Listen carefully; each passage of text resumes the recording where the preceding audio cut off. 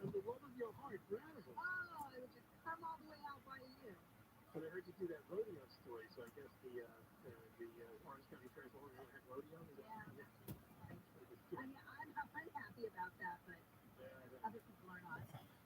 no, other people are not. It's probably a very popular thing. As I told you, I went there years ago and I sat on an elephant. That was a big excitement. I cannot imagine you sitting. I think did you send me? I know you sent me a picture of you on the camel. I don't know if you sent me. No, the elephant's a long time ago. I don't think I even knew you well then. This is like 20 years ago. I went with a friend. I took her down there. We both saw that the Orange County Fair had these elephants that you don't really ride them, although you take a few steps with the idea to get the picture. But, look at back on it too. I feel like that's just horrible. And they didn't seem to mind. Well, how do you know, right? How do you know whether they mind or not? They can't tell you. That's why I don't ride horses, and I'm not going to ride a camel, and I don't want to ride an elephant. And look, you guys do you. You don't need to call in some white line complaining about that. I'm just saying I personally don't want to contribute to riding. Yeah, you wouldn't even ride a horse, would you? No, but I did when I was little. I did.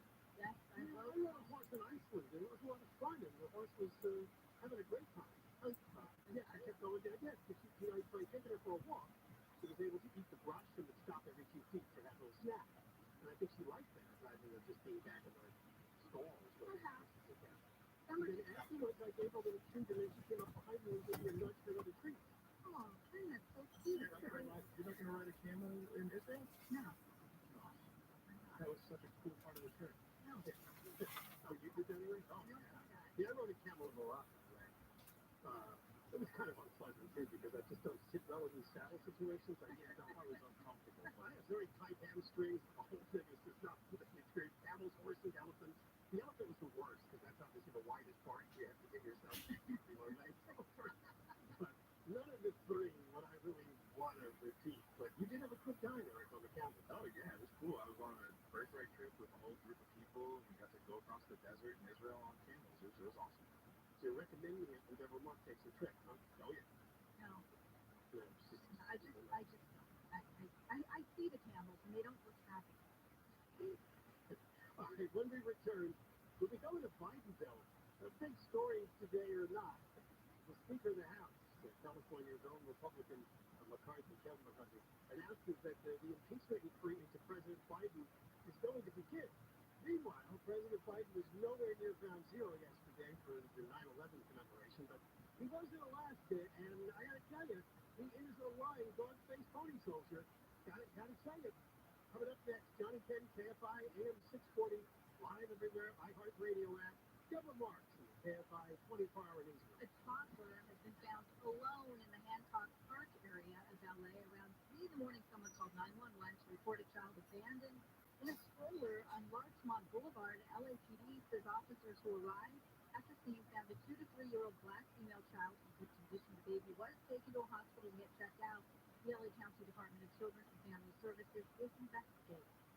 Hurricane Lee is expected to pass just west of Bermuda and travel offshore of mid-Atlantic states in the U.S. by the end of the week. The National Hurricane Center declared Lee a Category 3 storm yesterday as it rolled through open waters north of the Caribbean.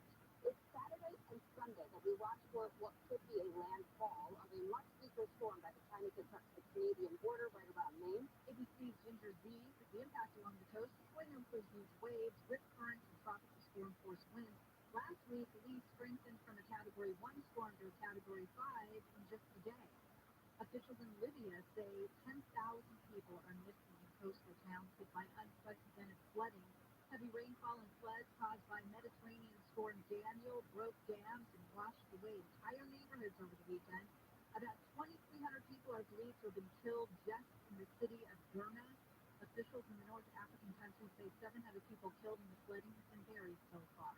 And a rhino has attacked a married couple working as zookeepers in Austria, killing the woman and seriously hurting the man while he tried to save her. The Hellbrunn Zoo director says the woman was trying to put insect repellent on the rhino's body when it attacked her from an unknown or for an unknown reason. Austria's news agency says the woman died at the scene from severe chest trauma. The man who worked at the zoo since 2008 suffered a leg injury when he tried to chase the rhino away from his wife. Well, Obviously, Rhino didn't like that. He set the color. Southland weather from KFI. Sunny highs upper 70s to mid 80s for Metro LA, mid 80s to low 90s for the Valley, the High Desert, and the IE. 70s at Beaches, 80s inland to OC. Right now, 77 in Laguna Woods, 80 in Rancho Santa Margarita. We're going to a crash on the 105 in Paramount. West Family Break to the 710 brand new accident just reported in the lanes there. Downtown LA and 101 North of Mission Road. An accident making its way to the shoulder, but you want to get the lanes from the fine. Montclair, 10 westbound before Central. Reported with stall in the left lane. In Highlands, 210 eastbound before 5th Street. Keep your eyes peeled, some boxes are lying in the middle lane. And it's going to be slow in Redlands due to some road work 10 east. Right at Palm down to Ford. Ford Street, we got one lane closed till 3 today. KFI in the sky helps get you there faster. I'm Jimmy Harman. The countdown is on to our 2023 iHeartRadio Music Festival, the most massive live music event of the year. Friday and Saturday, September 22nd and 23rd at T-Mobile Arena in Las Vegas. Streaming live only on Hulu. The Hartford Small Business Insurance knows that opening a small business is a great achievement, thanks to all the owners for all they do to keep our communities vibrant and strong. Learn more about the Hartford Small Business Insurance and why over 1 million small business owners trust them. Visit thehartford.com/smallbusiness. You want to sell your car? That's something easy. You want the most money for your used car? Absolutely. And you want it easy, stress-free? You want to work with America's best car buyer? It's GiveMeTheVin.com. GiveMeTheVin.com. They'll beat your written CarMax offer or write you a check for $100. Get an instant cash offer now. The most money for your used car right now. GiveMeTheVin.com. From $2,000 to $200,000. Sell your vehicle fast and easy. GiveMeTheVin.com. Sell your car. GiveMeTheVin.com. It's so easy you can do it and you earn millions. If you've been injured in a car accident, call Pound Law from your cell phone. Morgan & Morgan. If you are seriously thinking of selling your home, call directbuyers.com at 844-242-SELL. This is Jacob and Ron. If you've been involved in a motorcycle accident, call 844-24-JACOB. If you're hired, it can feel like you're trying to find a needle in a haystack. You can hope the right person comes along, or you can just use ZipRecruiter. And now you can try it for free at ZipRecruiter.com/radio. In fact, ZipRecruiter has helped a lot of business owners find their needle in a haystack, like Marco, president of operations at Telly Tires and Auto Centers. Because Telly Tires has grown a lot in the last few years, Marco needed to hire everyone from a receptionist to a store manager to a head mechanic. ZipRecruiter helps me find all the right people, even those difficult jobs to fill. ZipRecruiter helps me keep my business running. Take it from Marco and millions of other businesses who've used ZipRecruiter. ZipRecruiter can help you find the needle in the haystack. See why 4 out of 5 employers who post a job on ZipRecruiter get a quality candidate within the first day. And right now, you can try ZipRecruiter for free. That's right, free at ZipRecruiter.com/radio. That's ZipRecruiter.com/RADIO. ZipRecruiter.com/radio. ZipRecruiter, the smartest way to hire.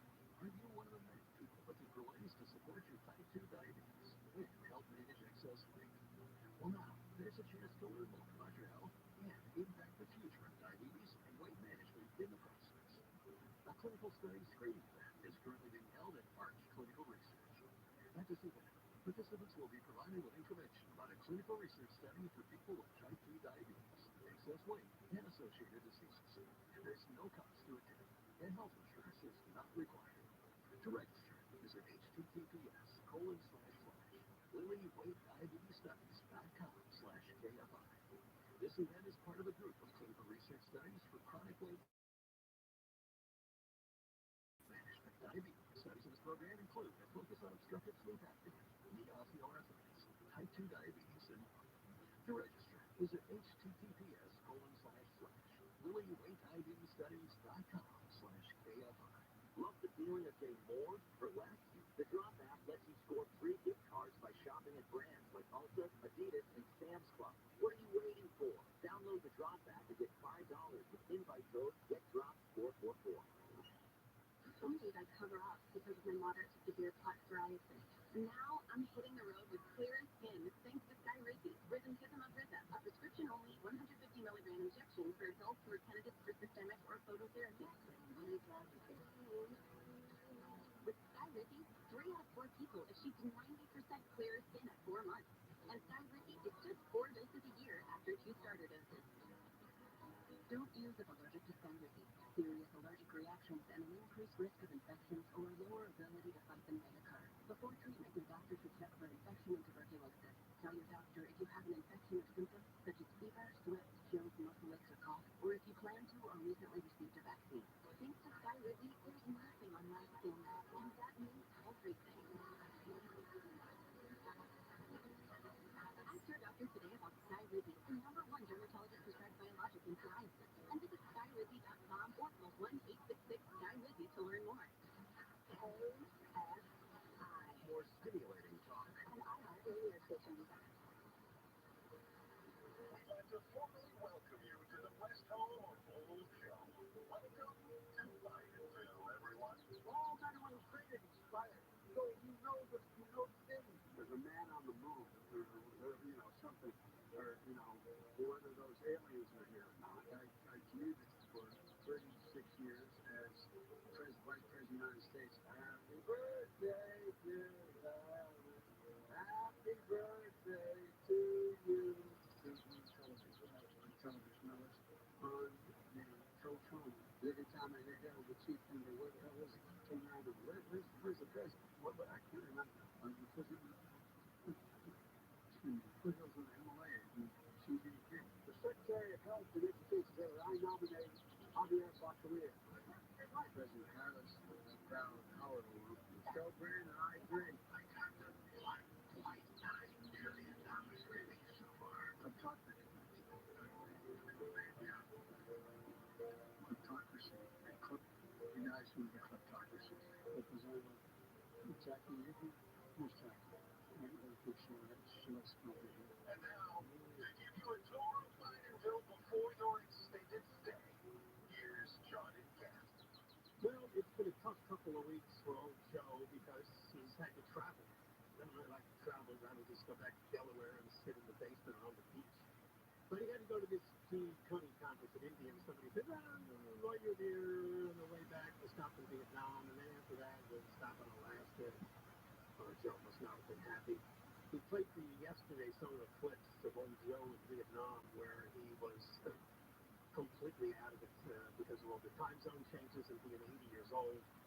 He just, and they didn't do a press conference, which they actually cut off. The staff cut off the press conference. It was enough because it was making no sense.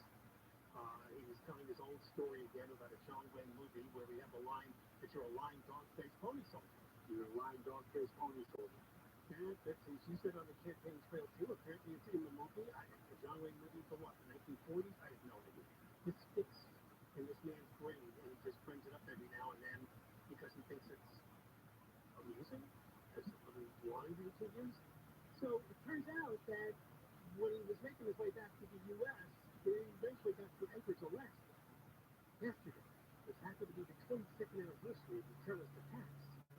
Nowhere near ground zero, but Biden did talk a bit about the anniversary of 9/11 with some U.S. troops in Anchorage, Alaska, and here's part of what came out. To renew our sacred vow, never forget. Never forget. We never forget. Each of those precious lives stolen too soon when evil attacked. Brownsville, New York.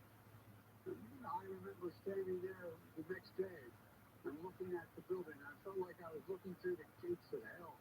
It looked so devastating because from where you could stand, the lying dog-faced pony soldier. Yeah, I'm afraid so, President Biden. It appears from all accounts and research into it that, he wrote a biography in 2007, Promises to Keep.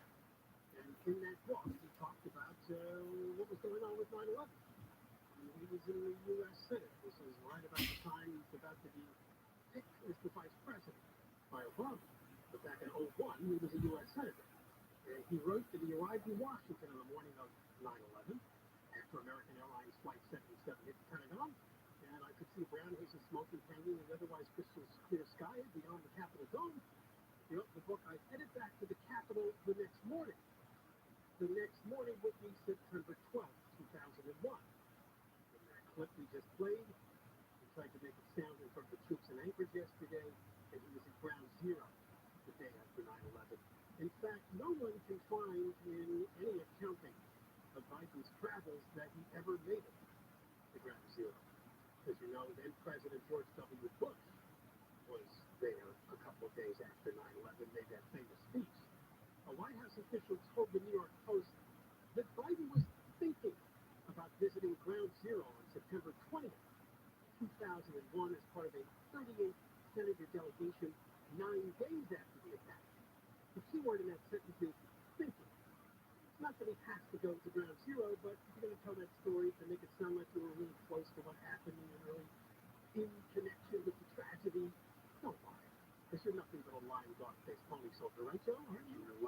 dog-faced pony shoulder.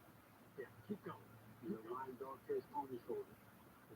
He's a lion, dog-faced pony soldier. He's a lion, dog-faced pony soldier. He's a lion, dog-faced pony soldier. He's a lion, dog-faced pony soldier. He's a lion, dog-faced pony soldier. He's a lion, dog-faced pony soldier. He's a lion. Joe, you can sit down now on the couch in the bench here in Bidenville. Because the other part of the story we're talking about here is this was probably inevitable. The House Speaker, Kevin McCarthy, a Republican from California, said today that he's got 3 House committees that are going to open an impeachment inquiry into Biden. They're going to get some bank records, other documents from the president, and, of course, the son, Hunter. Now, depending on what world you live in, you can go to one website, and I did, and I'll tell you this Breitbart, and it's all full of this is the beginning of the end. Even Mitt Romney's on board, said a story. This is it for Biden. Curtains. He won't make it to next year's election because he's going to be impeached. He's probably going to have to resign. Okay? In the other universe, and I'll just throw it out there, NBC News. This looks like this is just McCarthy trying to appease the MAGA wing of the Republicans in the House of Representatives. They've been pressuring him to do this, otherwise they're threatening to revolt. We're always threatening to revolt. But anyway, let me call them the MAGA wing. There's another Freedom Caucus.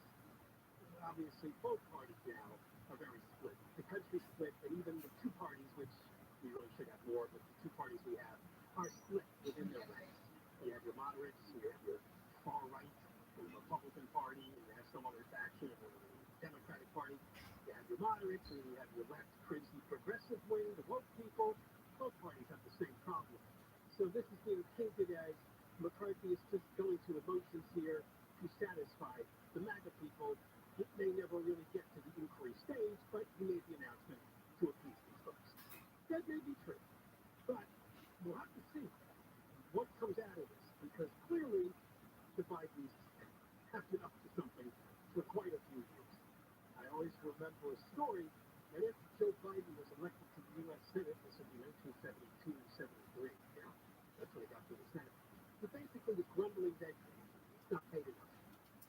And I think from there, the plan, particularly as Biden moved up the ladder in power, was to make sure there were ways for him to enrich himself and his family. And then, eventually he saddled with his dopey son. He's got nothing else to do. So you can send him out there along with apparently Joe Biden's brother was involved in this too. And you can basically, it's called sell access, right? My father, my brother is vice president. He's on the cusp of being president, and he did become president. So you can have that kind of access inside Washington, D.C. If you just bring aboard Hunter Biden and my brother, Joe Biden's brother, make them some kind of payment so we can keep the access going. Because millions of dollars has flowed, tens of millions, I think, to Biden and family members, and you have all these strange bank accounts, and you have Joe Biden with these alias emails. I mean, there's so much smoke here. Clearly, there has to be a massive fire behind all this. How else did you explain all this money for Hunter Biden? You're lying dog, his pony shoulder. Yet, who would pay Hunter Biden tens of millions of dollars over the years just for it happens in his father is vice president and now president? For what? What special skills does Hunter Biden have? He can't even paint. Clearly, there's something up here with the family. But, if they did a good job burying it, this may end up being a zero. Because you can't just announce this, and you can't just make these implications as I just laid out. That's not enough to convict, and certainly probably not enough to impeach, because even if the House votes to impeach him, as we know with Trump, it has to go to the Senate for a vote. Pretty much deadlocked. Actually, the Democrats have a slight edge, so this probably wouldn't make it through that House, even if it passed the House of Representatives. But, it's a big story today, and I think it does prove that the entire Biden family is a bunch of blind, dog-faced pony soldiers. But that's politics today, right? That's the Trump family, too. Johnny King, KFI, AM 640. We're live everywhere. The iHeartRadio app. The upload mark is in the KFI 24-hour newsroom. 14 suspicious fires have been started in Reseda over the last 3 days. Disneyland has paused sales of its Inspire Key annual pass as it settles a class action lawsuit. The suit alleges that annual pass holders who bought the Dream Key in 2021 were not able to make theme park reservations despite the promise of no blackout date. A CDC committee has recommended that everyone 6 months and older get an updated COVID-19 booster. If the agency gives final approval, shots could be available later this week. The FDA approved the vaccine yesterday. Southland weather from KFI. Sunny, highs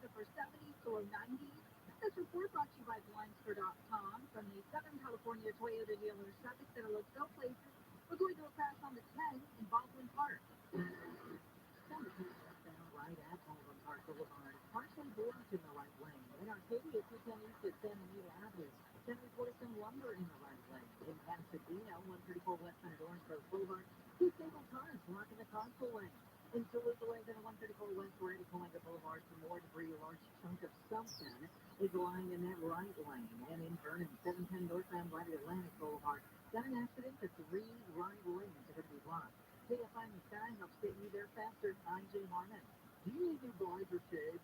Blinds.com offers custom blinds, shades, and shutters at prices less than big box retailers with free shipping and free samples.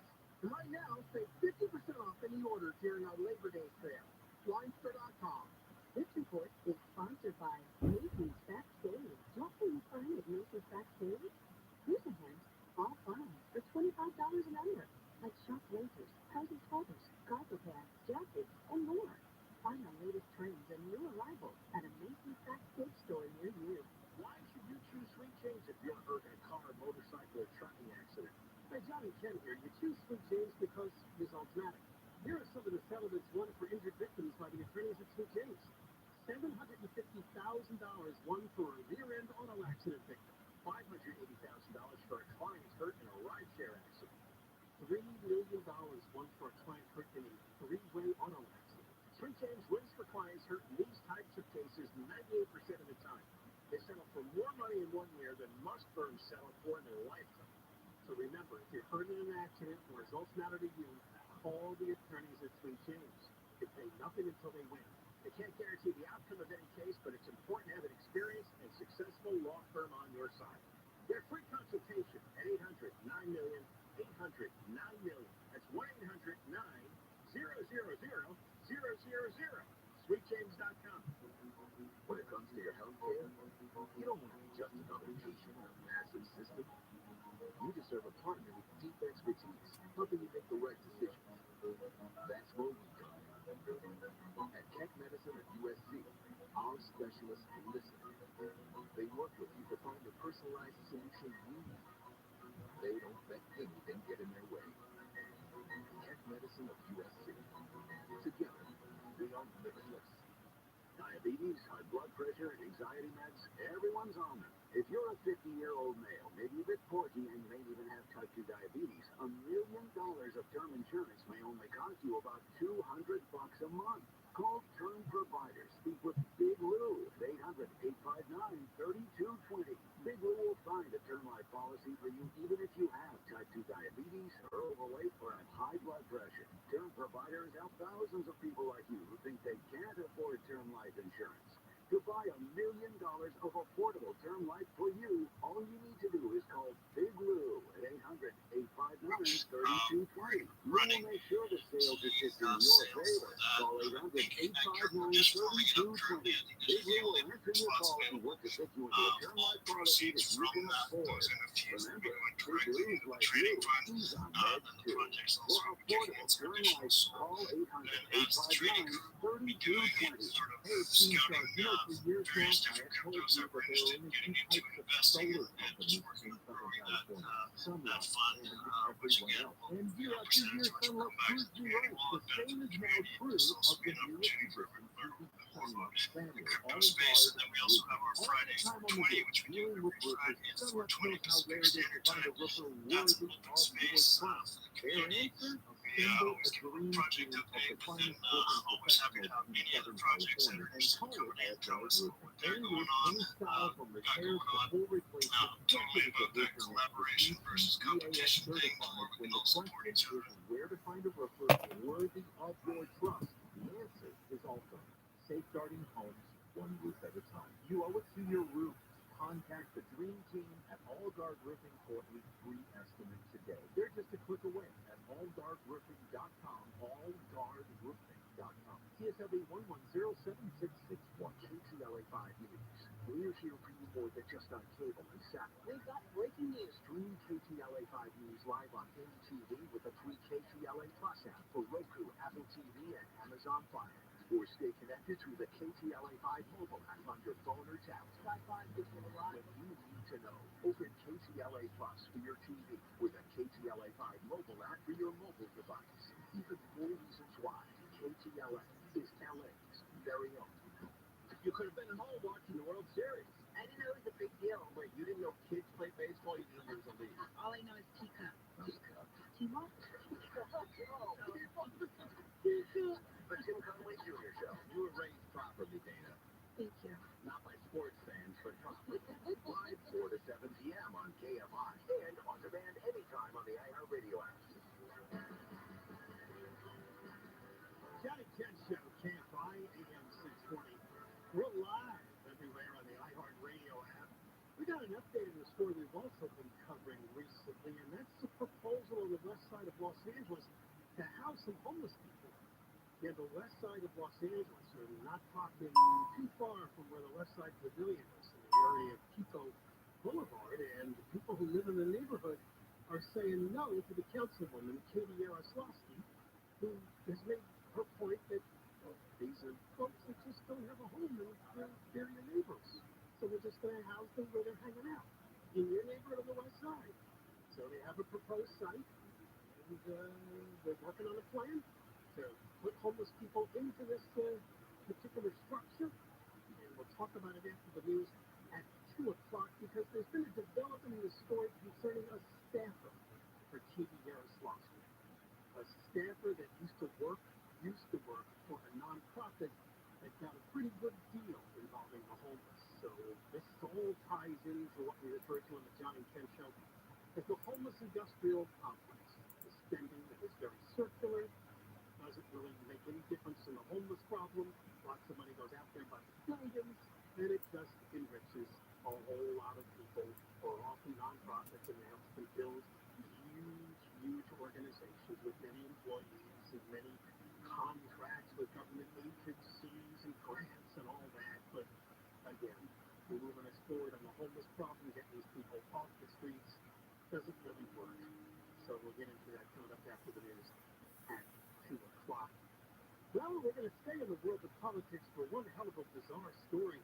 There's a woman, a Democrat, that matters to you, running for a seat in Virginia's state legislature. It's called the House of Delegates. Susanna Gibson is her name. Her profession is a nurse practitioner. She's got 2 young children, and the Washington Post broke a story that apparently she and her husband have been showing up on something called Chatterbait. You familiar with her, Mark? I'm not. Chatterbait. Chatterbate. It combines 2 words. Can you guess what words those are? Chatter Chat. and bait. Yeah, but they took out it. It's masturbate. I know. Oh, you're such a clean girl. Okay. Yeah, you just said date. Anyway, there's more than a dozen videos. She and her husband performing sex acts on the Chatterbait stream. They've been archived into another one of the sites called, what's it called, Recurbate. In September 2022, after she entered the race. 2 videos were archived on September 30th of last year.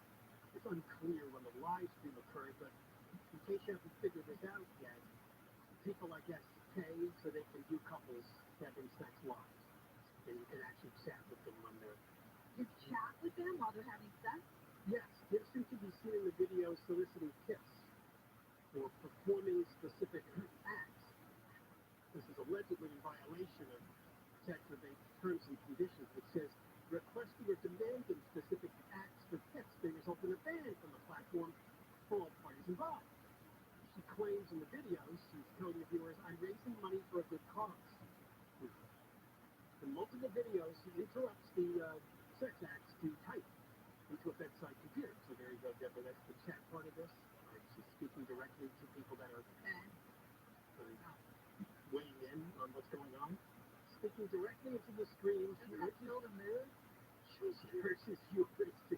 Some people like to perform in front of other people. It doesn't show the mood. They're very turned on by it. Yeah, but you're stopping what you're doing and then you're typing? Yeah, because she's got a request for something, and then she realizes, ka-ching, she can turn this into tokens. tokens are purchased through the site. And in each two videos, she agrees to perform certain acts only in a private room. An arrangement that requires the viewer, you probably guessed it, to pay more. I need like more tokens before I let him do that. One token, no, more raising money for a good cause. Almost immediately as tips do arrive, she says thank you 5 times and tell her husband, okay, I'll agree to do that. Can you guess what that was? I'm not just. No. So her attorney has apparently responded that this is some sort of revenge porn. Really, Virginia does have a revenge porn law which makes it class 1 misdemeanor to maliciously distribute nude or sexual images of another person with the intent to coerce, harass, or intimidate. We're working closely with state and federal law enforcement, but these were archived on a place where I guess the couple had more than 700 followers. Wow. Yeah. This could turn into a lot of focus. Many of the videos remained available to the public or on other unrestricted sites as of Saturday. By now, everyone wants to know, are you staying in the race? And the person says she's staying in the race. Everything now is politics. They're just trying to get in. I won't let them get in. Apparently, control of the state houses in Virginia is pretty close between the Republicans and the Democrats. Asked why Gibson had a reasonable expectation of privacy on this chapter bait, the lawyer pointed to a court ruling that found it was unlawful for a man to secretly record his girlfriend during a consensual sex encounter if he did not show the video to others, even if he did not show the video to others. But that doesn't seem to apply here. No, these two are consenting. Absolutely. If you're going to do that, you're going to put that out on whatever site, just assume that people are going to see it and they're going to share it, especially if you're running for office. Now the secret world is what turns people on, so let's see how she fares in her race for the one of the state houses in the state of Virginia. All right, coming up next, we're going to talk about a story we have covered a few times before. It's the idea from Los Angeles City Councilwoman Katie Yaroslavsky to put some homeless people near the Westside Pavilion Mall. It was there in the area of Pico, West Rancho Park. Anyway, this is being opposed.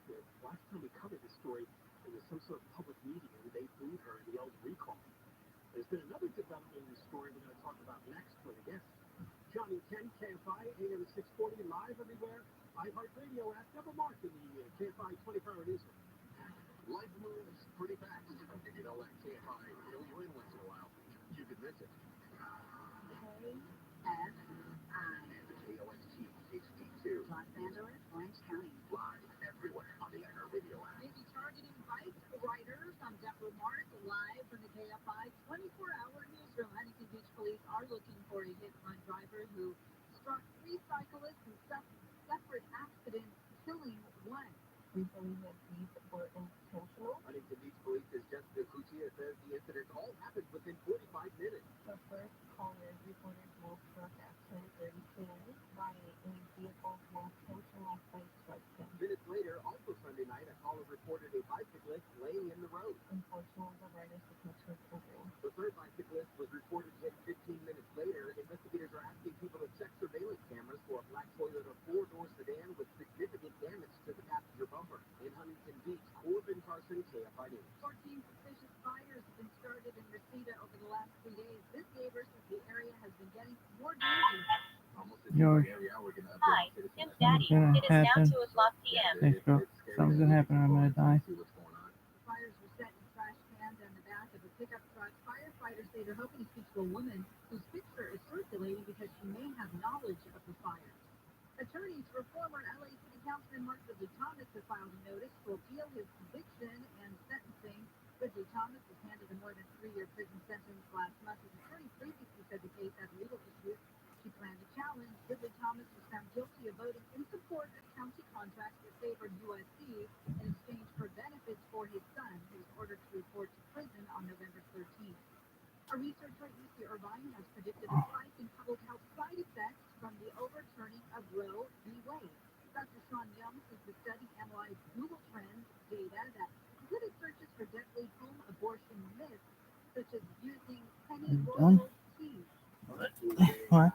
Could have been a dick pic.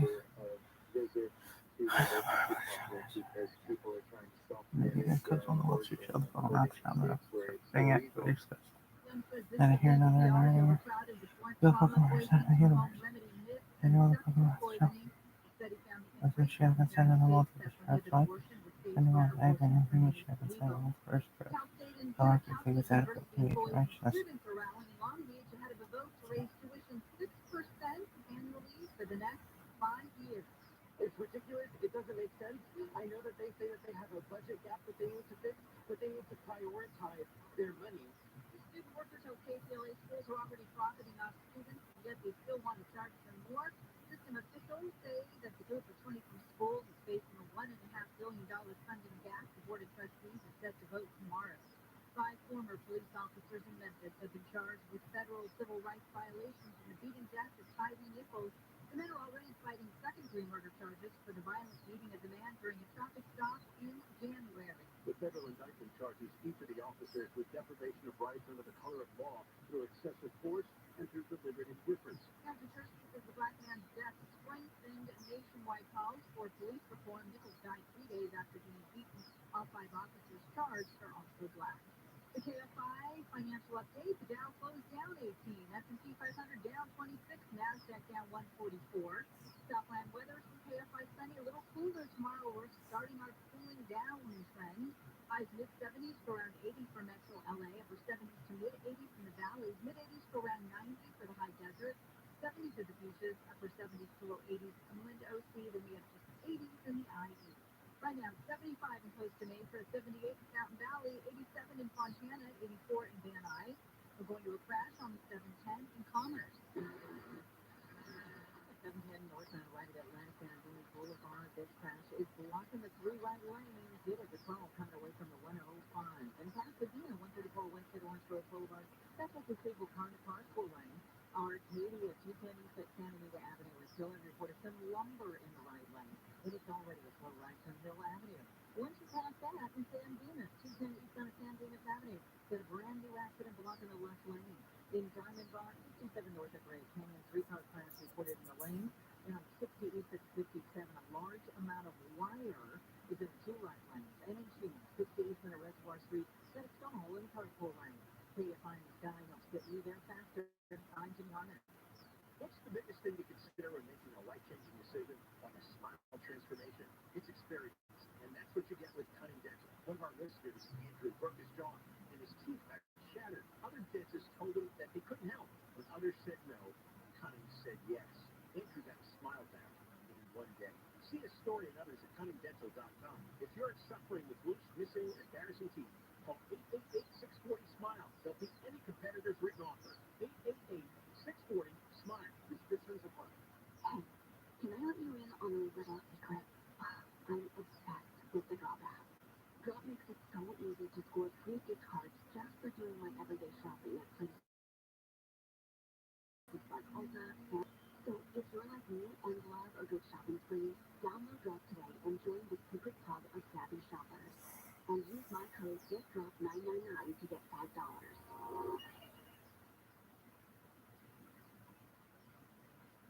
There are more identity threats than you realize.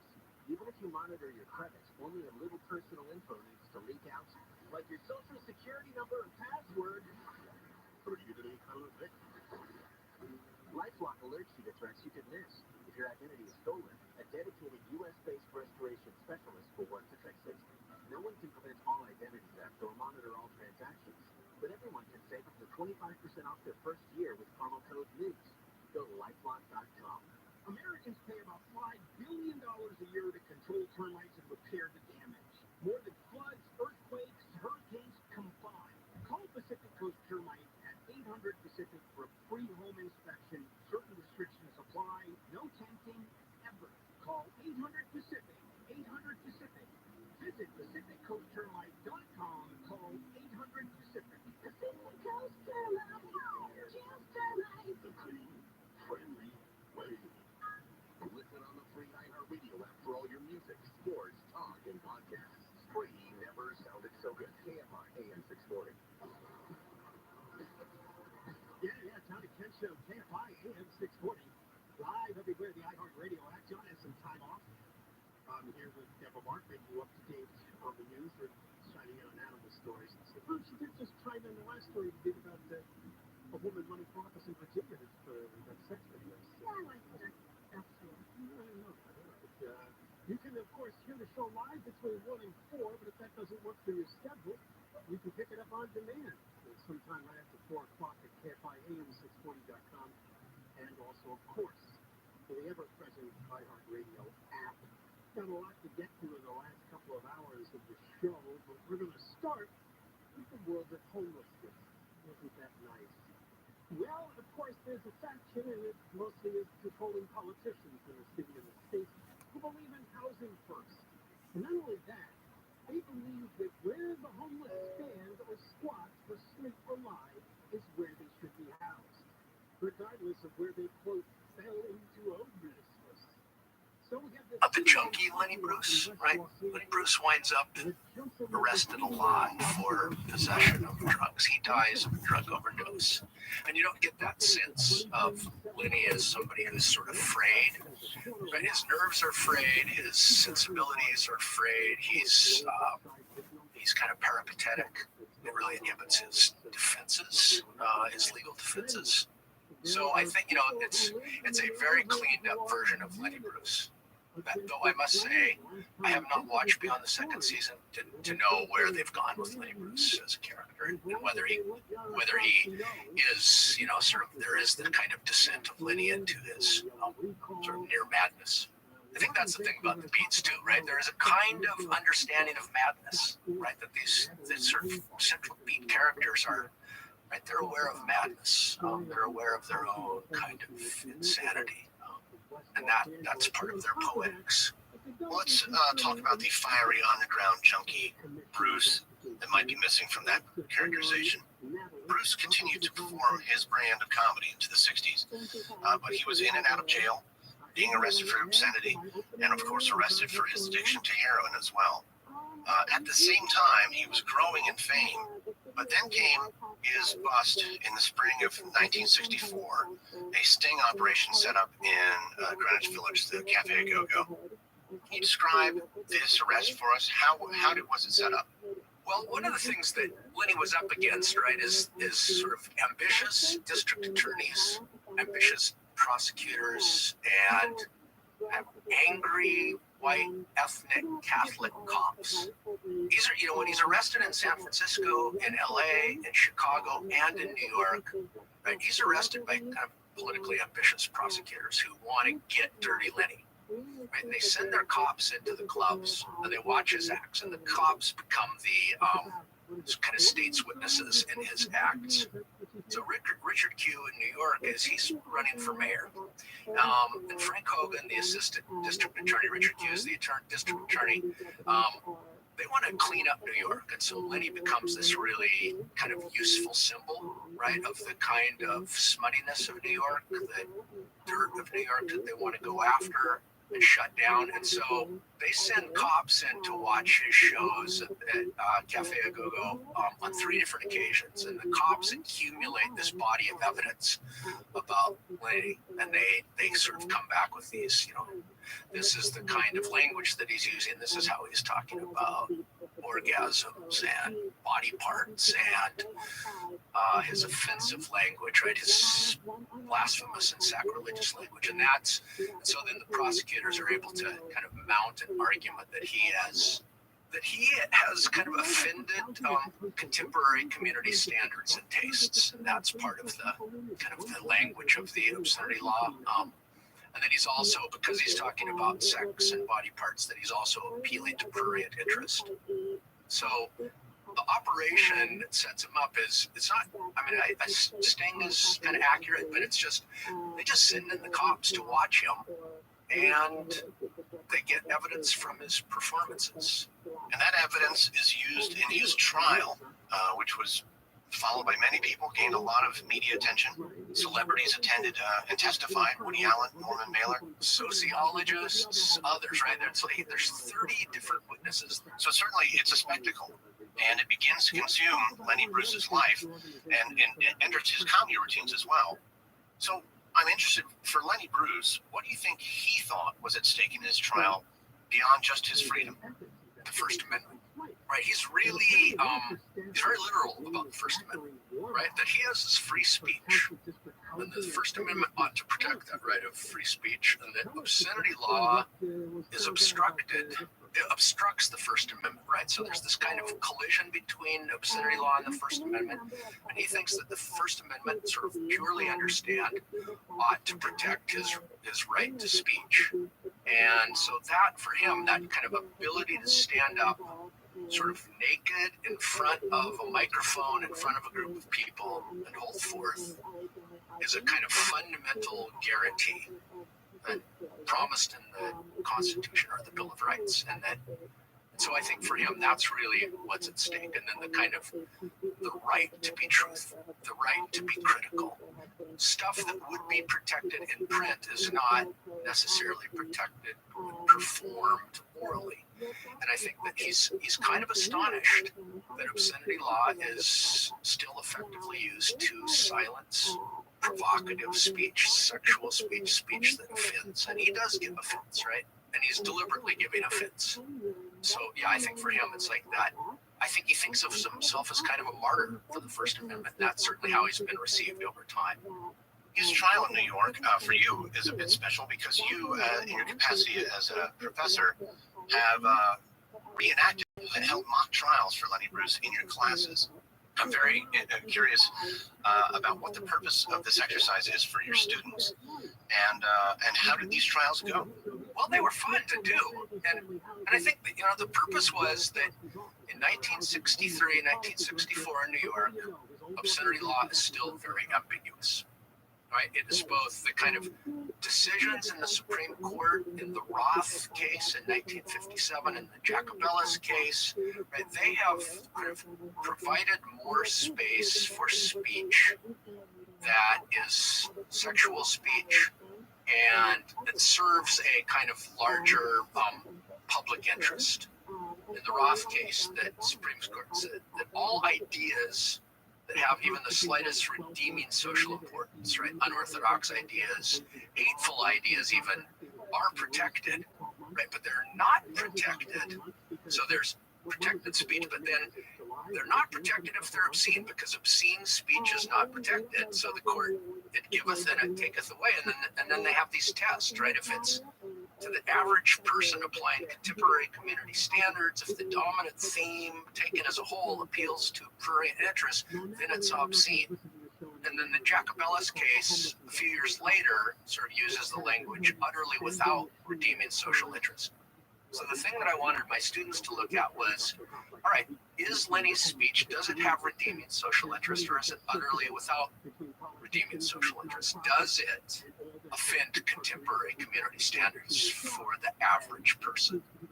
And so I think what was rich about it is that they could look at Lenny's performances, and some can say, wow, that is really offensive. And others could say, yeah, but he's making this social argument. And they were not, and they really went back and forth, because his narratives, right, that was part of the problem was Lenny's performances, is he riffed. And so they were kind of, they were broken stream of consciousness things. At certain points, he would just sort of break from one thought to the next. So it was very hard for him and for his lawyers to say there was a kind of sustained argument. So the taken as a whole thing was complicated. And so for the students, I think it was really interesting to see how that law, given its vagueness, could still be used to find him guilty of obscenity. And for those who wanted to defend him, they could say, no, his work really did have redeeming social interest and spoke to, even if it wasn't cohesive, even if these weren't kind of cohesive, coherent arguments, there was enough in them that it was a kind of sustained critique that did have social interest. I think that's what the kind of the ambiguity of the law and how he could both stake out a successful defense and also how the prosecutors could successfully prosecute it was a rich way to look at how obscenity law functioned in the early 60s, right? Kind of on the verge of the 60s. That was pretty interesting. So I'd get students to perform Lenny, the most creative and theatrical person would perform Lenny, and we'd have prosecutors, witnesses, a panel of judges, and they usually found him not guilty, but there was always a strong argument about his offensiveness. But for Lenny Bruce, the real person, he was found guilty. He was. The three-judge panel, they convicted him of obscenity and sentenced him to serve 4 months, but he was not well behaved during this trial. And I'm wondering if you think his guilty verdict came in any part because he interfered in his own defense. He did. Lenny was not patient for the law, he was not patient for his lawyers, and he kept firing lawyers. He didn't sustain lawyers from one trial to the next. He offended the judges.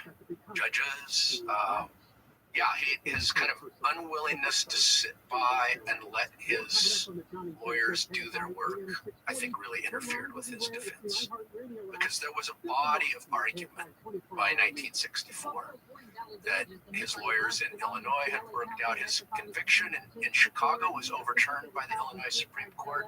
His successful defense in San Francisco, there was a kind of body of argument about his work that was available to the lawyers, and Lenny was just really impatient with his lawyers and interjected, interrupted. And do you think that that affected his verdict? Oh, definitely.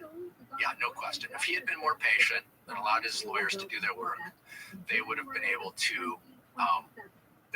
to marshal a defense that would have used the most recent rulings in the Supreme Court and in the Illinois Supreme Court as precedents to defend him. The owner of Cafe A Go-Go, he was also prosecuted, right? And this is kind of the thing about like the shrinking spaces for the club owners could be prosecuted, or they could lose their licenses.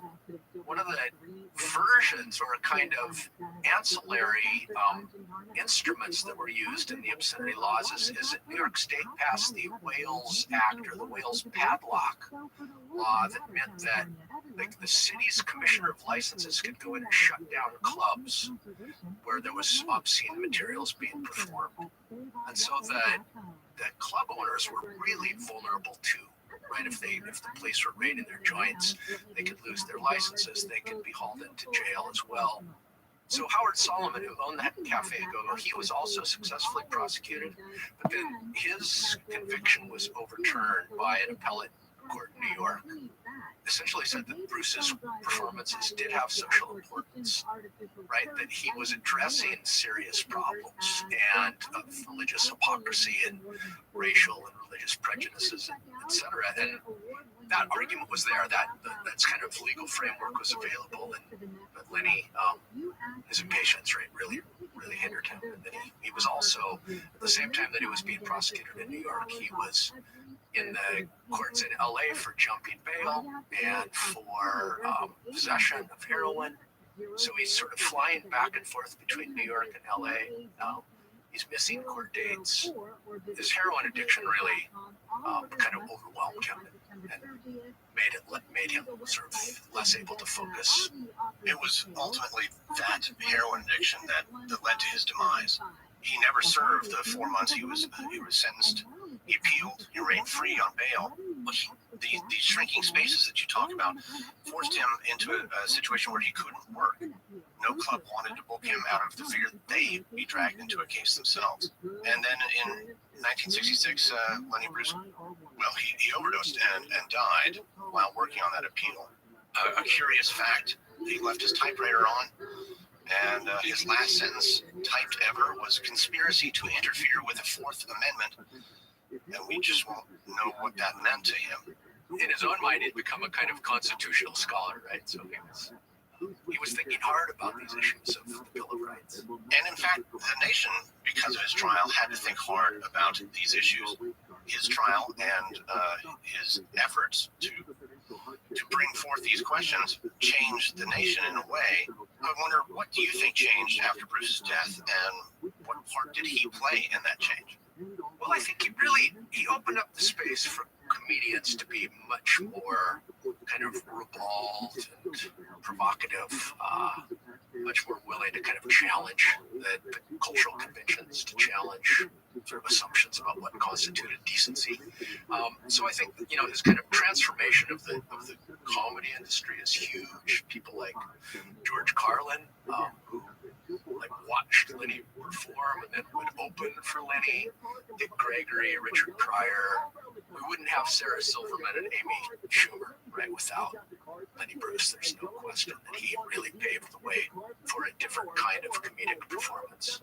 But I also think the fact that Lenny died as a junkie kept him marginal, right? So the kind of critique that he offered up to the mainstream culture gets a little bit silenced as well by his death, because it becomes evidence that this guy was a kind of crazy person on the margins.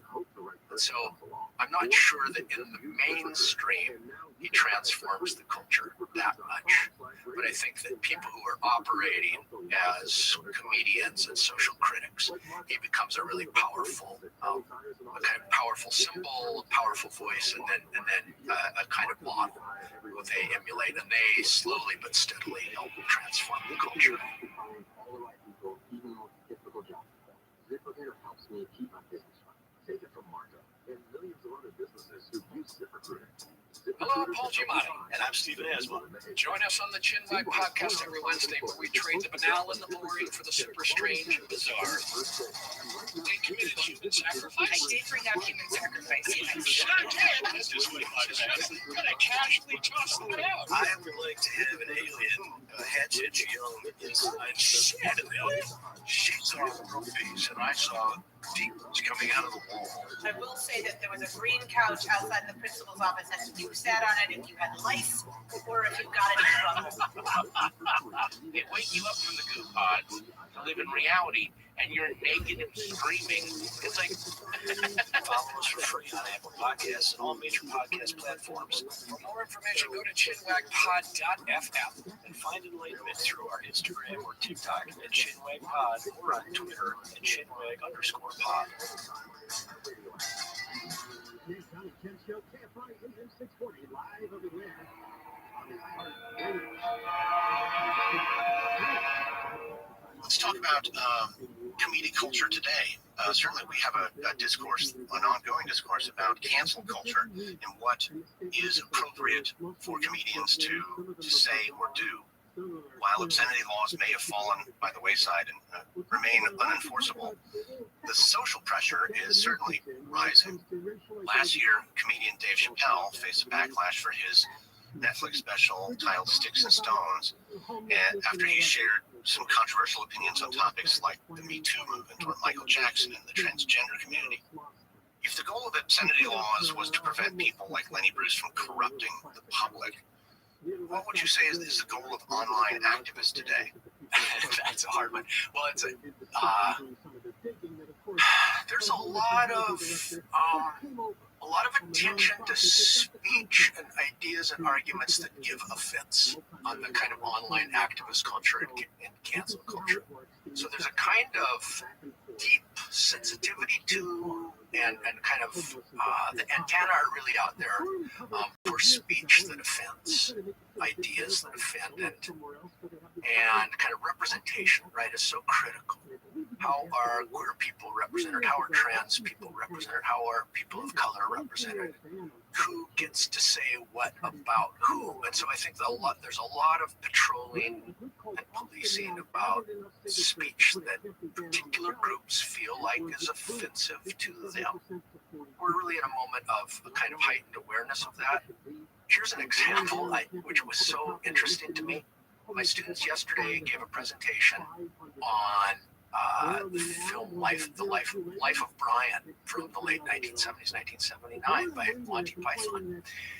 So the film is audacious, right, in so many ways. It takes the Jesus figure and kind of burlesques the Jesus figure, right? So the crucifixion scene is this just incredibly powerful image, idea, moment in history.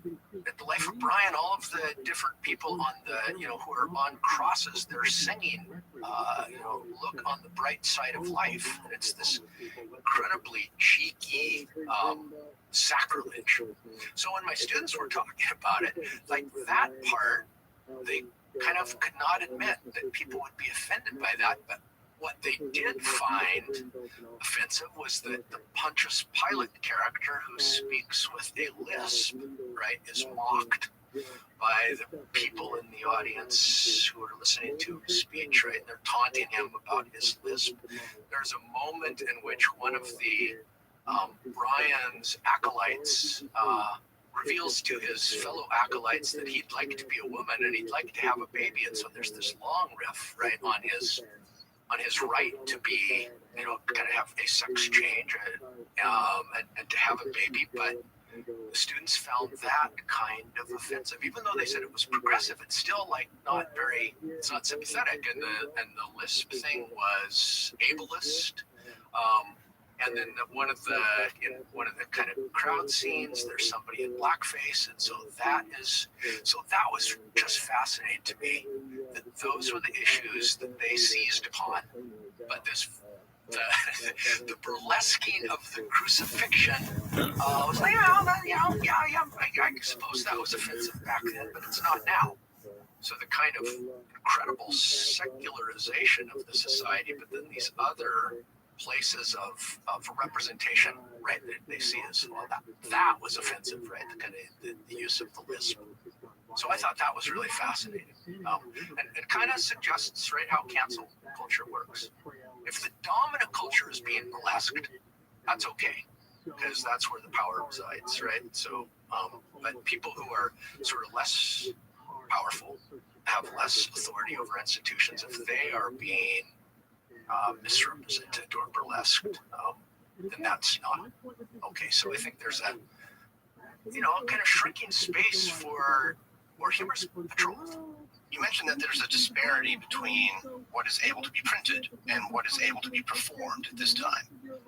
Why is there a difference? A big difference is the kind of institutional support, the institutional importance of, and the kind of legal history surrounding the protection of the publishing industries, and the cultural value that's given to the printed word, the cultural value that's given to like serious novels, artistic novels, right, becomes part of the accumulating legal defense of literary expression. The spoken word in marginal spaces doesn't have any of that institutional support.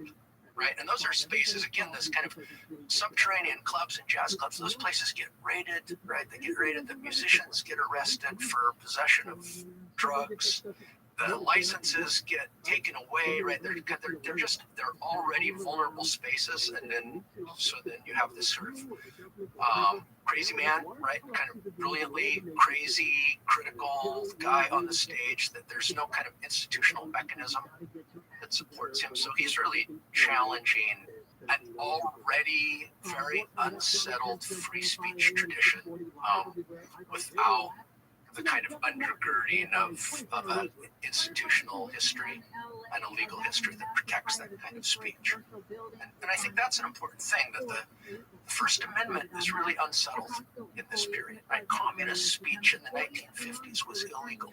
It was illegal to be a member of the Communist Party. It was illegal to be distributing communist materials. It's not, kind of the idea that we have this sort of always strong, always present First Amendment tradition is just not true. The First Amendment's really vulnerable in moments of crisis. And the kind of Cold War crisis doesn't even, sort of extend to protecting radical speech.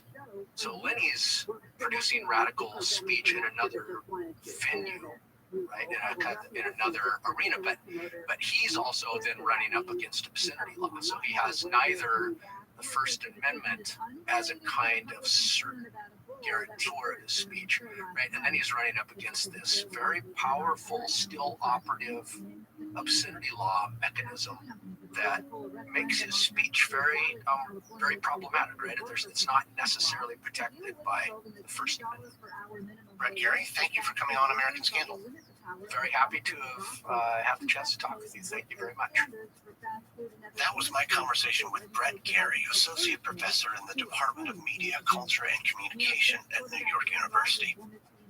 Next on American Scandal, The Branch Davidians were a small religious group based outside Waco, Texas.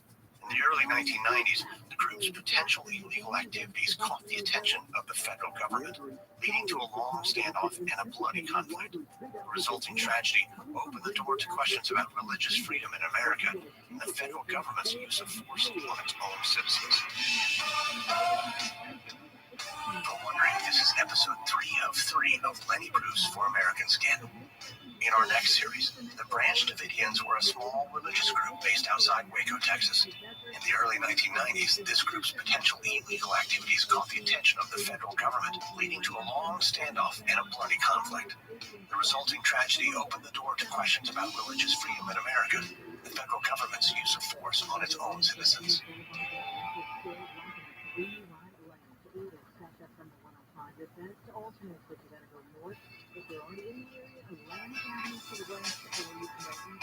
American Scandal is hosted, edited, and executive produced by me, Lindsey Graham for Airship.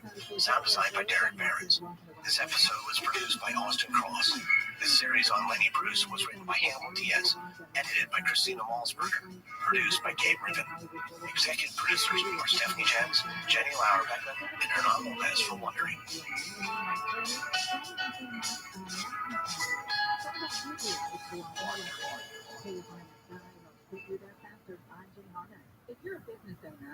T-Mobile 5G home internet can leave you with slower speeds during its busiest hours. Why deal with that? Switch to Cox Internet with 2 times faster download speeds than T-Mobile 5G home internet during peak hours. Visit cox.com/5G home to learn more. A listener note, this episode contains references to adult content and language, and contains material that some might find offensive.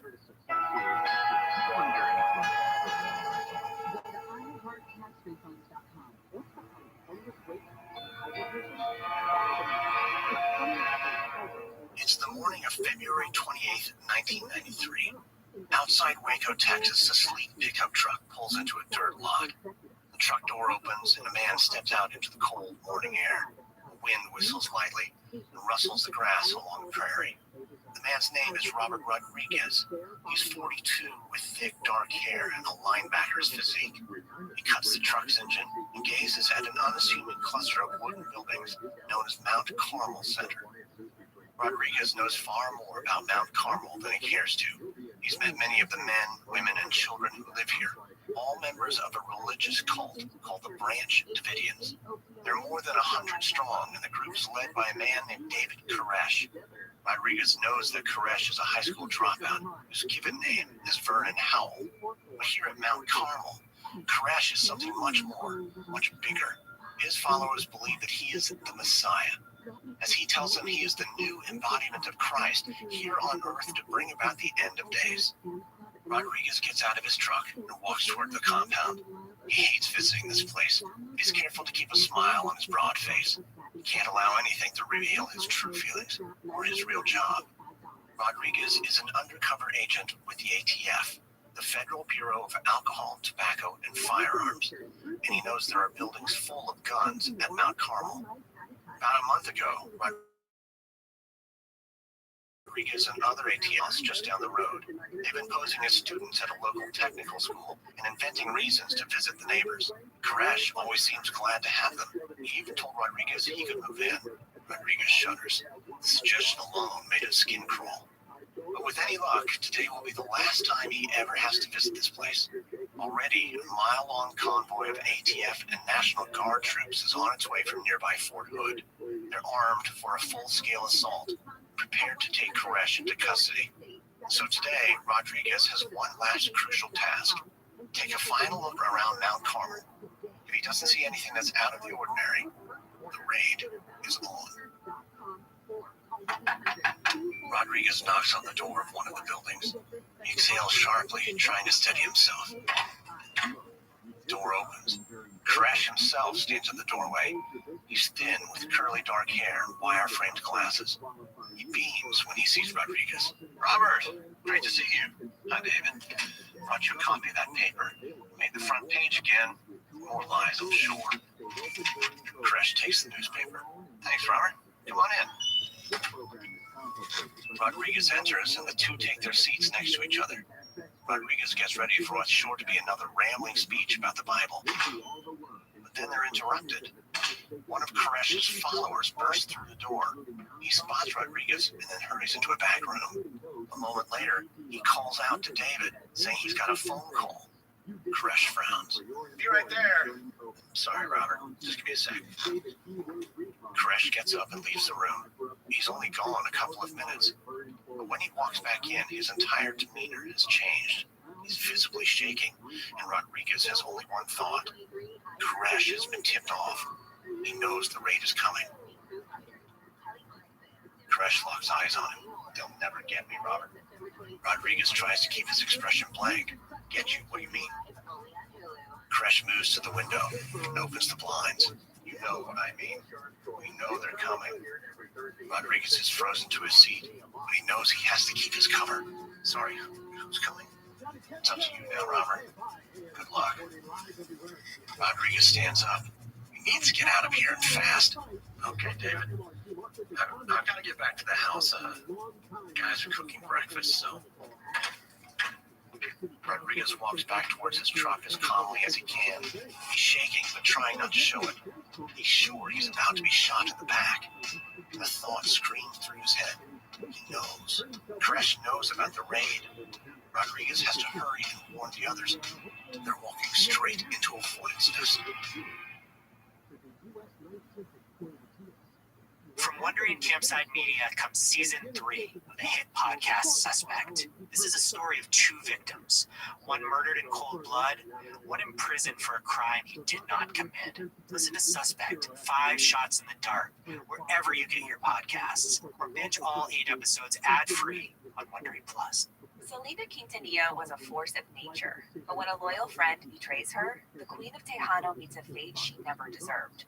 In our new series, Viva Selena, we'll tell you how she made a massive cultural impact and became a legend the world will never forget. Listen to Even the Rich on Amazon Music or wherever you get your podcasts.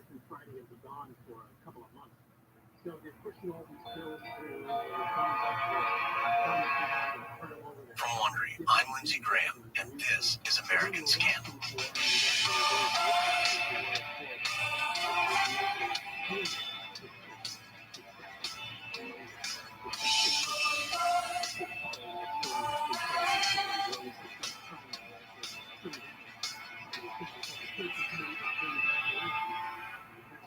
On the morning of February 28, 1993, federal forces arrived on David Koresh's doorstep. A fierce shootout ensued. It was the longest firefight in the history of American law enforcement, and it caused massive bloodshed on both sides. The deadly conflict also raised important questions about the government's use of force, and more broadly, about the limits of civil liberties in America. In the U.S., people are guaranteed the freedom to practice religion. The Constitution also promises that no one will be deprived of life, liberty, or property without due process. But sometimes these rights can cause strife between Americans and their leaders in government. The standoff at Waco was one of the most dramatic examples of this kind of conflict. To the Branch Davidians, the government raid was unprovoked. It forced a religious community to pay in blood for their constitutionally guaranteed protections. Government agents saw it differently. To them, Koresh was a dangerous cult leader who had brainwashed his followers and violated gun laws. There were also allegations of polygamy, child abuse, and statutory rape. In this 6-part series, we'll explore how this standoff and its tragic ending might have been averted. Part of the answer lies with the man who built a devoted following in Waco. He was the self-proclaimed savior who was born Vernon Howell, but became known to the world as David Koresh. This is episode 1, The New Messiah. It's mid-August 1968 in Richardson, Texas. Bonnie Haldeman sits in her station wagon, waiting to pick up her son from his first day of class. He's in the 3rd grade, and his name is Vernon Howell. Haldeman sees the teachers exit the building. They're followed by a neat line of students. Haldeman smiles. It's only the first day, but the teachers already have the kids in order. It's a welcome sight. She's glad they were finally able to move to such a good suburban school district outside Dallas. Haldeman is grateful to have her son, but Vernon sure hasn't been easy. She was only 14 when she had him. She feels guilty for everything her son has put up with since. It never worked out with Vernon's dad, and she married the next guy pretty quickly. But that didn't work out either. Her new husband had just left prison, and he beat Vernon every time he cried. The boy was just a toddler. It got so bad Vernon had to live with his grandmother. When Holloman's life got a little more stable, Vernon moved back in with her. But the trouble is, her newest husband doesn't seem to love Vernon either. He's always yelling at the boy, telling him to be a man, and he beats him. Haldeman sees Vernon walking towards her across the schoolyard. His head hangs low. There are no other students around him. Haldeman frowns. He's usually so full of energy, so good at making friends. Vernon opens the car door and she sees that he's been crying. He slumps into the passenger seat and blurts out his terrible discovery. He says he's in a class for kids with intellectual disabilities. Haldeman lays a hand on his shoulder. Vernon sniffles, wipes the snot from his nose. As he stares out the window, Vernon's mom asks him why he would say such a thing, but she already knows the answer. She's finally got him into a special ed class. She just never thought to prepare him for the change. Then Vernon tells her what happened at recess. His class got let out late. They were running to the playground.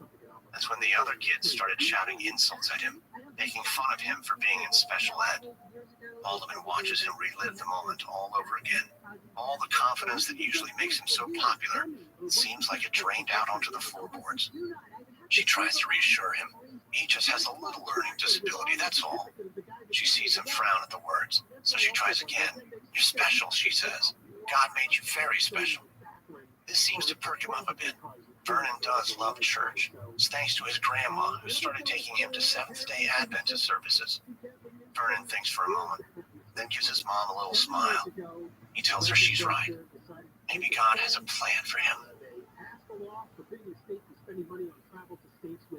It's a warm summer night in a grassy field outside Dallas in 1978, and about 10 years have passed since Vernon Howell was taunted at his elementary school. Tonight, Vernon Howell lies on his back in the bed of his pickup, looking up at the stars. 19 years old, and for months now he's been living out of his truck. It's better than staying under his mother's roof. That's especially true when his stepfather is drinking. These days, he's been talking a lot to God. Usually the Lord answers back, but lately he's been silent. Howell feels lost without God's instructions. What he wants more than anything is to understand God's plan for him. There was a time when he felt he'd found his place in God's kingdom. He thought maybe he wasn't so stupid after all. He finally learned to read, and by middle school, he'd memorized the best parts of the Bible. In high school, he even preached to his classmates, but that was before he dropped out to earn some quick cash in the Texas oil boom. Howell discovered that he had a knack for machinery and fixing cars. He also learned how to play guitar. He even fell in love. Linda was the first girl he'd ever been with. He was 18. She was only 16. Howell knew he could get in trouble with the law, but he couldn't resist Linda. So he followed her to her bedroom while her dad was asleep. In a way, it really bothers him, the fact that he couldn't resist her. It only got worse from there. When Linda called and said she was pregnant, he panicked. He lied and said the baby couldn't be his, that he was sterile. The memory causes Howell to wince. And now, as he lies in his truck, stars overhead start to blur. The Lord told him that Linda had become his spiritual wife, and eventually he asked Linda to marry him, but she told him that she'd had an abortion, and she refused his proposal. Tonight, as he thinks back on that moment, Hal is racked with anguish. He wonders if the Lord will ever forgive him. Suddenly, Hal has the feeling that he's surrounded. He bolts upright in the truck bed, peers into the darkness. No one is out there, but he still feels like he's being watched from every angle. He's had this feeling before, like he's trapped. That was back when he was 12, and a group of older boys pinned him down and sexually assaulted him. This is like that, but it's different, because the voice of God enters Hal's mind. The Lord's presence is always terrifying in its power, but tonight, his message sounds merciful. Vernon, my son, I see you are hurting. You loved her, and now she's turned her back on you. She's rejected you. Howell tries to answer, but he's overwhelmed by pain, which fills his entire body. Vernon, for 19 years I've loved you. And for 19 years you've done little to show your love to me. You've rejected me. Will you never change? Hal feels sick with remorse. At that moment, something begins to shift inside him. Remorse begins to fade. Suddenly, Hal knows what he must do. He will never reject God again. He'll follow the Lord's path without wavering, because he cannot afford to lose God the way he lost Linda. You haven't lost her forever, Vernon. Use your gifts to reveal the truths of the Bible. Serve me faithfully, and I will give her to you. The world rushes back, and the voice of God is gone. Hal is left quaking in the truck bed. He now knows the Lord has big plans for him, and he must devote himself fully. So he jumps out of the truck bed and into the driver's seat. He'll study his Bible by the truck's dome light until the battery fades. It's the summer of 1981. At a rundown truck stop outside Waco, Texas, Vernon Howell finishes topping off his gas tank. He removes the nozzle and walks inside the station. Howell asks the old man behind the counter about a place called Mount Carmel. The man shoots Howell a suspicious look. Why would he want to go out there? Hal just shrugs and smiles. The old man reluctantly gives him directions. Hal thanks him and heads to the restroom. He stares at his face in the mirror. He's grown a beard, looking a little scraggly. But that's probably what Christ looked like too, he thinks. At least if you saw Jesus in real life and not in some painting in a stuffy old church. Hal is done with stuffy old churches. Just a few months ago, he was kicked out of the Seventh-day Adventists. The pastor didn't like that Hal was sharing his messages from God. He was talking about the end days, about how a new prophet would open up the 7 seals from the book of Revelations. But the last straw was the vision Hal had received from God, showing him that he'd married the pastor's young daughter. Hal exits the gas station and pulls back onto the highway, and once again he feels ashamed. Yet another of the Lord's marriage plans didn't pan out. He'd spent the past couple of months adrift, trying to answer hard questions. Where did his path lead? Why weren't there prophets in the world today? To Hal's amazement, one of his friends said she'd actually heard of a modern-day prophet, an old woman living just a couple hours south of Dallas, a woman that lived in a place called Mount Carmel. That's where Hal was headed now. He looks up at the trees lining the road, the intersecting branches like a crown of thorns. He can hardly believe that in just a few more miles, he will get to meet his first real-life prophet. It's less than an hour later, and Hal was 13 miles outside Waco. He's standing at the entrance to Mount Carmel Center. The harsh afternoon light bounces off the simple white buildings. Already he admires the humble nature of this place. It was built right in the middle of a quiet prairie. Hal gets out and takes a look around. A group of children play in the fields. A few women watch them. As Hal approaches, a woman with a British accent greets him. She agrees to take him to meet the prophet, whose name is Lois Roden. The woman leads Hal through a labyrinth of buildings, and soon they find the prophet. Lois Roden welcomes Hal with a simple nod. She's a thin, bird-like woman in her late 60s, with oversized glasses and a prominent chin. She offers to take Hal on a tour of the property. Walking together, they pass a series of small houses. Nearby, a young couple lifts buckets of water from the stone well. Roden talks as they walk, and Hal hangs on her every word. He loves her confident voice. She stops and points out an old, weather-beaten church. She explains that this group, the Branch Davidians, started in the 1930s. They moved to this property in the late 50s. Her husband, Ben Roden, was the prophet back then, before he died. Hal asks Roden whether she has any children. A shadow crosses her face. She says she had a son, George, but he wasn't with the community anymore. Just then, a man hurries past wearing a postman's uniform. Roden explains that many people at Mount Carmel have jobs outside the community. They don't pool their money, but they do live together and share a simple life, and they're bonded by the same goal. Together, they await the coming of a new Christ in the end days. Hal can join them if he's devoted to their message, and if he can manage to live as simply as they do. Hal already knows his answer. All his life, he's been searching for this sort of community. He will join the Branch Davidians, and he will follow Lois Roden. Or at least, that's where he'll start. Because lately, Vernon Hal has been hearing more from God. God has been sharing his plans with Hal. The plans suggest that Vernon Hal might play a bigger role at Mount Carmel than anyone could ever imagine.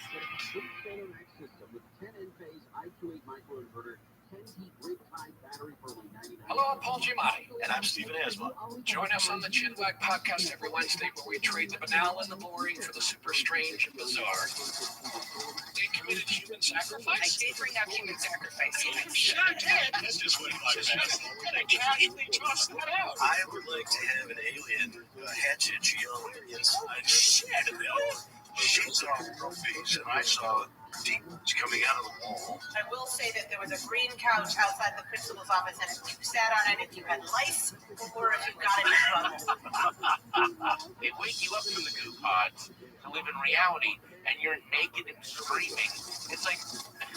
Follow us for free on Apple Podcasts and all major podcast platforms. For more information, go to chinwagpod.fm. And find enlightenment through our Instagram or TikTok at ChinwagPod or on Twitter at Chinwag_pod.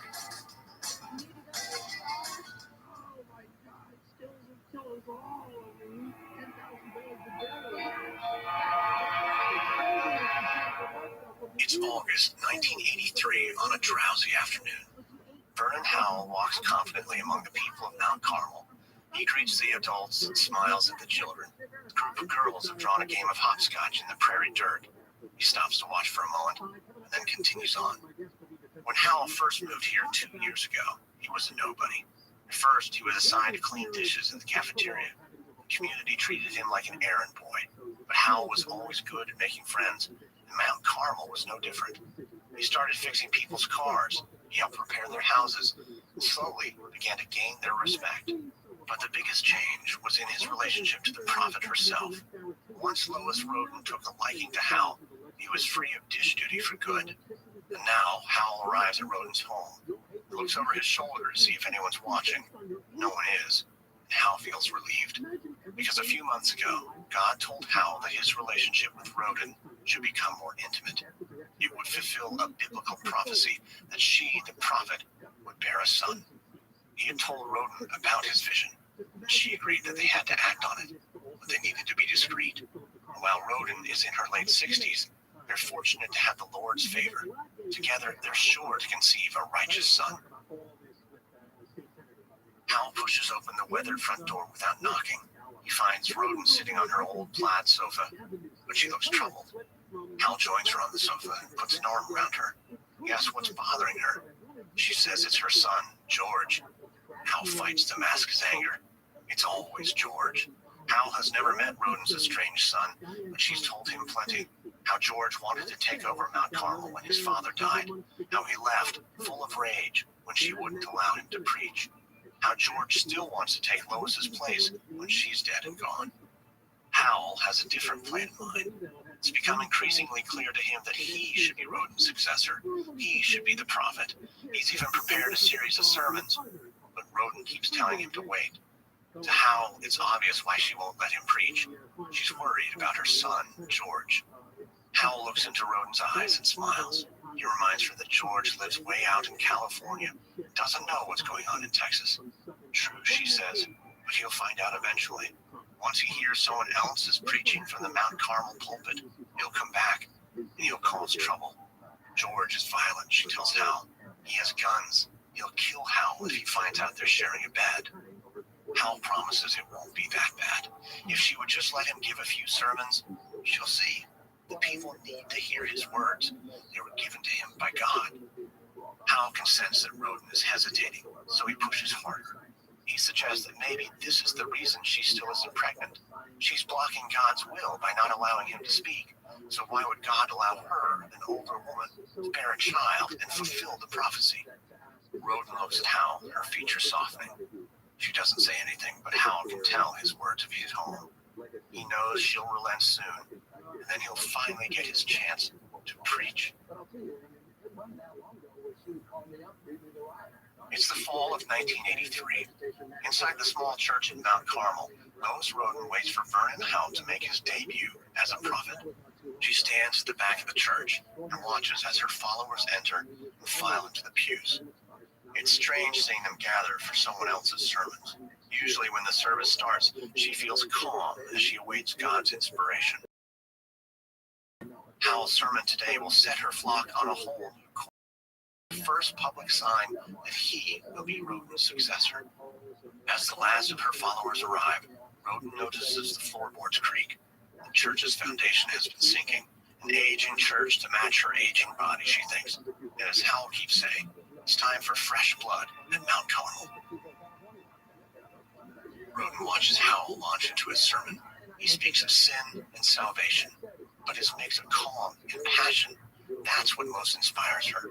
Howell seems to have complete faith in the truth of his words. At first, her followers look to her, silently asking if it's okay for them to accept his guidance. But soon they're as wrapped up in his message as she is. It's clear as day. God has given Howell a gift. Howell is pacing back and forth now. The energy in the church feels electric. His sermon is gaining force and momentum. Everyone is transfixed by his inspired sermon.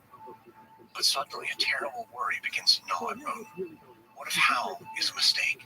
She didn't have much of a choice. Her son George is no prophet.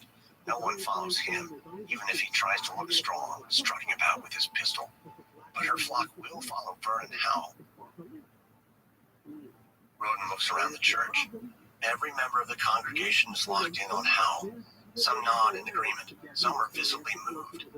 Roden thinks, yes, it must be God's plan for Howell to lead them, even if that means risking George's wrath. Roden brings her hands together and prays for peace at Mount Carmel. Just then, Howell pauses in his sermon. He gazes straight at her, and Roden realizes that what she set in motion today can never be reversed. It's 1983, just a few weeks before Christmas. George Roden stands at the Mount Carmel pulpit. His black Stetson hat is tipped back, and a pistol gleams at his hip. At the back of the church, Lois Roden listens, her hands trembling. Just as she feared, George rushed home as soon as he heard about Howell's debut as a prophet. Now he's delivering a hellish sermon to the flock, and the subject of the sermon is Vernon Howell. Lois looks over at her young lover, sitting in the back of the church. Howell gives her a contemptuous look. It's as if George's return is all her fault. George roars from the front of the church, working himself into a frenzy. He's so angry that spit flies from his mouth. He calls Howell a usurper, a devil worshiper. Lois listens in horror, wishing she could just disappear. But George is just getting started. He then accuses Howell of sexually assaulting Lois. Up until now, the people have been sitting stock still. They're too shocked to speak. But this accusation is too much, because over the past few months, Howell has built a strong following. So when George starts raving about sexual assault, several of Howell's followers stand up and begin shouting him down. Lois looks over to see Howell's reaction. He's still seated, calmly, letting his followers attack George on his behalf. Towards the front, a middle-aged woman loudly denounces George. She calls him a false prophet, but that makes him even more enraged, and he shoves her. The woman trips backwards over a pew and falls to the ground, landing with a thump. There's a gasp in the church, but no one seems willing to come near George, except Vernon Howell. Lois watches as Howell stands up, walks silently to the front of the room, and helps the middle-aged woman up from the floor. Howell leaves the church with her, and almost everyone gets up and trails behind them. And as they leave, Lois's flock carefully avoids looking at her. It's an overcast day in January 1984. Lois Roden stands at her bedroom window, staring at the line of cars making a slow exodus from Mount Carmel. Her worst fears have come to pass, and it's happened much more quickly than she could have ever imagined. Earlier today, Vernon Howell told Roden that he and his followers were leaving Mount Carmel. They didn't want to risk open conflict with George. George had taken to roaming the property with an Uzi submachine gun. When Roden begged Howell to reconsider, he grew angry, and he had said things she couldn't believe were coming from her chosen successor. He said she was no longer a prophet. He accused her of losing her connection to God. He even said that the Lord was punishing her, that this was the reason why she would never bear God's child. But what Hal said next hurt her more than any of the insults. He said that he would soon marry Rachel Jones. It shocked Lois Roden. Rachel is like a granddaughter. She's only 14, and the oldest daughter of one of the families in the community. but her parents gave their consent to the marriage, and that means she will become Hal's spiritual and legal wife. Roden closes the blinds in anguish, and the room is cast into shadow. She can't stand to watch anymore. She's lost the chance for a miracle child. She's lost her successor. Now she's losing her beloved followers. All she has left is her wild son, George, and she can't bear to turn him away. It's January 1985 in Jerusalem, Israel. 15-year-old Rachel Howe, who used to be Rachel Jones, watches as the sunset casts a glow over the pale stone temples of this ancient city. She's seen this sight many times on this trip with her husband, Vernon. It usually leaves her in complete awe. But tonight, she's feeling something else. It's loneliness, the sense that she's a foreigner in a foreign place. She knows she's not crazy. It's been many weeks since she last saw her family. She misses her parents and her sisters most of all. Rachel moves closer to the window and peers down the street, but still no sign of Vernon. He's been gone all day, visiting a place called Mount Zion. It's a special place because she knows that on Mount Zion, she and the other chosen ones will ascend to heaven before the final judgment. Vernon can't say exactly when this will happen, but that's why they came to Israel, so that he could learn more about their place in God's plan. Rachel leaves the window and walks to the bathroom. She's still getting used to all the changes in her body now that she's pregnant. In a lot of ways, it's been a strange year. First, her parents told her about Hal's vision, that she should be his wife and bear his children. She knew Hal was the man who preached for hours about sin, and at first, she was frightened. But her parents said that Hal was inspired by God, and that their union would be holy. She accepted their words as truth. Rachel looks in the bathroom mirror and combs her long blonde hair. It's beautiful here in Jerusalem, but she's sick of all this moving around. She married Hal just before he led her family and the rest of his followers out of Mount Carmel. First, they moved to Waco. Then they moved to a smaller, more isolated community. And at last, they settled in the middle of nowhere, way out in the woods near Palestine, Texas. Rachel hated the cold of the camp, but at least they were finally safe from George Roden. Just then, Hal bursts through the door. Rachel turns to greet him and stops when she sees the wild expression on his face. What's wrong? Are you okay? We need to get back to Texas right away. Rachel's heart leaps. For days, she's been praying to be able to see her sisters again. Are you sure, Vern? I thought you wanted me to have the baby in Israel. Hal gives her a dismissive look. Everything's changed. You can't understand. Yes, I can. Together, we're bonded. Hal pauses, and his face softens. Rachel, I've had a vision. I was atop Mount Zion. 7 angels came to me. They were riding fiery horses and had flaming swords. They led me to God. Rachel's eyes widen. The Lord gave me a scroll, said I should eat it. When I did, it gave me perfect knowledge of Scripture. Everything the Bible predicts for the end of this earth, it all became clear. Just like that. Hal looks into Rachel's eyes. I am the final Messiah, the final Christ. Our people will be the first to ascend to God's kingdom. Rachel knows that she should be excited, but all she feels is scared. What about our baby, Vernon? Oh, he'll play a part in all of this too, an important part. The end won't come for 10 more years. In 1995, I saw it as clear as day. 10 years is a lot of time. Rachel wants to cry. Beautiful thing, that it means all the suffering on earth will cease, but there's still so much she has to do. Will we go home to Mount Carmel before that? Of course. I don't know when yet, but we'll find a way. We'll get back to Mount Carmel, whether George Roden allows it or not. Hal suddenly looks exhausted. He flops down on the bed and stares up at the ceiling. Rachel lies down beside him, waiting. She breathes a sigh of relief when she hears her husband softly snoring. She lies awake, thinking. She smiles at the thought of seeing her parents soon, and eventually seeing her home again. But then she pictures George Roden with all his guns. She worries what will happen when Hal confronts him. The future she wants at Mount Carmel is peaceful, but right now, all she can see is anger and darkness. At Medicine at USC, our specialists listen. They work with you to find a personalized solution. It's fall. fall in 1987 and a brisk morning at the Davidian camp near Palestine, Texas. Vernon Howell walks among his followers as they tend to their cook fires. Smoke curls up through the pine trees. He spots his wife Rachel huddling near one of the fires. She holds their son Cyrus at her breast. It's been more than a year since Howell had his vision in Jerusalem, and more than a year since he uncovered that he is the second coming of Christ, as he and his group prepare for the end of times. Despite this revelation, he and his followers are still living in the wilderness. Entire families are packed into old school buses and makeshift log cabins. There's no electricity or running water. There are things Howell likes about this setup. The hardship keeps everyone focused on preparing to meet God. He's grown more confident in his teachings, and now Howell imposes a strict diet on his followers. They must all be pure. Howell looks out at the camp in satisfaction. His army is stronger than ever, but he can't hide it. There's a glaring problem. No matter how loyal his followers are, he knows he won't be the undisputed prophet for all the Davidians until he retakes Mount Carmel. And that won't be easy. Lois Roden died. Howell felt pity for her. Pity that she hadn't accepted his role as the new Christ. But her death also created a problem.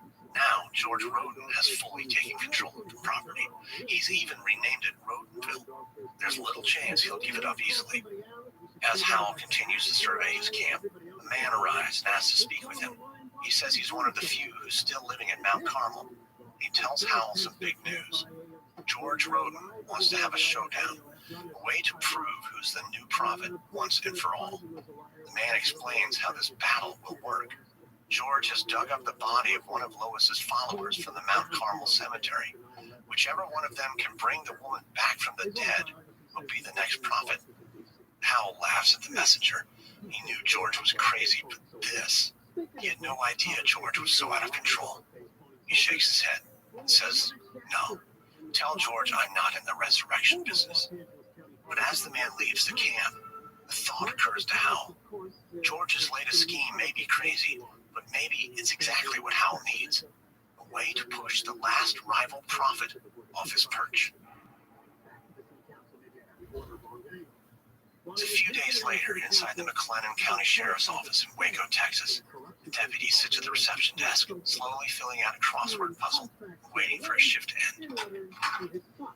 The deputy hears the door open, looks up, and sees a small man heading toward him. The curly-haired man in front stops at the desk. The others arrange themselves behind him, almost like bodyguards. "Can I help, boys?" "Sheriff, I'm Vernon Howell. Remember me? Called about the corpse that's being desecrated up at Mount Carmel Center." The deputy sets aside his crossword puzzle. "Sir, I told you that's not something I'm going to bother with if you don't have any evidence." Howell reaches into his backpack, pulls out a stack of photos. "Oh, I've got the evidence right here. Take a look." He drops the photos on the desk, and the deputy begins flipping through them. They show a coffin draped in a decaying Israeli flag. The coffin sits at the front of what looks like a simple country church. "Yeah, I can see that's a coffin. So are you going to go out and arrest George Roden?" "Well, it's a coffin. It's dirty, so I guess it's been in the ground. But how do I know there's a body in there?" "Of course there's a body. It's a woman who's been dead 20 years. Go out there and arrest George Roden. See for yourself." "Now, sir, calm down. I've got better things to do than chasing down skeletons. I need evidence that there's a body. I'm not arresting George Roden or anyone else over nothing." "So you want pictures of actual bones? That's what you want?" "If you have proof that there's a body, yes, I'll go out and look into it. Otherwise, just leave me out of this dispute, okay? It seems to me like you want us to do your job for you, deputy." "Now, it seems to me like you boys had better watch yourselves. It's a tough crowd over at Mount Carmel." The deputy watches Howell and the men turn and walk toward the door. He picks up his crossword again. Hopefully, this is the last he hears of Vernon Howell. But somehow, he doubts it. It's a few weeks later, just after midnight. Howell and 8 of his followers are driving from their camp in Palestine to Mount Carmel. The November air is bitingly cold, and Howell has equipped his disciples with insulated coveralls designed for deer hunting. They're also armed with rifles and shotguns. The Davidians never had an arsenal until now. Howell's been around guns since childhood, but he's never pointed one at another human. And he hopes he doesn't have to tonight. Still, getting these photos for the sheriff's office is the best chance he has to reclaim Mount Carmel. And George being George, Hal has to be prepared. They park the van just outside of Mount Carmel and get out. Hal takes the lead. He clutches his rifle and stays low in the brush. Up ahead, he can see the dim outline of the church in the moonlight. The coffin should be just inside the front door. Hal drops into a ditch at the edge of the churchyard. The others join him. None of them have done anything like this before. He can see the fear on their faces. He gives what he hopes is a reassuring smile. Hal feels a fierce determination coming over him. Now that he's returned to Mount Carmel, he's ready to risk anything to get it back. He sends one of his followers to sneak into the church with a camera. Hal and the others will provide cover in case he gets caught. Hal holds his breath as his follower scurries across the moonlit yard and ducks into the church. The man is only inside for a minute when he suddenly comes running back with bad news. The coffin isn't in the church like they'd hoped. Hal gathers the men around him. He tells them he has a new plan. They're going to have to go from one building to the next until they find the body. And that's what they do. After searching several abandoned homes, he finds himself staring at a familiar, worn-down structure. It's Lois Roden's old house. Hal follows hard. He's almost certain her son is living inside. Hal motions to two of his followers. They should sneak across the yard. Suddenly, he hears dogs start to howl inside the house.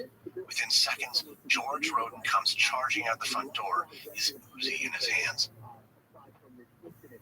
Hal's followers hit the dirt behind a concrete slab, and George begins spraying bullets over their heads.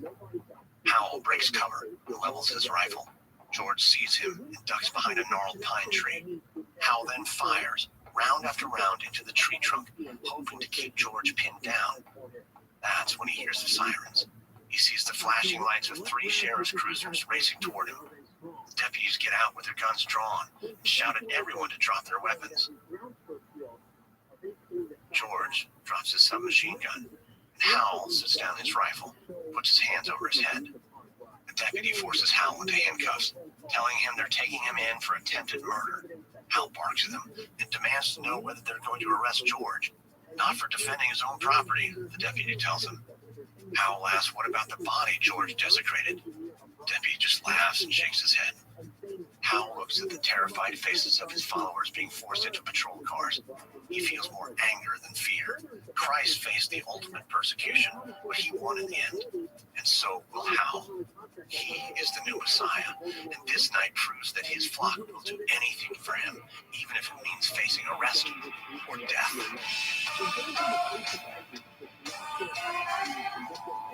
For wondering, this is episode 1 of 7 of Waco for American Scandal. On the next episode, Hal and his followers go on trial, and a new enemy emerges, one who's intent on bringing Hal down.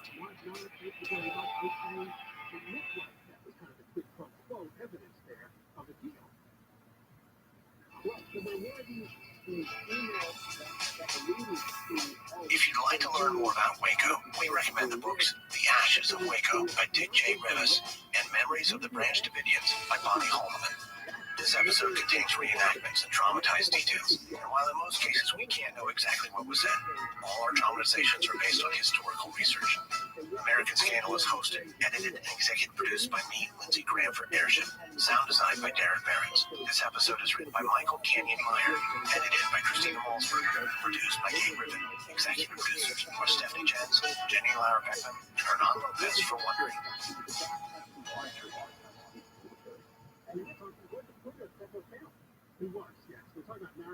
A listener note, this episode contains references to adult content and language, and contains material that some might find offensive.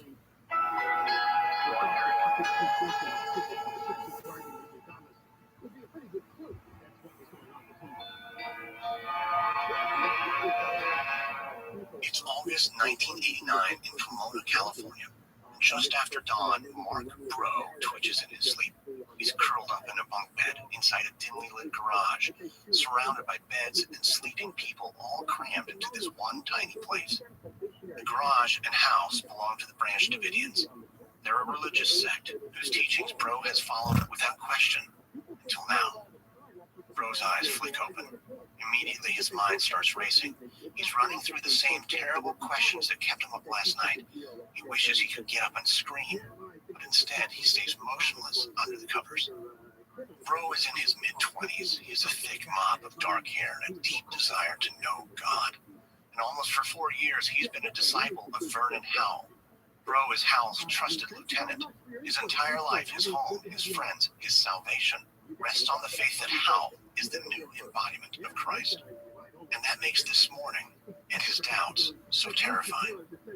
These last few years, Bro has learned some deeply uncomfortable truths about Howell.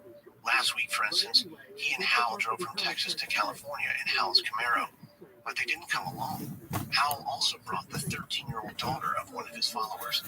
They stopped for the night at a hotel, and Howell and the girl shared a bedroom. Bro replays the memory in his mind, over and over. He feels sick to his stomach.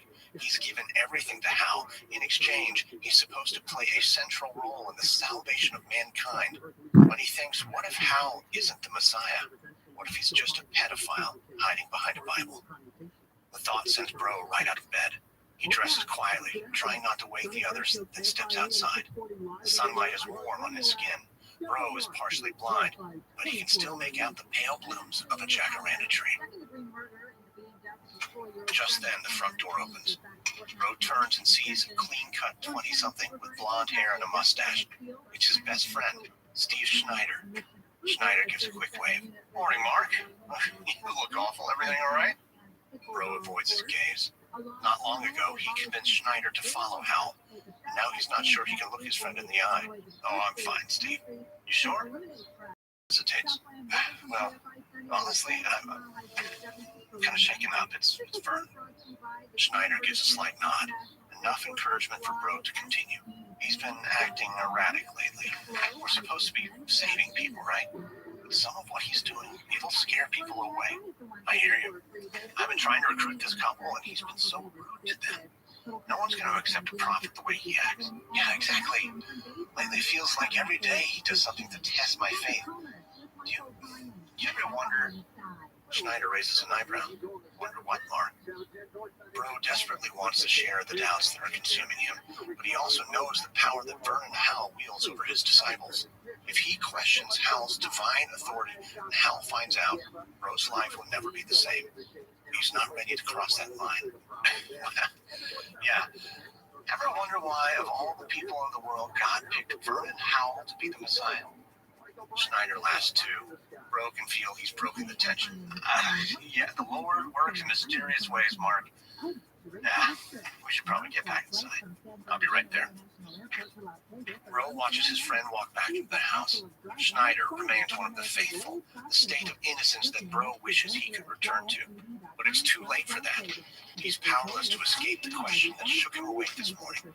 Is he really serving the Messiah or a monster? And if he's been serving a monster, Bro knows he owes a debt to God, in which case he must do everything in his power to take Howell down.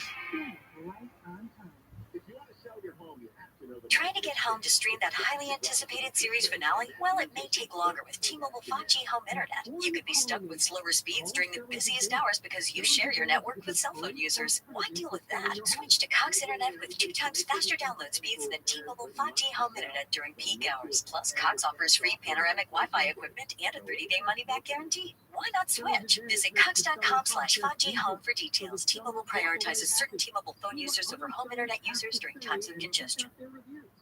Mike Williams set off on a hunting trip in a North Florida lake where it was thought he met his fate in the jaws of a vicious alligator. Except that's not what happened. And after the uncovering of a secret love affair, the truth would finally be revealed. Binge all episodes of Over My Dead Body Gone Hunting right now, ad-free on Wondery Plus. Justice for all is such an amazing From Wondery, I'm Lindsey Graham, and this is American Skin.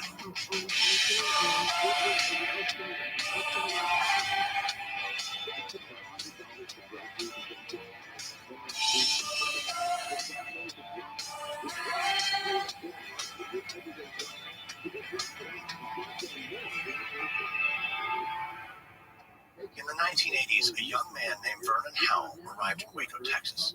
It was here that he joined a religious group known as the Branch Davidians. Though he was a newcomer, Hal quickly gained power and took over from the group's aging leader, Lois Roden. But Hal also clashed with Roden's violent son, George. Hal believed that he was the new embodiment of Christ who would come to earth to bring about the end of days. Over the years, Hal's confidence continued to grow, and he convinced his followers to adopt an increasingly violent worldview. But some of his followers began to question him. Soon, they turned against him, fueling his paranoia and setting the stage for his fateful standoff against the U.S. government. This is episode 2, The Betrayal. It's early 1988, about a year and a half before Mark Bro woke up with terrible worries about his religious leader, Vernon Howell. Today, the sun slowly rises on the outskirts of Palestine, Texas. It casts a pale glow over the Branch Davidian camp. Mark Bro shivers in the cold and hurries past the small shacks that dot the camp. He heads past the school buses that have been turned into homes and rounds a corner. He's got an electronic piano tucked under his arm and a big smile on his face. He's beaming because today is special. Vernon Howell isn't just Bro's messiah, he's also the leader of their rock band, and the two are about to head into Waco for their very first recording session. Bro reaches the van, he opens it up and sets the music equipment carefully in the back.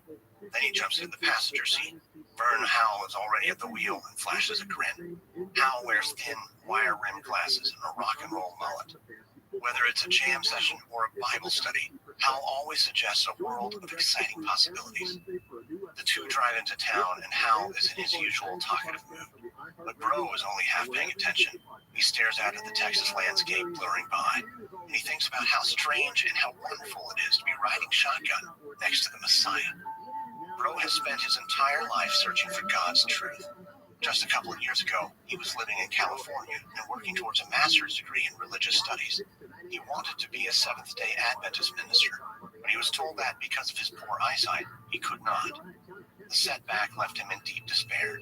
He was about to be saddled with a useless degree, no future, and no path to God. But then Bro met Vernon Howell. Howell took him in, and he gave Bro a deeper understanding of God and the Bible. But it didn't stop there.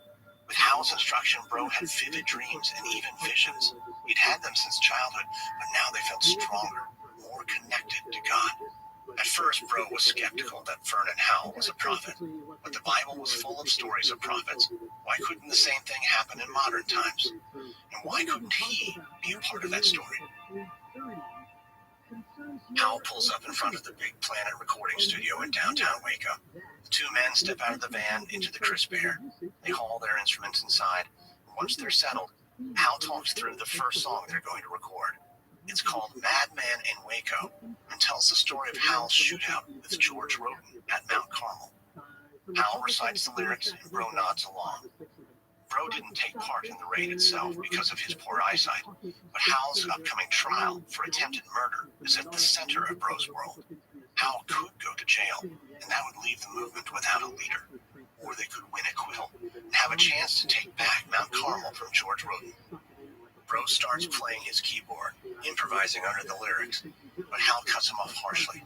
That's not the part he wants. It's wrong. Howell's mood can turn like that, and it's been happening more often lately. Bro chafes, but he doesn't fight back. Instead, he begins to pick out the melody the way Howell wants it. He knows Howell is under a lot of pressure with the trial. Maybe when they finally make it back to Mount Carmel, Howell will be less irritable.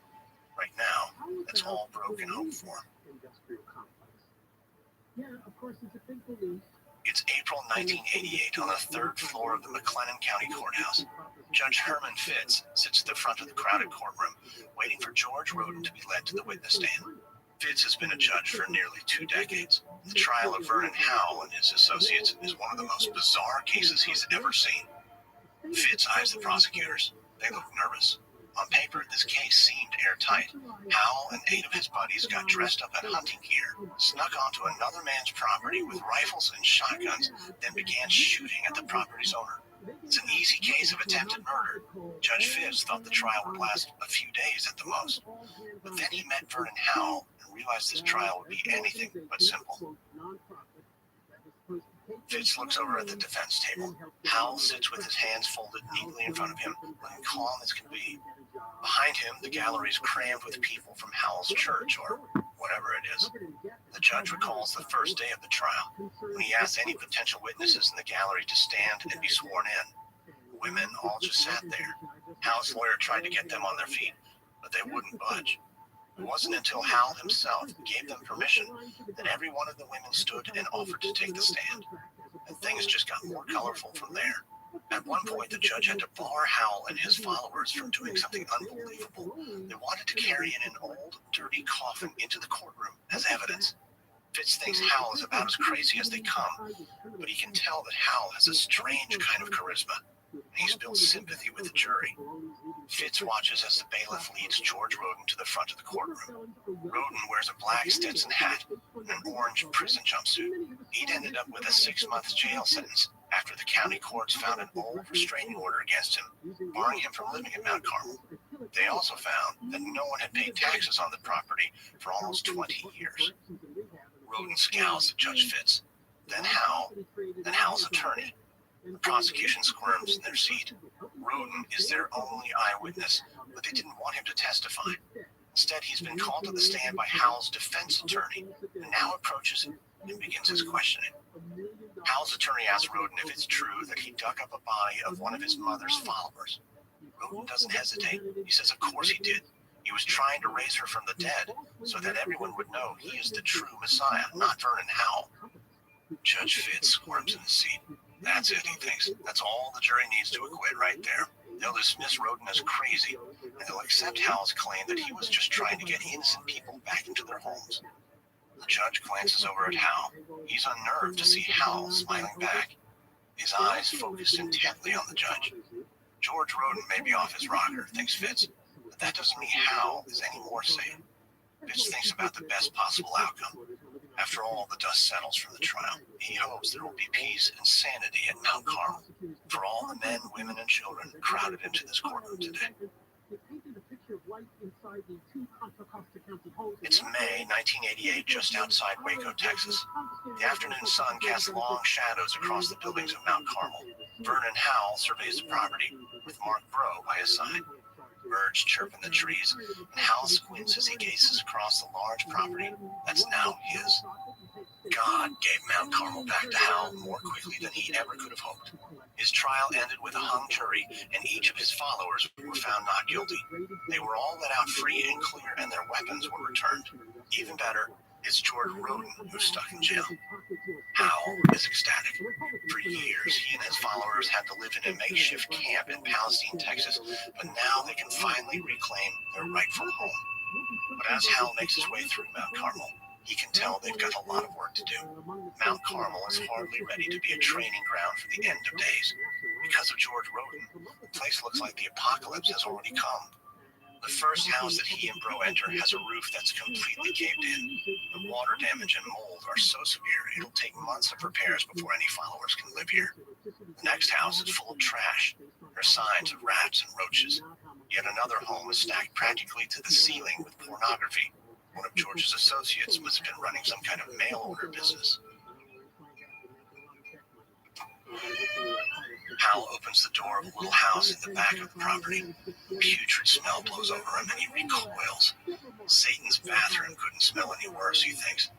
He glances around and sees a propane tank hooked up to a burner. Nearby are a series of tubes, which lead from a dirty glass beaker to several plastic containers. Hal stops in his tracks. Whoa, careful, Mark. Looks like they're cooking meth. There's so much sin on this property. Meth? But still, I wouldn't put it past George. We'll box up the lab and take it to the sheriff. You think that's a good idea, Vern? Of course it's a good idea. We won, Mark. We're on the right side of the wall. We'll just tell them that this is all George's junk. We don't want it coming back to bite us. We've got bigger things to do. Breaux looks around the filthy room and sighs. Yeah, you're right. I just thought it'd be a little more triumphant to be back. You've been talking about it for years. Well, were you listening? I never said it was going to be a paradise. We're building an army for God. This is our fortress, a place for pure people who don't need comfort. Trust me, Mark, they'll come flooding back once they get my message. Of course. So that means we're stepping up recruitment. Yes, exactly. You get back to California, we'll send Steve to England. I'll make another trip to Australia. I've had good luck there. Okay. Well, I'll head out just as soon as we clean up George's mess. That's going to take a while. Hal can feel his agitation rising. You know, we don't have much time, Mark. It's already been 3 years since my vision on Mount Zion. We're getting closer and closer, and soon I'll unlock the 7 seals. I know, believe me, I know. Ro picks up the propane tank and exits the house, shoulders slumped. Hal returns his gaze to the decaying room. They'll clean it up just like they'll clean up Mount Carmel. But a knot forms in his stomach. God has tasked Hal with bringing so many people into the light. How can he fulfill the prophecy without an army of devoted followers? He knows he needs to look calm. His flock needs to see that he's in control and self-confident. But when he's by himself, worries set in. He hopes he'll find enough souls to save on his recruitment missions. But if he can't, there's always plan B. The Lord has already spoken to him in visions, and he's revealed other ways for Hal to grow his flock.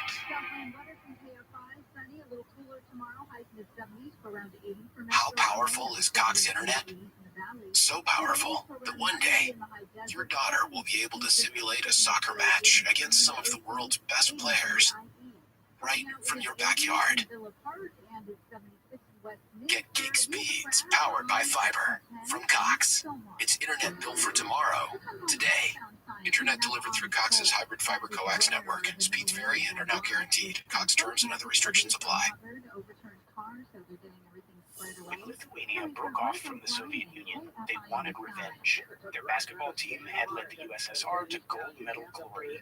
And now, ahead of the 1992 Olympics, they finally had the chance to win for their own country. It was very obvious that they had recently gained their independence, that it was fragile. They knew it was fragile.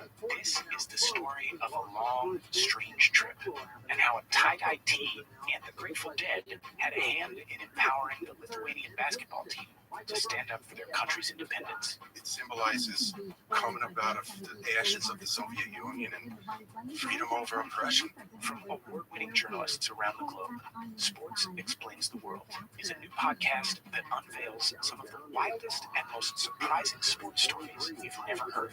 Listen to Sports Explains the World on the Wondery app or wherever you get your podcasts. You can listen to Sports Explains the World early and ad-free on Wondery Plus.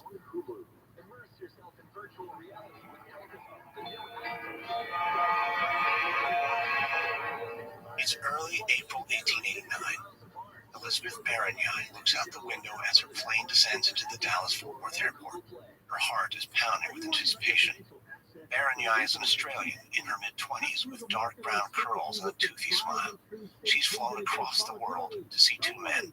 One is her messiah, Vernon Howe. The other is her fiancé, Mark Bro. She saw Hal fairly recently, back when he was on one of his recruiting trips in Melbourne. But she hasn't seen Bro in 2 long years. They fell in love while she was living at the Davidian camp in Palestine, but then her visa ran out, and she was forced to return home. She hopes that on this trip, Hal will finally give them permission to marry. Baranyai hurries up the jetway and sees Bro and Hal waiting for her at the gate. She rushes to embrace Bro. He's thinner than she remembers, but he's still got the same gentle eyes and loving smile. Makes her feel like nothing has changed between them. When she turns to Hal, he nods at her coldly. She's not sure. Did he expect her to greet him first? The 3 of them walk outside the terminal. Hal grabs her heavy bags and loads them into the trunk of his red Camaro.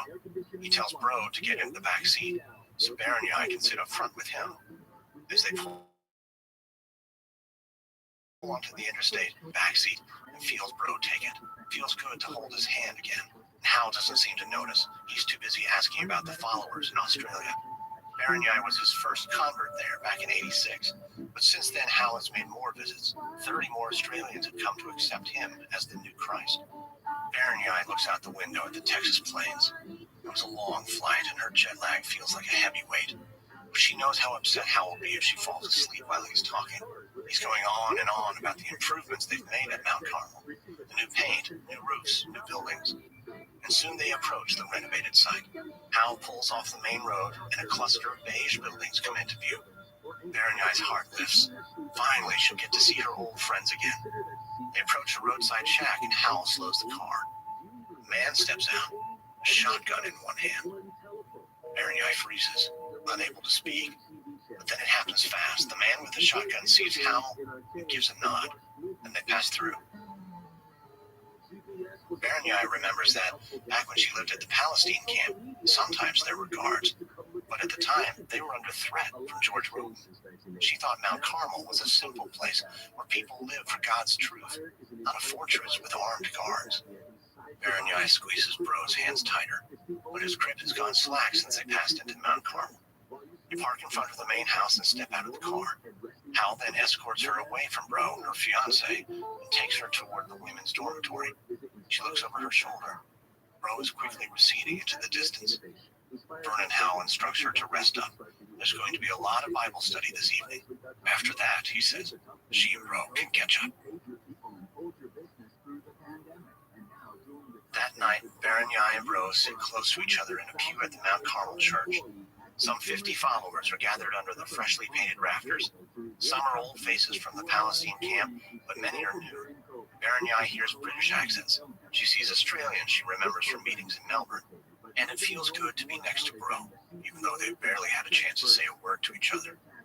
Hal paces at the front of the church. All day, Berenyai had been looking forward to hearing him speak. What Hal had told her in Australia about the end of days, that felt like a message of mercy. She can't wait to receive more of his beautiful truths about an end to suffering. But instead, she is shocked by what her Messiah is preaching this evening. His message is dark, disturbing, full of violence and persecution, death and war. He warns of the forces of Babylon, the earthly will come to spill the blood of God's people. He asks his followers if they are prepared to walk through a hail of bullets for the Lord. Berenyai steals a glance at Bro. Is this the message he's been embracing the last 2 years? His back is straight, and his eyes look fearful. Berenyai wonders whether Bro is afraid of Hal's dark prophecies, whether he's afraid of Messiah himself. It's later, in April of 1989, at the county courthouse in Waco. Elizabeth Berenyai stands beside Mark Bro in a small room, adorned only with a mahogany desk and the Texas and United States flags. Two of their friends look on. She still can't quite believe that today is her wedding day. She was surprised when Hal approached her the day before and gave his blessing. Bro had been asking Hal for the go-ahead for more than a year, and finally he gave in. Today, Berenyai wears a white cotton dress and holds a bouquet of wildflowers from the fields of Mount Carmel. Bro wears a navy blue, the same one he wears for recruitment trips. The judge greets them, and within 5 minutes, he pronounces them man and wife. Straight from the courthouse, they head to their wedding banquet at Sizzler's. They're joined by the two witnesses to the ceremony, Steve Schneider, Bro's best friend, and Sherry Jewell, a close friend of Berenyai's back when she was living at the Palestine camp. Food arrives, heaps of fried chicken, sweet corn, and rice. Hal would definitely not approve of these excessive portions, but Berenyai is starving after 2 weeks of living under his strict dietary rules. She can only imagine how hungry the others must be. She's relieved to see Bro and Schneider dive in with abandon. She notices her matron of honor eyeing the spread with guilt until her hunger gets the better of her and she begins eating as well. Bro jokes that it's too bad they didn't get married in winter, that they could cram food into their pockets and sneak it back to Mount Carmel. Berenyai smiles at her husband, but inside her mind races. If Bro's willing to joke like that, maybe he's harboring some of the same doubts she is. She knows even a small doubt can be a torment, but her doubts have grown larger and larger ever since she witnessed Hal's dark sermon. She wants to talk to Bro about how she feels, but she's not even sure how to start the conversation. Berenyai reaches out and takes her new husband's hand. Their marriage has just begun. Already she's pulling at the one thread that could unravel their entire lives.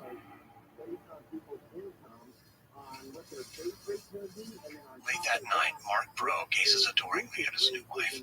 His eyes trace her profile as she stares up at the low ceiling. They've laid out blankets in a tool shed at Mount Carmel.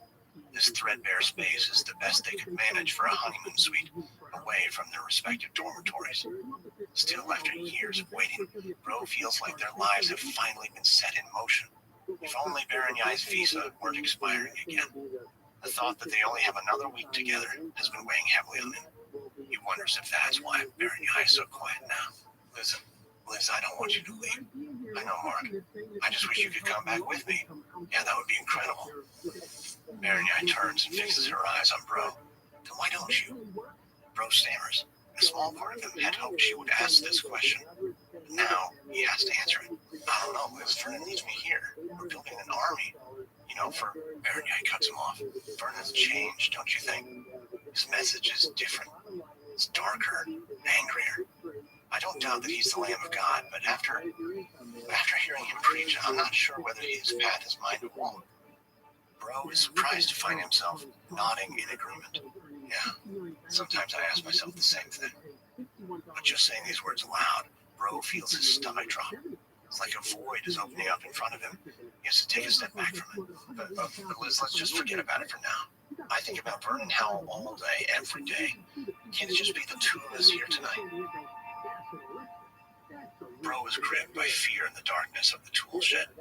Berenice has given voice to something he's refused to admit, even to himself. His steadfast belief in Hal's message has started to crack. The thought is terrifying. Losing faith would mean losing everything. His home, his friends, his place at the right hand of Messiah.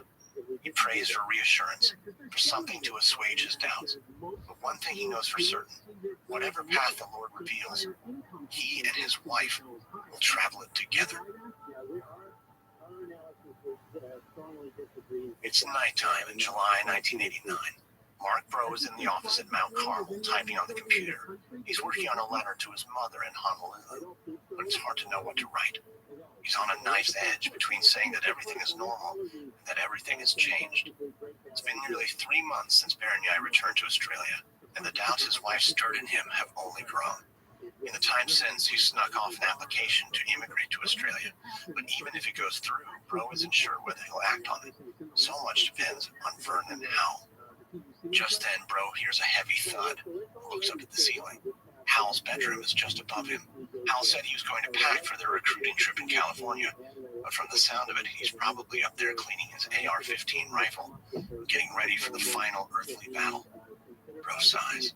Berenice is right. Hal's message has grown darker, but Bro also knows that God's word is continuously revealed. Who is he to question where God is leading Hal?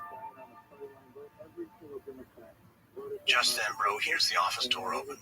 In walks a 13-year-old girl. She lives at Mount Carmel with her parents, and Bro is especially fond of the family, in part because they're Australian. Being around them reminds him of his wife, but he wonders, what is their daughter doing here, this late at night? The girl hurries past Bro without acknowledging him. He watches her walk up the stairs that lead to Hal's bedroom. His mind starts racing. Maybe she's just delivering something to Hal, or she's here to tell him something. But Bro is afraid he knows exactly. He decides to wait in the office until she comes back down. Bro starts playing a computer game, hoping to distract himself. He knows that Hal's marriage to his wife Rachel was legal, even though at the time she was 14 years old. Her parents had given their consent. But since then, Hal has taken many others he calls wives. Most are of legal age, and some are not. Even Rachel's younger sister was given to the Messiah. She gave birth to one of Hal's children when she was only 14. It's all part of the vision that Hal says he received in Israel, the revelation that he should have children for the Lord. Bro has accepted this as truth. After all, the Bible is full of young wives and mothers, and it doesn't condemn polygamy outright. So long as Bro has had complete faith, Hal's behavior has made perfect sense. But maybe Bro does not have complete faith. What if Hal isn't God's representative on earth? That would change everything. If Hal is no longer a Messiah fulfilling biblical prophecies, he's a man fulfilling his sinful desires. Bro is drifting into a troubled sleep when he hears the girl's footsteps. It's 5 in the morning. He sees the girl stop at the bottom of the stairs, looking startled to see him awake. Bro begins to speak, but the girl scurries away. Bro walks to the door and watches her move quickly across the yard to the house where she lives with her parents. His mouth is dry, and a sense of guilt rises up through his parched throat. If Hal is hiding behind false prophecies, then this child isn't a vessel of the Lord. She's a victim. Bro knows that the laws of Texas are clear on the matter. Each one of the minors is a case of statutory rape. With the ones who are under 14, it's a felony. Bro closes his eyes and prays for God's guidance, asking one question. Should he continue to follow the Messiah, or should he use what he knows to destroy Vernon Howell?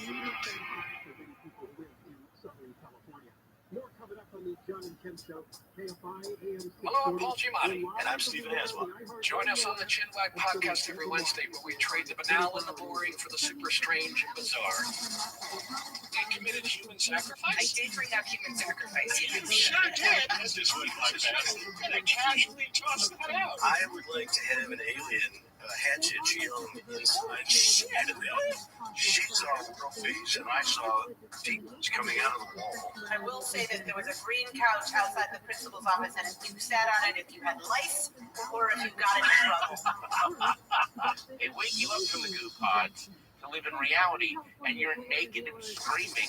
It's like, Follow us for free on Apple Podcasts and all major podcast platforms. For more information, go to chinwagpod.fm. And find enlightenment through our Instagram or TikTok at ChinwagPod or on Twitter at Chinwag_pod.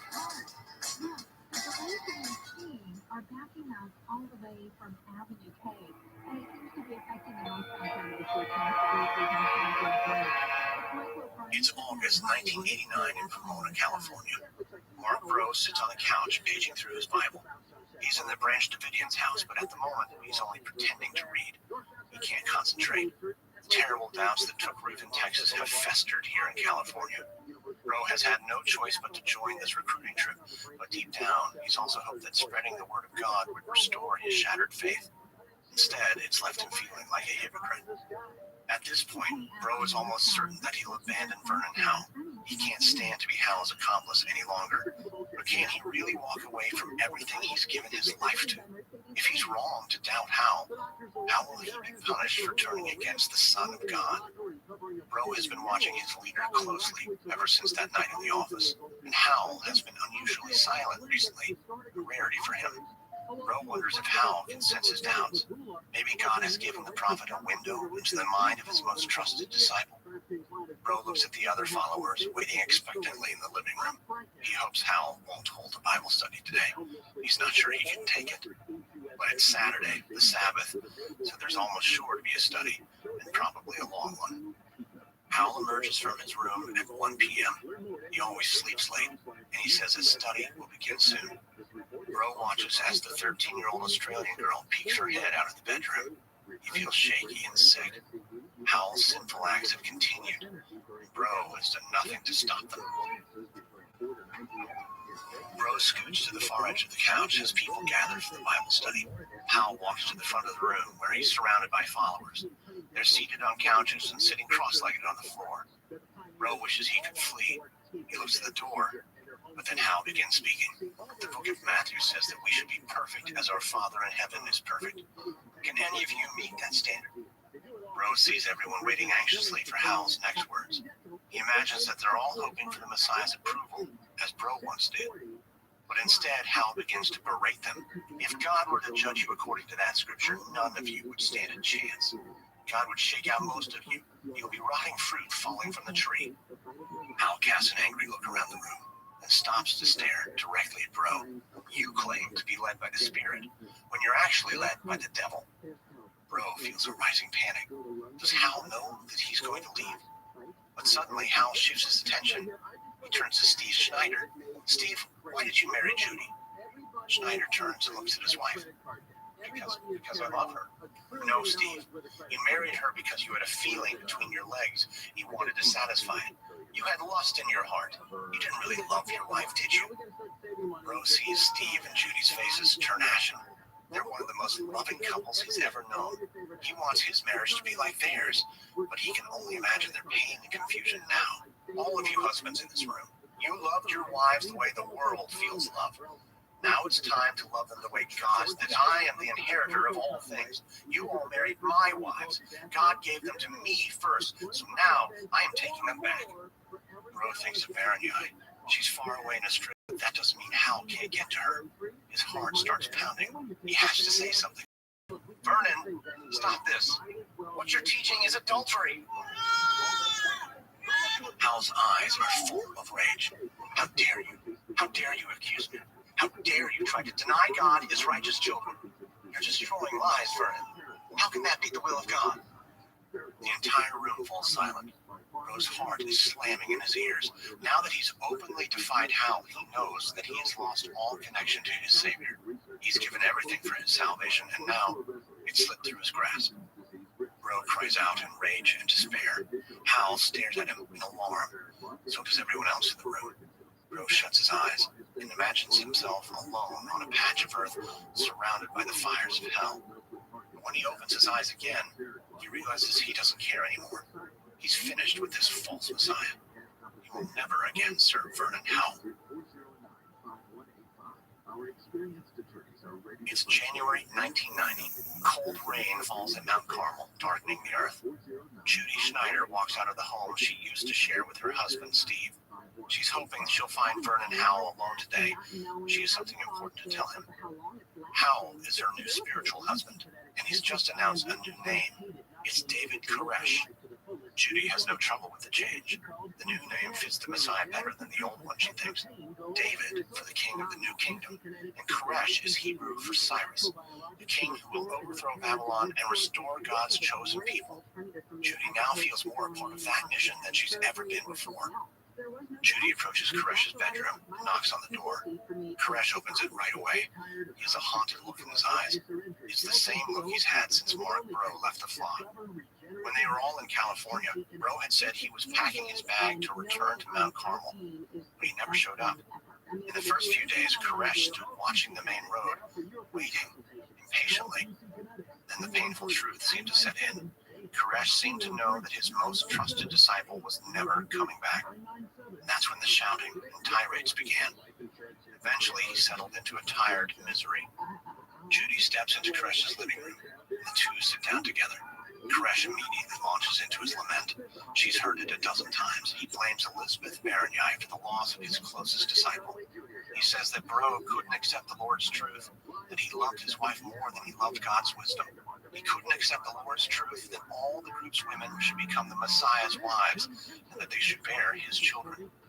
Judy and Steve faced a similar struggle, but ultimately Steve was willing to give her up.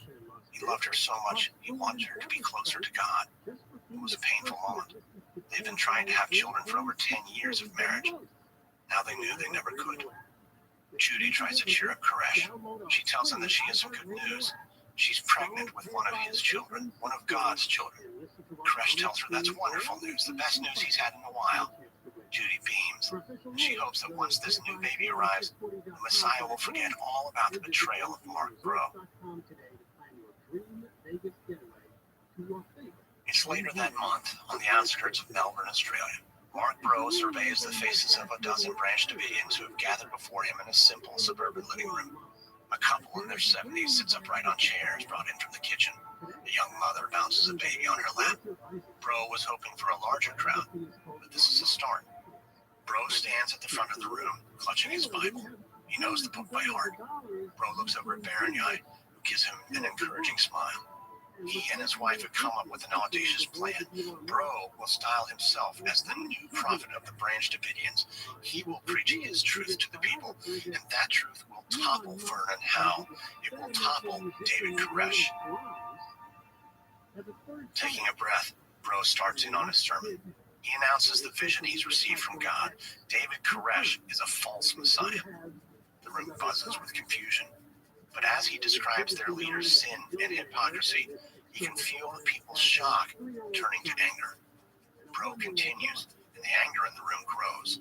It's thrilling. He knows by the end of this meeting, he will have his rival flock.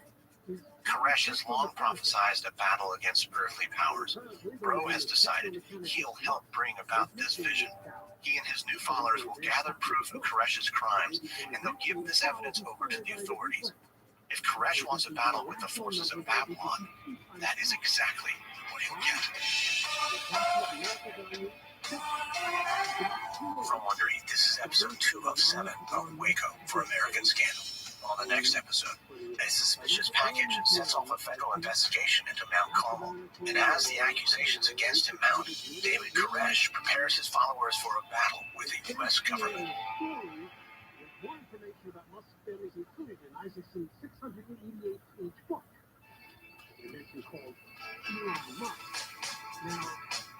like to learn more about Waco, we recommend the books Inside the Cult by Mark Rialt and Martin King and The Branch Davidians of Waco by Kenneth G.C. Newport.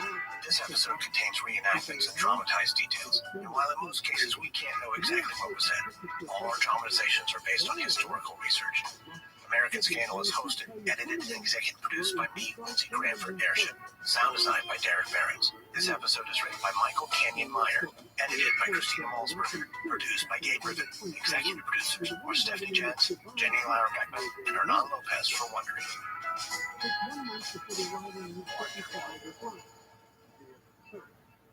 If you're confused, so am I. Waiting to see the natives. A listener note, this episode contains references to adult content and language, and contains material that some might find offensive.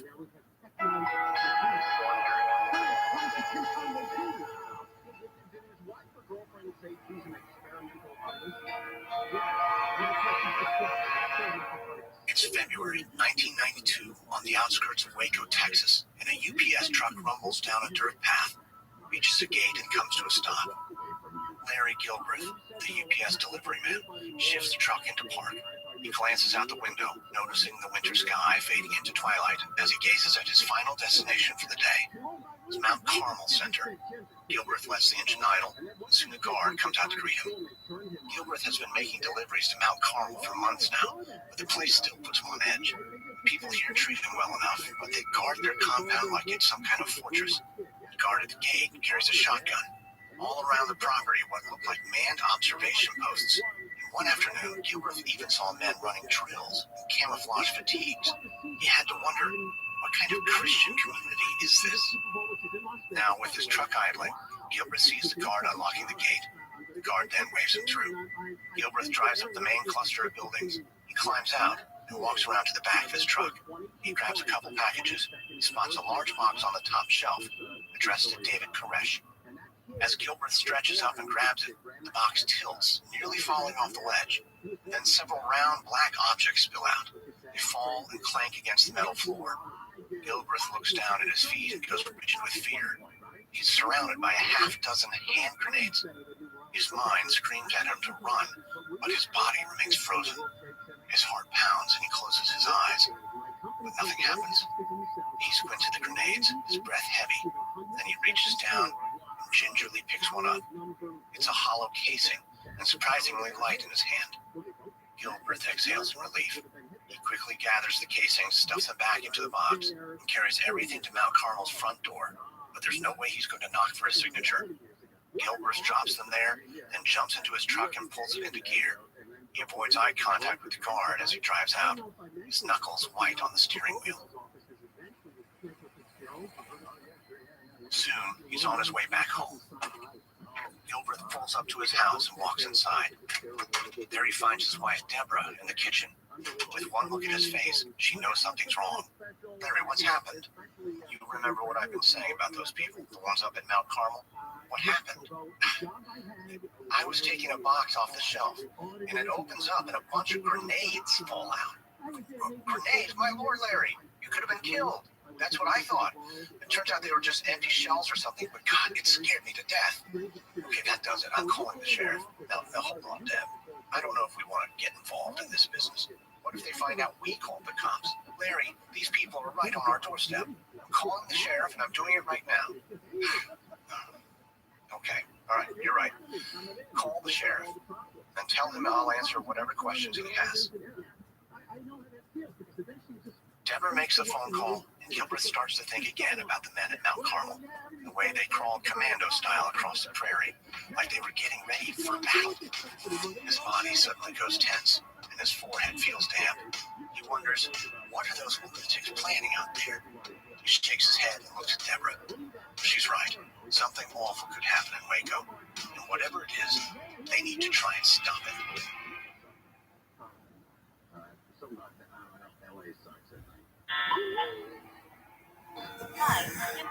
Let's go. Thanks, baby. From Wondery, I'm Lindsey Graham, and this is American Scandal.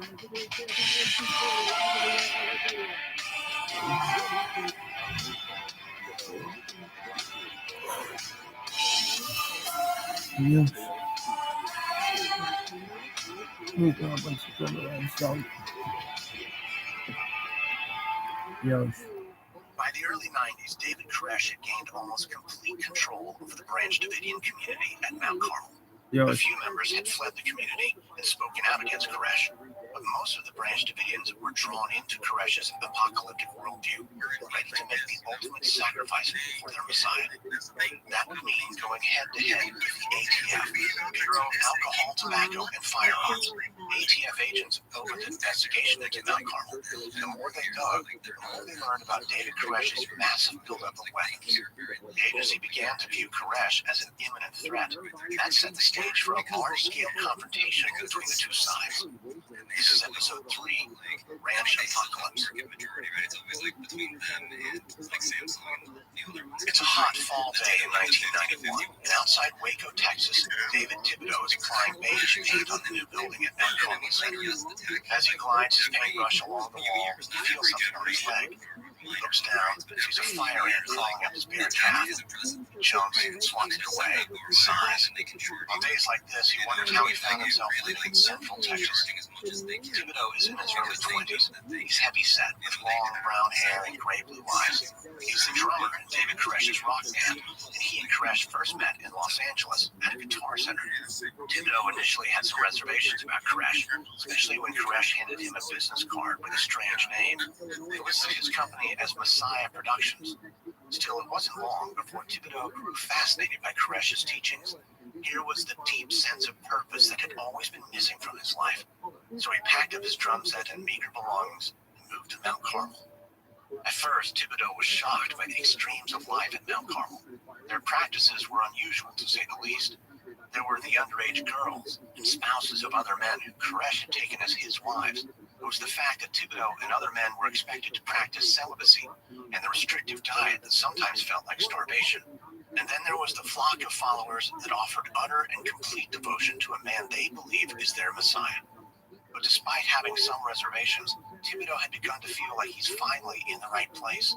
He's surrounded by people with a sense of purpose who know how to live a disciplined life, a life that he's trying to adopt, even if that means painting a building in the hot sun, attacked by ants. As Thibodeau reflects on his time at Mount Carmel, he hears someone approaching. Thibodeau looks up and sees Koresh walking toward him with a smile on his face. Hey, Thibodeau, have you been drinking? Thibodeau sets down his paintbrush and greets Koresh with a quick, excited wave. He loves how Koresh seems like just one of the guys. Fun, loves music, even if he's a preacher. By the look on Koresh's face, you can tell there's something important to talk about. Absolutely, David, what's up?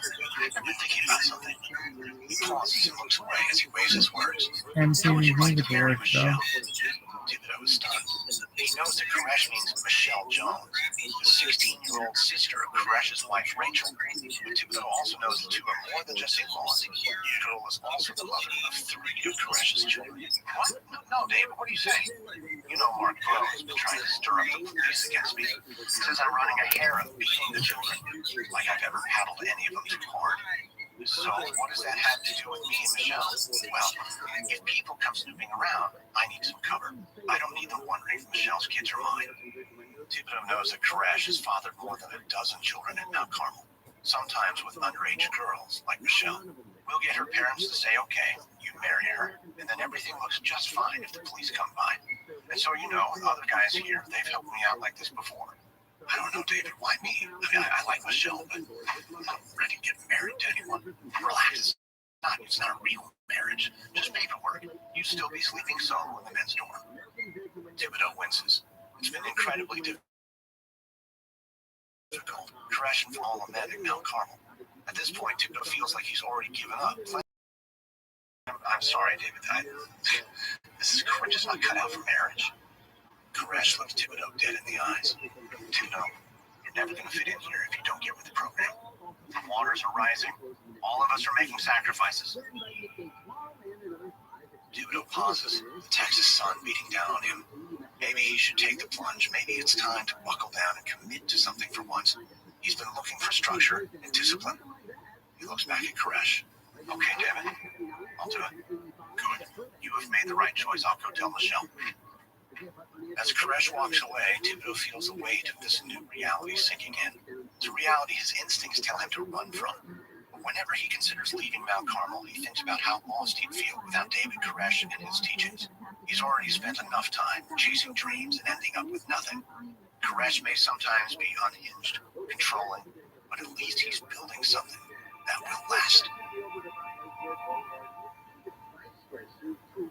It's February 27th, 1992. Joyce Sparks knocks sharply on the front door at Mount Carmel. She's flanked by two sheriff's deputies whose eyes are hidden by mirrored sunglasses. Sparks is a social worker with the Texas Department of Child Protective Services. She's in her mid-30s with blonde hair and a disarming smile.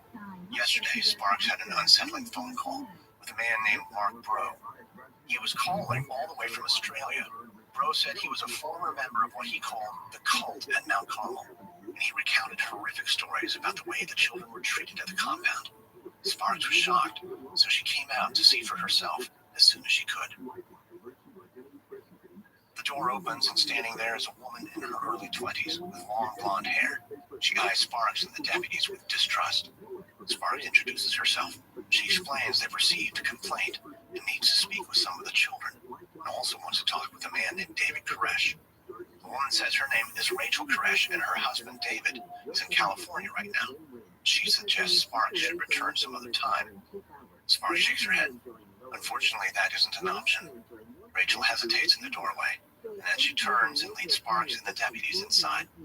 They head down a hallway and into a large room with wooden tables. Rachel explains that this is the community's cafeteria. They can talk with the kids here. Rachel Koresh then leaves the room and soon returns with a handful of young kids. Their eyes go wide when they spot the deputies. Sparks asks Rachel for a few minutes alone with the children. Rachel frowns, but leaves the room once again. One by one, Sparks talks gently with each child, trying to learn if there's any truth to Bro's accusations. She finds the kids skittish, strangely quiet, but all of them deny they've been abused. They say that none of the other children are mistreated either. The last child she interviews is a boy with blonde hair that runs past his shoulders. He says his name is Cyrus. Sparks smiles and asks how old he is. 6, he says, but he'll be 7 soon. Sparks recalls what Bro said about Cyrus in particular, that this boy is David Koresh's son, and he's treated worst of all. She asks Cyrus if he's ever been hurt or denied food, but Cyrus just shakes his head without saying a word. Sparks doesn't see any visible signs of physical abuse. She searches his face, wishing she could read the boy's mind. He stays quiet, and she realizes there's nothing more she can learn for now. It's time to leave. One of the deputies brings Rachel back into the room. Sparks thanks her for her time. She says she'll come back another day to talk with David Koresh and maybe with some of the other families. But as she walks back to her car, Sparks stops. She feels unsettled. Maybe she shouldn't leave just yet. Maybe there's more to uncover. She still feels suspicious, but her hands are tied without concrete evidence. She'll have to return as soon as she can and meet this David Koresh face to face. It's July 30th, 1992, on a quiet residential street in Waco, Texas. ATF Special Agent Davey Aguilera and his partner approach a small home with a sloping driveway. It belongs to a man named Henry McMahon. McMahon is a licensed arms dealer known to have sold weapons to David Koresh and the Branch Davidians. Aguilera has short, dark hair and powerful shoulders that strain against his suit jacket. He's a Marine Corps veteran, and he's been with the ATF for about 5 years. He's a weapons expert, and that helps explain why he's here today, learning more about David Koresh. For months now, Aguilera has been investigating Koresh. It all started when he got a call from the McLennan County Sheriff's Office. The sheriff said that a local UPS driver had given a troubling report. He delivered grenade casings to a religious community east of Waco. He also described paramilitary exercises and armed guards on the property. The sheriff also said that the community's leader, David Koresh, had been charged with attempted murder a while back. The sheriff didn't know what Koresh was up to this time, but he did mention the locals referred to the Davidian compound as Ranch Apocalypse. Aguilera's stomach had tightened when he'd heard the phrase. He wondered if Koresh and his followers were some sort of doomsday cult, stockpiling weapons, waiting to strike. Since that call, it's only gotten worse. Aguilera found shipping records that show Koresh ordered large quantities of black gunpowder, powdered aluminum. Those are not illegal in their own right, but it's clear Koresh now has everything he needs to make functional, highly illegal grenades. Grenades only seem to be part of the equation. Judging from the parts Koresh has ordered, there's evidence he may be converting legal AR-15s into fully automatic rifles. And if there are hundreds of illegal weapons and explosives like these at Mount Carmel, and there's proof of violent intent, Koresh could be locked away for years. But at this point, Aguilera is still building his case. He needs more information. Better yet, proof. Aguilera checks his watch. They're right on time for the scheduled interview. He knocks on the door, and it's answered by a man in his early 30s with a thin mustache. Mac Mahone welcomes the agents into his living room. As they enter, Aguilera sees stacks of paperwork laid out on the coffee table. Mac Mahone explains he's already gathered the records they asked for. Aguilera's partner begins poring over the transaction records, and Aguilera starts questioning Mac Mahone. At first, the arms dealer is friendly. He says that he met Koresh in the fall of 1990. Koresh didn't seem to know much about guns back then, but he's a good student. Now he's probably more of an expert than Mac Mahone himself. Aguilera frowns. He asks what Koresh intends to do with all the guns Mac Mahone sold him, more than 200 semi-automatic rifles. It's then that Mac Mahone seems to bristle. Koresh is just buying guns as an investment, he says defensively. The ATF should know what this is all about. If Bill Clinton is elected president, he's going to ban semi-automatic weapons. So Koresh is just making a smart financial move. He'll be able to resell the guns at a huge profit. Aguilera is about to press the arms dealer further when his partner interrupts. He noticed something strange. A number of parts for AR-15s are missing from Mac Mahone's inventory. Where did those end up, he asked. Mac Mahone swallows hard. He says that for the time being, Koresh is storing the parts for him. Aguilera gives him a skeptical look. Mac Mahone excuses himself, says he'll grab some additional paperwork from the back room. Aguilera pages through some of the records while he waits. When he looks up, Mac Mahone is standing over him, a cordless phone in his hand. He says he has David Koresh on the line, and Koresh would be happy to have the agents out to Mount Carmel. Aguilera's eyes go wide. Koresh is the last person he wants to talk to right now. It's way too early. Koresh could simply hide or disassemble the weapons before a scheduled visit, or he could even plan an ambush. No, Aguilera first needs to build a watertight case, one that allows the ATF to take swift and decisive action, and it needs to be on their terms. Until then, he's not ready to meet David Koresh. As the two agents walk back to the car, Aguilera knows he has to move fast. Koresh knows they're on his trail. To stop him, Aguilera needs to show that the Davidian leader is doing something illegal, building weapons, planning something violent. But it's this last part, what Koresh might do with his arsenal, that worries Aguilera most of all. There's a loud roar when Rodgers loses the game hurt in the first quarter. The fans say nothing personal.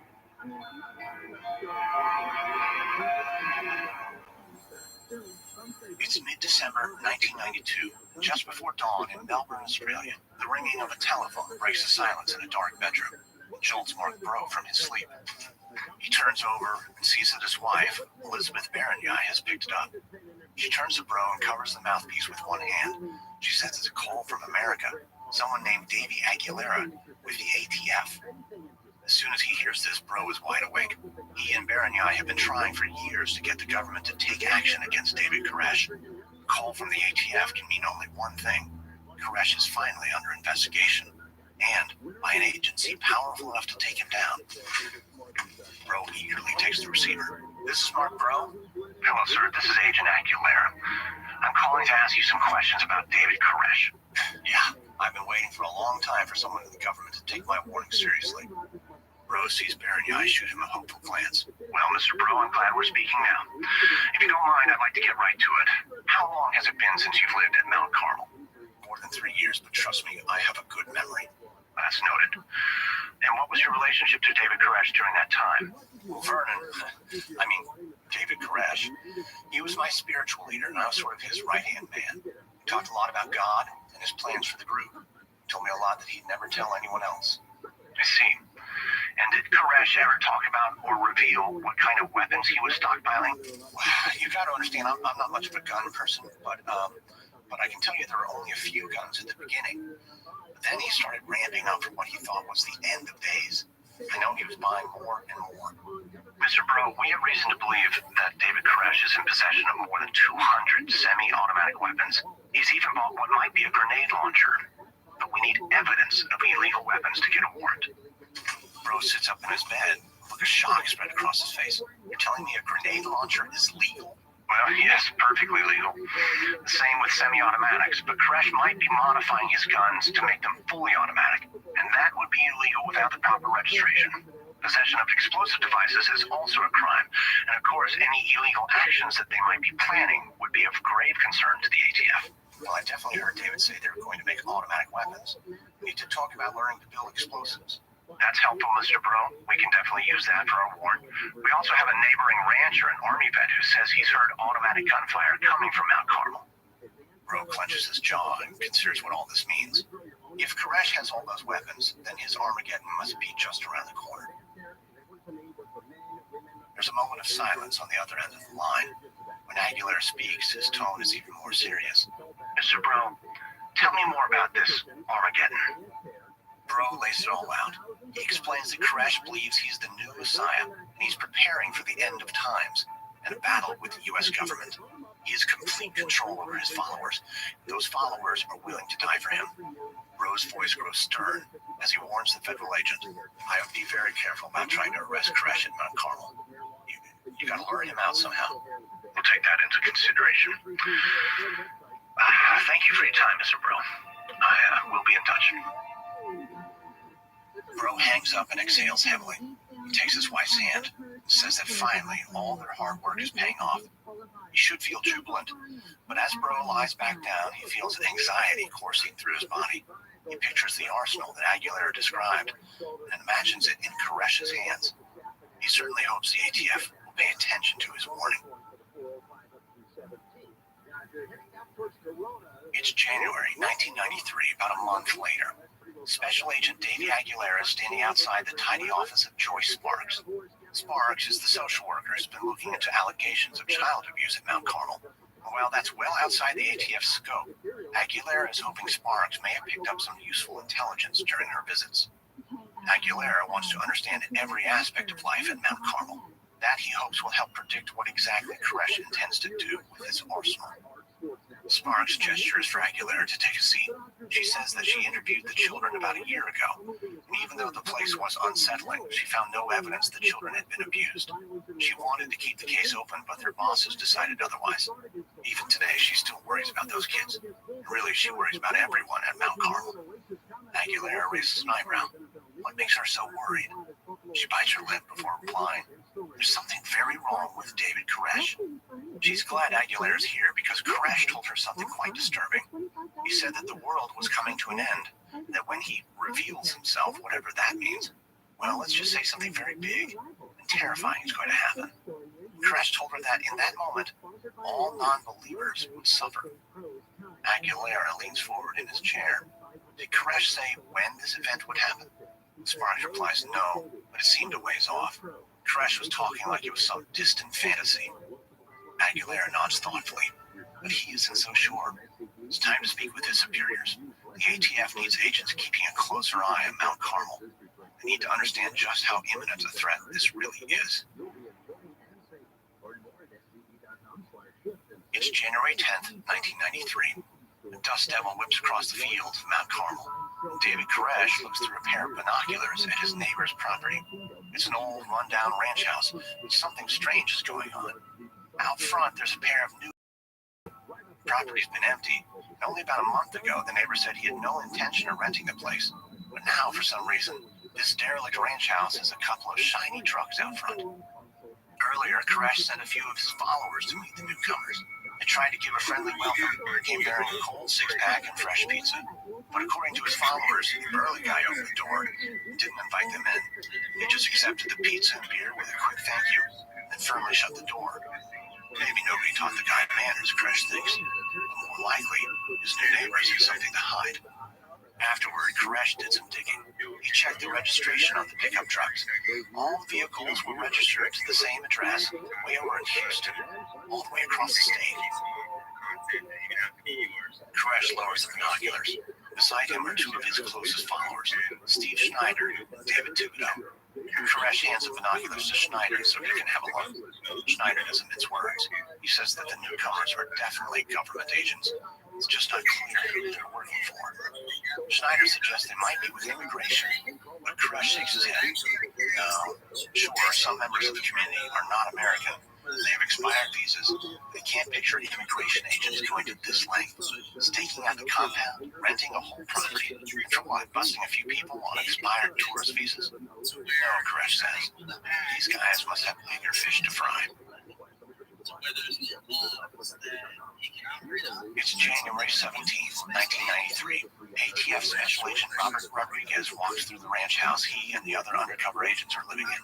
It's loaded with surveillance equipment, all trained on the property across the way, Mount Carmel. In the living room, Rodriguez grabs a custom AR-15 rifle from the gun rack near the monitors. Today, he's going to visit Mount Carmel. Branch Davidians invited him to visit, and together they're going to practice on the group's shooting range. Rodriguez hops in his truck and makes a short drive to the compound. At the gate, he gives the guard his undercover name, Robert Gonzalez. The guard waves him through. Rodriguez was nervous when he got this assignment. The higher-ups of Agent Aguilera needed first-hand evidence to build a case for a warrant.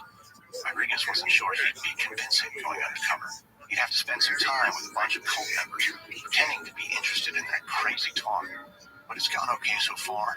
He feels like he's gaining their trust. Why else would Koresh invite him over to the gun range? Still, Rodriguez can't say he's thrilled to spend an afternoon firing assault rifles. He's the son of God. Rodriguez steps out of his truck, and he hears a steady volley of gunshots coming from just over the rise. He slings the AR-15 over his shoulder and makes his way towards the noise. Rodriguez heads to an open field where he spots Koresh holding a semi-automatic rifle. All at once, he feels his senses going on high alert. The religious leader turns and waves him over with a smile. But there's something eerie about it. Koresh wears that same expression when he invites Rodriguez to Bible studies. Rodriguez hopes Koresh will skip the Bible talk today. All he wants to hear about is something about an illegal gun, something he can actually use for Aguilera's case. Koresh fires his last rounds at a newly hung target. Then he invites Rodriguez to take a few shots. Rodriguez squints and takes aim. Tries to forget all his training and look like an amateur. Ever since he met Koresh, he's been playing dumb, asking questions about guns. He hopes Koresh will screw up and reveal something he shouldn't. Rodriguez feels Koresh watching him closely as he purposely sends a few rounds high off the target. Koresh pats him on the back, tells him he might want to consider using the scope on the top of the gun. Rodriguez tries to laugh, but he says he just bought the thing. He offers the rifle to Koresh and asks if Koresh wants to try it out and see what he thinks. Rodriguez is hopeful this will lead to something. There's nothing like swapping guns at a shooting range to get people bragging about their own firepower, the kind of illegal guns they're itching to use if they ever get the chance. Koresh grabs the weapon. Rodriguez watches as he sights in and nails the bullseye repeatedly. This guy is a serious marksman. Then Koresh pivots and aims at stones far off the prairie. 3 quick pops. He doesn't miss a single one. Koresh has a strange look in his eye when he hands the gun back to Rodriguez. This is a sniper rifle, Robert. Very dangerous weapon. You should be careful. Right then, Rodriguez has the terrifying feeling that Koresh sees right through him. He's sure he's imagining it, but still, he's got to get out of here before he cracks. He thanks Koresh, says he needs to get home. He's got to keep studying for class at the nearby technical school. He promises to come for Bible talk sometime this week. Koresh nods his head, and his eyes turn cold and steely. Sure thing, Robert, he says, his voice disturbingly cheerful. We look forward to having you back soon. 96 days of going to school and educating yourself actively and then 21 days possibly digesting what happened. It's late January 1993. Special Agent Davy Aguilera steps out of the biting wind and enters a cavernous airplane hangar. The hangar is northeast of Waco, and inside, government agents are clustered in various corners. They're murmuring among themselves and poring over aerial photos of the Branch Davidian compound. For the next few weeks, this will be ATF's command post for the action against Mount Carmel. Aguilera has spent the past 7 months putting together an affidavit that summarizes his investigation. He's nearly finished. Soon the ATF will present it to the federal judge so they can get warrants to search Mount Carmel and arrest David Koresh. Aguilera has documented the real threat posed by the Branch Davidians. They have everything they need to manufacture fully automatic weapons and to build explosive devices. By interviewing people like Mark Bro, they've established Koresh's extremist views. They can prove that he's getting ready for a showdown with authorities. Aguilera spots another special agent. who's here to help lead the action at Mount Carmel. The agent fills him in on some crucial backstory. Higher-ups at the ATF decided they shouldn't try to arrest David Koresh while he's away from Mount Carmel. There are just too many factors outside of their control. Koresh rarely seems to leave the compound, and his timing is unpredictable. Also, it's crucial that they execute both the arrest warrant and the search warrant at the same time, because if word gets back to Mount Carmel that Koresh has been arrested, the ATF will lose the element of surprise for the search. Aguilera understands the logic, but he still feels nervous. He can't stop thinking about Mark Groh's warning that there could be a catastrophe at Mount Carmel. Luckily, Aguilera found old evidence that should greatly help the ATF. The sheriff's department had evidence of a meth lab on the property, and a number of Davidians currently living at Mount Carmel have drug charges on their records. So with drugs now a factor, the ATF has a trick up its sleeve. It can now use military resources for any action at Mount Carmel. Aguilera asked the ATF special agent how the partnership with the military is coming along. The agent says he's not sure if they'll get the Bradley tanks they've requested, but it's fairly likely they'll get helicopters from the National Guard. And the U.S. Army Special Forces should be able to help train the ATF troops. Of course, the team will give Koresh a chance to submit to arrest. But if he and the Davidians won't back down, the ATF needs to be prepared for a fight. Then the agent gives Aguilera a stern look. He asks if Aguilera is sure the warrants from the judge will come through. They put a lot of time and resources into this mission. Now that the military is involved, everything has to come off without a hitch. The agent lowers his voice and steps towards Aguilera.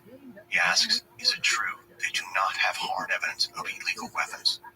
Aguilera swallows hard, but he stands his ground. Yes, that's technically true, he says, but all the necessary components for illegal weapons are on site at Mount Carmel. More importantly, there's no way a judge could ignore all the warning signs. Aguilera says they should have a warrant soon, probably within a couple weeks. The agent gives a curt nod. He says he's about to brief the team on the current plan for the mission. Aguilera can sit in.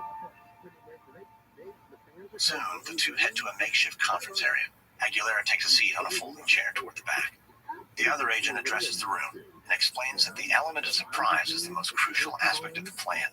It seems likely the Davidian men are going to be working on the foundation for a new building. That means they'll be distracted and away from their weapons. But that doesn't mean we can just roll up in a SWAT van, he says. Instead, they have a Trojan horse, two of them in fact, a pair of Texas cattle trailers covered with tarps. They're large enough to hide about 70 agents.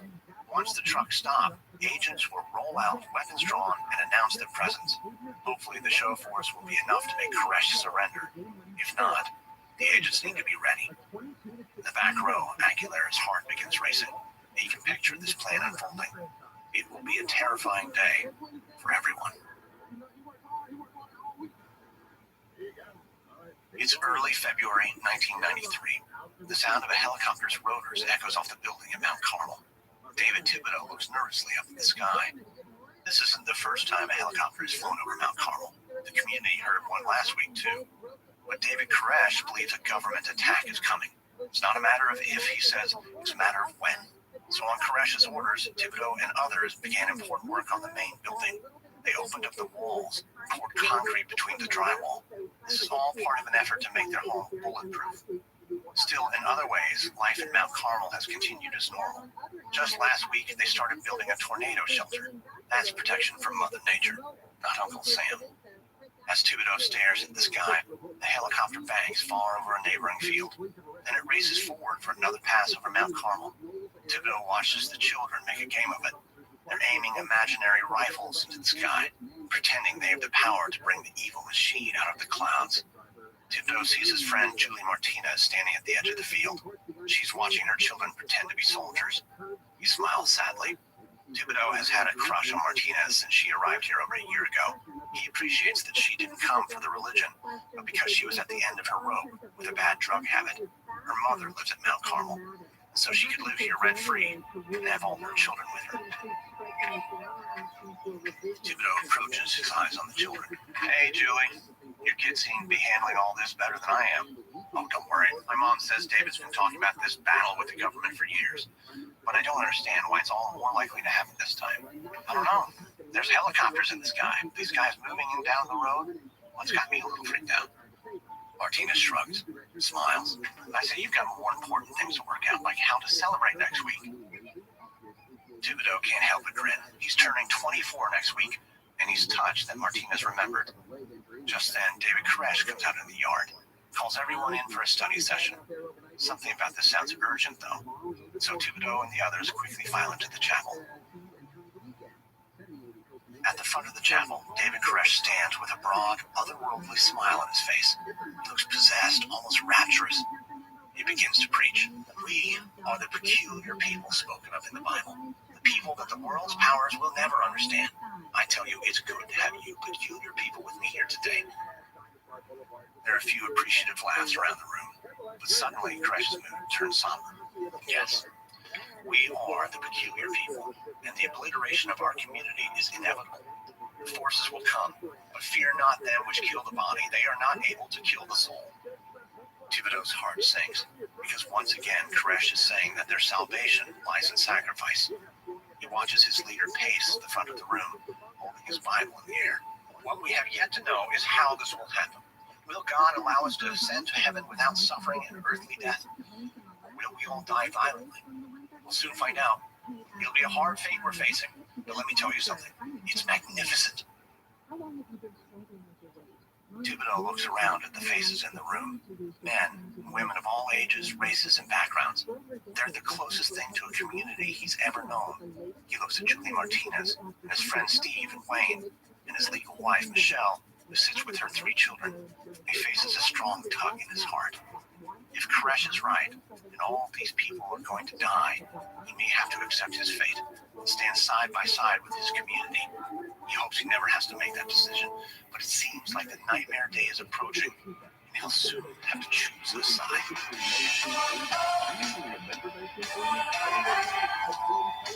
Next, on American Scandal, the ATF launches its fateful raid on Mount Carmel. Government forces face off against David Koresh and his followers. The outcome is nothing either side could have predicted.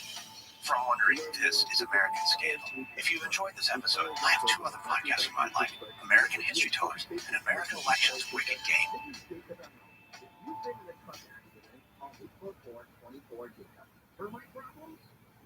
We use many sources in writing our shows. 2 that were especially helpful for this episode are Waco, The Survivor Story by David Thibodeau, and the CBS 48 Hours episode Secrets of Waco. Just a quick note about our scenes. In most cases, we can't know exactly what was said, but everything in our show is based on historical research. American Scandal is hosted, edited, and executive produced by me, Lindsey Graham, for Airship.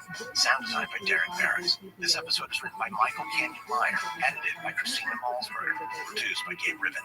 Executive producers are Stephanie Jens, Jenny Lauer-Beckman, and Hernan Lopez from Wondery. Hey, I'm Brooke. And I'm Marisha. And we're the hosts of Wondery's podcast, Even the Rich, where we bring you absolutely true and absolutely shocking stories about the most famous families and biggest celebrities the world has ever seen. Our newest series is all about the one and only Selena Quintanilla. The little girl with the big voice was a force of nature who took the world by storm. But even after her tragic passing, her legacy lives on. In our series, Viva Selena, we'll tell you how Selena Quintanilla's bright light was extinguished too soon, and why she'll always be the queen of Tejano music. Follow Even the Rich wherever you get your podcasts. You can listen ad-free on Amazon Music on the Wondery app. A listener note, this episode contains references to adult content and language, and contains material that some might find offensive.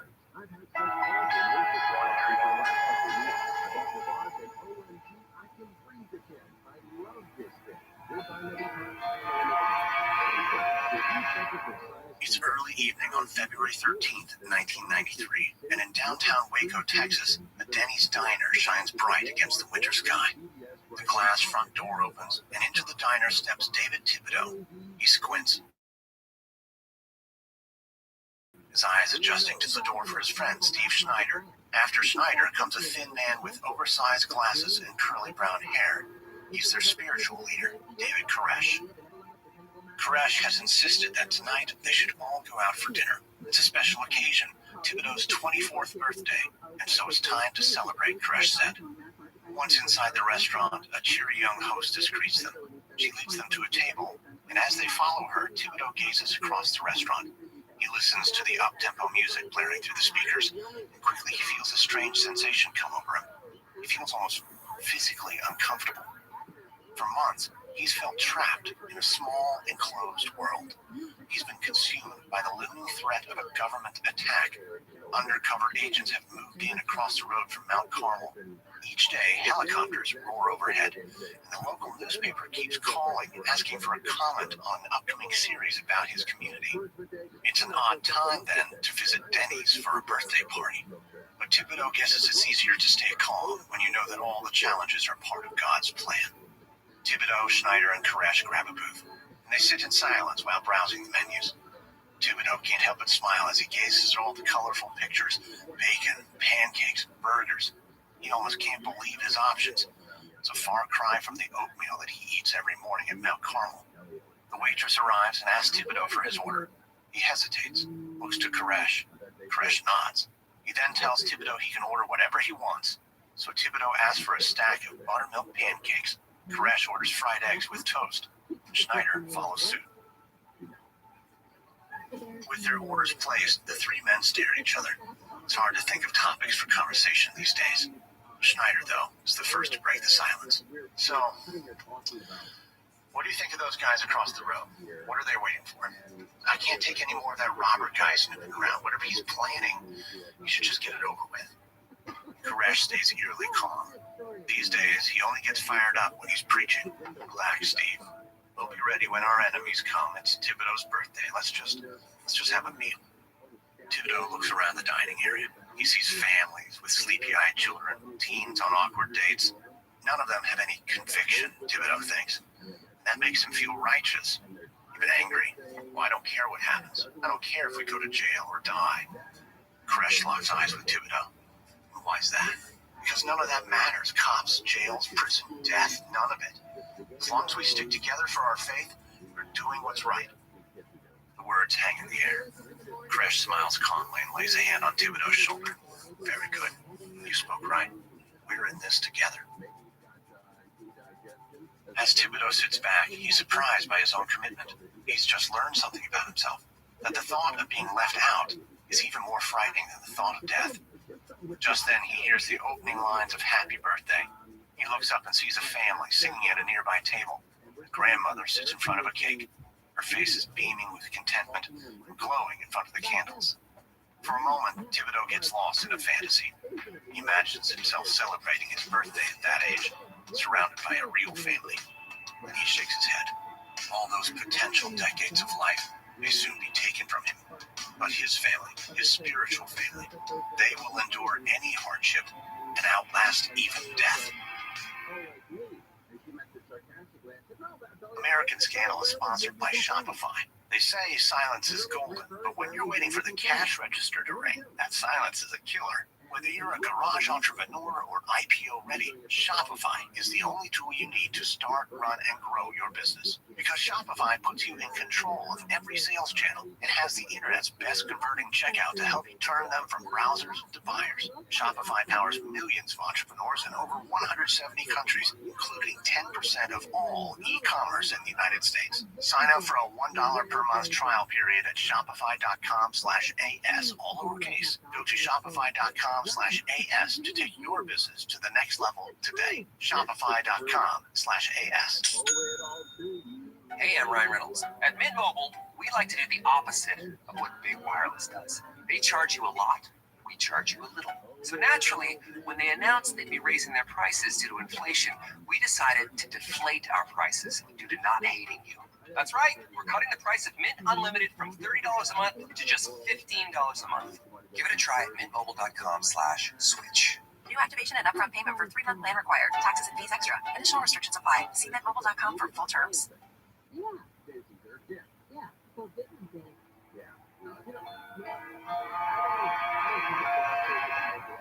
From Wondery, I'm Lindsey Graham, and this is American Scandal.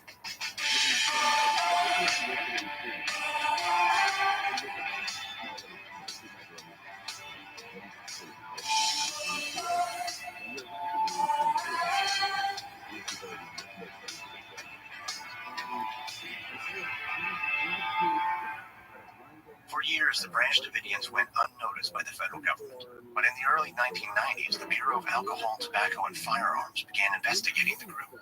The evidence was highly concerning. and suggested that David Koresh was amassing an arsenal of illegal explosives and guns. Koresh, it seemed, was preparing for Armageddon. The ATF started planning a raid in which they would seize the weapons stockpiled at Mount Carmel. They would also take David Koresh into custody, but such an attack would fulfill Koresh's long-held prophecy that he and his group were destined to face off against the government. This is episode 4, The Raid. It's February 27th, 1993. ATF Special Agent Bill Buford looks across a vast training area where a group of agents run yet another series of drills. The group is training today at Fort Hood, an Army base in Central Texas. They've been training here for 2 days straight, ever since the news came in. A judge reviewed Agent Davey Aguilera's affidavit and issued 2 warrants. One was for the search of Mount Carmel, the other for the arrest of David Koresh. The federal raid is now officially on. Today, Buford is wearing a black baseball cap and a black vest. He carries himself like the former Green Beret that he is. He's been with the ATF for years, and he's here now with a team from New Orleans, helping to lead the Waco operations. Buford knows that this will be a complicated and difficult mission. David Koresh's arsenal is formidable, to say the least. On the day of the raid, the ATF will have to surprise the community at Mount Carmel. That shouldn't be a problem. They have a solid plan in place. But Buford is still worried for his people's safety. Buford approaches a maroon and white pickup truck. He's impressed with what the Bureau has put together. It's kind of a Trojan horse. This, along with another pickup, will look right at home on any ranch in Texas. Each will tow a cattle trailer, covered by tarps and bungee cords. Except tomorrow, their cargo won't be cattle. Each trailer will contain 35 federal agents, armed and ready to go. Buford knows that once Koresh sees this show of force, he'd be a fool to try and resist it. Buford reviews the plan again in his mind. First, an advanced team of snipers will position themselves around the property. Then the cattle trailers will arrive. A squad of ATF agents will approach the compound door. They'll deliver the warrants and attempt to take Koresh into custody. Buford and the New Orleans team have a specific role. They're going to carry aluminum ladders and charge forward at Mount Carmel. They'll use the ladders to gain entry to a second-floor window. That window leads to David Koresh's bedroom. Buford's team will secure the room and a nearby gun room. Buford orders his team to run through the scenario again. They have less than 12 hours to go before the raid.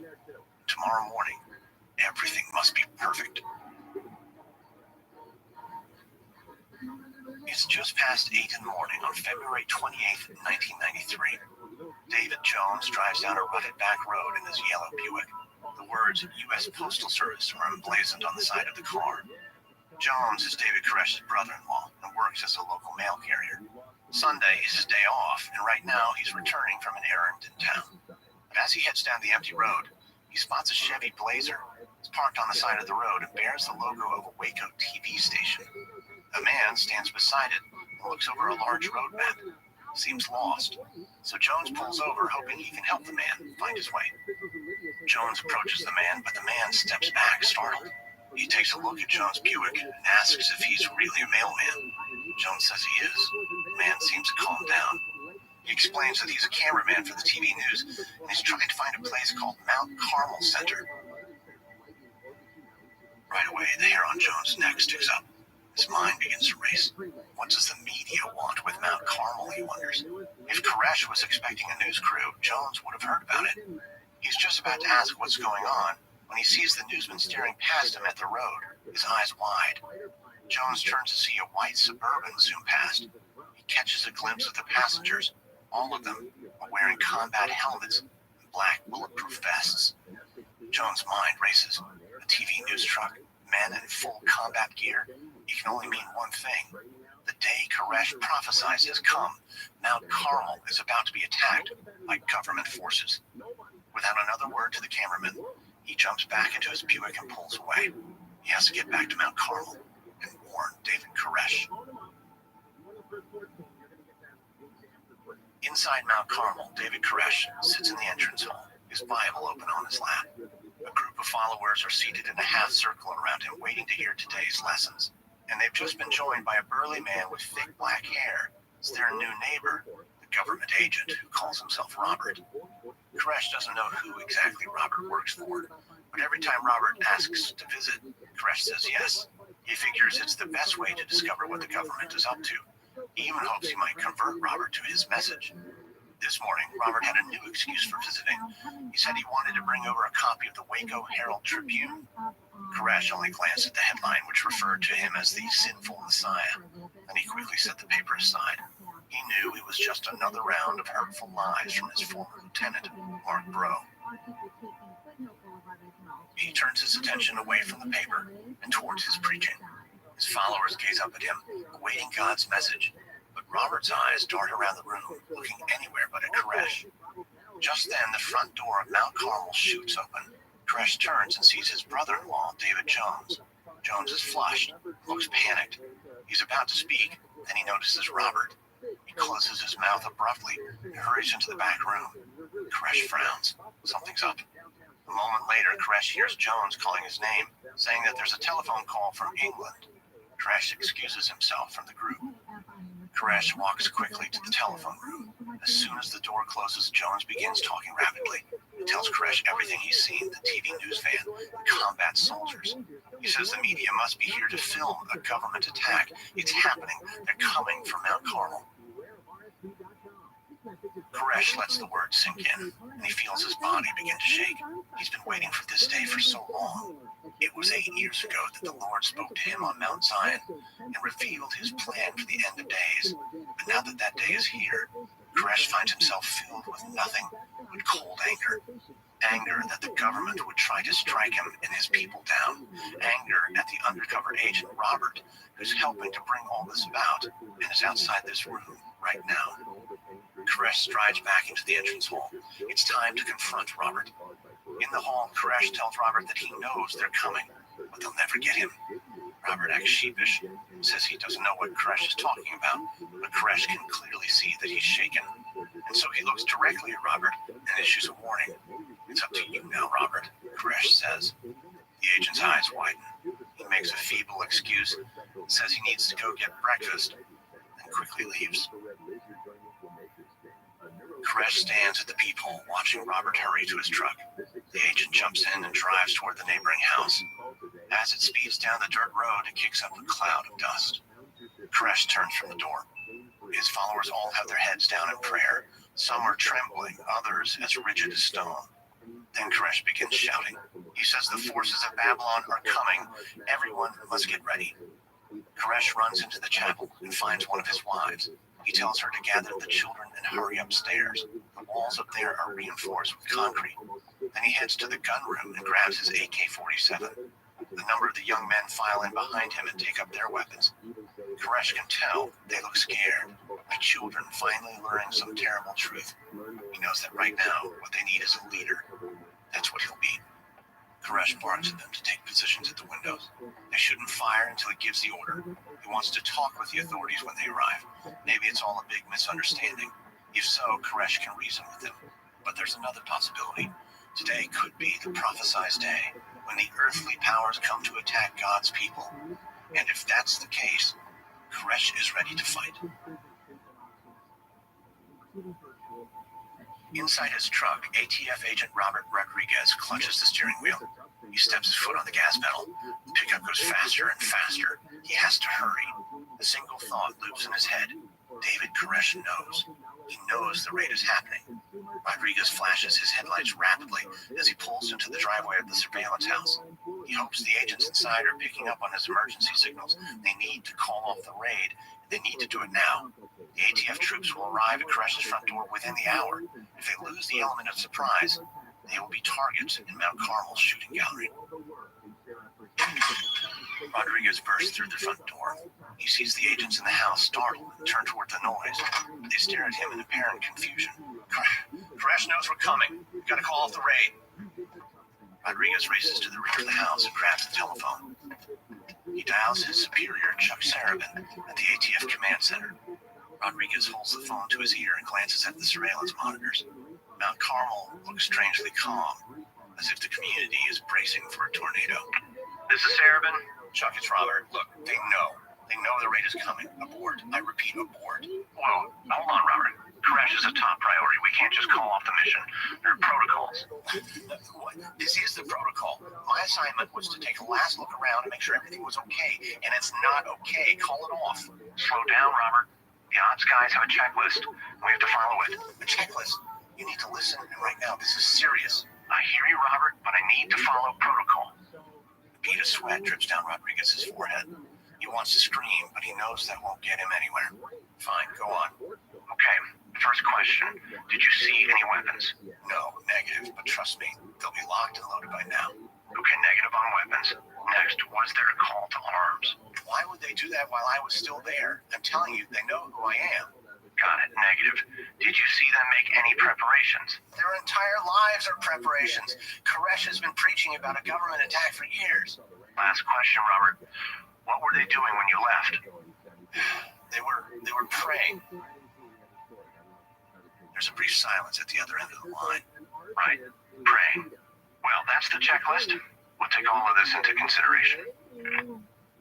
Rodriguez slams the phone back onto the receiver. He knows he needs to move fast. He runs back out to his truck, crouching low. The engine roars to life and he speeds away, kicking up dust as he races toward the ATF command center. The commanders will soon be boarding helicopters to get a bird's-eye view of the raid. Rodriguez knows exactly what will happen if he fails to stop them. He can see it as clear as day. David Koresh standing at a window with an assault rifle, waiting for the agents to step foot in his yard. Rodriguez arrives at the airport hangar, where the ATF has set up its command center. But as he pulls in, his stomach sinks. The tarmac is empty. He scans the horizon. He spots 3 National Guard helicopters, all flying away in tight formation toward Mount Carmel. The sound of the rotors grows more and more distant, till it fades to silence. Rodriguez slams his fist on the steering wheel. He's too late. Hey, I'm Brooke. And I'm Marisha. And we're the hosts of Wondery's podcast, Even the Rich, where we bring you absolutely true and absolutely shocking stories about the most famous families and biggest celebrities the world has ever seen. Our newest series is all about the one and only Selena Quintanilla. The little girl with the big voice was a force of nature who took the world by storm. But even after her tragic passing, her legacy lives on. In our series, Viva Selena, we'll tell you how Selena Quintanilla's bright light was extinguished too soon, and why she'll always be the queen of Tejano music. Follow Even the Rich wherever you get your podcasts. You can listen ad-free on Amazon Music on the Wondery app. This is History is back for our 3rd season to tell you the story of England's most diabolical ruler, Bad King John. Join me, Dan Jones, to find out what happens when a king turns his back on morality, the law, and even God. From Sony Music Entertainment, this is History, a dynasty to die for. Listen and follow on Apple Podcasts, Spotify, Amazon Music, Stitcher, or wherever you get your podcasts. So we dispatched additional resources to do that, a total of 6 rubbish fires. It's February 28th, 1993, and at 9:45 a.m., a black helicopter swoops down over Mount Carmel. Inside the helicopter, Davey Aguilera adjusts his headset, peers down from a rear window. The pilot is flying low enough that Aguilera can now see the grass is whipping beneath them. His heart pounds fast and his palms are sweaty. The helicopter then shoots over the gray roof of the property and banks around. At the same time, Aguilera sees 2 cattle trailers screech to a halt in the front yard. ATF agents stream out of the trailers and charge at the front door with their guns drawn. Aguilera wishes he could get a closer view. This is the moment he's been working towards for 9 long months. He built the legal case for this raid. He secured the warrant. And now, in a matter of minutes, he'll get to see David Koresh taken into custody. Looking down, he catches a glimpse of 2 figures at Mount Carmel's open door. Neither appears to be armed.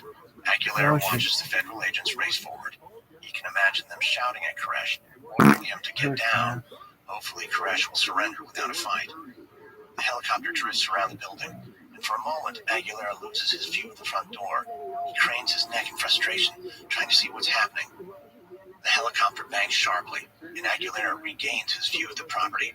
But now, Mount Carmel's double doors are closed, and ATF troops are firing into it.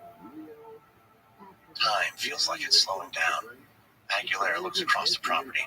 Agents are sprawled out on the ground. They look injured. Aguilera feels woozy.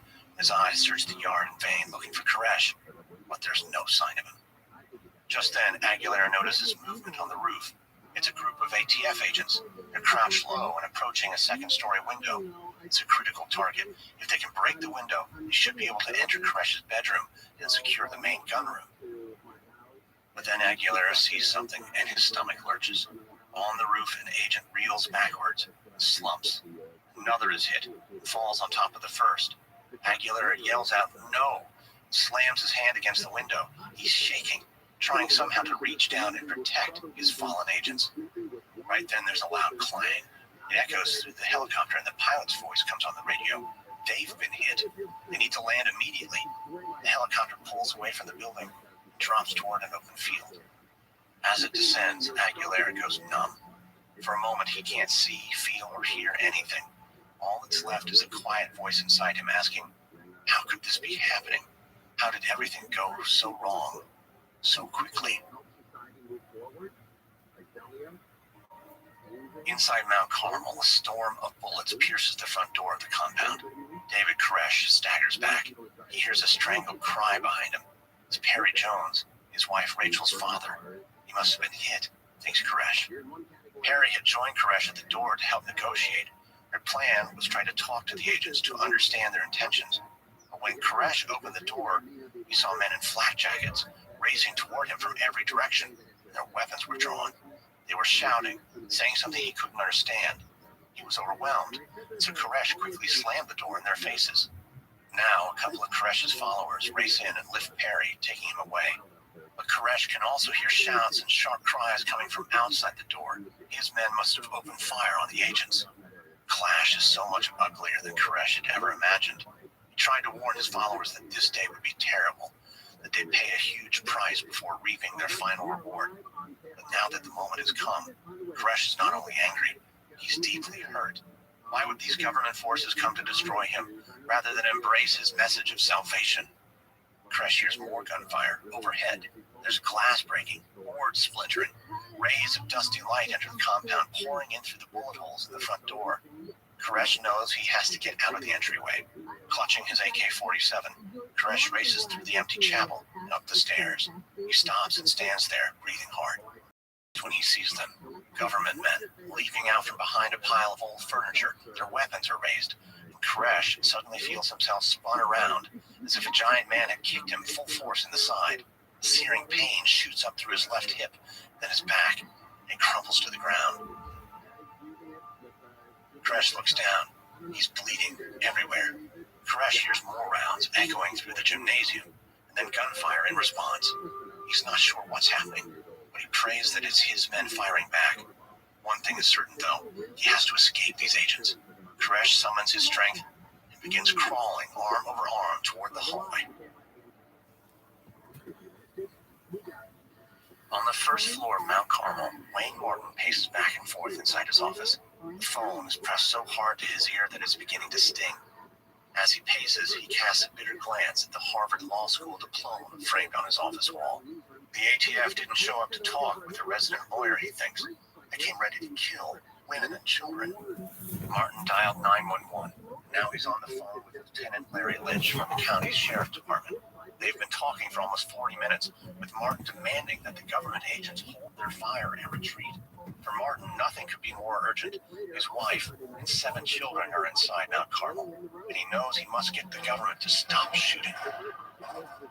Deputy, what's taking so long? Why can't you get the ATF on the line? I'm sorry, Wayne. I told you I'm trying. I set up communications with the agents this morning, but they're not responding. We'll figure it out already. We want a ceasefire. Wayne, just stand by, okay? No one's responding to the damn radio. Martin suddenly feels exhausted. He crawls under the heavy wooden desk, trying to protect himself from gunfire. Just then, Deputy Lynch's voice breaks in. Wayne, you still there? I got them on the line. They're talking about a ceasefire now, so stand by. Tell them that if they don't back off, we're going to fight to the last man.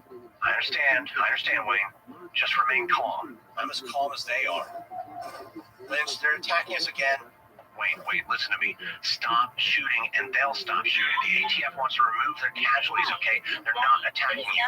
Yes, they are. Do not call me a liar. They're shooting. I'm not saying you're a liar. Just hang on. We'll get the ceasefire. As Martin waits with the phone to his ear, he's filled with sorrow. For years, Koresh prophesied that the government attack could go one of two ways. If they were all pure enough of spirit, then God would simply bring them to heaven once the battle started. They would be protected from the bullets, and they wouldn't suffer an earthly death. But now it's clear to Martin that he and the other followers have failed Koresh. They weren't pure enough, disciplined enough to ascend straight to heaven. Now it seems that their fate is to suffer, both him and his family. But Martin has one final hope. If they can stay true to Koresh in these last days, they might still find salvation. Hopefully, they can withstand this final test. Inside the Mount Carmel gymnasium, shots continue to ring out, one after the other. David Koresh summons the last of his strength, crawls to a hallway. He's safe for now, but the pain in his hip is dizzying. It strikes him that he's dying, but he feels a wave of peace wash over him. He'll die after doing battle with government forces, just as he predicted. Soon he will breathe his last breath and ascend to God's kingdom. But first, he has a phone call to make. Koresh manages to get his cell phone out of his pocket and calls his mother. His breath is labored as he waits through the first ring and the next. Finally, he hears a click. It's the answering machine. And so with his strength failing, Koresh leaves a message for his mother. "Hello, Mama," he says. "It's your boy. They shot me. I'm dying, all right? But I'll be back real soon, okay? Sorry that you didn't learn the 7 seals of the revelation that I tried to teach you, but I'll be merciful at the last judgment, okay? I'll see you in the skies." After that, Koresh hangs up the receiver. There is still gunfire all around. And Koresh takes a breath, waiting for the final moment, but knowing it's only the beginning of eternity.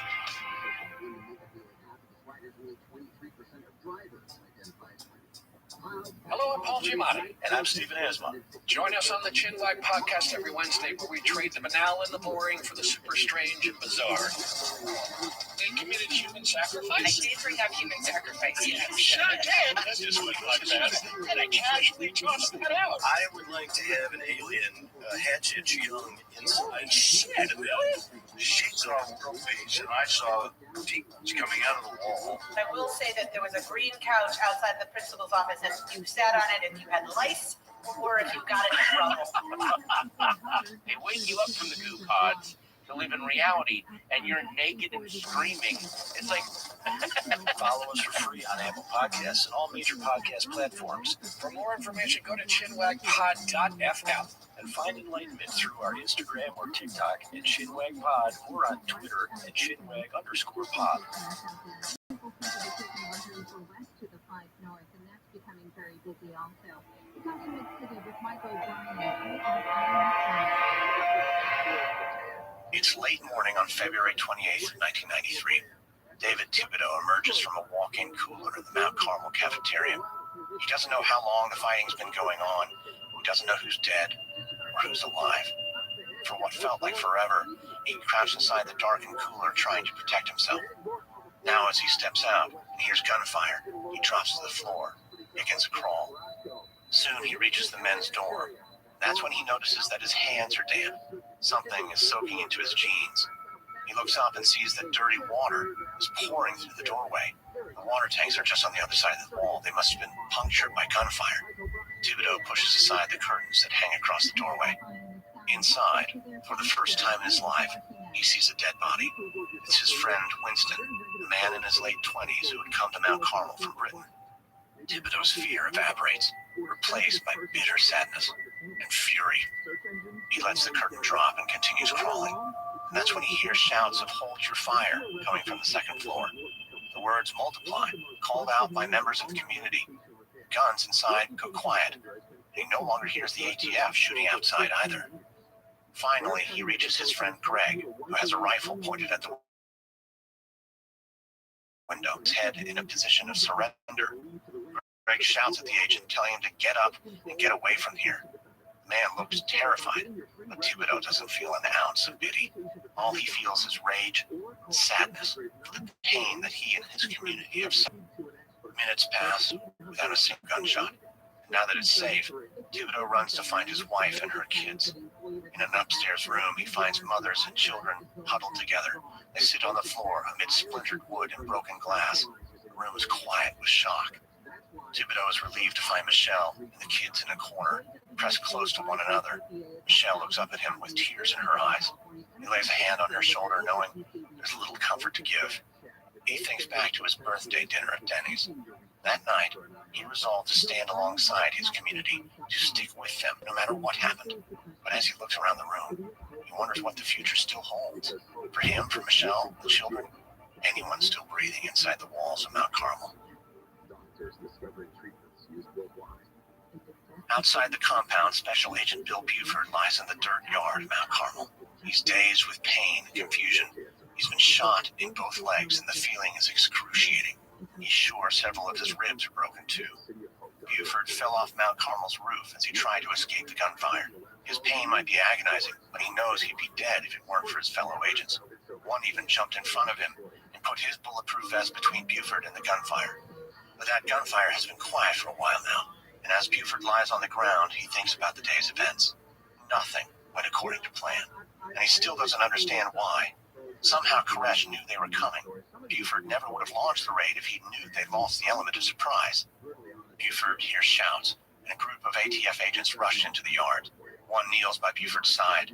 He says they need to get Buford loaded onto the hood of a truck. That way they can drive him out of here. There are no stretchers, and that's yet another thing that didn't go as planned. The ATF didn't even have a plan to extract wounded. Why would they? Buford thinks. The day's bloodshed is totally unprecedented in the history of the Bureau. Buford asks about the other members of his New Orleans team. An agent says that, in total, 4 have died. At least 20 others are wounded and still in the field. Buford goes dizzy, his breath labored. He can barely understand what he's hearing. The agent looks down at him and says that Koresh, the man they came for, is still inside Mount Carmel. Rumors are that he's been shot, but if he survives, there could be a long standoff ahead. Buford groans with pain as he's lifted onto the hood of a truck. The agents wrap him tightly in a blanket and cradle his neck as the truck inches forward. And out of the corner of his eye, Buford sees a news photographer snap a picture. The truck slowly makes its way to the main road. It's the same road he entered this morning. It was a different time then, when he was certain this mission would go off without a hitch. Inside the compound at Mount Carmel, David Koresh sits in a hallway. His back is propped against the wall, and he looks out the far window. The sun is high in the sky. It's hard to believe there's so much daylight left, with all that's happened already. There's a terrible pain in his hip, and the wound is seeping blood. He notices his wrist is hurt as well. It doesn't hurt terribly, but he can't feel his thumb. One of the nurses at Mount Carmel put a bandage over the wound on his backside. It was too painful for him to move, so she propped him up here using blankets and pillows and his Bible. Koresh told her he didn't want anything for the pain. He's in God's hands now. Koresh hears footsteps and looks up to see Steve Schneider approaching. He stands over Koresh with a look of panic on his face. David, gathered everything you asked. We did a head count. There are 5 dead. Koresh feels weak and slow and waves him over gently. Sit down, Steve. Schneider lowers himself against the opposite wall. Sorry, David, it's hard to sit still. Everyone wants to know what's happened. And I don't know what to tell them. You can't leave us yet. Tell me who died, Steve. Schneider hesitates, and then lists the dead. Koresh weakly nods his head. David, what are we going to do? I don't know yet. I don't even know why they came to arrest me. Wayne says it's a sealed indictment. They don't have to tell you why they're arresting you until you're in custody. That didn't make any sense, but it doesn't matter now. Steve, we've killed federal agents. What choice did we have? Didn't you see all of them? Yeah, but this can mean only one thing. Koresh picks up his well-thumbed copy of the Bible, sitting open to the page he's been reading repeatedly. He knows these words by heart, but it's still incredible to see them in this moment. Here he is, living the very story that he predicted. What is it, David? Koresh hands the Bible to Schneider. It's open to the book of Revelation. Steve, We're now living through the fifth seal. I saw under the altar the souls of them that were slain for the word of God. It's all here. The time's at hand. The final confrontation between good and evil. Yes, of course, but what happens now? I'm going home to my father. We don't know if there will be another attack, but I do know that the world is going to pay attention after today. If all of us remain strong and united, we can spread our message of salvation. Schneider starts to ask another question, but Koresh has already closed his eyes in exhaustion. After a moment, he hears Schneider's voice saying he'll return soon. Koresh leans back his head, and he remembers his conversations with God, their talks going all the way back to childhood. He's done everything the Lord has asked of him. He's built a righteous army. He's born righteous children. Now the world will hear his message. Pain is agonizing, though, and Koresh can feel his life drifting away. But he smiles, feeling peaceful and at ease, because David Koresh knows what has happened is all part of God's plan. From Wondering, this is episode 4 of 7 of Waco for American Scandal.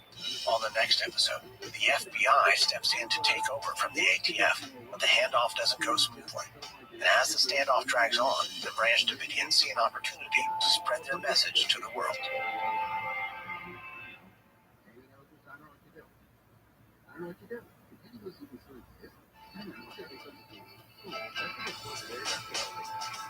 If you'd like to learn more about Waco, check out the reporting by Reuters and the Washington Post. This episode contains reenactments and dramatized details, and while in most cases we can't know exactly what was said, all our dramatizations are based on historical research.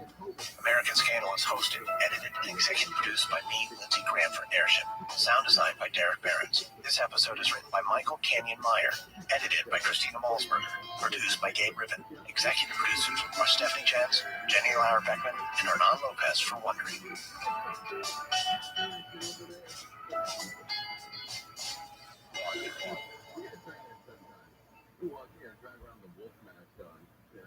Trying to get home to stream that highly anticipated series finale? Well, it may take longer with T-Mobile 5G home internet. You could be stuck with slower speeds during the busiest hours because you share your network with cell phone users. Why deal with that? Switch to Cox Internet with 2 times faster download speeds than T-Mobile 5G home internet during peak hours. Plus, Cox offers free panoramic Wi-Fi equipment and a 30-day money-back guarantee. Why not switch? Visit Cox.com/5G home for details. T-Mobile prioritizes certain T-Mobile phone users over home internet users during times of congestion.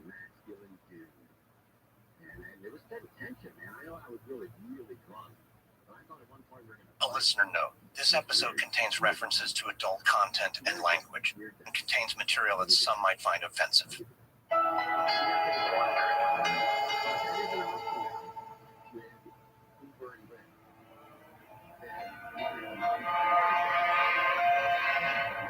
It's 10 p.m. on February 28th, 1993. At a small airstrip outside Waco, Texas, a prop plane comes in for a landing. On board the plane, Gary Nessner leans back in his seat. He feels relieved, because finally his long day of travel has come to an end. Nessner is an FBI hostage negotiator, and earlier today, while he was at home in Virginia, he got a call from the Bureau. He learned that a disastrous raid had just taken place in Texas, one that had turned into a bloody shootout. Federal forces had gone head-to-head with a religious group called the Branch Davidians, and in the end, 4 agents were left dead, with nearly 30 wounded. As the plane touches down, Nessner files away a stack of folders and snaps his briefcase shut. He spent the entire flight reading up on the incident, and is quickly becoming an expert on the Davidian leader, a man named David Koresh. Koresh and more than 100 of his followers are still holed up in the compound. They're heavily armed, and 6 of their members were killed in the shootout. Ending this standoff is now a top priority for President Clinton's Justice Department. And now that Nessner is finally on the ground, it's time to get to work. Nessner steps out of the plane and into the cold February night. He's in his early 40s with a round face and hazel eyes. He's been with the FBI for about 20 years, and as a hostage negotiator, he has a reputation for diffusing volatile situations. But from what he's read, talking down David Koresh will be no easy task. A young man in an FBI windbreaker greets Nessner. The two of them head from the tarmac and into a large building near the runway. Inside, technicians are rushing about. They're installing computer stations and setting up phone lines. A bank of monitors plays the ongoing national news coverage. Nessner is shown into a small office where a hulking man with a mustache hunches over a table. Man greets Nessner with a firm handshake. Jeff Jamar, special agent in charge. Gary Nessner, sir, chief negotiator. Well, Nessner, we got quite a mess. It'll be the FBI's to clean up. We're just waiting for official word from Washington, and then we're taking over. I'm sure the ATF is thrilled with that. Nessner grins at Jamar because he knows the Bureau of Alcohol, Tobacco, and Firearms is not happy to lose control of the operation. They're furious. They want to finish what they started, but I have word from the acting Attorney General. The case will be hours before the end of the day. Sir, I'd like to make contact with Koresh immediately if I can. He's angry at the ATF. Let's use that to our advantage. Make the ATF the bad cop. We'll play good cop. Of course, that'll mean we have to limit any show of force. Jamar cuts him off. Nessner, federal agents have been killed in cold blood. We'll do whatever it takes to end this, and that includes using force if necessary. I appreciate that, sir, but my top priority is a peaceful surrender. Apparently, Koresh has been talking about this battle for years, so if we go on the offensive, we'll lose our last chance to get his followers to surrender. They'll think he was right all along. Jamar shoots Nessner a cold look. My job is to bring David Koresh to justice. You understand that? Nessner swallows his frustration and nods. It's clear he'll need to secure a surrender quickly. The longer Koresh holds out, the more eager Jamar and his team will be to rush in after him. And at that point, a man like Koresh could be capable of anything. An attack on the agents or a mass suicide. More than anything, Nessner wants to prevent any more bloodshed. The ATF already made deadly mistakes in Waco. The FBI can't afford to do the same. Lives are at stake, both inside and outside Mount Carmel. And this time, the whole world is watching. American Scandal is sponsored by Dell Technologies. Now, your ideas don't have to wait. Now, they have everything they need to come to life. Dell Technologies and Intel are creating technology that loves ideas, loves expanding your business, evolving your passions. Dell pushes what technology can do so great ideas can happen right now. Find out how to bring your ideas to life at Dell.com/welcome-to-now. That's Dell.com/welcome-to-now. American Scandal is sponsored by Shopify. They say silence is golden, but when you're waiting for the cash register to ring, that silence is a killer. Whether you're a garage entrepreneur or IPO ready, Shopify is the only tool you need to start, run, and grow your business. Because Shopify puts you in control of every sales channel and has the internet's best converting checkout to help you turn them from browsers to buyers. Shopify powers millions of entrepreneurs in over 170 countries, including 10% of all e-commerce in the United States. Sign up for a $1 per month trial period at shopify.com/AS, all lowercase. Go to shopify.com/AS to take your business to the next level today. Shopify.com/AS.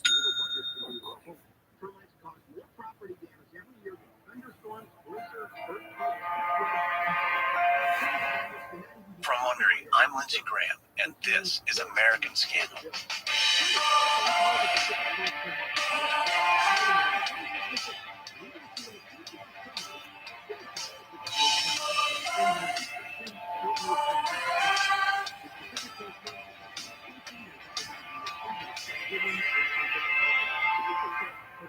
On February 28, 1993, the ATF launched a raid on Mount Carmel, despite being warned that they'd lost the crucial element of surprise. David Koresh and his followers were ready for the attack. The result was the longest firefight in the history of American law enforcement. By the end of the day, 4 ATF agents and 6 Davidians were dead. With the killing of federal agents, the FBI took the leading role in ending the standoff. Their goal was to bring David Koresh into custody. At the same time, the Bureau wanted to ensure the safety of those inside Mount Carmel, including more than 40 children. But the FBI would have to contend with David Koresh and the decisions that Koresh would make for his followers. This is episode 5, Broken Promises. It's before dawn on March 1st, 1993, day 2 of the standoff at Mount Carmel. Even at this early hour, the FBI command post on the outskirts of Waco is humming with activity, quiet conversations, hurried footsteps, and clacking keyboards. At a small conference table, Gary Nessner rubs his eyes, which burn with exhaustion. Nessner hasn't slept since he arrived in Texas. He hadn't had the time. He's already been on the phone with Koresh and expressed his wish for a peaceful end to the standoff. Koresh spent most of the conversation talking about his anger at the ATF. Now at the command post, Nessner is reading materials and looking for clues, anything that might help the FBI better understand Koresh's psychology. Because if they can understand David Koresh, they'll be in a better position to bring the standoff to a close. Nessner hears footsteps and looks up to find a tall man in his mid-40s. The man introduces himself as Byron Sage, and he's from the FBI office in Austin. Sage fills in Nessner as quickly as possible. He explains that he spent hours on the phone with Koresh, helping negotiate the ceasefire. He also secured the release of 4 children from Mount Carmel. Nessner grabs a pen, starts jotting down notes. He asks exactly how Sage pulled it off. Sage takes a seat and continues. He says the main thing Koresh seems to want is access to the media. Koresh is intent on spreading his biblical message. He only released the first 4 children after the FBI promised to have a local radio station broadcast a verse of scripture. Nessner taps his pen as he considers a plan. Then he looks back at Sage. They should keep pursuing this angle, he says. It could lead to a full surrender. And then Nessner makes an offer. He wants Sage to lead a team of negotiators. It'll be tough negotiating with someone like David Koresh, but together their teams can find a peaceful solution. Nessner yawns and rubs his eyes. Sage grins. He tells Nessner to find himself a place to lay down and take a nap, but Nessner brushes him off. I'll sleep when this is all over, he says.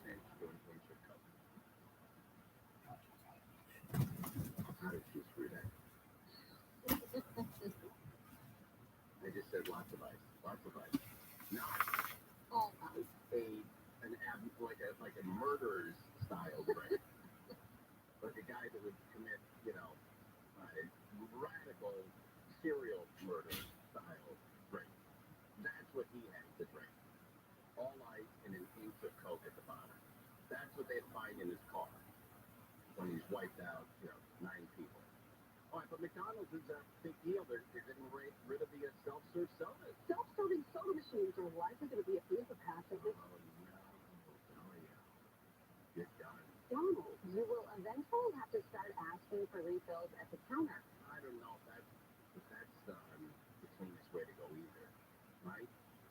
If everybody has their own glass, their own cup, and then you got he's handling it, you're handling it, your mouth's on it, it goes under the spigot.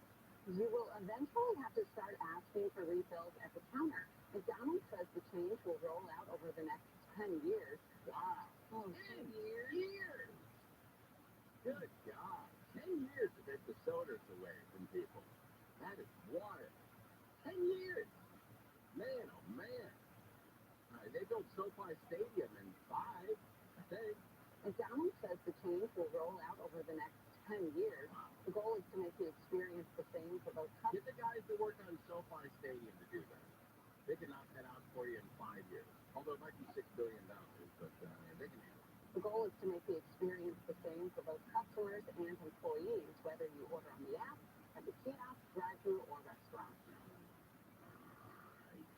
The kiosk ordering still needs improvement. Takes longer, and it's complicated.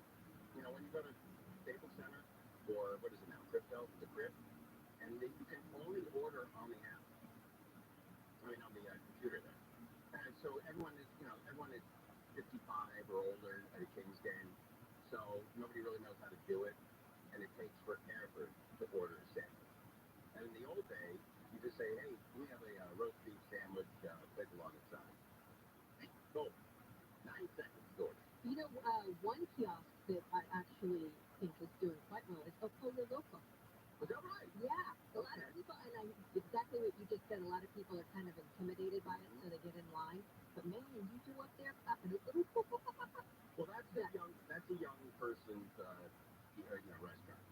But the Kings game, 45 to 65-year-old chefs, and they weren't born and raised using those computers.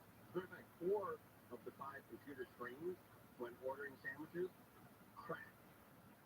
And I understand that because I almost cracked one myself. How do you crack this? Well, you try to order, it doesn't work. You try to order, it doesn't work. You You put your credit card in, that doesn't work, and then the fist comes out, and it gets what? Just a quick, and sometimes it breaks. They're very intuitive. It walks you through the process. But why don't they just do it themselves? I will say the Wendy's one, I tried the Wendy's one. I ordered the nuggets, the chili, and fries. Quick. Very quick. Paid, and my name went up there while people are still waiting in line. That's what happens at before you look. Yeah, I got around the line because I used the chaos. Yeah. That's great. What's your favorite fast food place, though? You've never told me. I love food. Is that fast food? Yeah. Sure. Yeah. I don't know. The one near me is a Mater D, and there's cloth, table cloth. Wow. Yeah. That's a fancy one. That's a fancy. I don't know what you're doing in Irvine. In-N-Out. In-N-Out's great. By far, In-N-Out. I like that company. Okay.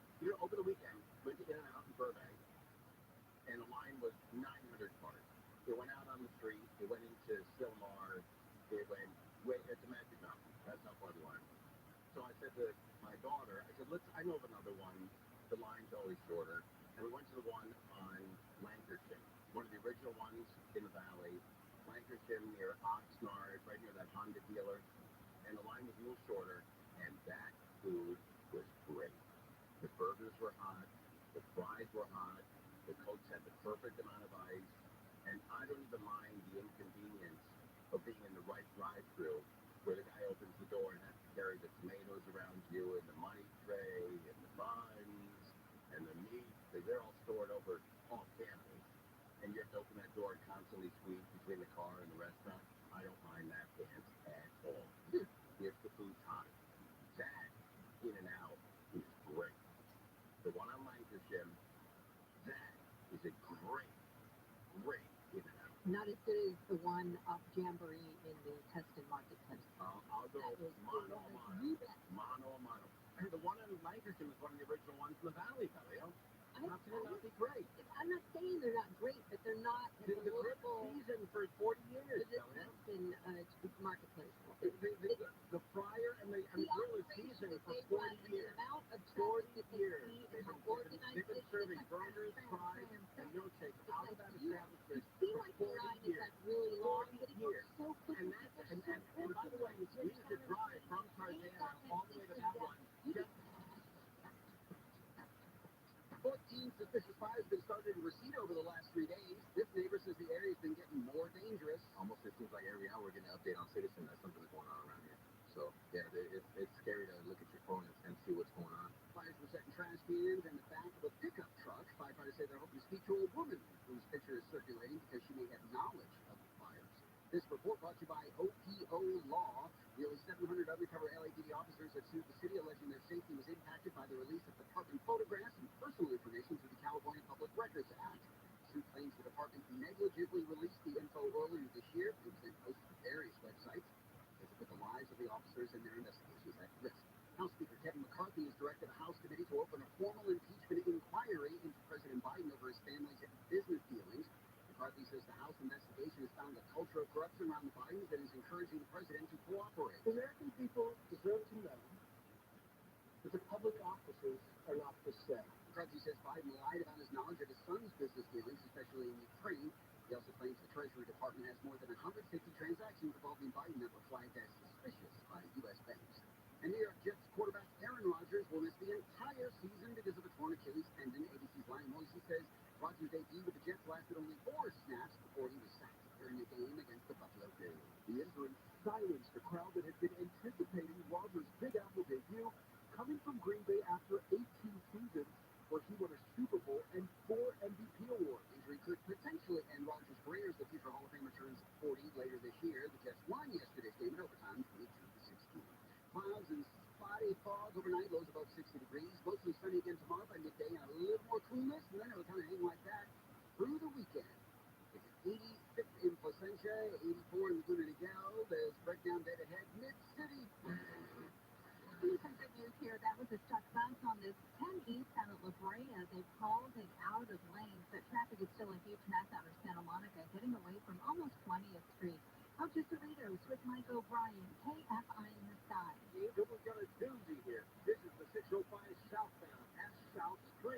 overturned vehicle is on his roof right now. The car pulls the left lane or block.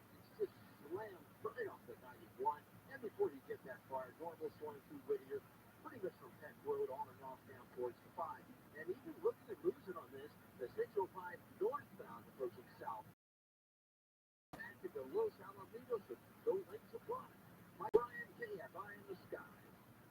KFI in the sky helps get you there faster. I'm Angel Martinez. The countdown is on to our 2023 iHeartRadio Music Festival, the most massive live music event of the year. Friday and Saturday, September 22nd, 23rd at T-Mobile Arena in Las Vegas. Streaming live, only on Hulu. Introducing Audible's new original series, Breakthrough, the first of its kind audio-only singing competition featuring celebrity judges Kelly Rowland and Sarah Bareilles. With host Deep Diggs. Hear who has what it takes. Listen on Audible or wherever you get your podcasts. Is your car still under warranty? No, not anymore.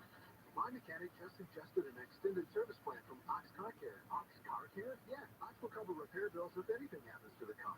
New brakes, transmission, AC, or engine problems. Plus, Ox Car Care offers free oil changes, tire rotation, and roadside assistance.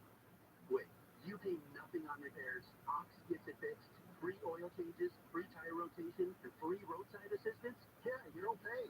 Ox pays. Ox even has a 30-day money-back guarantee and is A+ rated on the BBB. They handle their claims from start to finish, unlike those other warranty companies.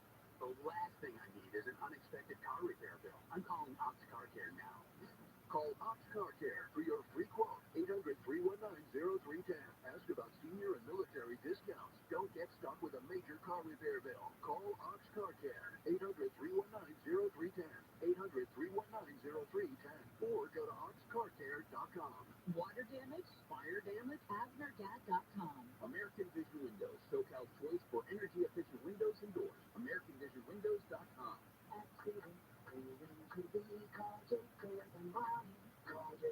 Not an exaggeration, QC Kinetics can change your outlook on life.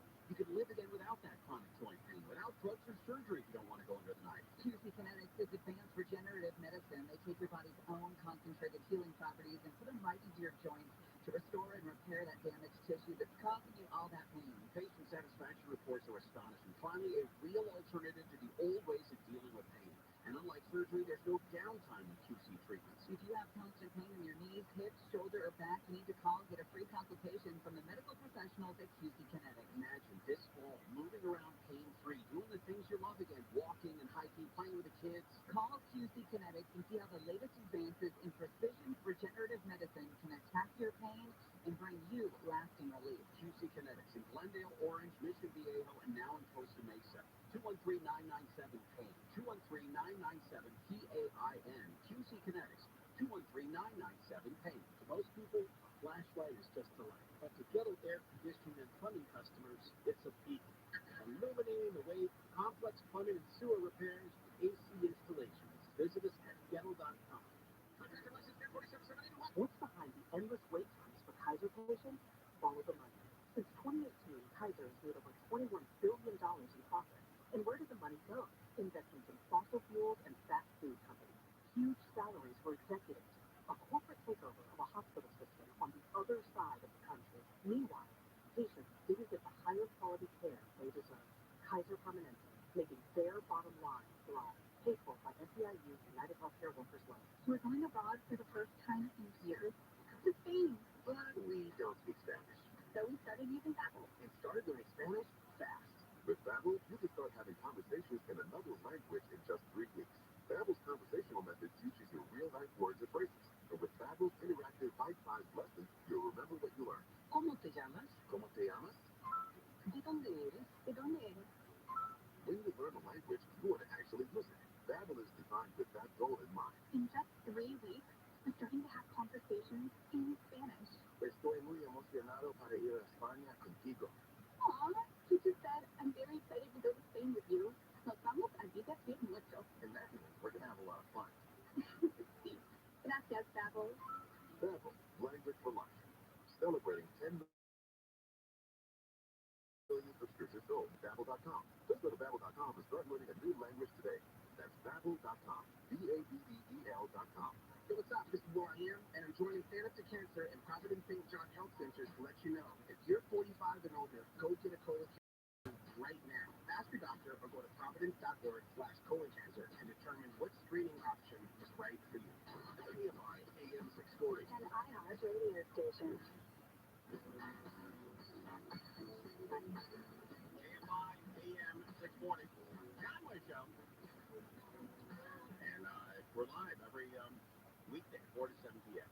For people just getting to this country, it's the station that people listen to.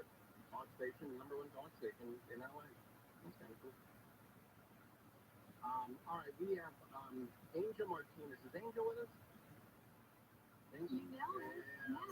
Angel and I always text back and forth about crazy weather stuff, you know, when people start blaming everything on global warming. We just sort of think, well, maybe not, right? Maybe not. But how about this? Porque era na Lamacha, sabe, Kakoni,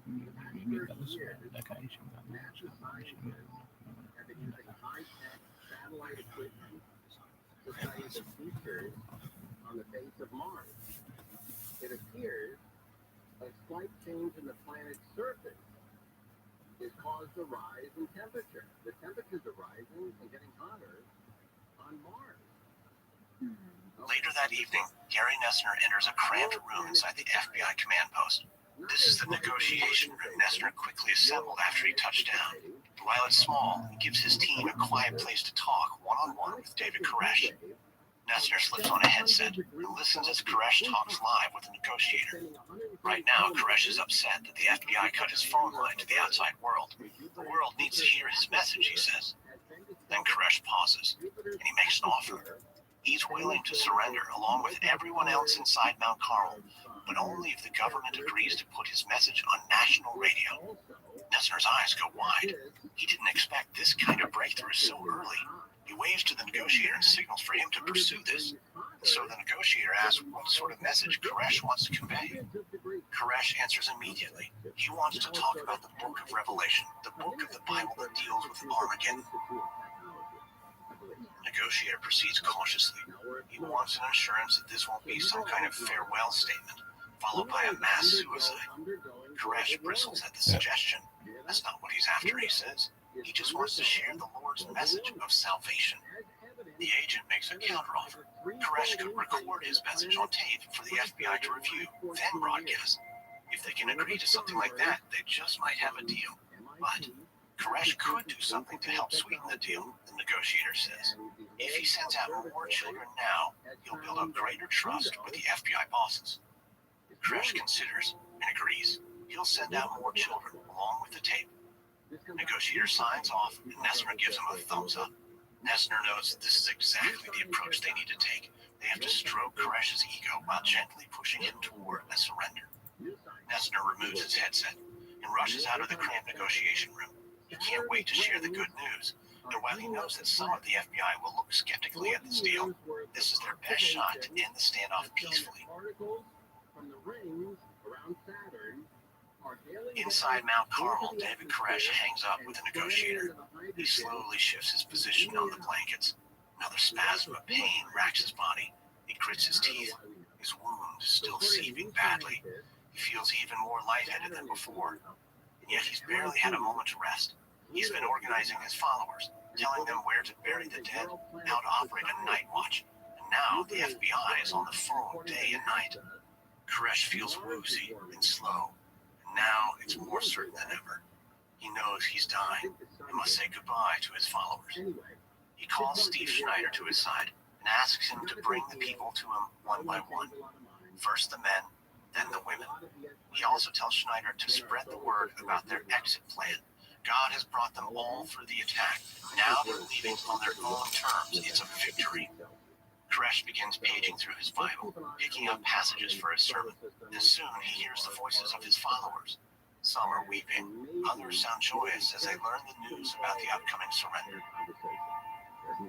Soon the male followers begin to file past Koresh. He smiles weakly as he gazes at his flock. The followers he's grown to know and love: David Thibodeau, Wayne Martin, Steve Schneider. Soon the women are at his side. Koresh's wives come first. Rachel, bending low to kiss him. Michelle, smiling through tears. Sheila Martin reaches Koresh, and he says that before the full surrender, Sheila will need to send out her 3 youngest children. Sheila looks at him fearfully, lowers her eyes, nods her head. Early the next morning, at 3 a.m., Sheila Martin stands with her family in the entry hall of Mount Carmel. Everyone in the compound has gone to sleep. Sheila glances at the front door, which is riddled with bullet holes. Her breath grows labored, and she turns to her husband, Wayne. Sheila is terrified to hand their children over. Wayne has assured her that Koresh is making the right decision. It's hard for her to believe, but she trusts Wayne, and she knows Koresh is trying to protect the women and children in Mount Carmel. Sheila looks down at her 10-year-old son, Jamie. The plan is to bring him out first. Jamie sits in his wheelchair, waiting. He was crippled and blinded by meningitis when he was an infant. Sheila's heart breaks at how much suffering he's already endured. Yet now he looks peaceful and calm. Jamie's brothers and sisters kiss him on the forehead and say goodbye. He turns and smiles at them. Sheila then takes a deep breath and scoops up Jamie's frail body. She carries him through the doorway, and Wayne follows behind her, pushing the wheelchair. Sheila walks slowly toward the armored car where the FBI men are waiting. She sings softly to Jamie. He's always been calmed by music, and she tries to keep her voice from breaking. When she reaches the vehicle, an agent stretches out his arms, takes her son away with surprising gentleness. Wayne sternly reminds the man that they'll be expecting updates on Jamie's safety. The agent assures him they'll take good care of the boy. Sheila chokes back a sob. These strangers will be Jamie's new reality, and she'll have to do the same terrible exchange with her 6-year-old son and 4-year-old daughter. They'll go out together, along with a tape of Koresh's sermon to the world. Sheila prays the surrender will come quickly, that she'll see her children again soon. Koresh has spoken often of the sacrifices necessary for salvation, but she had never imagined that giving up her children would be one of them. Just sort of perspective shifting to hear about this, and even it's 2:30 p.m. on March 2nd, day 3 of the standoff. In a hallway in Mount Carmel, Steve Schneider sits near David Koresh. A small radio is positioned between them. The two listen to the last words of Koresh's sermon, which is playing on the Christian Broadcasting Network's radio station. Schneider breathes a sigh of relief. The world has heard David's message. The FBI has fulfilled their end of the deal. Now all that's left is for Koresh and his followers to surrender. Soon, they'll march out in front of the news cameras, ready to share whatever fate God sees fit. Schneider looks over at Koresh. The prophet is staring into space, his eyes glassy and distant. Schneider tells Koresh he's going to make sure the people are ready, and receives a slight nod in response. Schneider hurries to the women's door, looking for Judy. She was shot in the hand during the raid, and he's eager to get her to a hospital. He finds his former wife sitting on the bed, holding a 2-year-old girl. Judy had this blonde-haired girl with David Koresh. When Schneider first heard that Judy was pregnant, he could have killed Koresh.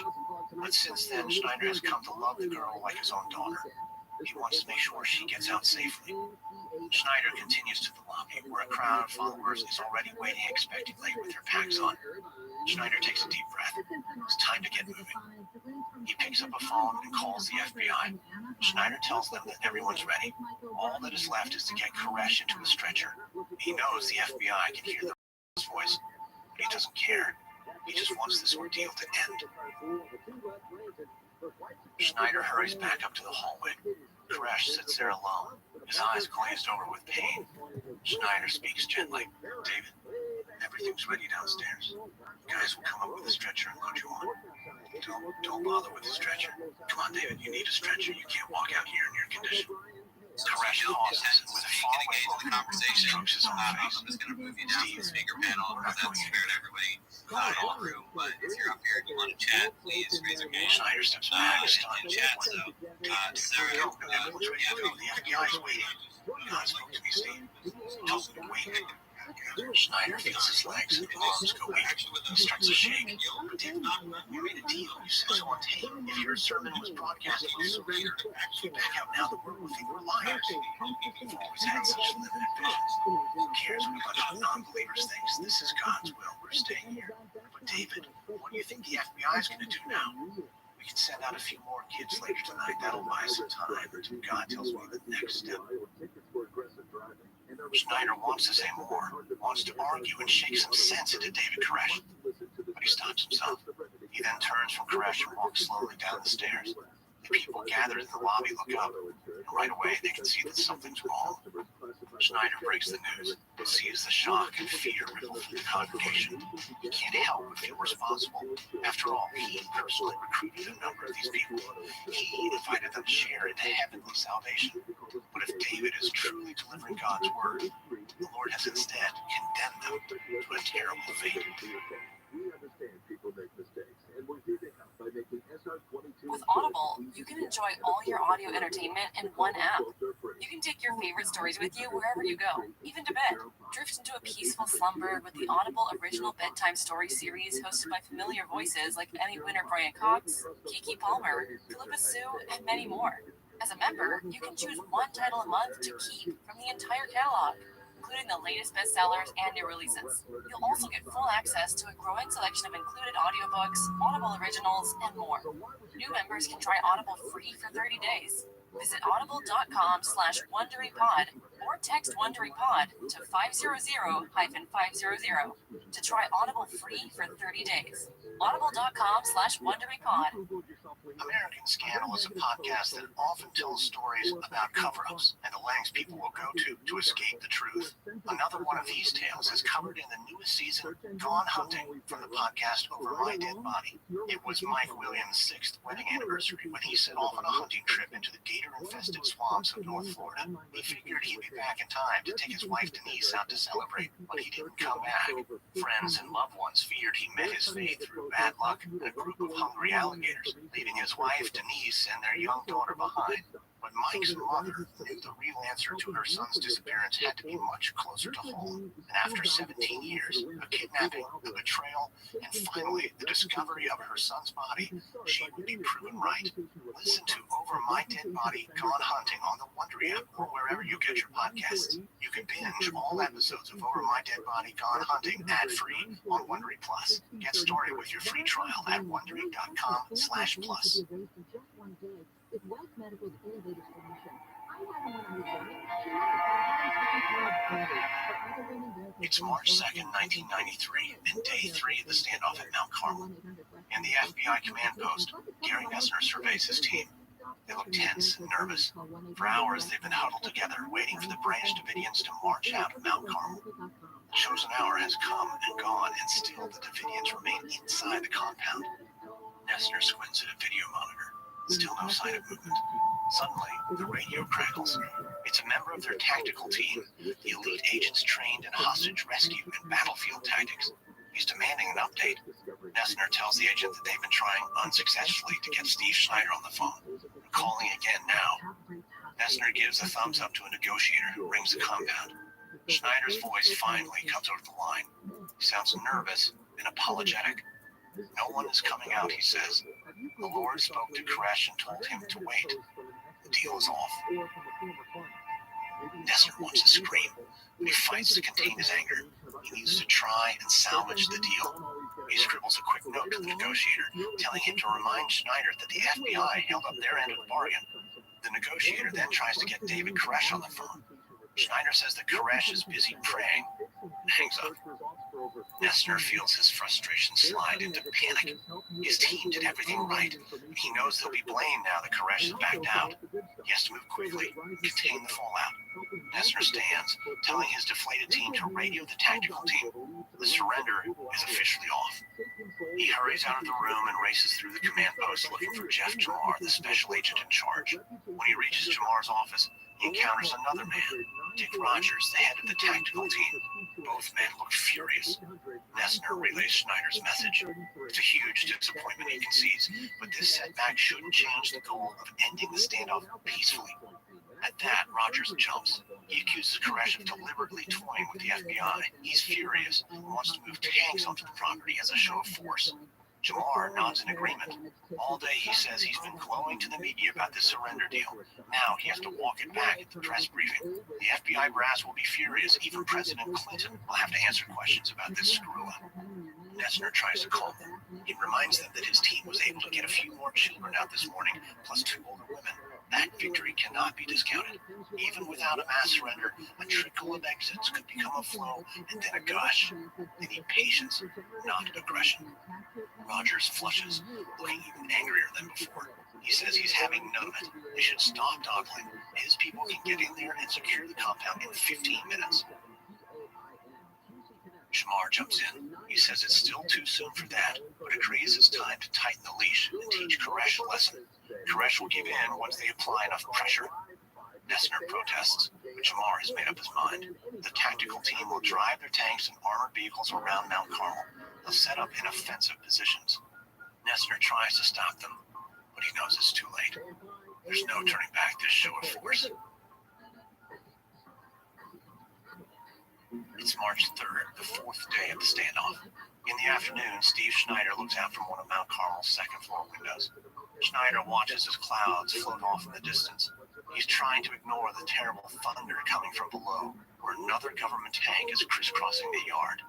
Already, these tanks have leveled 2 of the buildings of the compound. They cut a mobile home in half just for fun. The tanks crushed a truck in the parking lot and even ran over the kids' go-karts. Schneider can't make sense of it. The negotiators seem like honest people, but they're still on the side of these tank-driving warriors, men who will stop at nothing to persecute God's people. Schneider turns from the window. He sees Koresh sitting in the hallway with a few of the faithful gathered around him. Schneider is glad to see that Koresh seems more energetic today. Anger at the FBI has helped revive the prophet. Koresh addresses the followers. He tells them that he's already sent 20 children out of Mount Carmel. He's played by the FBI's rules, and still Koresh says the government forces are punishing them. Koresh told the FBI about God's commandment, that the community needed to wait inside Mount Carmel. Koresh's voice rises again, but instead of respecting the people's faith, the FBI sent in tanks. It just goes to show that the earthly forces cannot be trusted. Schneider sees most of the people nodding in agreement. Koresh then dismisses his followers, beckons Schneider closer. He asks how this morning's call with the FBI went. Schneider says he delivered Koresh's complaints. The tanks were destroying their personal property, and in doing so, they were destroying the evidence of the ATF's original attack. The negotiators apologized, but they said that the tanks weren't under their control. Koresh shakes his head angrily. The government might think they have all the power, Koresh says, but one thing is certain. The FBI will not be getting any of his children. He gives Schneider a fierce look. The children he's fathered are divine beings, he says. They will sit with him at the final judgment. They must share his fate on this earth. Schneider swallows hard.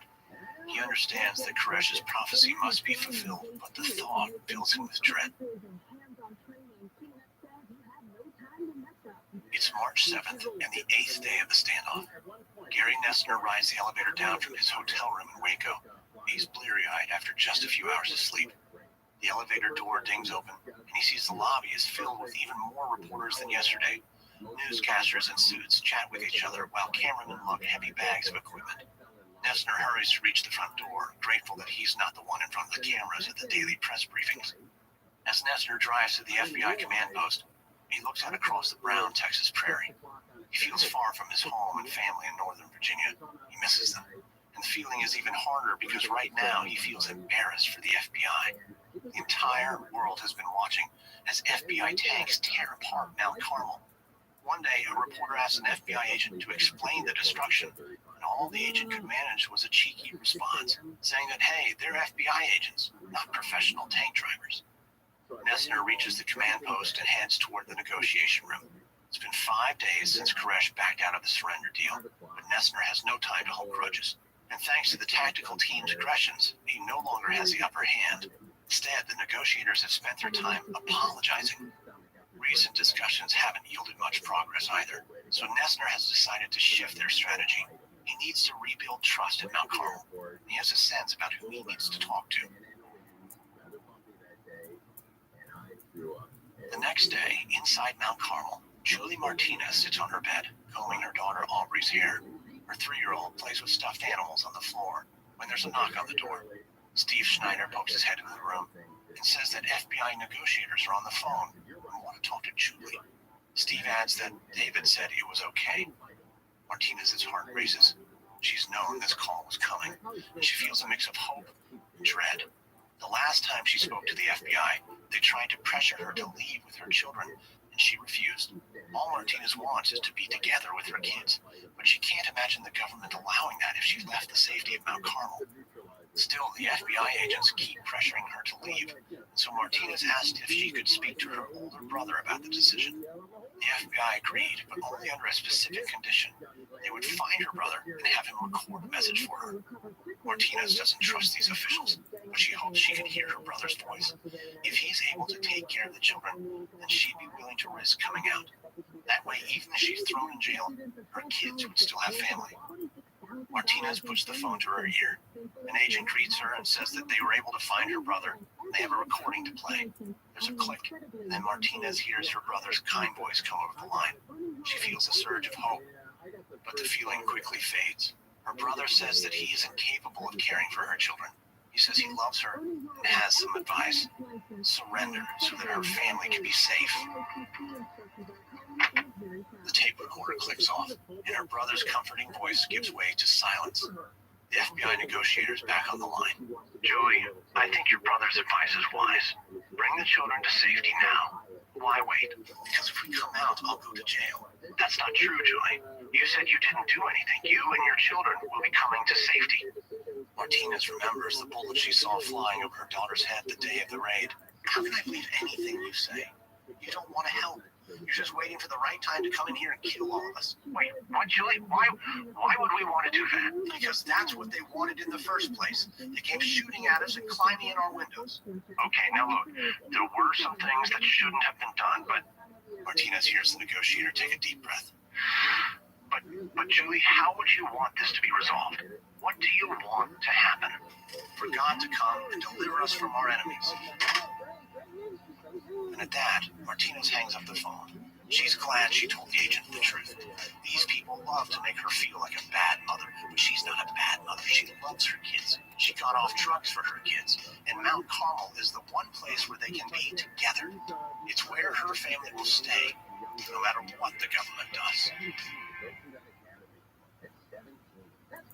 Casey Shane was murdered in the middle of an August night, shot point blank while idling in his Dodge pickup truck in North Indianapolis. There was no physical evidence, no known motive, and no one coming forward with information, except one woman who swears to this day she saw Leon Detroit Benson pull the trigger. Leon Benson was sentenced to 60 years in prison, all because one person swore they saw something. But what if she was wrong? And what if we could prove it? From Wondery and Campside Media comes Season 3 of the hit podcast Suspect, co-hosted by me, Matt Scher, alongside attorney Laura Bazelon. This is a story of a botched police investigation, the dangers of shaky eyewitness testimony, and a community who feared law enforcement. What up, yo? Good reason. Listen to Suspect. 5. How you living, pimp?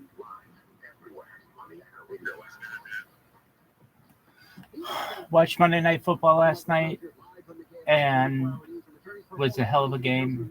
Watched football over the weekend. I'm glad it's back. Just getting ready for Rosh Hashanah this week. And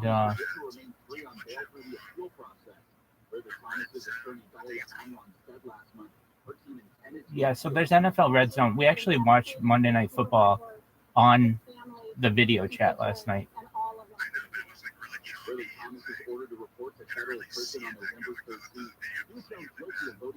Well, I mean, you can't have everything that you want. If you want to watch it yourself, turn it on your own television, but it was a group watch.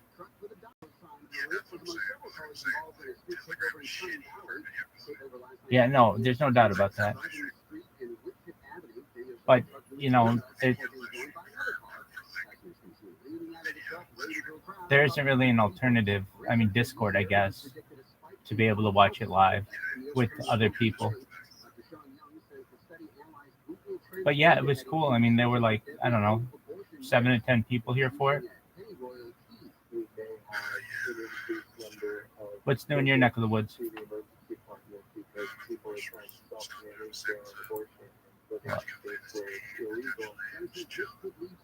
Do you do fantasy football? Do I game? I have in the past, yeah. Yeah, I have in the past. Oh boy, NCAA football, that was my jam. Halo, Madden, Civilization, Age of Empires. I've played Fortnite and Minecraft. Those are okay. But my jam, like FIFA, I like sports games. What do you play?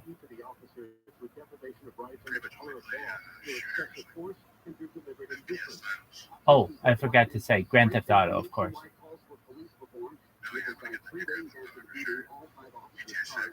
Is it going to be in Miami?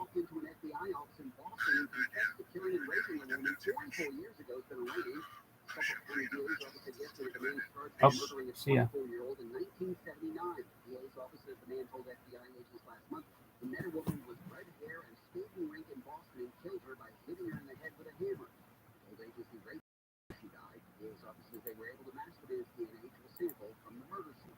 The DOJ has started the country's biggest antitrust trial in a quarter-century by saying Google has exploited its dominance of the internet search market and smothered innovation. Columbia law professor Tim Wu says it's fine for Google to work to maximize profits. What's not allowed is to make a deal that locks other people out.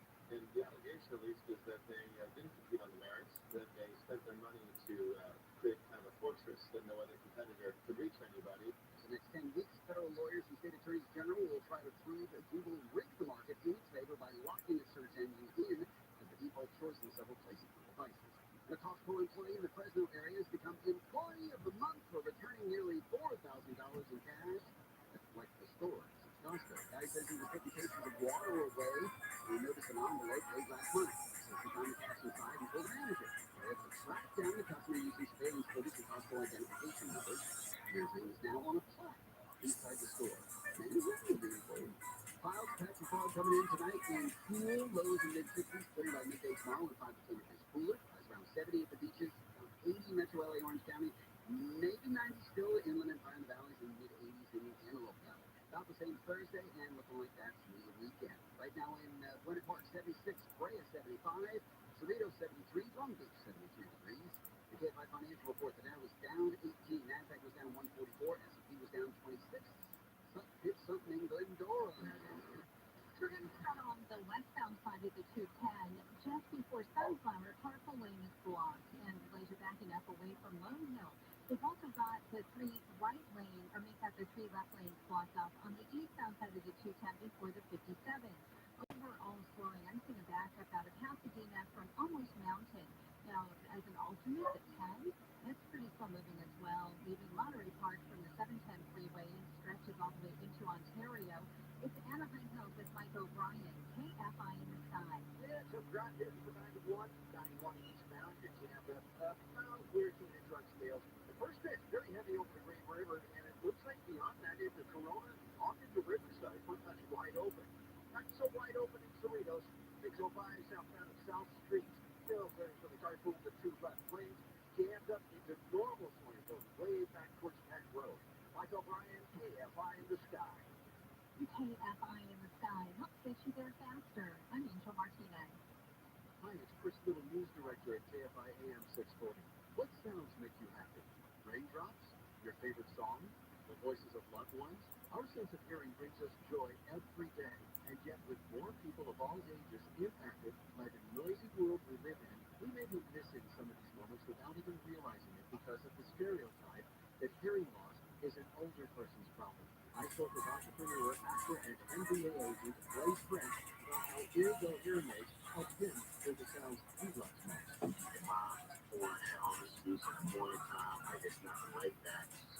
So getting that sound back was like really touching to me. I've been more surprised at how many people are experiencing it as well. It's been really gratifying to kind of, step up and have people experiencing the same thing and making them more comfortable to take action. To hear more from Blaze French and learn more about Eargo's products, visit eargo.com. That's EARGO.com. Hi, I'm Henry. My eyes are very important to me. My eyes connect me with things I love. I love my late father-in-law, Gary. He always lived up alone, but his vision dimmed with age. He had age-related macular degeneration, or AMD. And since partnering with Apellis, I've learned there's an advanced form of the disease graphic GA. You struggle with vision loss, maybe want to help others know about GA's warning signs. For some, straight lines seem weight, like when you're looking at a door. For others, blurry and missing spots can make it hard to read those key loved ones' faces. Many have trouble seeing over a light, making driving even difficult. GA has worked over time, you cannot be reversed. If you've been diagnosed with anger, notice vision changes, don't wait. Talk to your eye doctor about GA today. Learn more at GAWon'tWait.com. That's GAWon'tWait.com.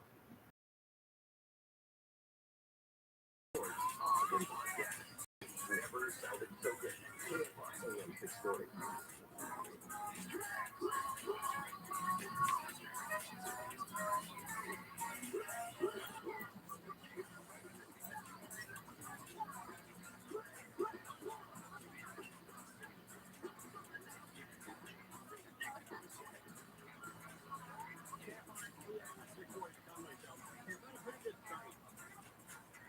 It's the most famous person born in the year you were born. It's a pretty good site.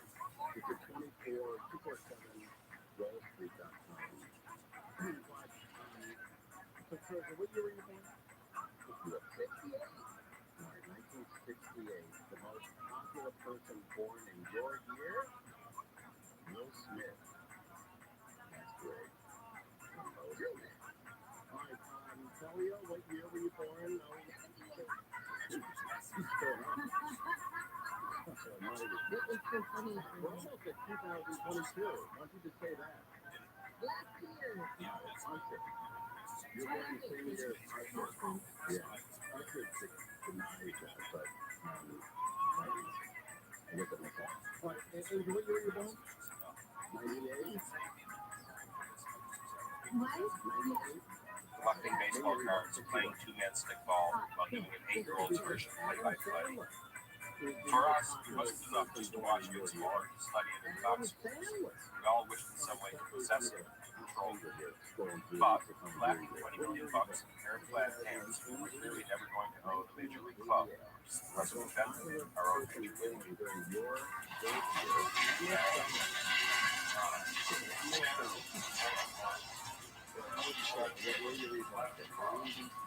The word fantasy is used today to describe this activity. No fantasy about any of this to us. It was our sport, our game. The single most impressive thing about all of this is that we've created a $2 billion industry and none of us actually made any money off of this. I'm God in the eyes of the kids who went to high school with my kids.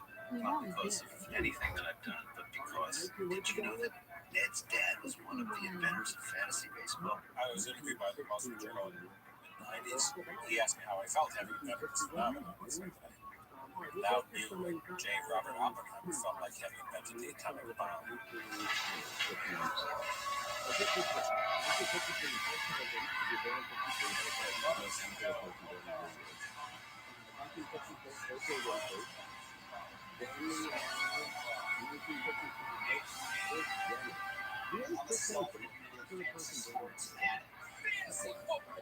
This is my son Jack, and Jack is someday a future fantasy sports person. Jack.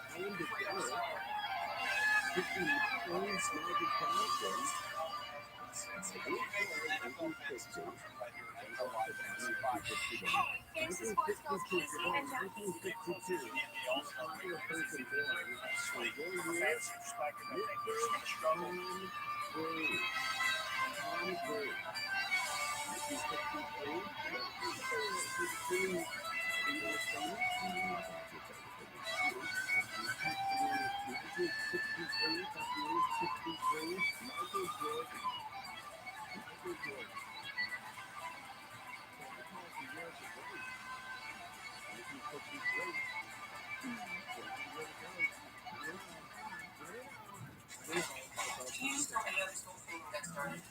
started out of desperation and psychosis, I think, winter 1979, 1980, and I was missing baseball. And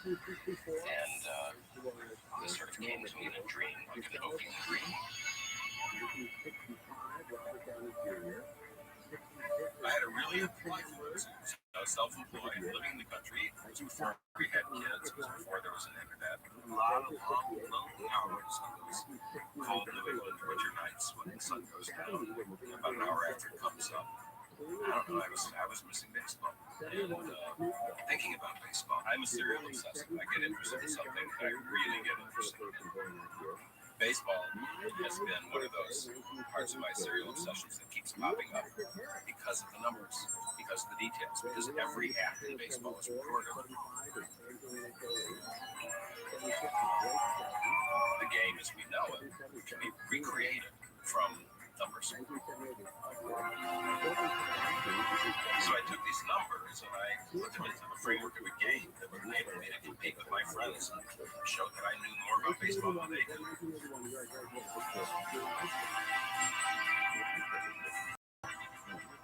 I wrote up a kind of a pitch with the basic rules. What the idea was, we'll pick players, we'll have an auction form, you'll have to have them in certain positions, then we'll follow the statistics of whoever scores the highest in each categories, points, yada.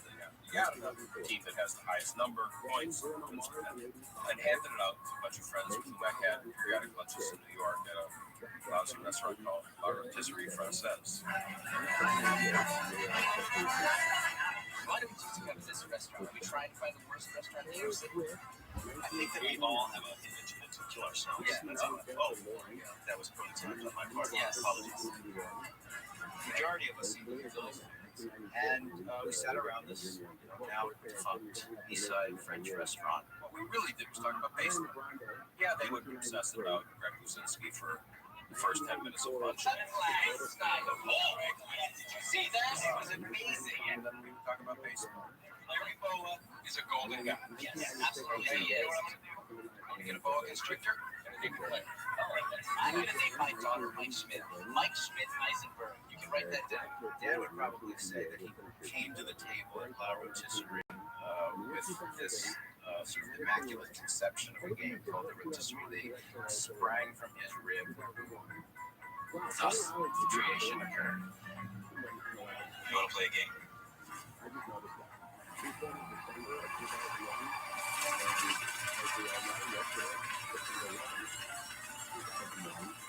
Crazy ideas. We put together an imaginary baseball team filled with real ball players. Mike Schmidt, Larry Boa. They can both be heroes if you want them. Each player, 14 major league and 9 major league pitchers. We do it like an auction at the beginning of the season.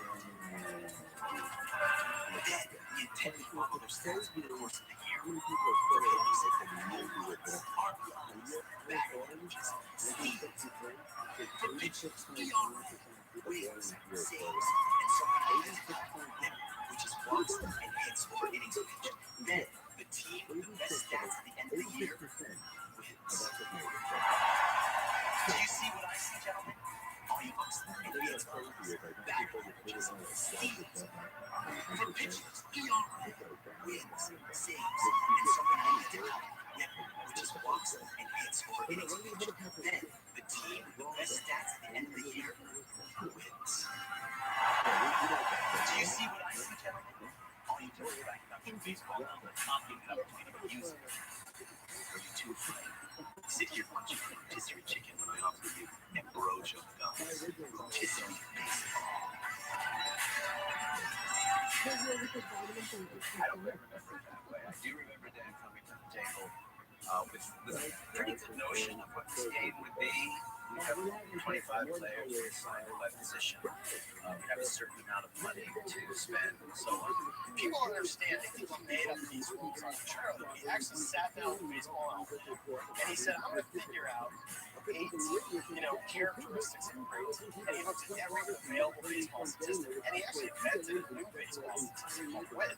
Once you know they got baseball right, first time they make bases and everything else, those guys who sat down and that's right, it's something fairly perfect. We gave some instantly fun.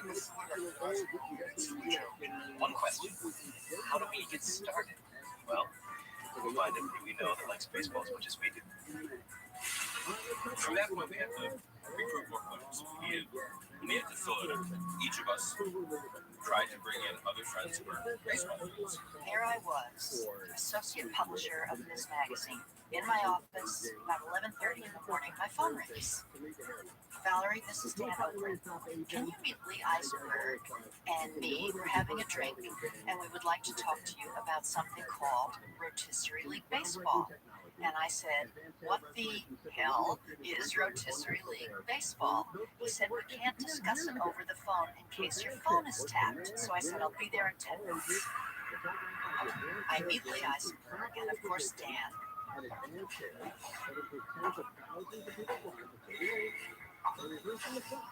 He started off by saying, Valerie, do you like games? I said, as a matter of fact, I hate games. What, Monopoly? And he said, no. Tell me about a baseball game. Okay, a baseball game that's better than actual baseball. These two lunatics drinking at 11:30 in the morning telling me Youngstown players follow their stunts. okay, I don't understand. You will. Now tell us, where were you the night that Picos got his 3,000 career hits? What's the next bump? Actually, nobody knows. And I kept correcting and saying, no, you didn't understand. What's the next bump? Actually, nobody knows. And I kept correcting and saying, no, you didn't understand. American League. American League, not National League. Ask me any question you want about the American League. Listen to me right now.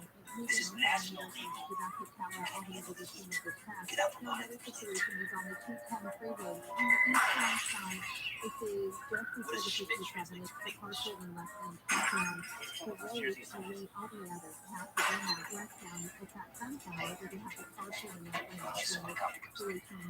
And I was sweating. And I was sweating because I was really nervous, but then I was trying to figure out how not to appear nervous and intimidated by these guys. So I just said to myself, Valerie, you will do just fine. I said, because I will learn everything I need to know about the National League by the time of the draft.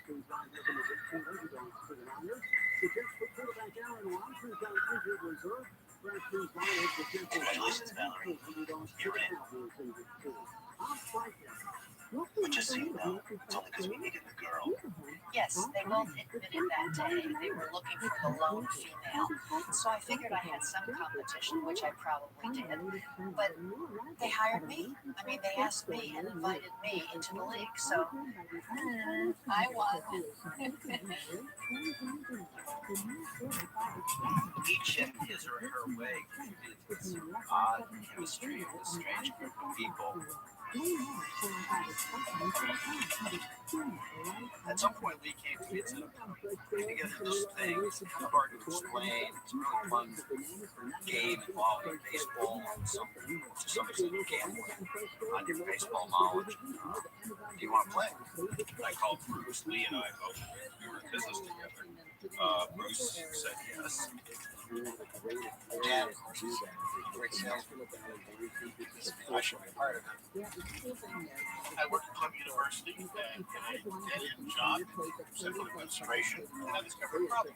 I used this thing that later became rotisserie league baseball. It was $250. But if the thing could afford $250, he met this guy named Peter Gethers that he didn't know before. We put in $125 each and decided to be partners. And then we met with Oakland and Eisenberg and, the rest of the losers who were starting this thing. And then that was that.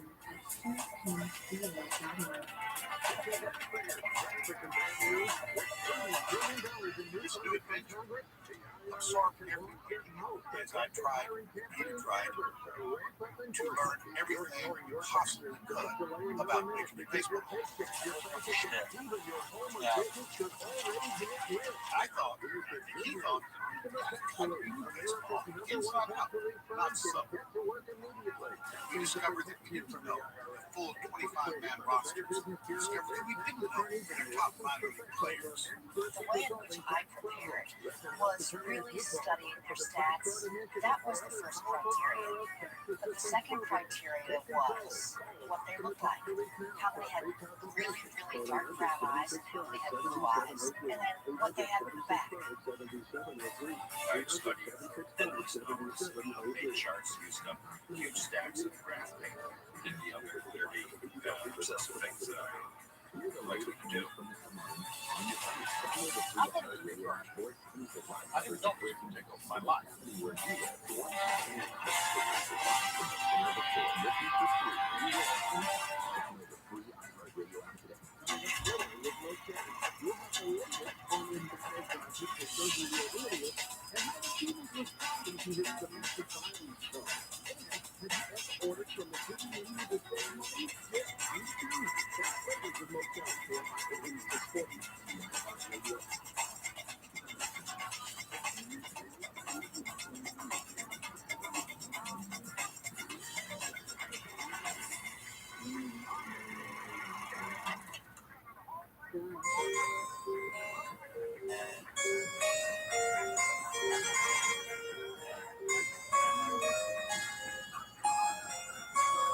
They call us founding fathers in kind of a joking way.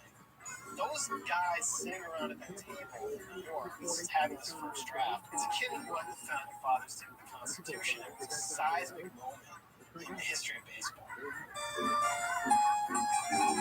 We, the people of the rotisserie, in order to spin a more perfect game, kiss domestic tranquility goodbye, And secure the blessing that we renew to ourselves and those we left on. We establish this Constitution. And hereby finish this run-on sentence. our object shall be to assemble a lineup of 23 National League Baseball players. Cumulative statistics. Exceed those of all other teams in the league. Forget Thanksgiving, Christmas, and New Year's. Skip your birthday. Hire someone else to remember Mother's Day. And your wedding.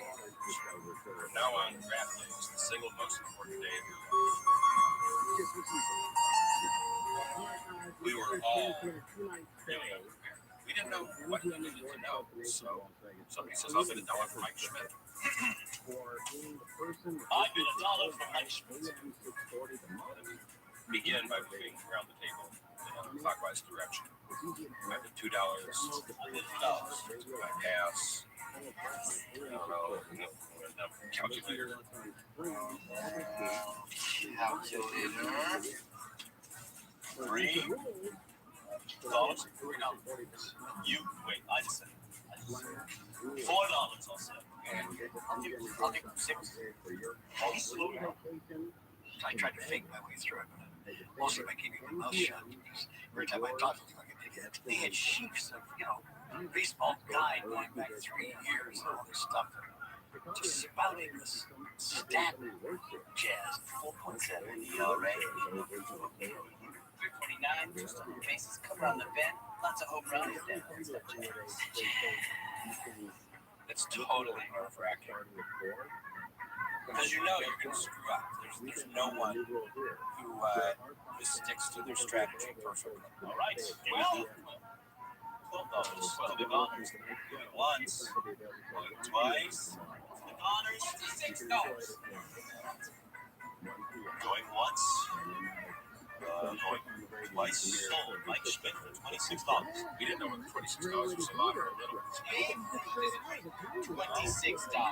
It's the same draft had taken place after we played for a year. Schmidt was about for 40 games. It was a great part. There's all this poker table kind of banter going on.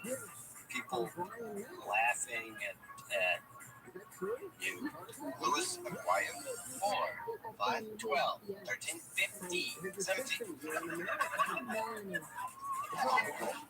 The thing I remember the most was drafting, the first draft day, Neil Allen, relief pitcher for the Mets, $2. And Glenn was playing with Neil Allen. And I would say to him, he is going to save our team, don't worry. But I didn't want to tell him, I had also never heard of Neil Allen.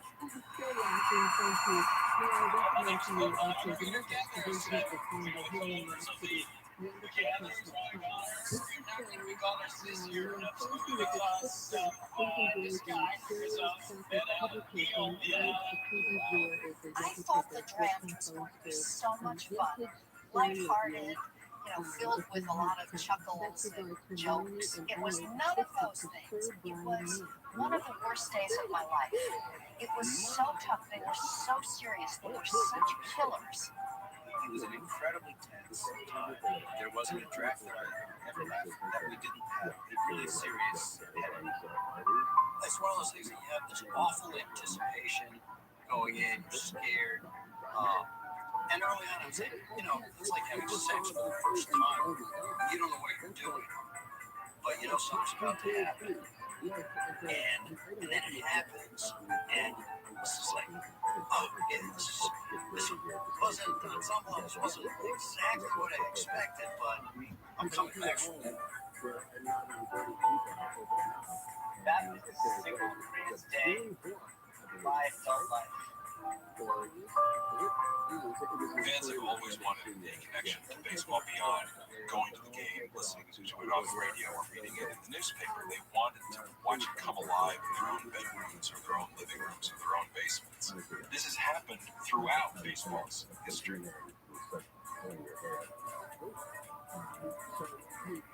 When I was an undergraduate at Michigan, there was a professor named Gamson who gave a baseball seminar where he found out who would have the most home runs in the course of a season. It was cuneiform compared to a rotisserie and fantasy league. It was very, very early.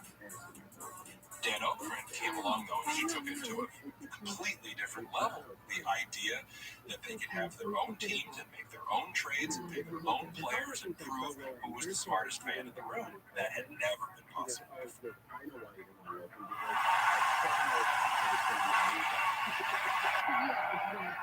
Within seconds, I no longer had a favorite team and only rooted for my own players.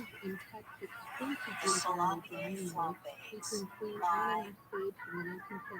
my baseball team. It was like dying and going to heaven.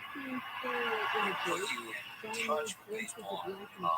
Truth be told, a level of obsession because of your stake in forming this team that I don't think anybody anticipated. I sure did. My serial obsession this was the deepest that I had or have ever been in baseball.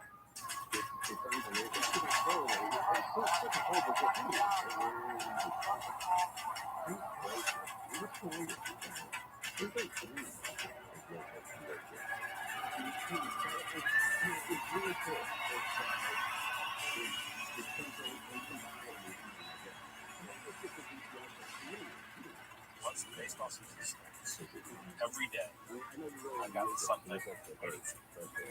That's how do I guys? How do I stand? You are watching younger players every year throughout the league. You're getting to know other teams extremely well. You're getting to know baseball better. I think that this is one major positive thing about history. Baseball fans became better baseball fans because of it. Reality, unreality, our teams were ultra big. They were cohesive, unified to the Garner manager. Yes. Hey, Saint Nick, thanks for being on the plate of ice. Would you like an orange slice? Hey, seriously, no, I want. Okay.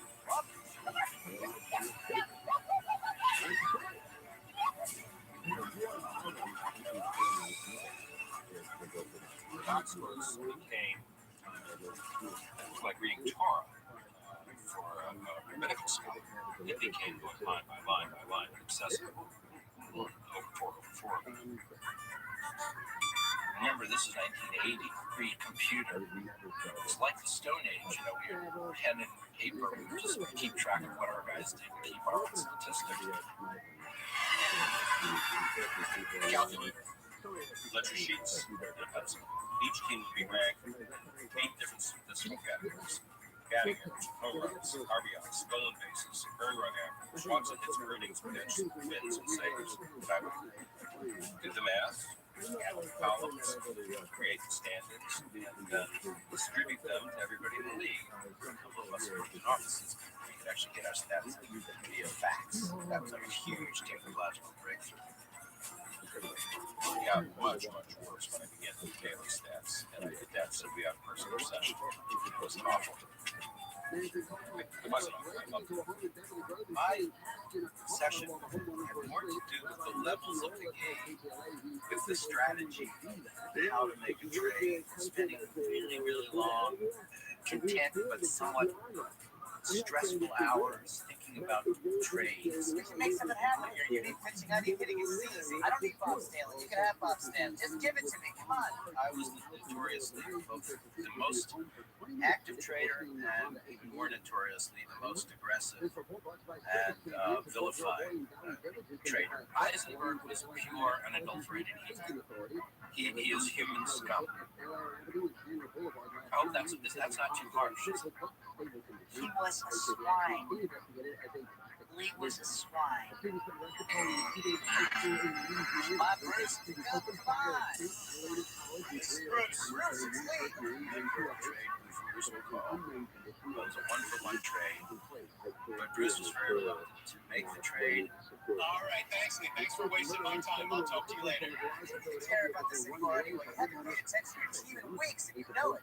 So obnoxious and low.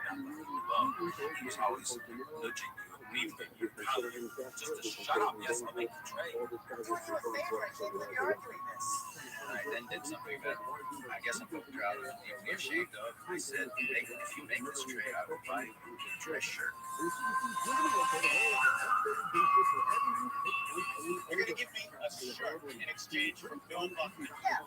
Stop being such a wimp. Just do this. It had never been stipulated that you could include real cash or goods in a trade, so I felt compelled to offer it and felt compelled to take it. It's real great on it. All right, great. Great trade, I think. All right, Sam. That idiot. You're like the best player in the league. Just seals it for me. Not even real self-shirt. He's crazy. I would have given him 4 Bill Buckners for this, baby. This is nice. I mean, psychologically, it's a little pathetic, right? They think they own these people, and they're it's a pretend game. She was the one who fielded the calls from those people calling to make trades and all that. You can imagine. Put a certain strain on the relationship. They turned into cartoons because these were serious editors. I mean, they were putting out serious magazines, and they, the best years of their lives were spent calculating how they could pretend to buy someone for $1. It's just. In 1980, I would get up, I would study the newspapers for 45 minutes, checking box scores. I'd work probably from about 11:30 to 11:45, and then basically start plotting more trades for the rest of the day. Rotisserie baseball took over my life completely. It was scary.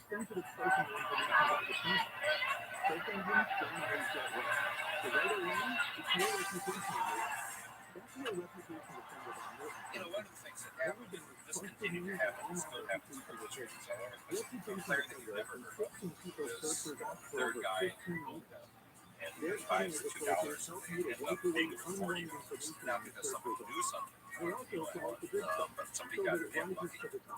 Man out, Neil Neal wasn't even a designated coach for the Mets at the beginning of the year. He was throwing to bucks, and in fact, he turned out to be the closer for the Mets and completely gave us the pennant that year. And it was probably the greatest feeling of my entire life, sadly enough.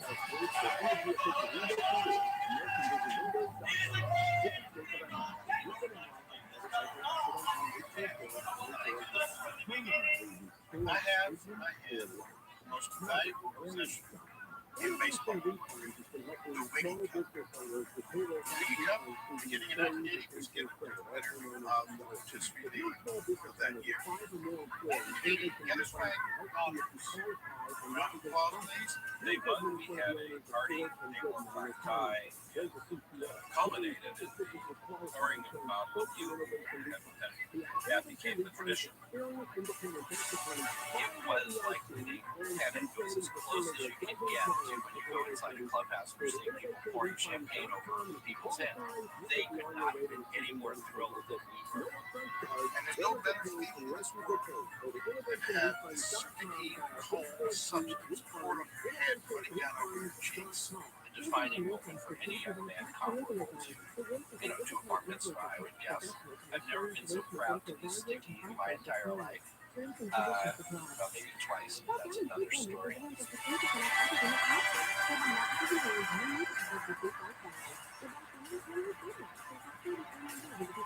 Oh, I couldn't figure out why it was. They did better than I did when I was A, invented the game, and B, presumably knew more about baseball than C. Poor Dan. He invented the game and he was a failure.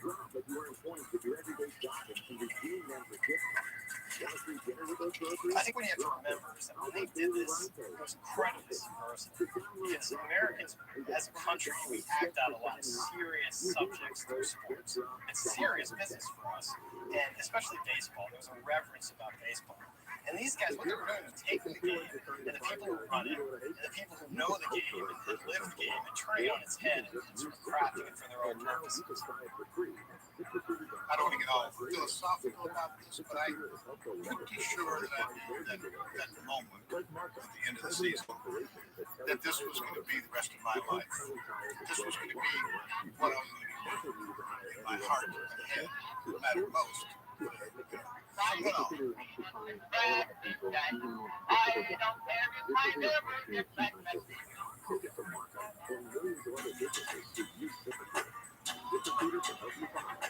was thinking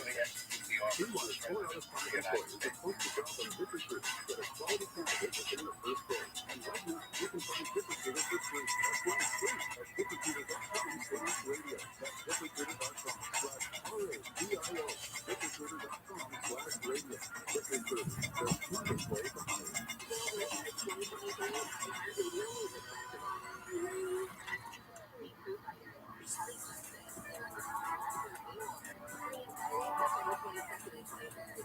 Season's over. Then the hot stove business. There's trade talk. There's examination of how things are done. Rotisserie baseball, like Major League Baseball, is a year-round phenomenon. It just changes form and format. When we were having such a good time, we would talk it out. And if you would go to a dinner party, and I would start talking about rotisserie league, by the end of the evening, you realize we'd spend 4 hours talking about rotisserie league baseball. It was fascinating to people and weirdly cool. At this cocktail party, I ran into Daniel Ogren, and we started chatting. We struck up a friendship, and he said, you really should play rotisserie league baseball. And of course, I jumped into chance. Describing it to other people, people who described to other people, there was some great deal of interest in that. I was totally fascinated by it, and said, listen, there's never a team development. I want it. I think there were 10 of us, 11 of us, 8 or 9 of us in the media. We all knew people in the media who heard about it. They published articles about it, talked to other people about it, so it spread very rapidly. God, it made me feel things to see a picture of the New York Times newspaper of record, for goodness sake. Publicity was fun, but we didn't do it for any particular purpose other than we could go, well, how could this What about the rotisserie? Brian got the call and said, not mention the call, because Tom Bay, he picks up much more from Rogers and some others on a piece for Inside Sports Magazine. I was editing Inside Sports. Dan came to me and said, we started this game last year called rotisserie baseball. And he explained the game to me and said, would you be interested in an article? And I said, sure. Worked with readers in the magazine. As soon as the manuscript went into galley form in our proofreading department, a league was formed at Inside Sports Magazine. And we're reading this thing home in Chicago. Wow, this is shit. I want to do this. Lots of people won't buy this shit based upon the cover one. You're not talking to one of the guys who bought that issue. I think I was 13 years old. I wanted to play rotisserie league baseball too. I suspect what happened is people got it intuitively, much as we had researched about it. It's like, oh, I get what they're up to. That's cool. That makes sense.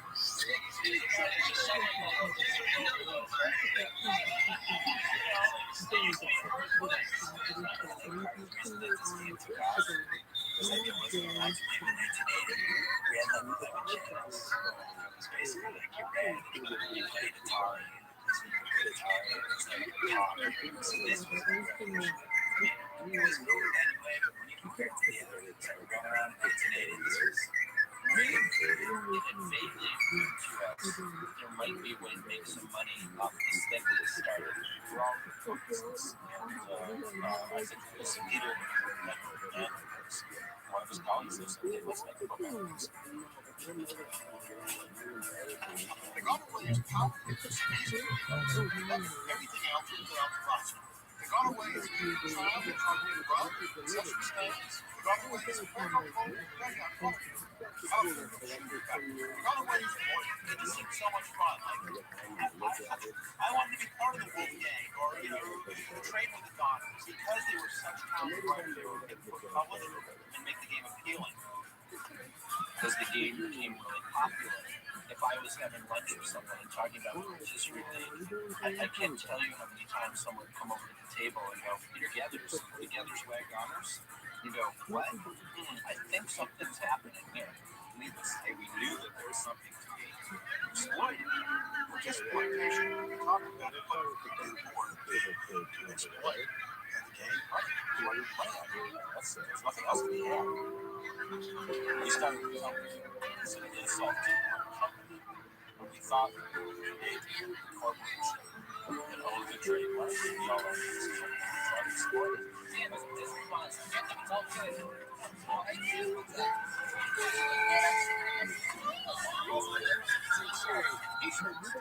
All the money we could that we used to sell. Oh gosh.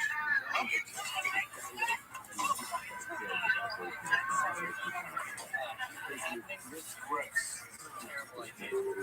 Wow.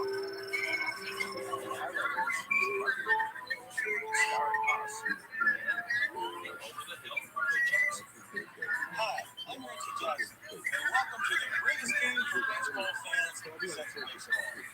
Rotisserie baseball.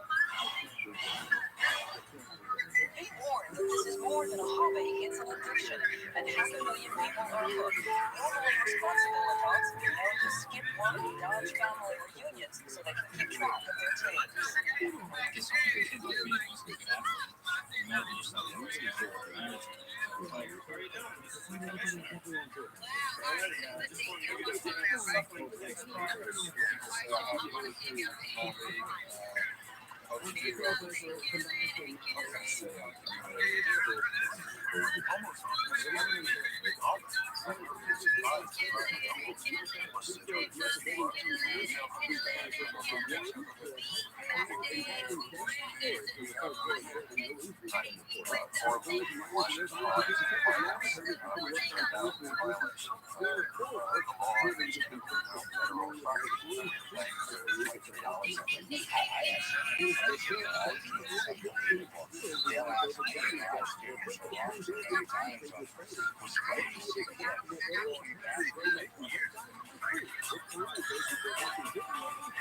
I guess around 84, 85, we started having rotisserie conventions, 70, 80, 90, drugs around 800 and found lyrics. People actually paid money to meet us. How sick is that?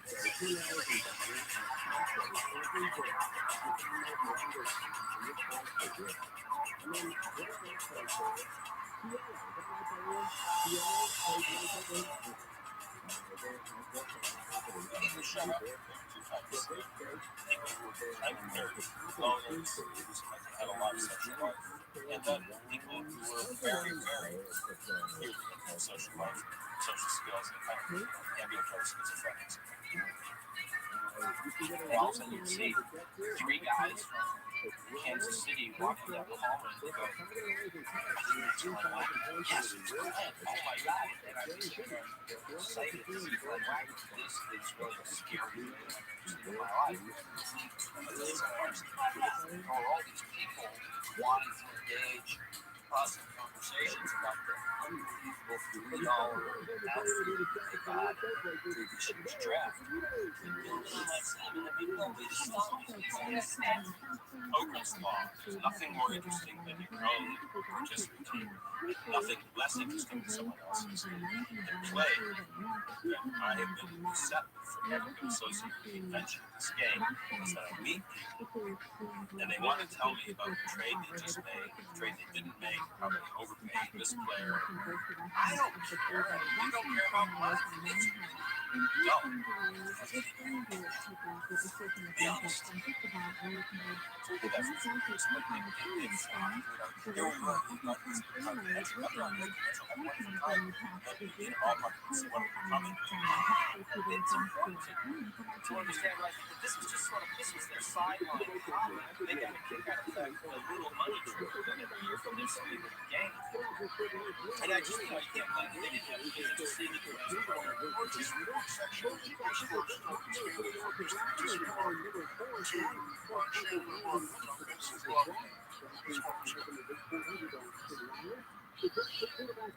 Hey, how are you? Where are you in the world? Where are you?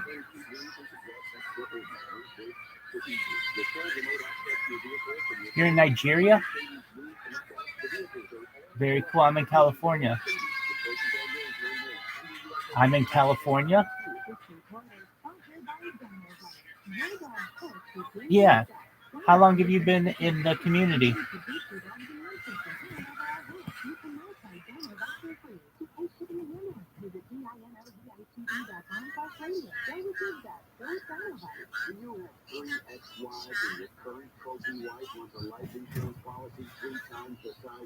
How long have you been in the community?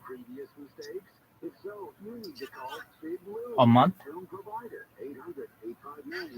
How long have you been in the community?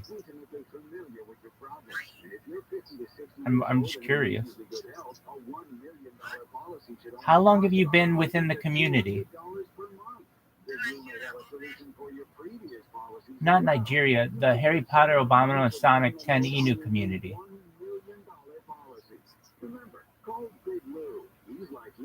How long have you been in this cryptocurrency?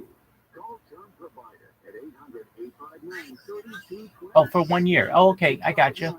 Do you know Obama? Go ahead. Yes, I can hear you. Go ahead.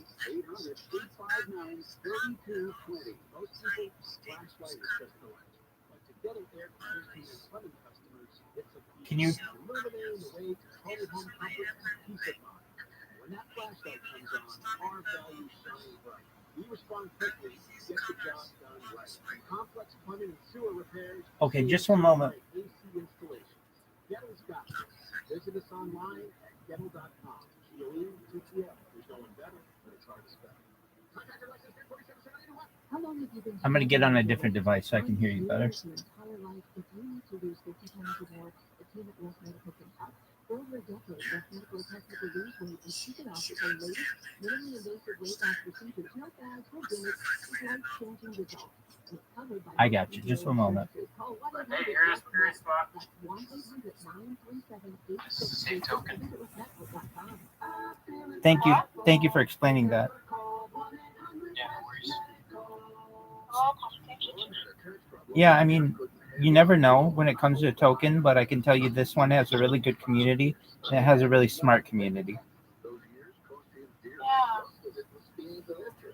And the way I can tell you that is I play trivia with people on Twitter Spaces in different communities, and by far the Harry Potter, Obama, Sonic 10 Inu community is the smartest. Okay. So I can tell you that that's a good thing. Are you in Lagos? No. I'm in Abuja. Very well. GB, where are you? I'm in Canada. Oh, very nice. Whereabouts in Canada? I'm on the West Coast. Oh, wow. Very well. I'm on the West Coast as well. Are you on Pacific time? Yep. Very nice. Do you like sports? Not really, no. Not much. But I saw like a big injury yesterday. Yeah, that's true. Aaron Rodgers tore his Achilles, which put him out for the season, which is big. Yeah. Does he still get his contract though? He signed it already, right? He's gonna get paid regardless, or is there like a sick pay instead? I don't know all of the intricacies of his particular contract, but generally a lot of that money's guaranteed, so he'll be fine. Great. But it was amazing because it was. Sorry to ask, where are you from? Where am I from? I'm from Los Angeles, California. Where? Los Angeles, California. Whoa. My dream country. Do you know where Los Angeles is? What? Do you know where Los Angeles is? No, I'm trying to go there to watch stuff. God, I'm trying. I'm looking for work over there right now, but I haven't seen a friend of mine promised me, but I don't understand what is happening right now. But promised me work there. They're going to look for a vacancy for me, so I come down work. Very well. Yeah, definitely. America's awesome. I love America. I'm Canadian, but I love it.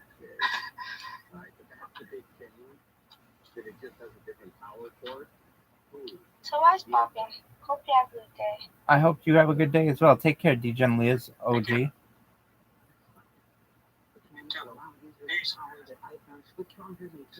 So, how's everything over there? Hope you're cool.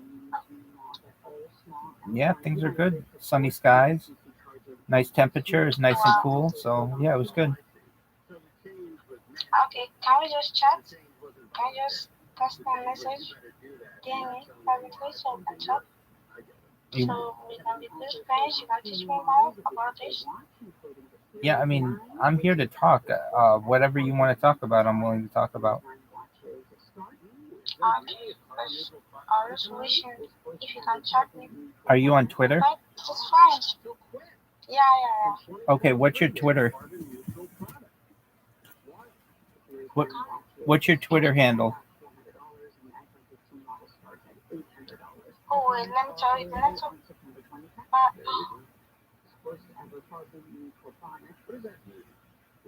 What's your Twitter handle?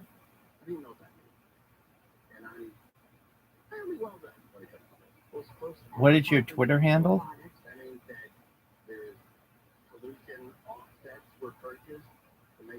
Just in case you want to know, you're muted, so I can't hear you. All right, fast food. Most workers in California might get $20 an hour. It will be a big salary bump to most California fast food workers. Hey, Rabbi, do you listen to Robert Zephyr? Watch his YouTube and shit? Read his books? Please brief me on Robert Zephyr. He's an anthropologist. He trained in school for anthropology and does a lot of videos about all kinds of could be different cultures in the past, like Celts or ancient magic, Hermeticism. There's all kinds of cool occult videos, and then he does a bunch of esoteric stuff. He does dive into Nazi UFO, that realm of things, and the history of Aryans. But he's all following ecological things. But it's an interesting nonetheless. So I've been following for the last few years. That sounds great. And, he's always just everything's backed up, DNA. The latest DNA shows this or that, mysterious origins of man. We're talking about just all the origins of man, modern man too, and lots of good content there on your YouTube. That's really good. I'll have to check him out. Yeah, I figured you might have come across him. I'm sure I probably have. It's just not ringing a bell at this point. But I will put it on my list of things to watch on my stream. So many things, though, eh? Yeah, I mean, as of right now, we're watching Iron Man 2. We're watching Stanford, Nebraska volleyball, and we're watching ESPN 30 for 30 about fantasy baseball. So I check out as much stuff as I can, but I'll definitely check that out as well. In fact, I'll probably check it out tonight. Does he have a podcast or is it all video? It's all video, and he has books too. But I haven't read the books, but he references books a lot and that kind of stuff. But yeah, it's mostly all YouTube. Very it's cool. like Sepher.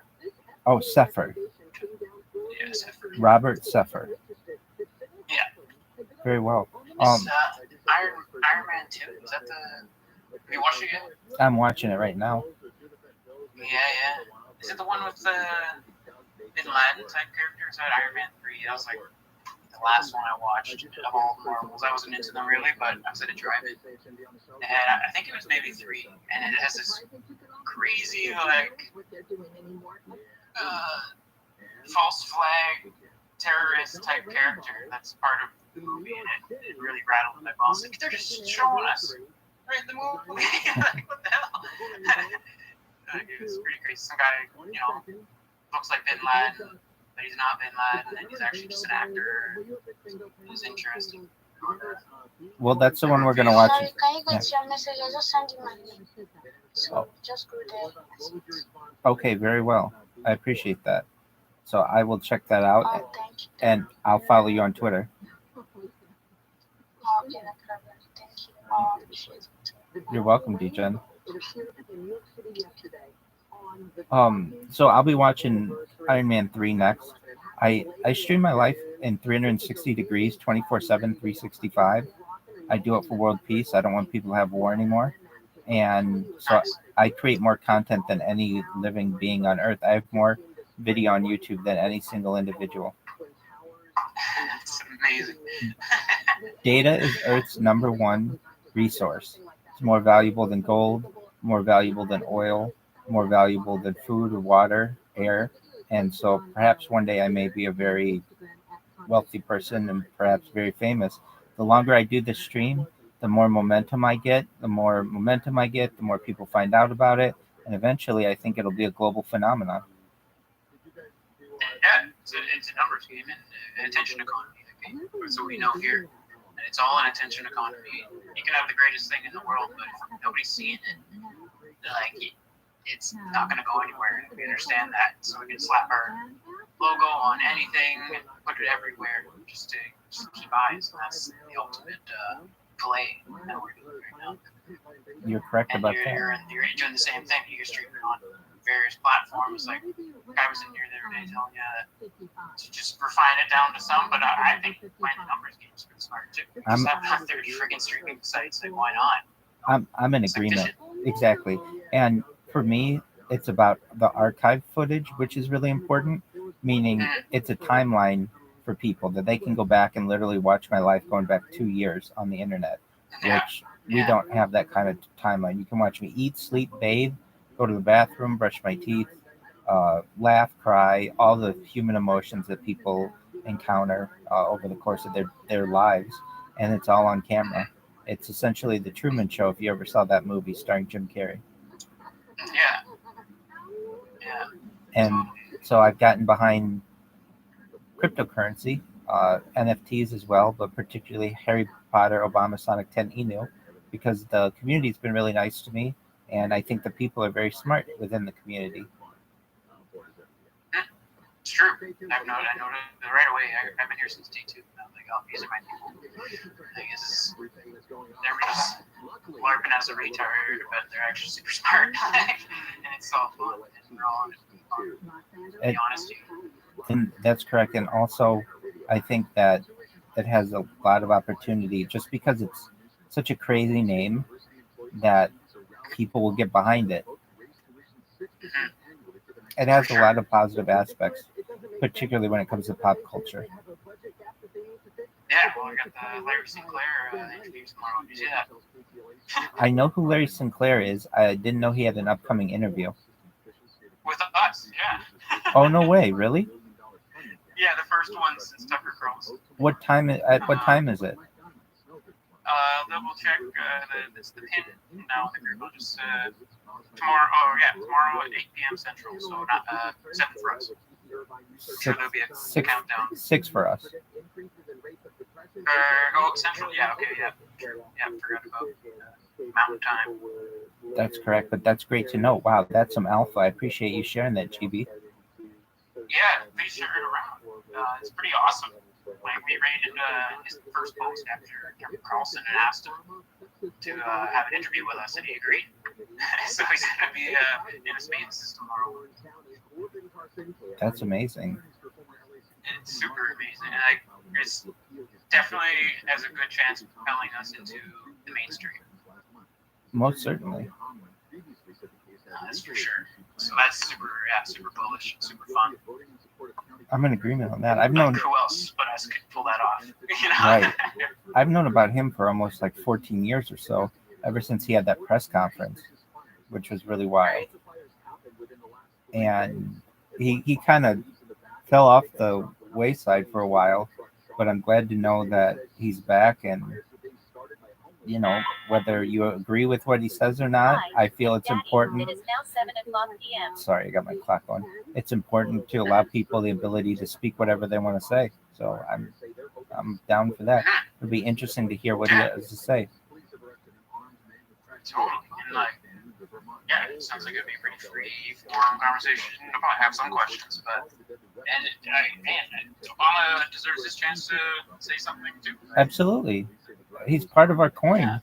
Of anybody who should want to speak on behalf of the coin, perhaps it would be Obama, aside from Harry Potter and Sonic.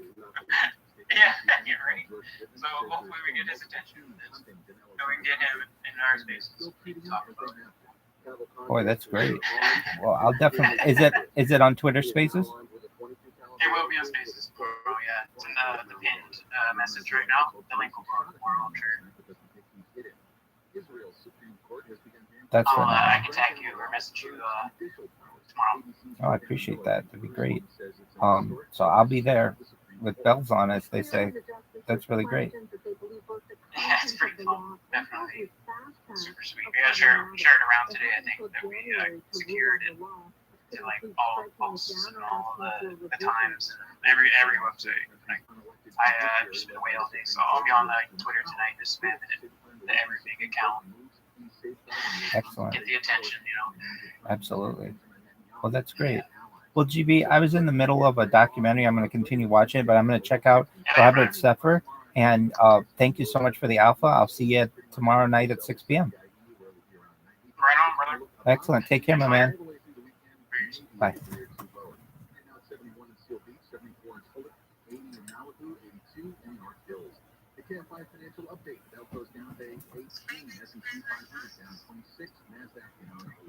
What'd you say?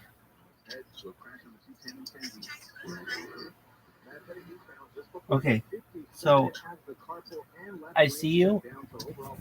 What is your Twitter?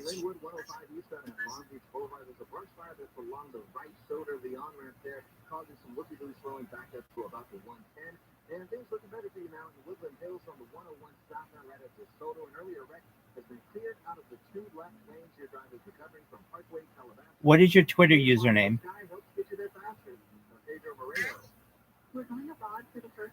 Just respond to the message I sent you.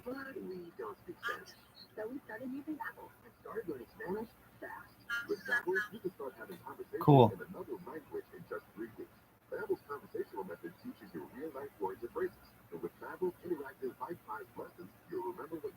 ¿Cómo te llamas? ¿Cómo te llamas? ¿De dónde eres? ¿De dónde eres? When you learn a language, you want to actually use it. Babel is designed with that golden mark. In just 3 weeks, I'm starting to have conversations in Spanish. Estoy muy emocionado para ir a España contigo. Aw, she just said, I'm very excited to go to Spain with you. Nos vamos a divertir mucho. And that means we're going to have a lot of fun. Gracias, Babel. Babel, language for life. Celebrating 10 million subscriptions sold. Now try Babel for free at Babel.com. Just go to Babel.com and start learning a new language today. That's Babel.com. Babel.com. Hi, this is Scott Travis Cordell. There are a lot of great dads out there. Sometimes those dads get divorced. For more than 30 years, we've represented men in divorce, confronting the pitfalls that could devastate your finances or harm your family relationship. While every situation is different, our goal is to fix the best outcomes for you and your kids. Visit CordellCordell.com.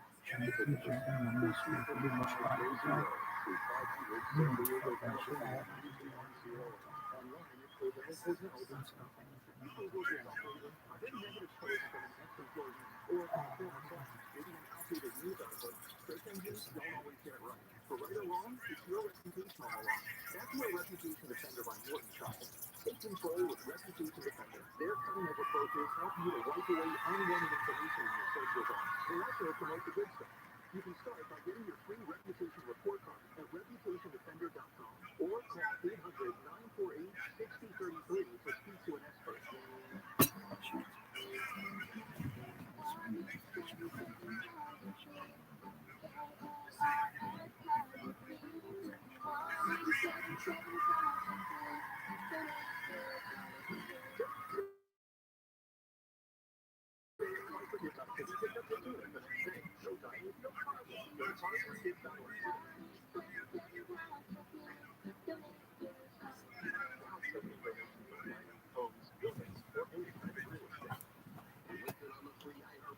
For all your music, sports, talk, and podcasts. Free never sounded so good. KFI AM 640.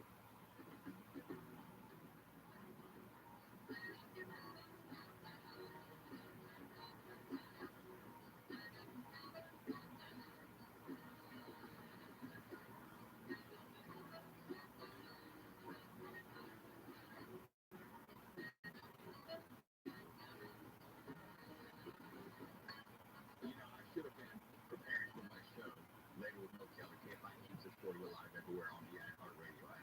But Swalla and I were in the back watching the latest episode of Ahsoka on Disney Plus.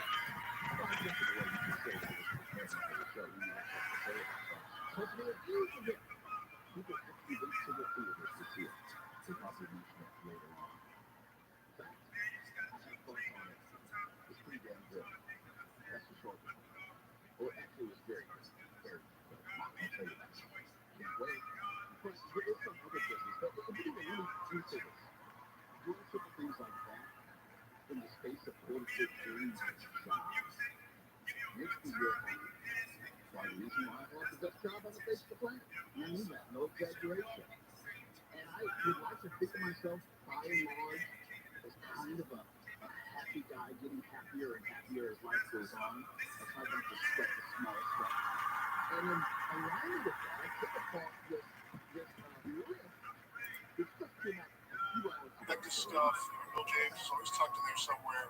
Probably 2 or 3 dozen people who just tried their hand to see what they could make out of this industry. Perhaps make a living, perhaps make some money on the side. What is that? The long-term outlook is that Milligan is much better than Mantel.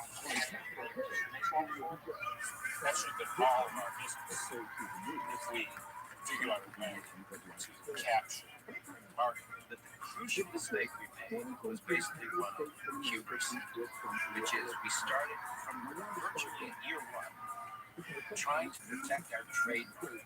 Rotisserie dispatched the cease and desist letter. Cease and desist, you are in violation of your trademark. And of course, what happened was it said, screw you, we'll call it fantasy baseball.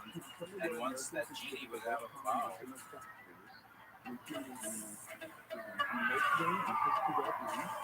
rotisserie has nothing to do with what it really is. They call it fantasy sports, fantasy baseball, and nobody owns that. And we were left by the side of the road.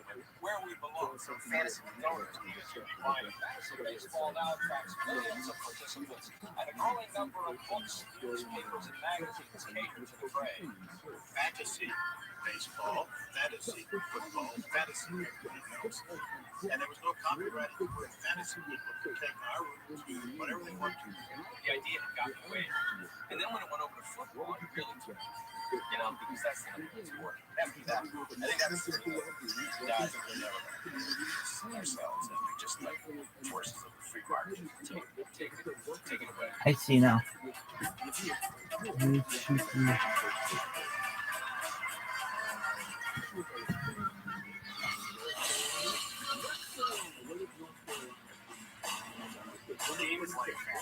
We were brought up, our generation, and I think the next generation, what fuels it. Now now, I mean, and back then as well, was the fierce competition. That's what makes sense. We're already indoctrinated. We're already a generation of people. The endless knowledge you have of sports. I'm following you. I found you on Twitter. I'm following you. Follow me back.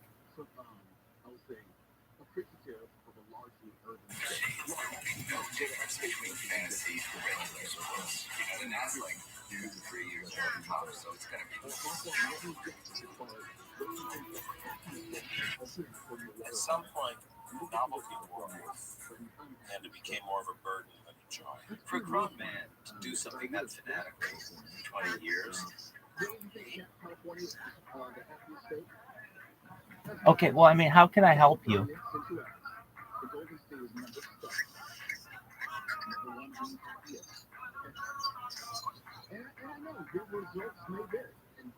I'm following you.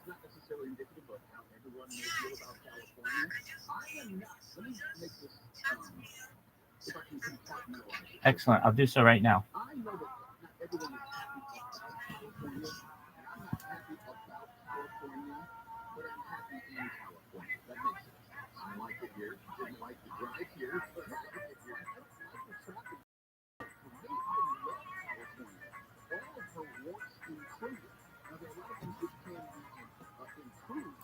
You know, at a certain point you have to say, you know, you're being fairly sick about this and just get on with it. You have a life, kids, career.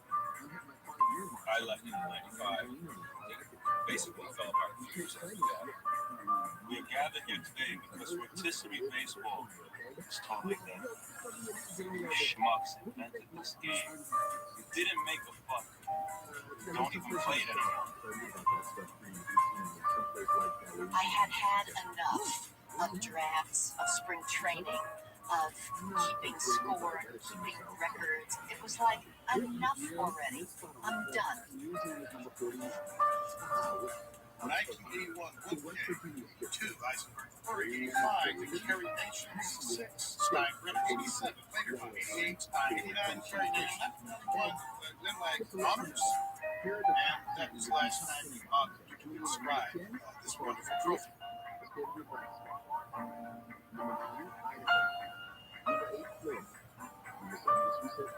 You couldn't have imagined this would turn into anything. It had fad written all over it. It had nerd, geek, fad written all over it. It wasn't huge. It was in total numbers. Yeah, maybe there were. But there were 10 million. It had really penetrated the culture. That's the internet. So easy. But I'll never forget. Oprah said, "Come into the living room. I want to show you something." And I turned on this machine. I'm old enough to see a man land on the moon, and that was pretty amazing. But I don't think anything was quite so awe-inspiring as seeing same-day box slowly take form on Oprah's computer screen. It was absolutely incredible.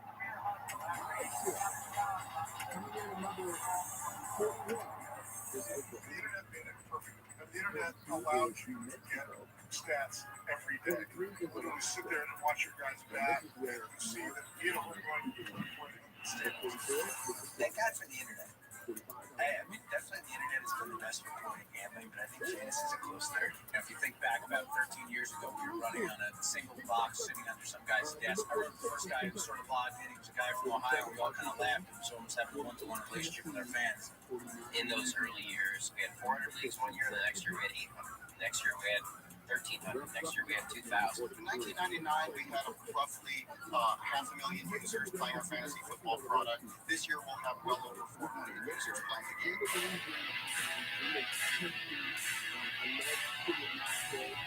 Now we got millions of people playing. We got 7x24 operations, including this 24 hours a day, 365 days a year. The numbers of play in this country, the estimates from as low as 18 million to as high as 30 million. I've heard total economic impact margin net worth $1 billion, $3 billion. We know that people are spending way too much time playing fantasy sports. Users are logging games multiple times a day, spending over 10 hours. I remember a letter woman in Owings named Marilyn Hey, Mr. Oakland, I want to thank you for inventing your silly little day. Because of it, my marriage is ruined. I thought, oh, how to leash this up the world. Multiple times a day, spending over 10 hours doing research on them. I remember a letter I got from a woman in Owensboro, Sierra. Mr. Oakland, I want to thank you for inventing your silly little day. Because of it, my marriage is ruined. I thought, oh, how to leash this up the world. You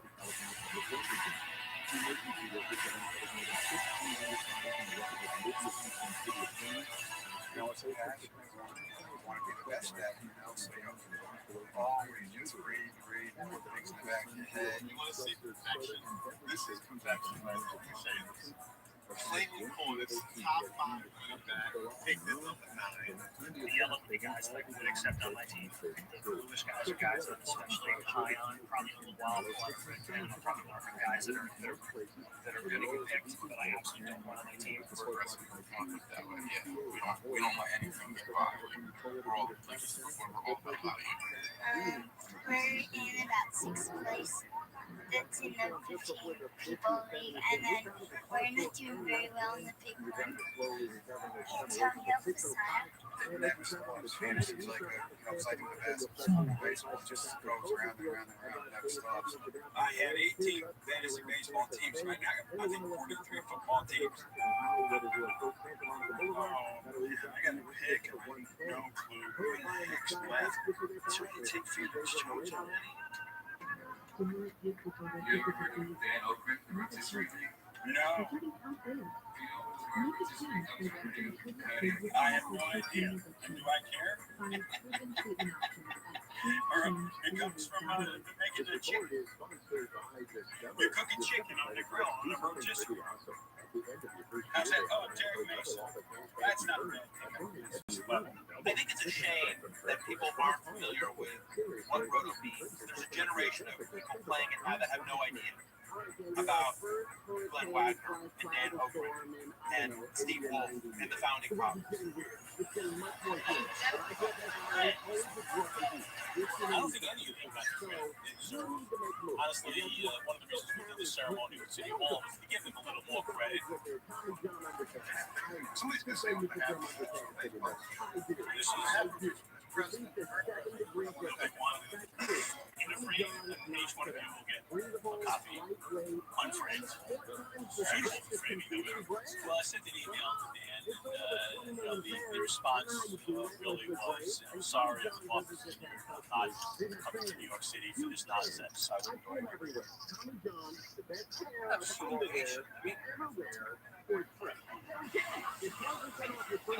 All of this started with these guys. And so we have a proclamation for them here today honoring what they have done. Council of the City of New York hereby honors the founders of Rotisserie League Baseball for their tremendous contributions to the culture, economy, and sports. Anytime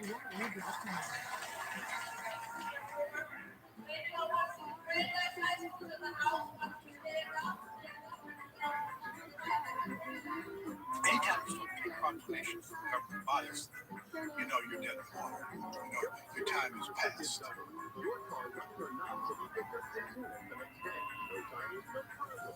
Those guys should be in the Hall of Fame as contributors to the game. I'm dead serious about it. Those guys should be in the Baseball Hall of Fame. Think of something that's been invented that has contributed to the enjoyment of a sport more than fantasy in the last 30 years. And you can't. You can't. In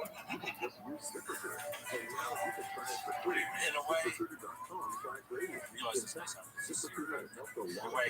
fun. Set up. We had fun. 1980 to possibly 15, the next 15 years. I don't think there were 3 nights, whatever the season, including the dead of winter, that I would not notice, at least for a few minutes, think about my team, think about the trade, think about who I was going to keep.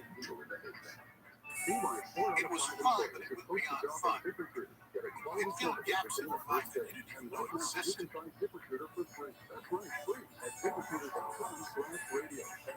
I think about it? I think about how famous and rich we could No, I would say not more than every 12 or 13 minutes of the day. And sometimes I wake up in the middle of the night sobbing. But other than that, no, it doesn't really occur to me. To me, the funniest thing remains that Dan has never won a rotisserie. That's funny. It's like hearing that Hugh Hefner's never got laid. In the first incarnation of rotisserie in 1980, I must have 1995. I think I finished second 3 times and third 3 times. I just never win. Maybe that's why I just started playing again. Extremely limited, slow pitch, old man's AARP rotisserie, which I play now. I guess it's part of my life. I'll never quit. Another way of putting it, I'm not going to quit until I win. I'm never going to win.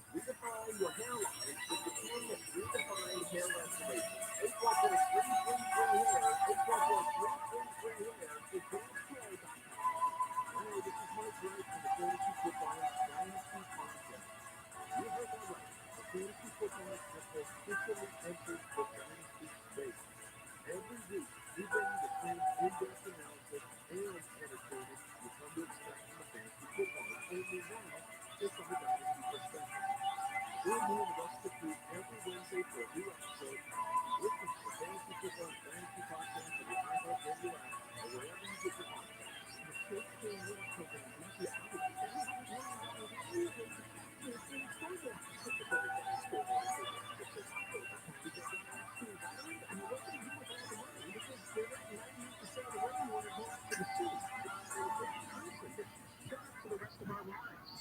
Silly Game, available on DVD on Amazon.com and on iTunes.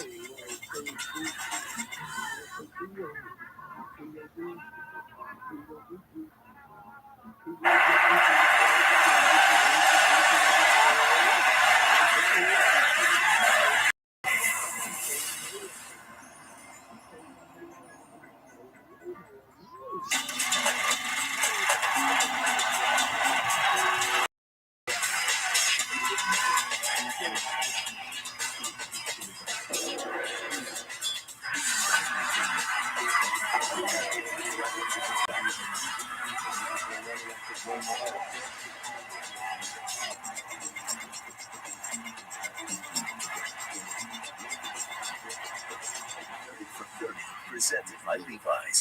I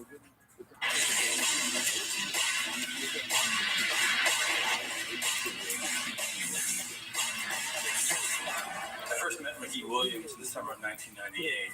He said 3 words: I value nice. Just the idea that he wanted to be nice to people really moved me. He kept asking me while he was in Australia, sleeping in a tent, would I tell his life story? At first I said no, but then after a while I said, why not? This is the story of a lifetime for someone who does what I do. And he wasn't afraid to open his life and tell people, hey, tell him how screwed up I am. But also tell him I'm not a bad person. There's something about him, even in difficult times, that makes you stick with him.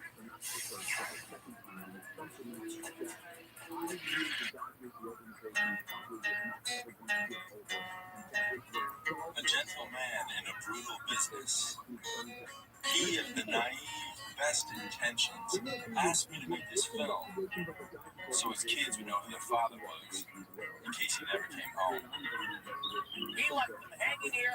I don't care if the man wants to go meet the Dalai Lama in the Himalayas or what. He put his pen to a contract. The least he could have done was tell his team months ago. 27 years old, you got the whole world in front of you. He gave it up. That's ridiculous. 2 days before training camp, they would just quit. I told you couldn't slow down for 3 years and make $5 million here for $15 million. Would you do it? I think about it. You think about it, but this guy couldn't think about it. So I say quit, disappear, and smoke away the rest of your life.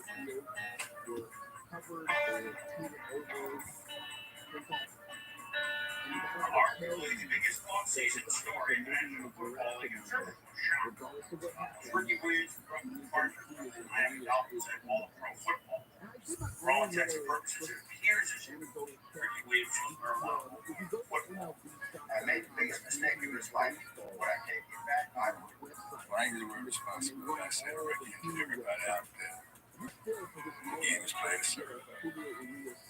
For a gladiator, to change Caesar's mind and to control Rome's.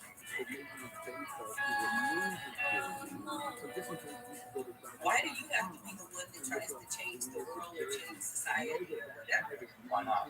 And that's what he says, why not? When I can be stoic in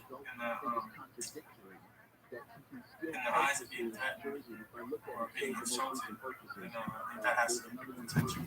To be detached, you're not coming from, you're just coming from a place of love. And for someone to come from a pure place of love, we're the most misunderstood person in the whole entire world. Within weeks of his bizarre retirement from the NFL in 2004, the man who was universally loved when I first met him asked me to tell his life story with one directive: absolute truth. He asked me to make this film because he trusted me. 99% of the truth is a lie, he emailed me, while insisting on everyone in his life being completely honest, warts and all. There's nobody in Ricky's life he doesn't frustrate his one phone. Keeping it real was the deal. When it comes to women, my son has always been a VOT. Always. And what was to be a 5-month project became a 5-year odyssey. Because Ricky Williams wouldn't let me show you his wounds until they had a chance to heal. What's the way I can actually do this? Tell the truth. I mean, I've been through more with him than, anybody else. If I can see something that he's a good person, he's a good person.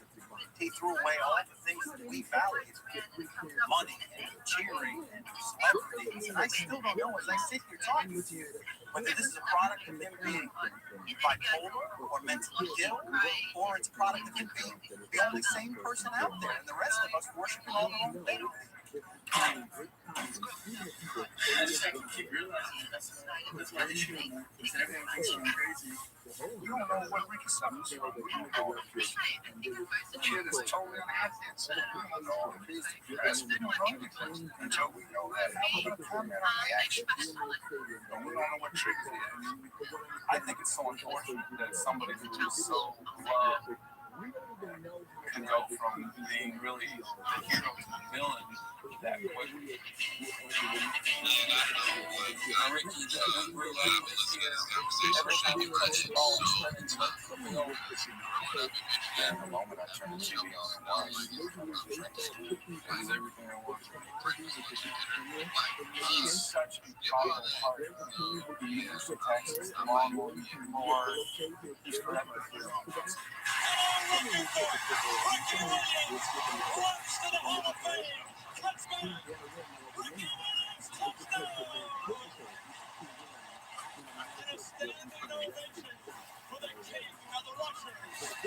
At that time in his life, it was really important for him to reach out to people, to be accepted by everybody.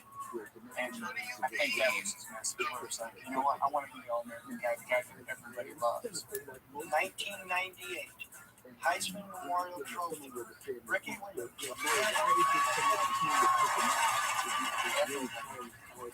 Fell in love with Ricky Williams. The New Orleans Saints are now on the clock. It's not like he called my gift and said, hey, Trey, you drafted me. I really want to come play. They swap first round picks, and then Washington gets a 3, a 4, a 5, a 6, and a 7 this year, and a 1 and a 3 in the year 2000. That's a lot to give up. I really do. We thought it was a prudent pick at the time. Did we give up too much? Yeah, we probably did. Still, in retrospect, I'm not sure in the same situation, but I wouldn't do it again.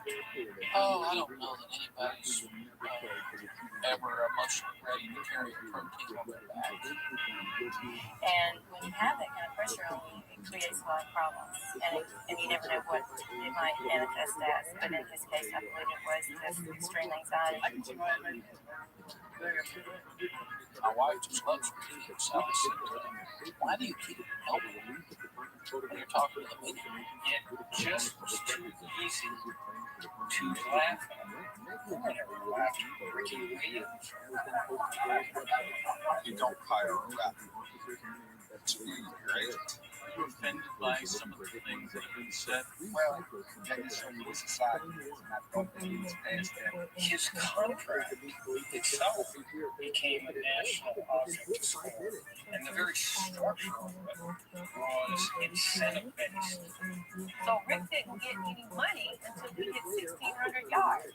Basically, you would have had to outperform every running back in the history of the league, say, two guys, Gary Sanders and Terrell Bates, for 4 years in order for him to make a significant amount of money. He chose that contract because he wanted to earn his money. I thought that was the most honorable thing I've ever seen an athlete do. I'm not just going to be overpaid Ricky, but I'm going to be able to bump. Ricky was a machine on daily. As much as he was going through, he could have really went out there and checked the bed. But no, on Sunday, he went out there, played his ass off, and he did his job. When he got hurt in New Orleans, that's the worst thing that happened. He never got to prove himself. And I think that had a big impact on how the rest of his time in New Orleans. But I honestly think that he was quite his people wrong. I think it ended up being good for him because he started this path of living. I mean, he realized how much of his self-worth was tied up in body parts that could betray him. I don't know. This is a bad scene. Ricky was a person that was much, alone. Yeah, down and out. And just 3-4 rounds.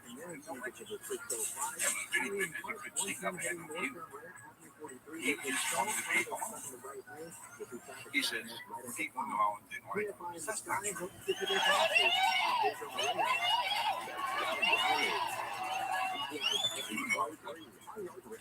Ricky didn't give anybody a chance. Hello.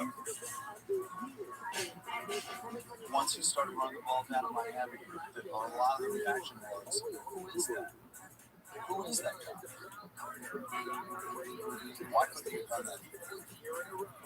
For the first time in Miami Dolphins history, they're going to have a Heisman Trophy winner wearing their uniform. Ricky Williams, who struck the pose in '98 and is coming off back-to-back 1,000-yard rushing seasons, will give the Dolphins something they haven't had since Larry Zonka. He was pretty driven at that point to prove his detractors got it wrong. Ricky Williams carried 775 times over 2 years. That is the most carries in NFL history over a 2-year span. I'm not talking about the time he caught the ball. He ran hard all the time. Dave wants to do everything he could to burn this guy out because Dave wants to teach him every shred of success he had to Ricky Williams. It took an immense physical toll on him to carry that ball that much. Yeah, that was using him up, and it was only going to be worse in 2004. And then the drug test came back, and he realized he was going to be suspended for part of it. The combination of these factors tipped him over the edge. A week before the start of training camp, free-spirited Williams is the latest great back to retire in his prime. Of legends like Jim Brown and Barry Sanders. Had Ricky Williams not retired, he would have been suspended for the first 4 games of this season because he failed a 3rd career drug test for marijuana. The joke here is on Dave Wannstedt of the Dolphins management for pitting 2 first-round draft choices on this very strange kid. So why did he come in the wedding dress? That didn't come off. Ricky's hugely famous. Ricky's retired. Famous guy is doing something unbelievably eccentric. Just days after he retired, I got a call at 2 in the morning from Ricky Williams, who was traveling the world high off his ass. The 27-year-old in his prime, former NFL rushing champion, sounded anything but crazy as he talked about buying land in Australia and never returning to the United States. What's your responsibility as a friend to Ricky Williams right now? Are you supposed to fly to Australia, to that tent, and yank this 220-pound behemoth out of there and say, let's do an intervention? After 2 months of soul-searching and world travel, the media onslaught ended. The fans ran out of memorabilia to shred, and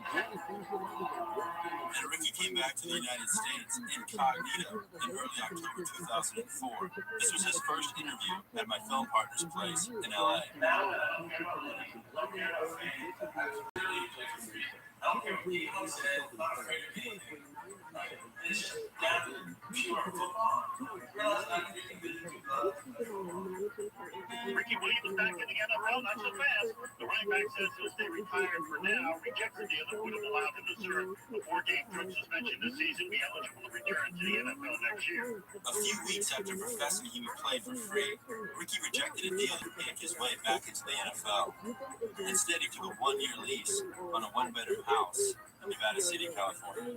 And it was just one day in my car, I was thinking, maybe I don't want to play football anymore. I thought, what about my house? And I was like, I don't care. Like, what about money? I don't care. And it just hit me, you don't need money.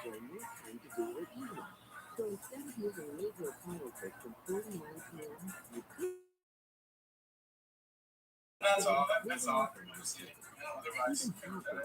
Former Dolphins running back Ricky Williams was in breach of contract when he abruptly retired from the team before training camp. Williams has been ordered to repay the $8.6 million he received from the Dolphins as bonus money. Ricky Williams has to pay back the signing bonus, let alone $8.6 million, $3.3 million of which was paid to him by his former team, the New Orleans Saints. Yet he's got to pay the Dolphins back. Well, you can't have it both ways. Don't complain about the fact that they're coming after you for $8.6 million. When you said, well, I got to live up to superstar status, and then you quit After everything he's given to the game, after every jersey he sold to the millions of dollars, these people have made it off of Ricky Williams and put in their own pockets. And they're going to turn around and say, we want our money back. When they know the guy's had some problems with, dealing with things in his head. When I met him, he had social anxiety, and he was taking Paxil for a while, but he really didn't feel like Paxil really did anything for him. And one of the things that caused me to diagnose him with social anxiety disorder was his admission to me that he often only felt safe when he was in his home in the dark.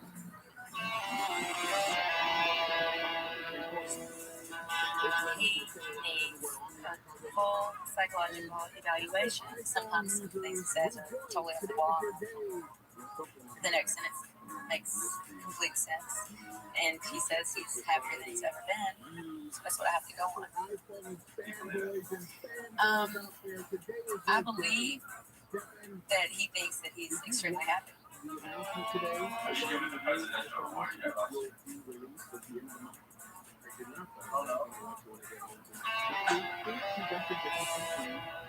It's funny that the president of this country, ironic. It's just nature. It's just nature. It's not funny. It's not ironic. You don't need to label something. You understand why I say that? It's just more things in your mind to jump around and play with, distract you from going inside.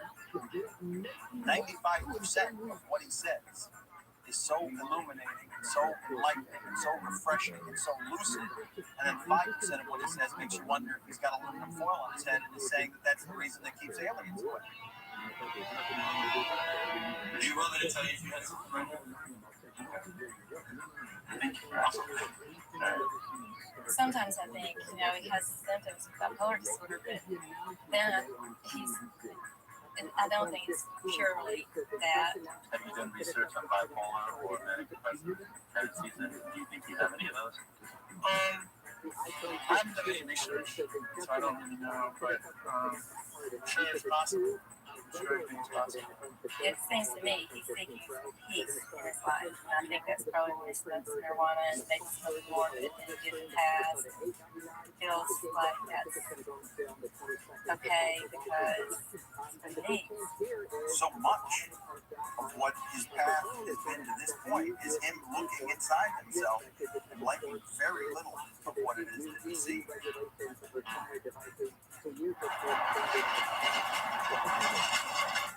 That's kick, Charlie. That's kick. Charlie was really upset when he retired. It was first upset about retiring, second upset about losing him on his fantasy football, being able to pick him. Ricky became fast friends with a local named Charlie D.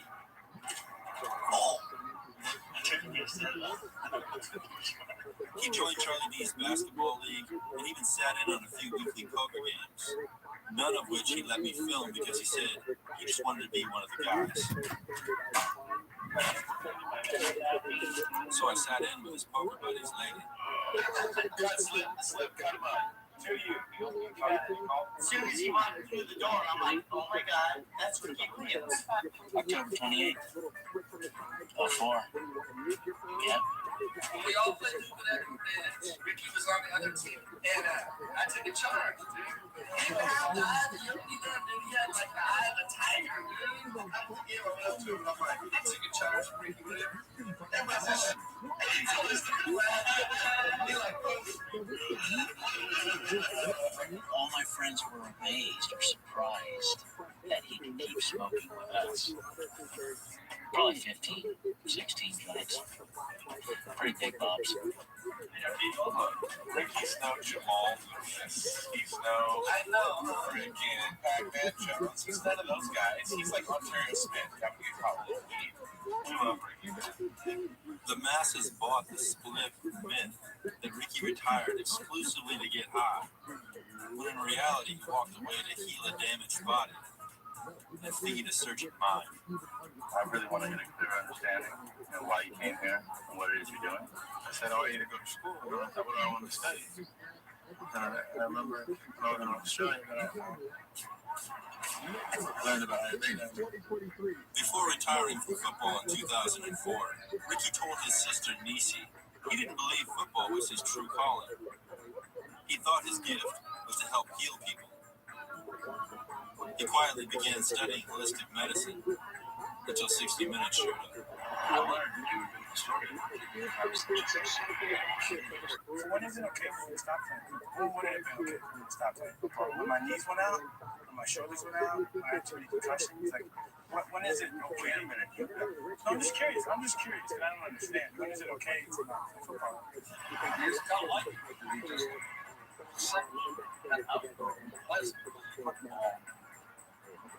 Star.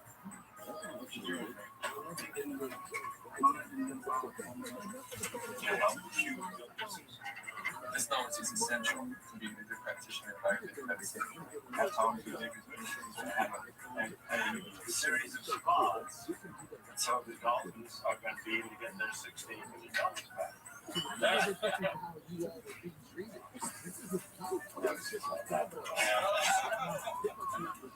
Ricky has an exceptional thirst for knowledge. In Ayurveda, we understand that everything in nature can be a medicine when it's used properly. And everything in nature can be a poison when it's used improperly. And so if it's in the way of his accomplishing what he wants to accomplish in life, then it needs to go. Do you believe that marijuana is bad?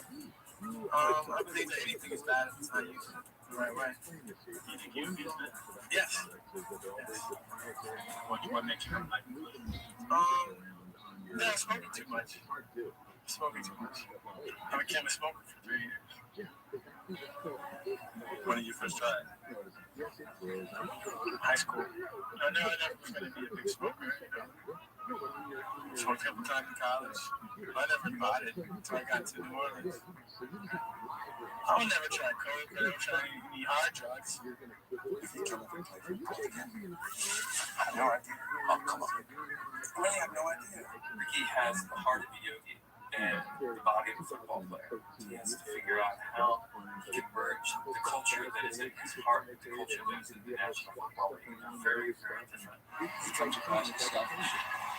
He doesn't so get along about himself. That's what everybody wants to find out about him or himself. Ricky left more than football behind when he bailed on Miami.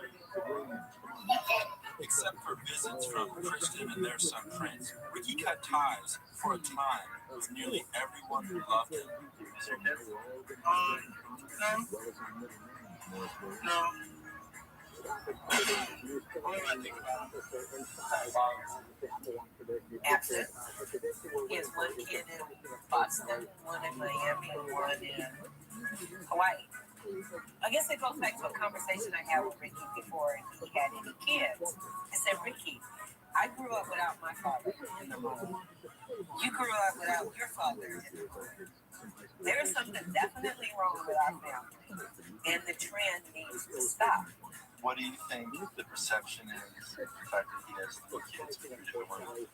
That almost makes it sound like that football player that he said is not. How difficult was that for you to deal with? You know, I mean, I've known Molly from the beginning, and she comes and visits. We don't really see Blaze, the nude baby. This is a supremely well-intentioned individual. Manslaughter may not have meant to do it, but at the end of the transaction, you're still leaving a wake of hurt. So no matter how well-intentioned you are, some of the things that he does end up with people getting profoundly scarred. Have you read all those things? The Ricky experience and the 4 years I've known him? Well, I would... Absolutely. I mean, I thought I had a boyfriend and he had a kid with somebody else. That's enough, isn't it? Just be happy. Forget everything else. Are you surprised that you wanted to continue a relationship at that point? Oh, yeah, totally surprised. It's easier when you're alone. It's easier when you're alone. I don't have a relationship with really anyone. Right now, you know? I can't say today that I'm Ricky's girlfriend. I would say that I'm one of his best friends. Do you want to be in that relationship? I want to be in a relationship. Just like he changes his mind daily about what to eat for breakfast in the morning or whether he's going to play football. You know, his feelings for me changed everything. Are you going to live with the Prince and Christmas? Oh no, it's kind of fun in the future, you know? All I know is that every day I wake up and I don't love him any less than the day before. Then the day before I found out that he had another child. Then the day before he ran off to Australia, whatever. It's very strange to me. Sometimes I pray that I wake up and that I love him. Really. What was his childhood like? Oh, man. The earliest images of his father were not good ones, and what he remembers of his mother is being filled with dread whenever he heard the door open and he knew she was home. I was a single parent. I was working full time. I was going to school, trying to better myself for my children. I had to have control of my house, and I did. He was scared of her, whether it be hiding in a closet or whether it just be more metaphysical than that. Like he remained scared of her. At a very young age, I think maybe 5, he was sort of left in charge, taking care of his twin sister and his younger sister who was 3. And he says it's not easy being the man of the house when you're over 6 years old. I'm like, Rick, you know, no one said you had to be the man of the house. I would imagine he also at times had to have some angry feelings regarding his dad because his dad apparently didn't fight the right to be in his life.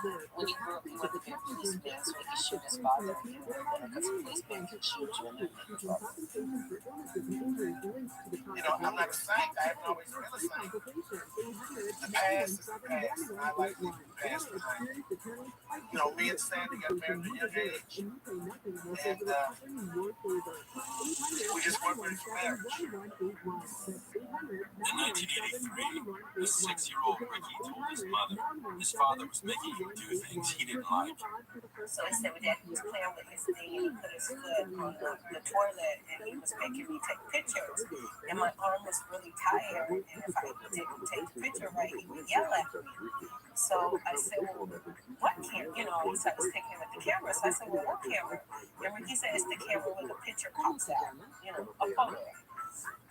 So I said, well, what did Daddy do with the picture? So he said, well, I don't know, mommy, but one of them I messed up and he yelled at me. He put it in the trash. What happened? Nothing sexual for these children at all. Ricky kept saying, but Daddy said if I tell, that he'll get you, then he'll get us. And I said, no, mommy, you take care of it. Derek Williams was arrested in 1983 and for the most part has been estranged from his son's life ever since. The charge they charged me was sexually annoying a child. And I was to stay away 100 feet from the church, their house, and the school. So when I'm going to the trash, guess what I find? I find that picture that Ricky messed up and threw away. A picture taken? I don't recall.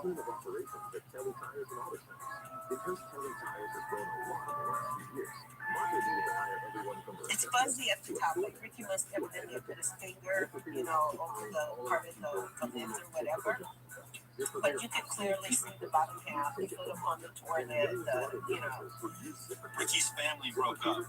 His father later remarried and had 4 more children. Been married to my wife now for 25 years. If I was a deviant, if I was a sexual predator, if I was a molester, if I was a, whatever you want to call it, I would have molested my children. Those kind of people have repetitive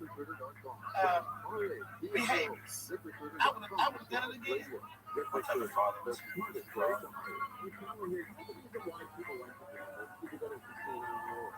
Not gonna say. What they say I was, I'm not. What they say I did not do. And that's what Ricky said to me. He says, I feel sorry for Eric that he's a registered sex offender. So, you know, in the back of my mind, I'm like, I get blamed. I wanted to say, Ricky, you're the one that told me. But, you know, what kind of a mother would I be to throw that guilt on him? God is my secret truth. Never done it. And I feel like I haven't got a fair shake with that. But that's okay. That's okay, because the Bible also says you can reap what you sow. You don't remember being with your dad? Like everything all family, you remember that all? Yeah, I do. You had any repercussions in terms of like any part of you out? How could it? I don't know. It's kind of not my kid's life. But now I look back and I see Ricky, and I say it had, you know, in some sense, it really, you know, it really did. Have you had a conversation with your mom about that? Never told me that there's anything wrong with me right now.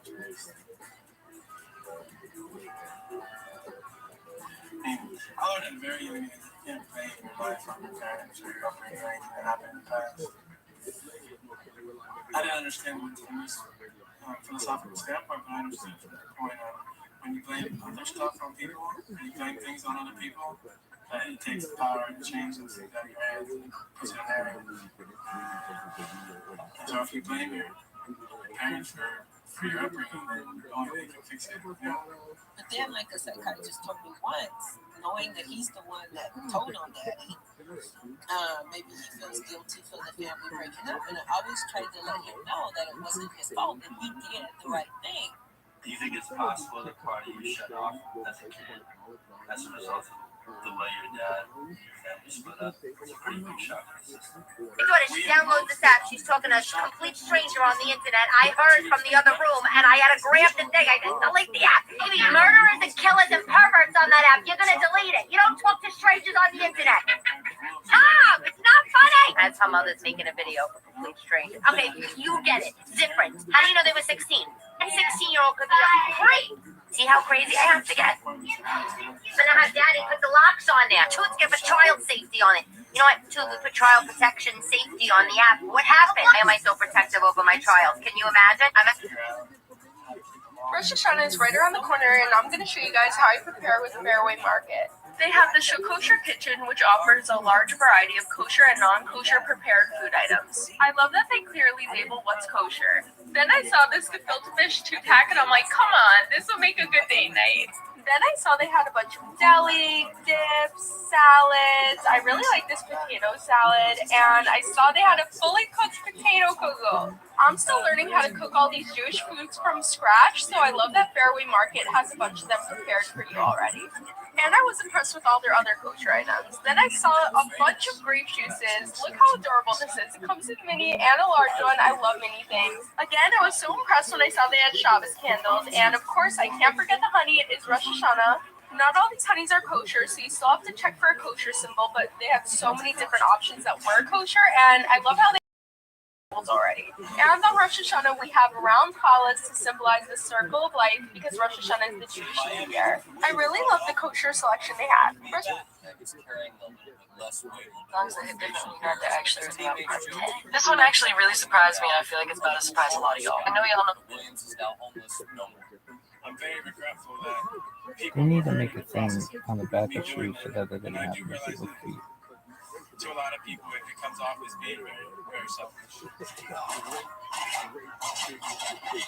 I never stopped loving football. I think I had a problem with some of the rules and decided to walk away. I know the song Semi-Charmed Life by Third Eye Blind. If you think you don't, you probably do. Here's a clip.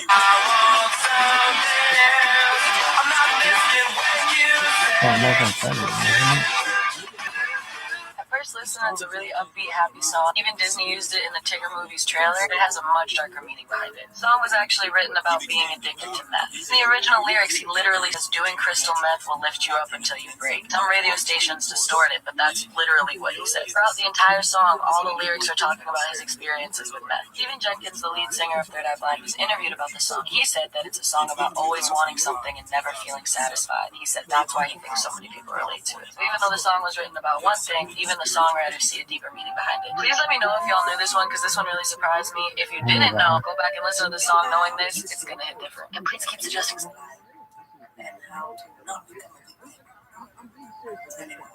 I first got it, I was trying to see that they were talking about when I quit football. She said because you're stressed.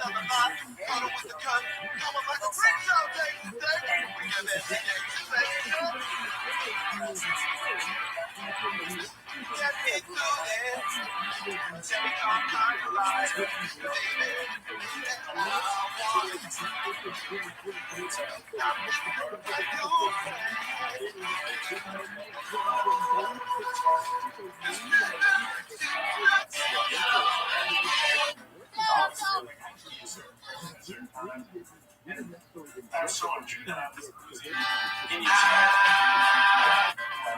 I'll tell you, there was one thing with me. People look at this and I was like, that I was giving to be.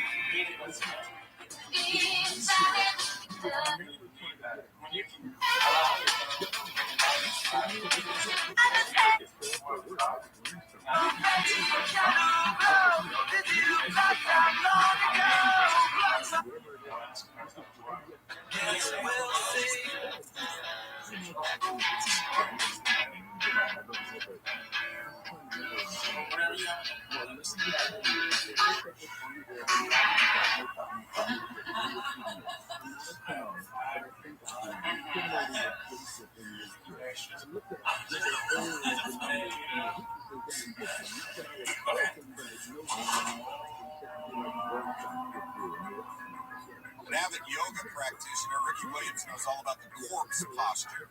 Well, now it's his NFL career as maybe dead. Williams suspended by the league for the 2006 season after a fourth violation of the game's substance abuse policy. They don't know right now whether it was a missed test, whether it was a failed test. His behavior has been very unpredictable in the past. We all would like to see Ricky Williams back on the field, but who knows if we ever will again. What was it that triggered the fourth drug test that got the year suspension? What was it? Was it marijuana? What was it? Can't say. What was it? Yeah, it's dead in there.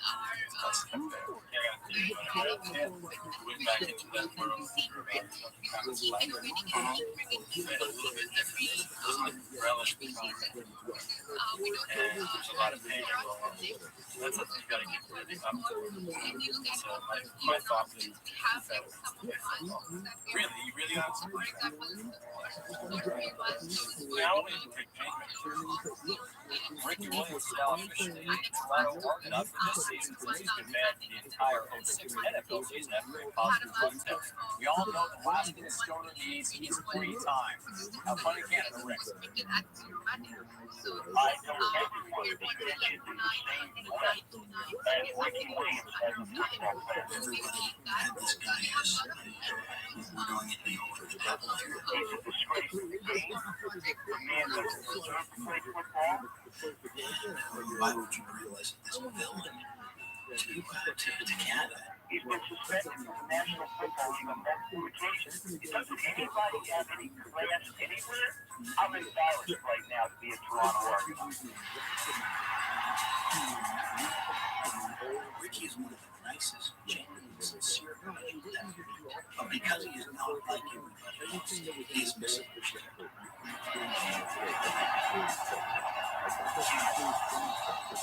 You can take 1 10 or 15 seconds soundbite from somebody who's very intelligent, saying something outrageous. I mean, he's a marijuana. It is now 8:00 p.m. All of a sudden, you can twist that around and form Smoking weed is more important to him than playing professional football. He's always hated football. I disgrace humanity, Ricky Williams. That's the power of the U.S. media, and that's what they've done with Ricky Williams.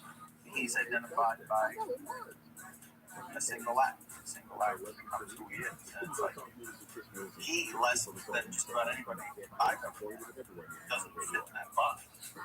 For the 2002 season, Ricky Williams led the NFL with more than 1,800 yards rushing. His life has been an odyssey ever since. Suspended by the NFL for 4 games and ultimately a season for testing positive for marijuana, he has since studied holistic medicine, converted to Hinduism, played football again, but in Canada last year with the hopes of coming back to the NFL next season. That's on hold for now after yet another positive marijuana test. It's almost as if he had been clean, and then just before the finish line, he trips. I think it's going to be a long, hard road. I don't think we'll ever see him play in the National Football League again. It's sad to me to say it. It's sad.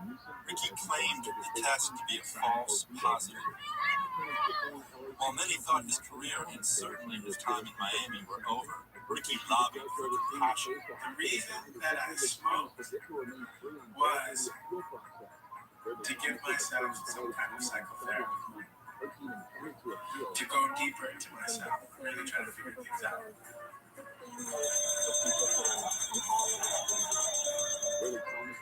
The league mandated intensive psychotherapy, and Ricky moved to Boston, where for 6 months he entered group therapy for borderline personality disorder. The sticking point that they had was that because of marijuana, I had lost money, job, etc., etc.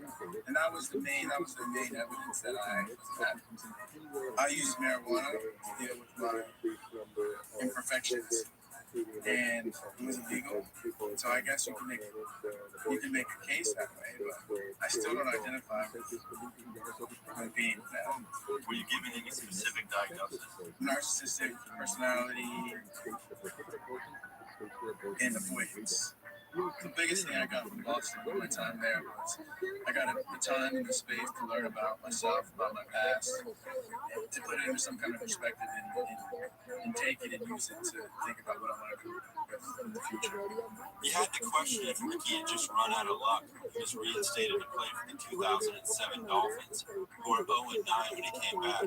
He debuted in prime time, but only lasted 6 games. His season ended on play few seemed to question. Oh, step up. That can't be fun. No, it can't. As time went on, Ricky showed brief glimpses of what made him so special as a player. But he never got enough run to be run. So most people assume he lost it. I just remember how emphatic he was that day. Shortly after turning 30, he looked me dead in the eye, 30 minutes after I shot this footage, and said, if I could get my head right, I could be the best player in the NFL. I've been feeling remedy is what I'm seeking. Take a taste of marshmallow on the way to something better. What I want is what I'm about, and what I need is all around me. They say that I'm found, and I say, if you could keep me floating just for a while, till I get to the edge of this channel across tonight. If you could keep me floating just for a while, till I come back to you. But sometimes I feel that thing slap my right knee, my strength. Everything show you it's inside. But I'm so clear, in your light, brother. Affect people one by one, because that's where he's at his greatest. I mean, he can have such a great impact on the world. It's very good. How do we know that he wanted to become a natural healer? What was discipline and dedication? I decided to be a physician. If I play this year, next year, I'll probably have another year and a half of school after I retire before I have to. And one of the things that I learned in Boston is that it's important for me in the long term to have credentials. I think he's probably going to be on the tail end of his Hall of Fame career. At the end of the 2009 preseason, I shot his game in New Orleans. Being down on the field, I couldn't help but notice, despite being 32 years old, he still had his speed. I think Brady would be the starter. That flag. 2002, I think I came into his NFL career, and he suddenly started breaking off runs like it was 19.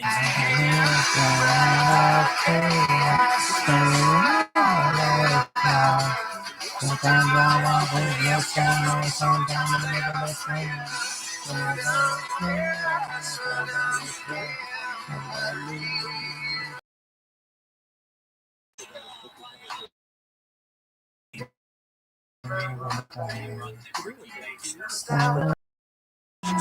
Like the season, Some of these young players see that. I say it got changed, get back and relax. Off my mind, make me feel better for a small time. All I want is what I've got, and what I need is all around me. Reach out, touch, and don't stop. Understand, if you could keep me floating, just fall around. Swing out the wind of this tunnel called pain. If you could keep me floating, just fall around. Till I get back to you. Sometimes I take it to my thing, just keep me swinging around. So you want to stop, yeah, I'm so clear. Terrible guy. Through all of that, kept the jersey, and now people aren't wearing this jersey on the outside. He's doing that good. Credit to statistics. For me, I've been on both sides of it, where I was growing personally, but I wasn't producing anything, except for a lot of anger and disappointment and confusion. There was times where I was producing a whole bunch, but inside I felt like I was dead. So I think it's important to have that balance. Is it You know, does it think that guys do? the main reason it tends to be is because I consider myself a political scientist. And just as an experiment, we've taking care of your body and you're eating right and you're doing things right, how much can you get out of your body? And that question, looms big in my mind, and that would probably be the main motivating factor for me continuing to pray.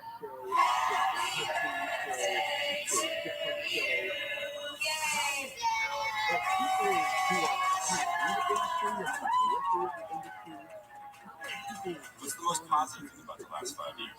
One of the greatest things was that through all of this, he's still standing. And he looks around and he still has his friends and his family standing right beside him. Now we can eat it. Kristen, she really, to me, symbolizes loyalty. Whatever he is, whatever he changes into, she's always still there. Same love. She stands just like he stands.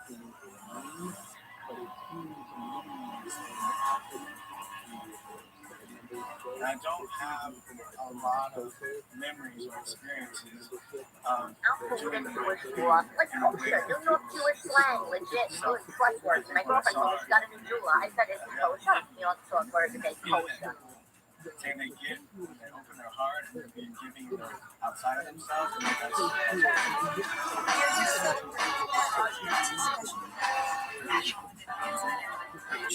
It became tightly linked to achievement, what it was supposed to be, instead of the kind of more rooted identity formation that comes from sweet acceptance. And Ricky longed for that.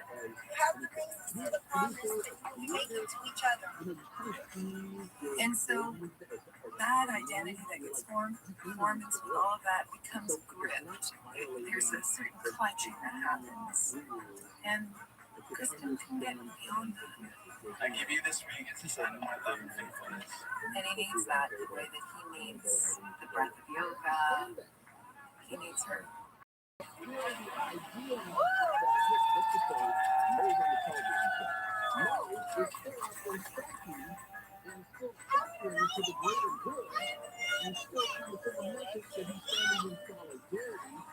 In 2004, I asked you to describe him as a father, and you said, absolutely.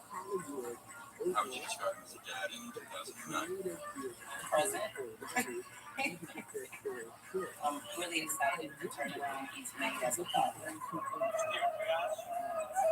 I think I understand my limitations as a father, and I think the main thing is that my kids understand my limitations as a father from the very beginning. And so I think the biggest thing for me is to not try to pretend to be something that I'm not. What are we going to be saying 5 years from now? That he evolves as a person, that can be there for his kids, that he'll be a happy dude. I mean, I think that he's very happy because everything is balanced. There's lots of things about football that he does love and he does enjoy as much as he enjoys sitting at home, reading, playing with the kids. And, he's found a way to balance it all. In regard to the incident you broke up with your family, did it upset you that it was there? What I carried with me still was how everything went down, that the event, and mainly me, I was the one that was used to get rid of my father. Is it important for you to have a relationship with your father? Well, it's important for me to have a relationship with the idea of whether it's through my father or through my children. It's important. While his personal life came together, when discussing Ricky Williams' NFL career, there will always be a melancholy tinge of what if. He may have lost out on nearly $30 million in earnings, but he blew people's minds because he consciously yet conspicuously ran away from the American dream. I look back and I say, I wish I was more mature. And I'm not one to think that the money that I lost was a big deal compared to the experience, especially where I am now. I think where I was in that moment, to most people, is considered a dark place. And I think that's why so many people are afraid to go there. I think one thing about me is those dark places, ones that we consider taboo, I'm not as afraid to go there. I almost want to be there because that's where I feel most comfortable. And so, I was, at the time, I was lost.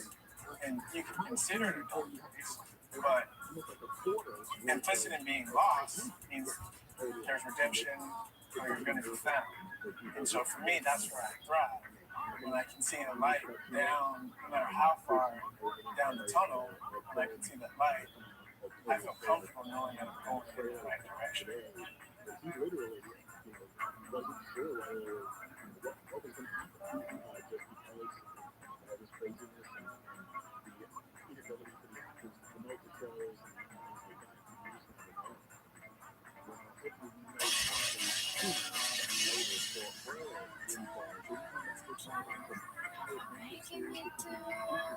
You just never know. Well, hopefully we may happen sooner than later for a involved. We'll come back with some of the higher budget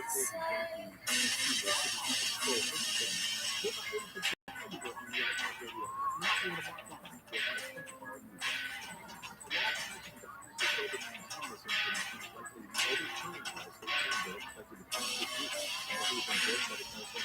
It's later with more credit pictures and junkies. As you heard on Radio with Mo Kelly, Apple is unveiled its next generation of iPhones, which have better cameras, faster processors, and charging system, and a higher cost for the fanciest models. The iPhone 15 hits stores September 22nd, and will have a USB-C charging standard, which Apple had to adopt to comply with European regulators. And the famous Brady Bunch home in Studio City been sold to the wife of former HBO executive Chris Arthur for just over $3 million. HGTV listed it for $5.5 million earlier this year and renovated the interior to match the original set. No pork chop and applesauce included.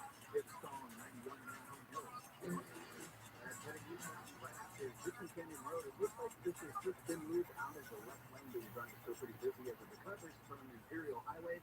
The 405 stop in Torrance still seeing some problems there. Due to this crash before Normandy, it's blocking the two middle lanes with a busy ride from Artesia Boulevard. And some traffic good traffic for you if you're on the 101 stop in Hollywood. Just after Santa Monica Boulevard, you'll start seeing brake lights that starts to clear up. Approaching the 110. KFI in the sky helps get you there faster. From Pedro Moreno. This report is sponsored by Unbound.org. TV series 30 for 30, Season 1, Episode 13, The 16th Man. Do you have a video play?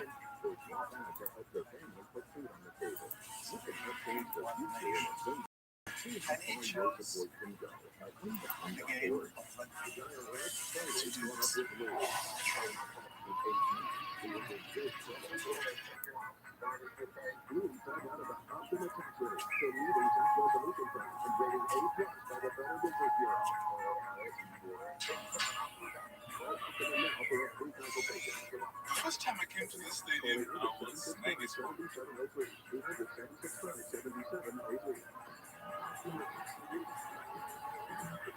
There was a rugby match between New Zealand and the local white team.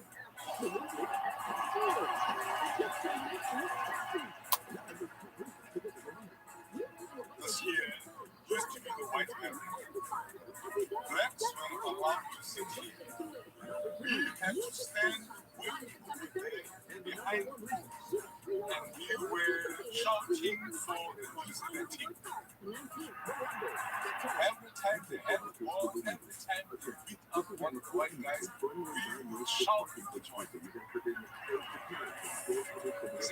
was not just about the rugby, not the score. It was how these people related every day by being balanced. The same thing that they did to us on a daily basis. They got it on this rugby. Their white mighty team was getting beaten right in front of this place.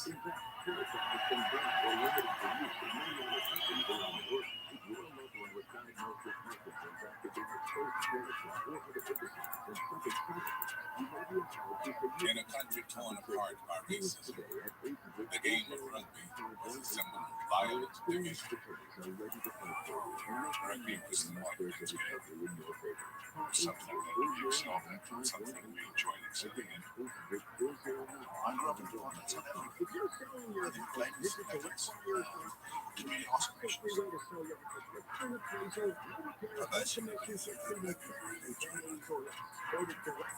Opportunity.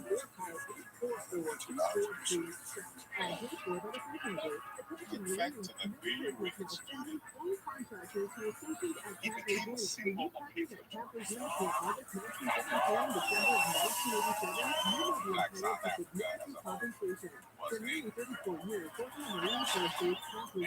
whole was a system of white angry that their leader, Nelson Mandela, had been in jail for 27 years because he had fought to set his people free.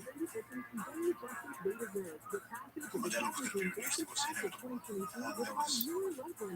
there was a lot of fear from white South Africans thinking that what's going to happen is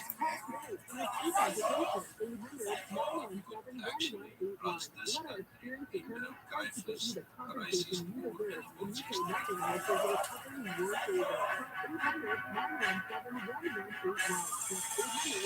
Mandela understood that there could be no democracy without peace, no liberation without unity.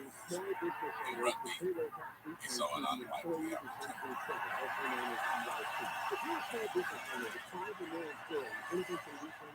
Rugby grew up to nation. The fear understood. I could see the faces in the crowd, incredible joy, tears of never ever in my life seen or played the game like it. This is our world. This is our country. I couldn't see my lips. I put my lips so hard that I was going to cry.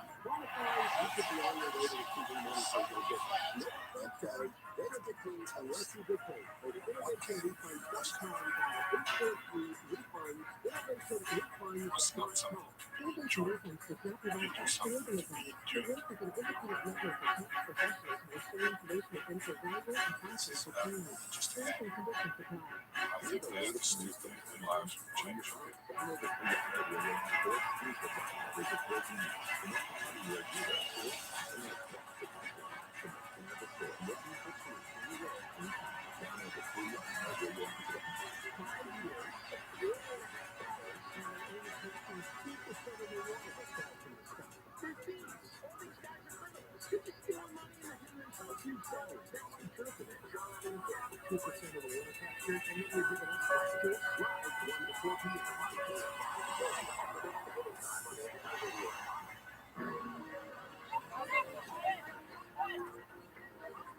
Justice Becky Becky was raised on the dusty fringes of the Kalahari Desert in the shadow of the whites-only town of Buckington. This was South Africa under the system of apartheid. Whites enjoyed the good life and power, while the blacks who outnumbered whites by more than 6 to 1 did not even have them. My feelings towards white people as I grew up was about firstly envy. You've got everything that I don't have, and I wish that I could, but just because it's a lot of risky. If you want to get a party, you can't go into a party. You get on the train station, you can leave, travel in third class, not second, first class, because they were first and second class for white. The Afrikaners were the section of the white population that created apartheid, believing it was God's will. we believe that different races should be kept apart as far as possible. I had strong beliefs that we are separate but equal, so to speak, but not too equal, I must say. The fire of black anger suppressed for decades gathered force in the mid-80s, spreading far and wide. When it reached Huffington, Justice Becky Becky's town, it did so with typical violence. On the morning of the 15th, November 1985, nearly the whole of descended on this area. We started praying, but even before we finished the list of shooting, a young boy was shot was so angry. Ran up to the policeman. He had a gun. I had not said nothing. And I disarmed him. And I hit him over the head with the rifle. And that's when he died. Back in that day alone had killed 3 women, but 13 other black people on the scene were arrested for complicity in the murder. The white judge saw no reason for mercy, either in the appeals of their lawyers or in their families' grief. He sentenced all 14 of them to death.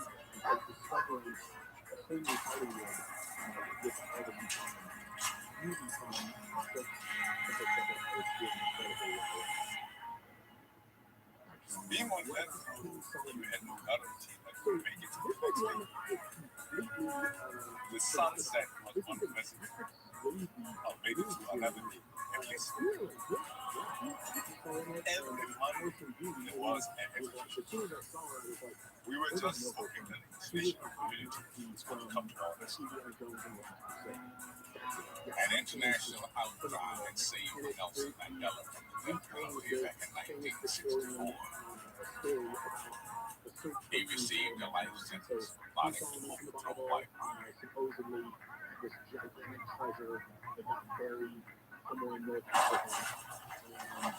As the years passed, the clamor from the world grew for Mandela to be released and for apartheid to be abolished. Demonstrators in New Zealand, South Africa's greatest rugby rival, knew how to hit white South Africa where it hurt. Violent protests completely upstaged to bring back rugby to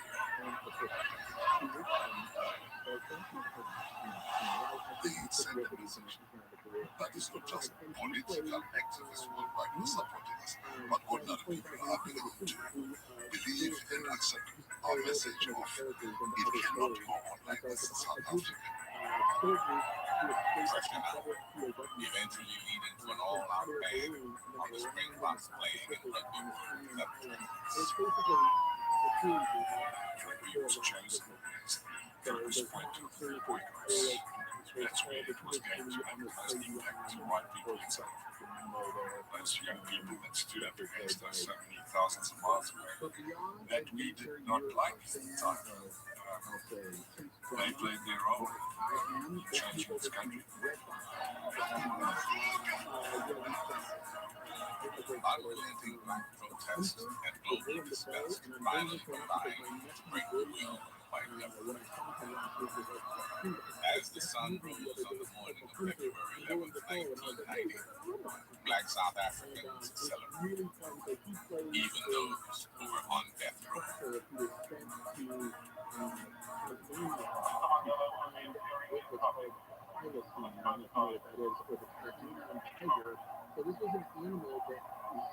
I remember vividly the day that Mandela was released.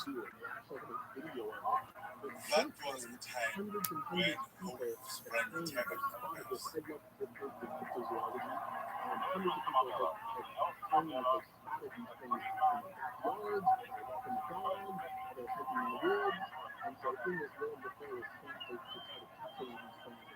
We followed on radio his every Irina Shake, and today I'm gonna show you what's inside my freezer. You're funny on my own. This vitamin C really good. It's by so much what is in my brain literally. Next is my Pat McGrath concealer. It's not for me because I don't need anything to conceal. Very important. If you know me, you know I love pastries, so I always travel with a little bit of chocolate, maybe muffin. When I keep active, it needs to be creative, so I always carry it with me as I started. Something you wouldn't expect in my bag is broccoli and Nutella Versace. I carry her with me everywhere I go. She doesn't want to come out right now. She's taking a candle. Every time I open, it smells like difficult. I travel a lot, so I like to carry with me hand sanitizer in my bag always, my portable speaker, I bring with me everywhere.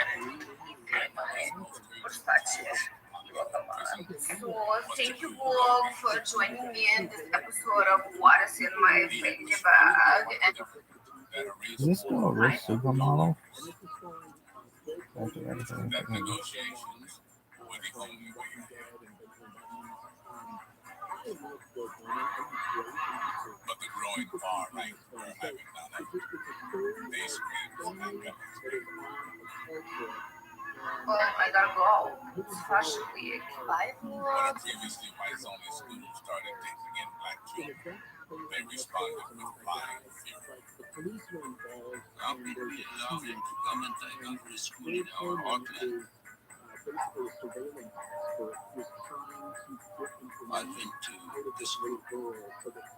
I said to myself, we will definitely do something about this.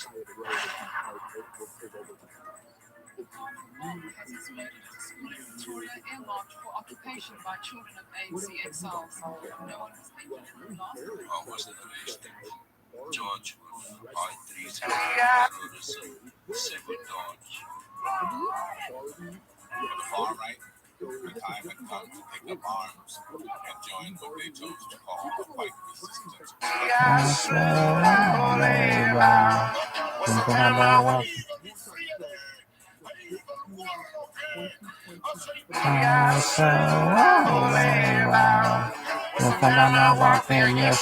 Sometime on the village of Kenya.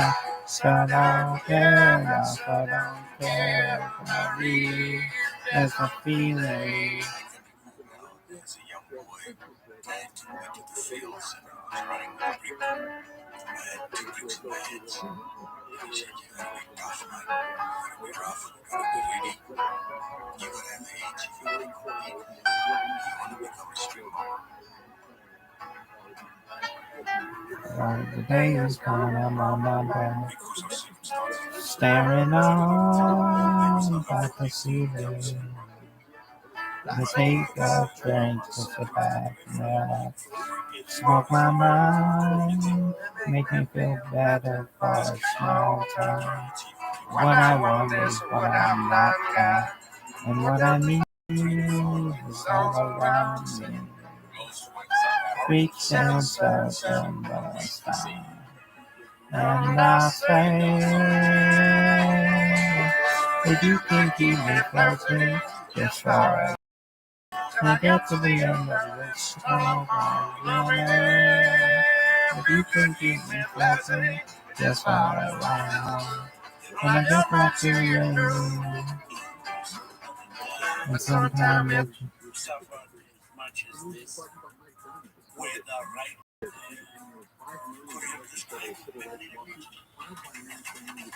Magnanimity was all very well, but Mandela's fellow black leaders were in sexual street. With just months to go, Mandela's fellow black leaders ran and voted to Supreme She was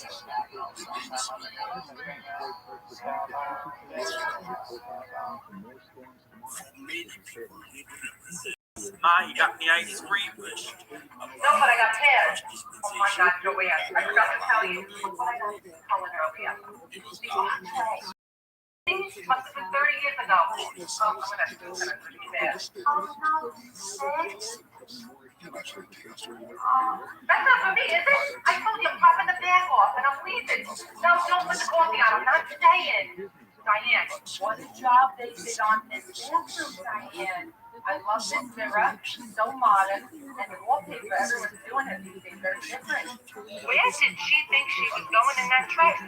Ugly as sin. Where'd she get that? That dress she had at the wedding was ugly as sin. What do you mean it's expired? That's 2019. All right, finish the jam, Danielle. It's a preserve. They call it a preserve for a reason, don't they? What do they try to poison you?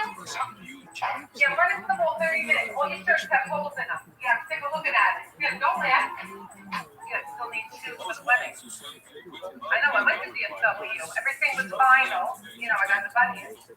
Yeah, I didn't get it fixed yet. The doctor said just wait until it's so bad you can't handle it. That's pretty bad surgery. Yeah, I know. Who's gonna be off 6 weeks? I can't. Yeah, you think Peter's gonna handle everything? Yeah, I'd like to see that. Ma, you got any ice cream? Hi, for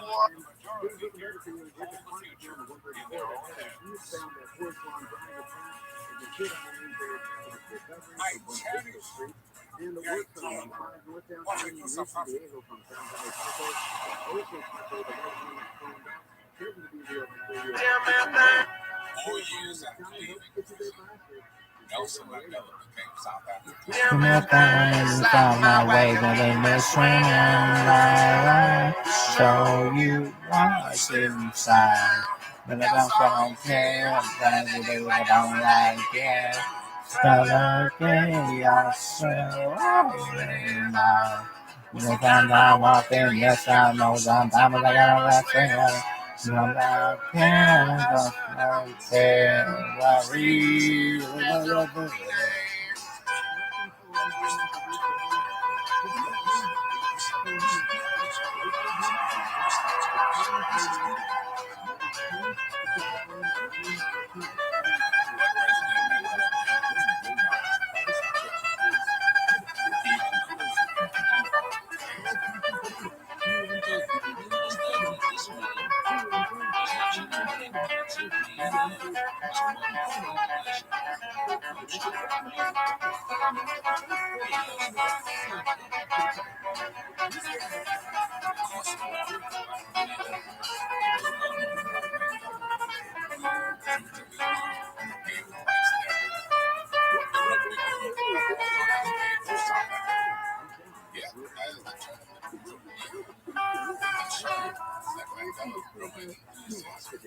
Might not be matched by that.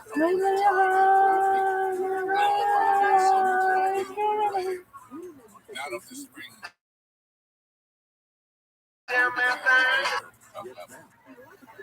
Of course, I can connect this one. Are you ready? Orchestra Shari. Among the new faces, Chester Williams, the only black player on the team. The day when I was an artist, the Springbok played a whole street down around Players' house was full of people. They were waiting for me to come back. And I will never forget when they told me they gonna have to play. Will you be able to manage? I said, just give me my jersey. I want to sleep with my jersey.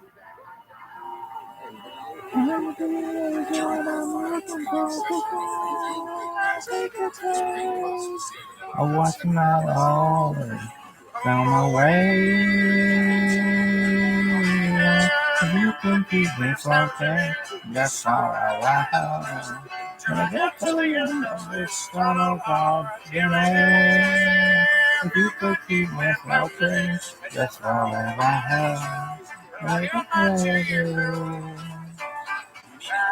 But sometimes the game is playing, time away, you need to see it. Shall I show you what's inside? But I don't care, really don't like it. But okay, that's I'm not walking, yes, I know sometimes I'm gonna stay up. So I can't go on, can't go on, can't go feeling.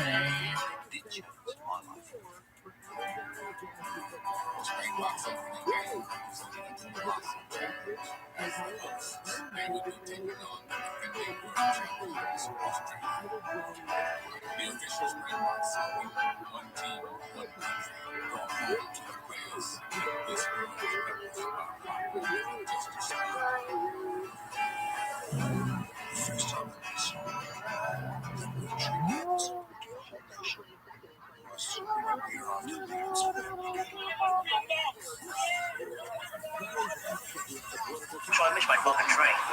I gotta sit here for another fucking 15 minutes fucking waiting for me. I'm gonna miss my bus back home. I gotta get the boy authority. This fucking public transportation. There's so much fucking aggravation. So I missed my fucking train. I gotta sit here for another fucking is model in a shake, and today I'm gonna show you what's inside my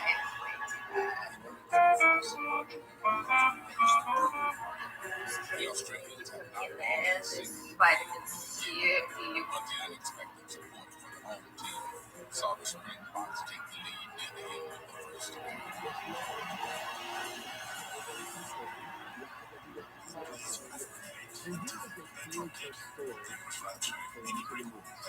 Just after each other, there was a bond, there was a brotherhood that was very, very, very special.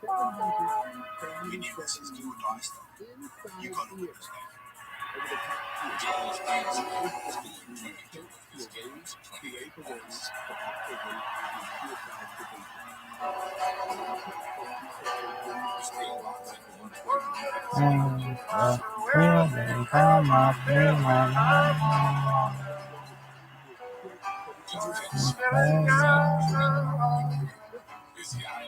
I'm spilling.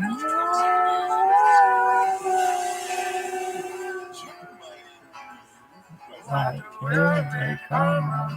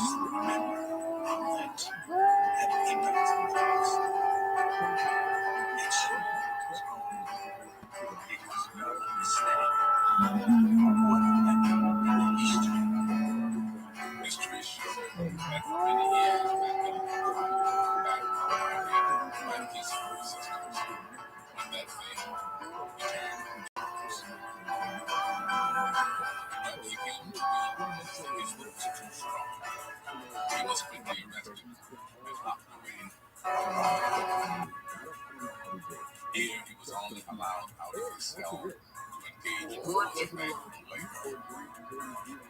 The rugby players struggled to understand how their government had treated so generous a man with such cruelty so long. London with James Small staying on their teams running down his cheeks.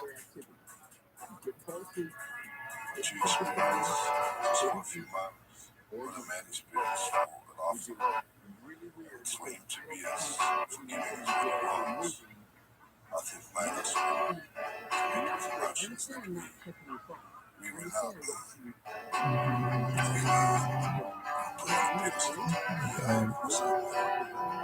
more than mere rugby players. They were political powers. If you can witness it, we can reach out not the people's secrets. You know what we call change the world's people.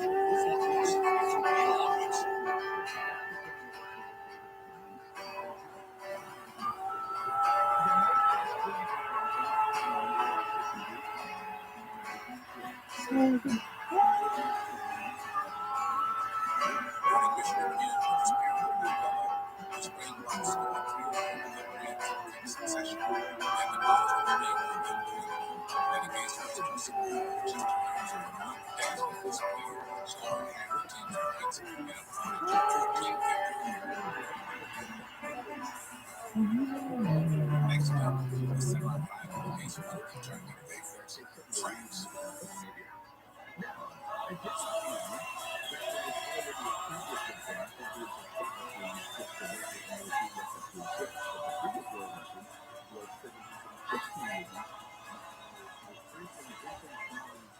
The day before the semi-final against France, Mandela appeared at a political rally before his own.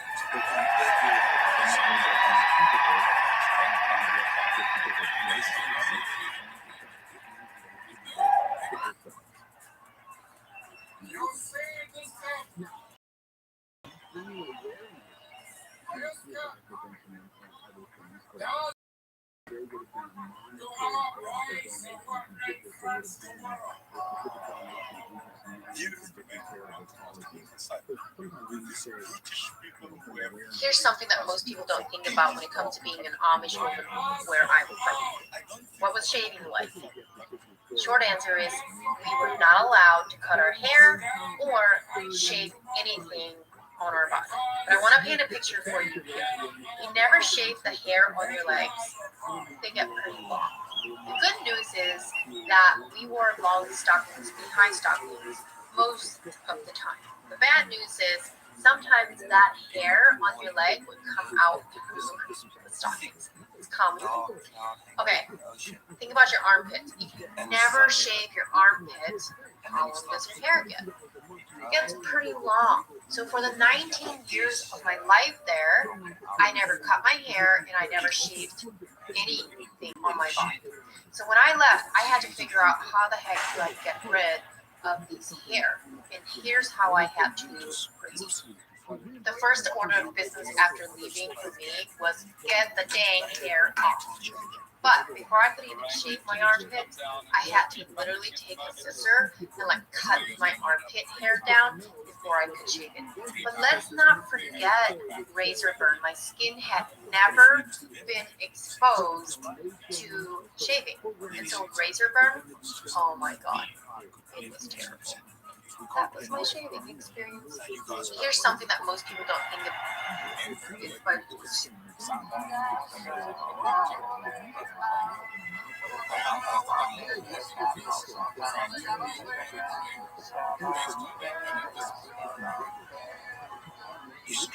Yes. Lay down, try to stay calm. We didn't play that evening. That's it. Roger was But with minutes to spare before the deadline, the skies semi-final was on. In such conditions, skill and what was sheer bliss. Using the original players drowning on the field sounds bizarre but it's true.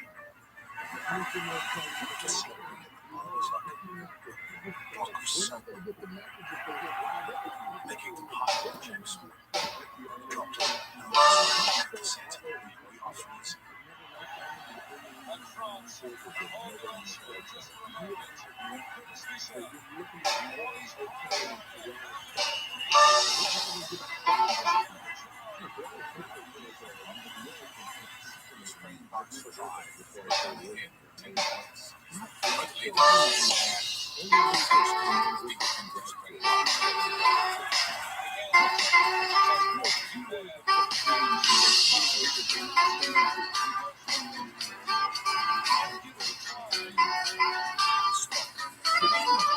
He wakes up in the morning, does his teeth activate on his morning, never changes a thing. The week ends, the week begins, she thinks we look at each other, wondering what the other is thinking, but we never say a Louise crimes between us grow deeper.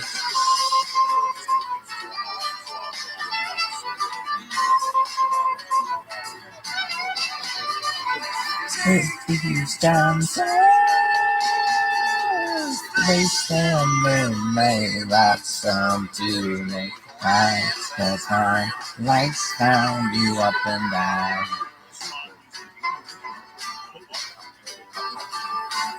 Remember this morning, she came down this morning for this done. I'm okay.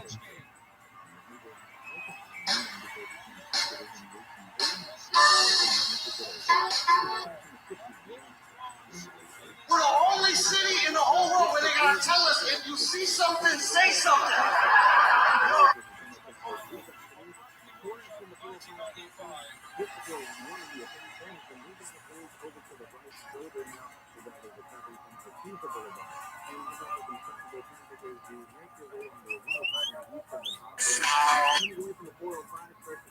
Springbok's final battle Laying under the table and dreaming, take these chances. They stand when they rush down to me. Lights and time, lights down, you up and die.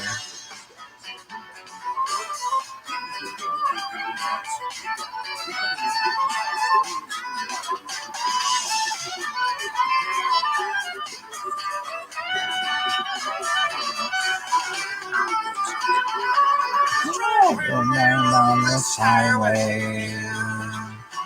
These cars on the sidewalk. People in every direction.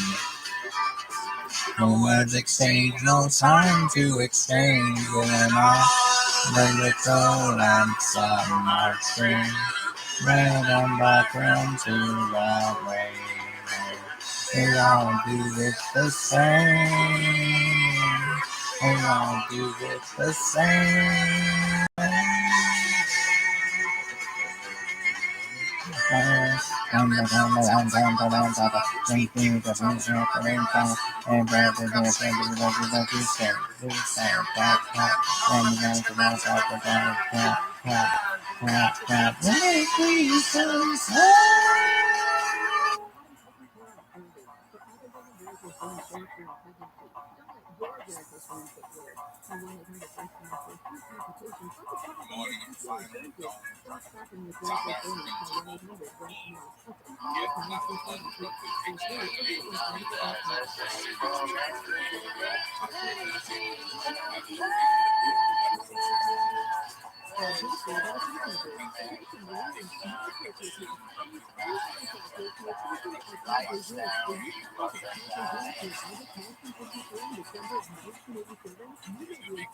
You see some guy trying to blow up everything.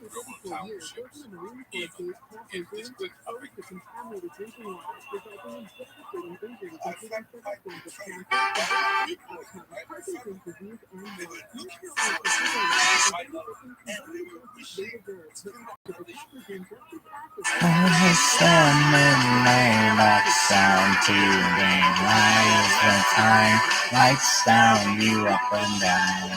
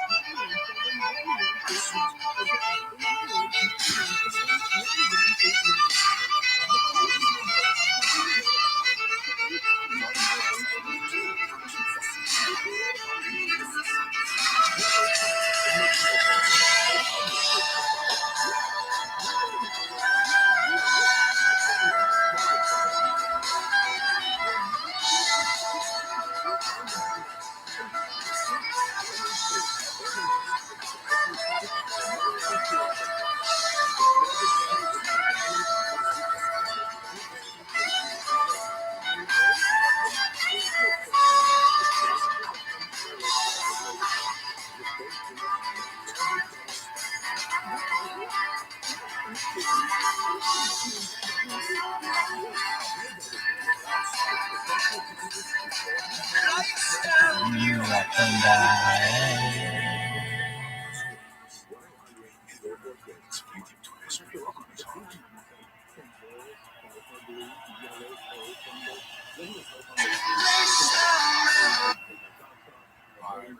Have you ever wondered why Houston Street, Lower Manhattan, is pronounced like that instead of Houston? Well, I bet even if you're from New York City, you still wondered why Houston Street, Lower Manhattan, is pronounced like that instead of Houston. Well, I bet even if you're from New York City, you still don't know. As you can see, this clearly says Houston. Believe it or not, this sign and every sign of Houston is spelled incorrectly. Because this big fellow is who Houston Street is named after, and notice how it's spelled. His name was William Houston, and he was actually one of the founding fathers of the United States. And at some point in history, someone just made one of the signs wrong and forgot one of the U's.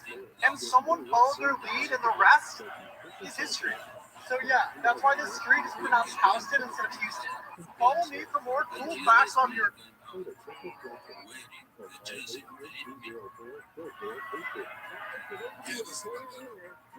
some execute on the instance. In this blackness, behind this white with this big voice.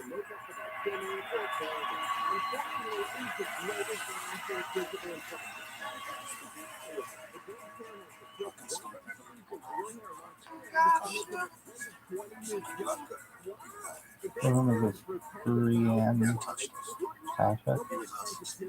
Wait, yeah. It was an analysis system that we declared to the song black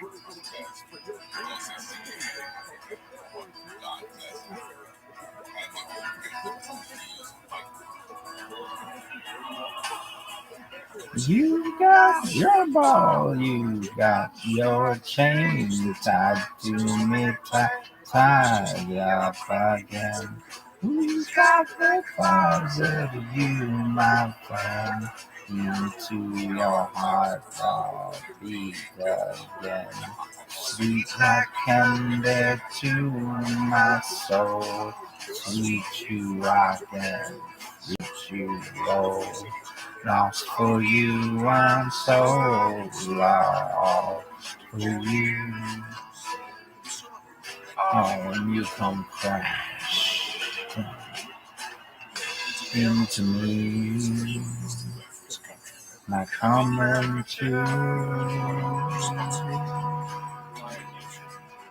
yeah,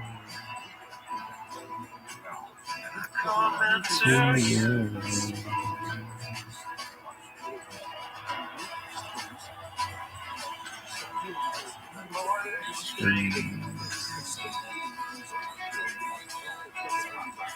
Boys dream.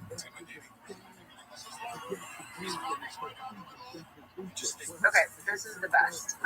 There's a neighborhood party with like parents from school, and I am riding my bike with my white closet here because it's so close.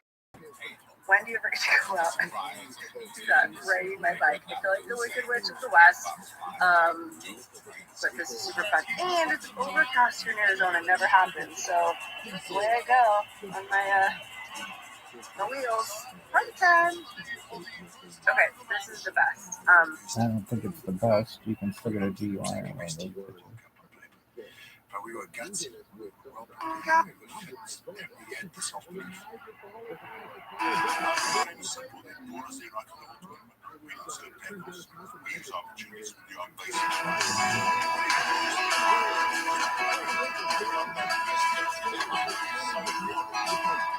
It's just so I know it goes so I'm there from them crazy for you. Oh, and you come crash into me, baby. I'm coming to you. Boys dream, boys dream.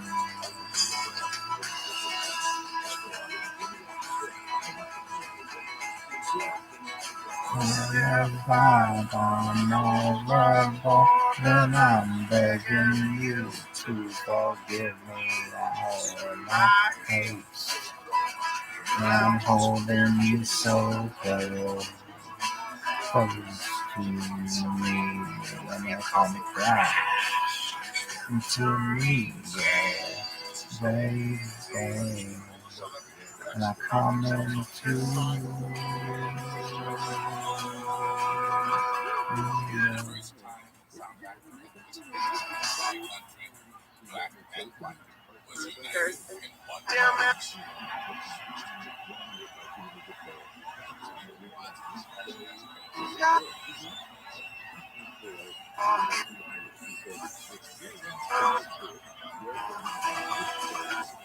Huffington was praying for the Springboks too, even Black Huffington.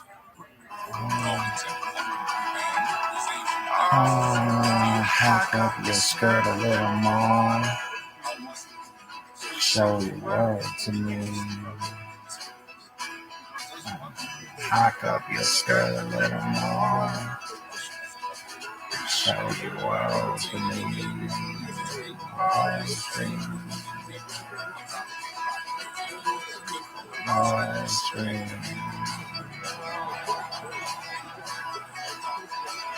Oh, I watch it there through the window when I stare, and you wear nothing, but you wear it so well, tied up and twisted the way I like to be. For you, for me, compassion to me, baby, compress to me, yeah.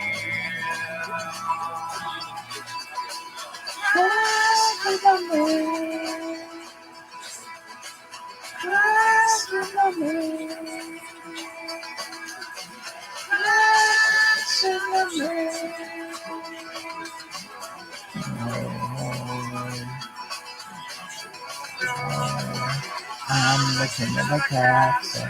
You're the dirty rascal passing to me. Passing to me.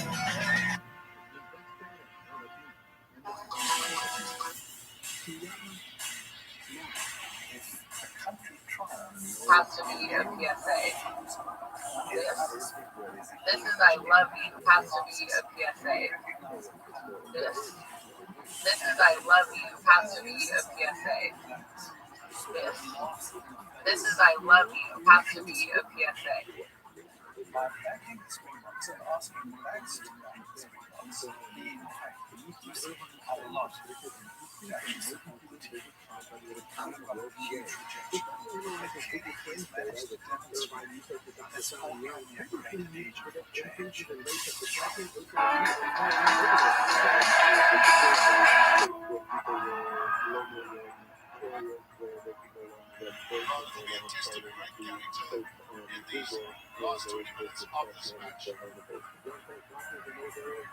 It was a game. Traditional. I was asking for a little bit extra. What's wrong? You've come so far. You're so close. Maybe just something. It's a start. Well taken by South Africa. We've got to restart. We've got it to go off again. Just be patient. Extremely well done by Justin as he kept that ball. This is Joe Small.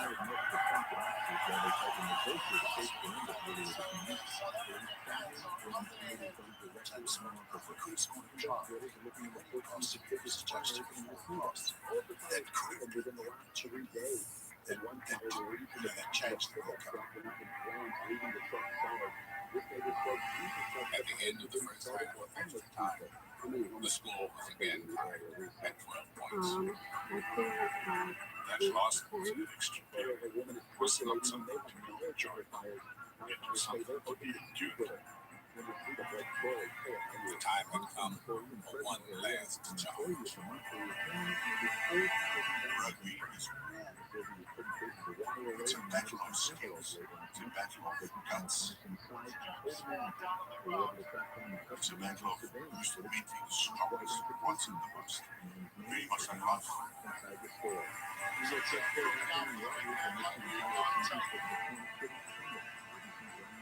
With 6 minutes to go, the referee awarded the ball to the spring box in what looked like the scoring position. The captain gave the signal to go for a try. Because there's no time to fire. No time.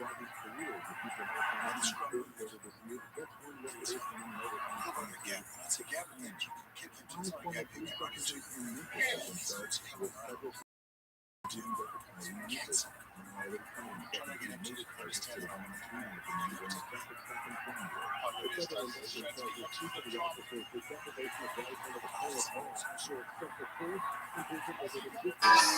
Wow.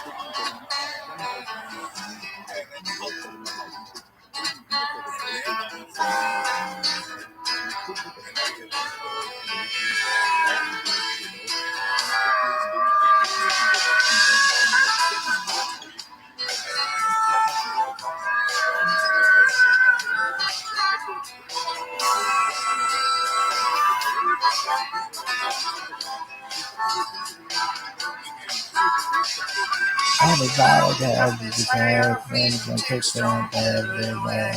There's a original sin. Find a dump like a jail when you came, coming after. Being the original sin. Now, never on the way to tears. Spend over you, happy tears. Moving by, the lifetimes past you by. What would you say? I'm not a neighbor, a donkey on the string. No, that my life, now you a donkey on the string. I'm like the man, no matter what you say. I've been down with the man in his tail, you want to look at me. Everyone knows in the end. Knock, knock, knock, blow, who's your fault, there's nobody. This is my country. This is my country. This is my country. This is my country.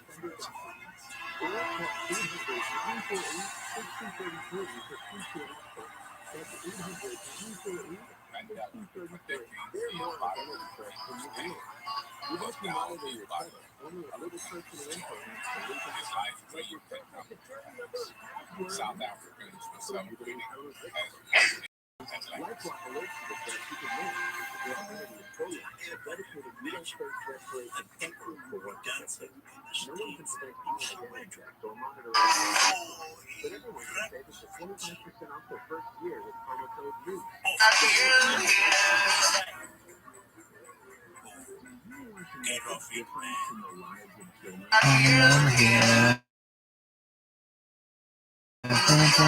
I don't understand the hands. You're not speak for all the rest. Running lies, lifetimes pass me by. What would you say? Going down the big one, you a donkey on the swing. Long coming, like you a doggy on the chain. Going like a man, what would you say? God has his day, every way, waiting around him. Mom, it's my birthday, would you say? What would you say? What would you say?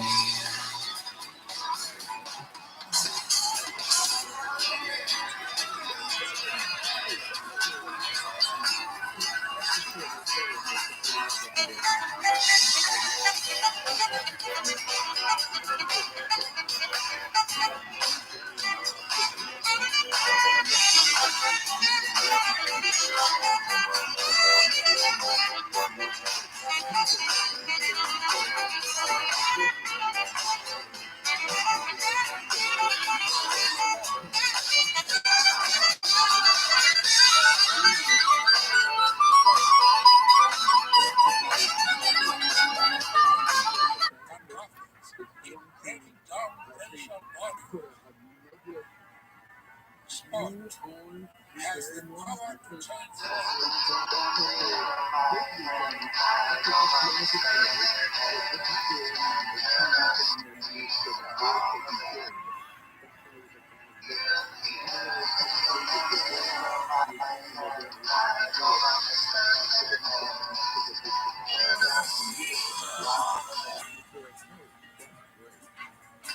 Anyway.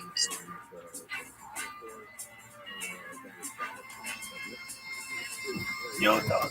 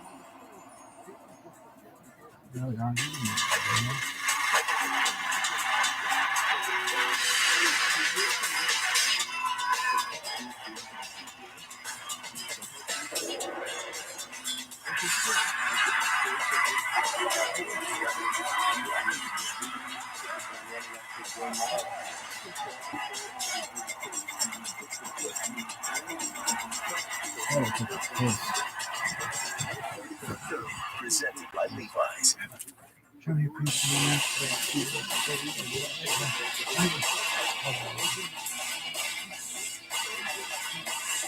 Nobody has told the story of the effect that the LA Raiders has had on LA, period, and hip hop.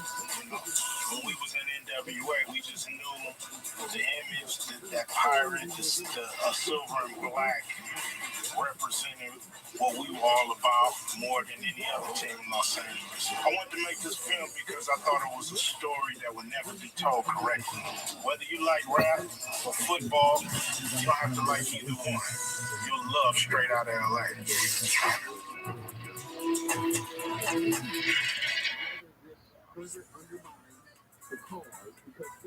What a lot of people don't realize, Snoop, is the Raiders changed the rules of the game. And so did LA hip hop. Mm-hmm. You know, hardcore gangster rap. We changed the rules of the game too. That Raider image, that pirate, The patch on his eye, the sword, the shield. It just seemed like, you know, like we're here to take what we come to get by any means necessary. It's like we couldn't represent flowers and trees and birds because that ain't how we get out. We got to represent something like a pirate attitude because that's the attitude that we take on.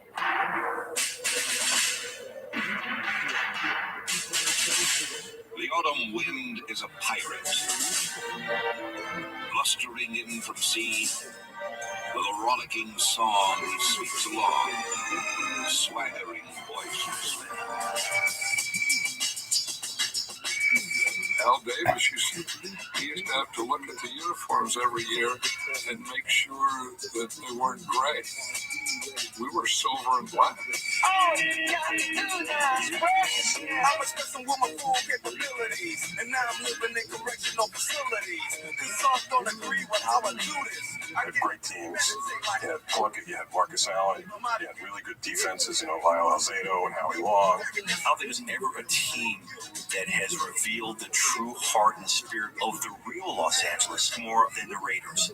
We wanted to represent where we was from too, you know what I'm saying? So we started wearing more and more Raiders. You know what? I won't hesitate. When you got to NWA, you had this merger of a sort of gangster football team and a gangster rap group. Ice Cube, it's not for the pop chart. So where should a brother like you start expressing yourself, my boy, and show you how your track? What up? Drop English right about now. NWA made the Raiders more official to LA than the Raiders while they were there. When the gangster rappers started wearing the Raiders gear, all of a sudden it became this added layer of menace. We did have that appeal. We had that bad boy image. It's amazing looking back that more people weren't seriously murdered and killed during those days. The legacy of them is that logo will always be connected to LA for eternity. The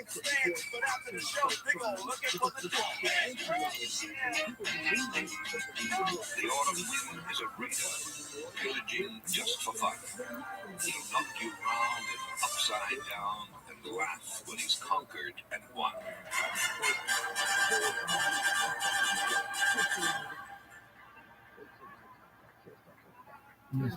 My first impression of the Oakland Raiders was that they were violent and they were a little rough around the edges. I think that's what I liked about them.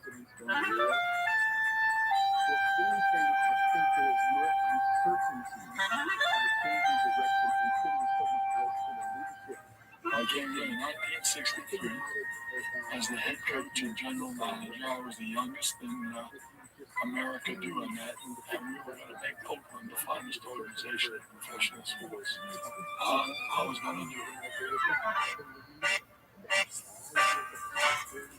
Al Davis used to talk about little old Oakland. You know, he played the role of the underdog. San Francisco gets all the attention, Glamour City, and Oakland, well, that's the murder capital of the world, you know. So Davis tapped into that. There was very little in the Raiders in their first 3 years. They were a very bad team. They lost 19 in a row at one point. And then Davis came on the scene and turned them around. They went 10-4 his first year as a coach. From that point on, they were successful. All my life, all I wanted to do was coach and lead men. So I set out to coach. And that's the story. He has nothing else. I mean, he doesn't play golf, he doesn't hunt, he doesn't fish, he doesn't garden, he doesn't play cards. I mean, he doesn't do anything. It's all football. We'll grow and be tough now. Fight with them and just keep sticking it to them. Just will fight with them. Let me tell you something. History will dictate what my legacy is. And Maverick is fine, because I am. Outlaw I'm not, but you believe in what you believe and sticking up for your rights and sticking up for the rights of others from time to time. Do it your way. Don't let the culture tell you what to do. That's being a race. That's the history of it.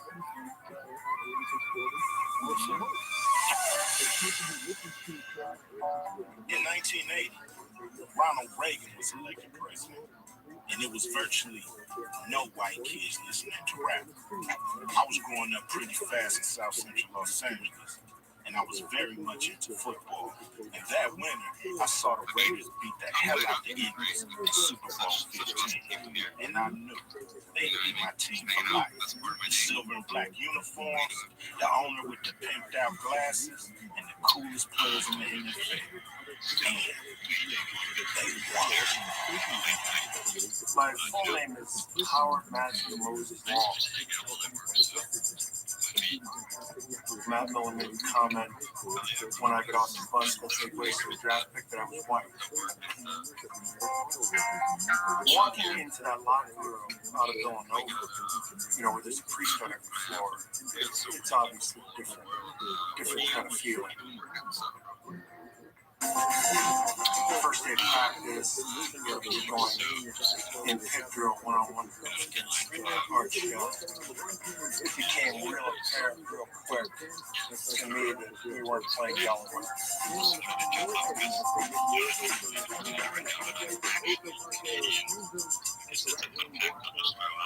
The reality of it was we were a very, very good football team. The Raiders were the winningest team in professional football from the 60s, 70s, 80s, 90s. Look at how many players in the Hall of Fame. Fred Biletnikoff, George Glenn, Gene Upshaw, Art Shell, Jim Otto, and Ray Gunn. I mean, you know, those are great players. That's why we won. When we walked into a stadium, when I was there in the 70s and the 80s, people were intimidated by us. They had some guys that really were kind of outlaws. You know, like John Matusek, who never saw a drug he didn't like. Bob Brown would come to camp with his guns and go out and practice shooting behind the motel. You know, We were thugs, and we won. We got away with it because we won.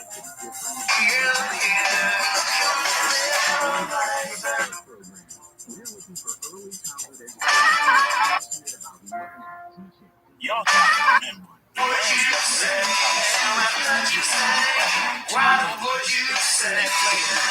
And went about as far away as they could from any black fans. What did you say? What did you say? What would you say?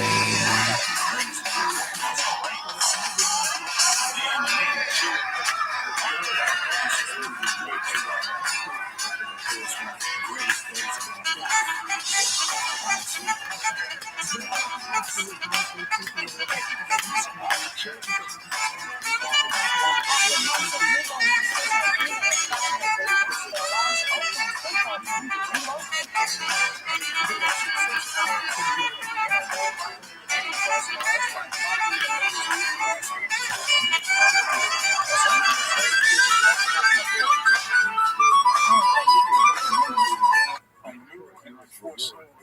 Sweet tooth seats. And they promised me. What would you say? What would you say? What would you say?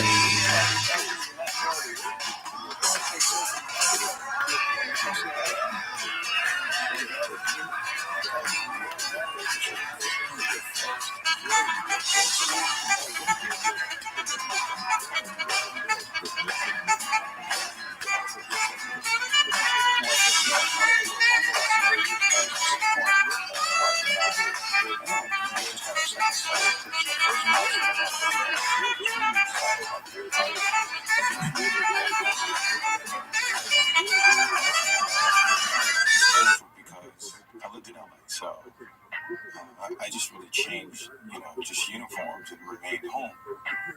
Driving a used coupe to go. I have no states, I have no roots, so for a 21-year-old kid, it was all easy. You tell me where we have to go play. Bolivia. You say, what would you say? What would you say?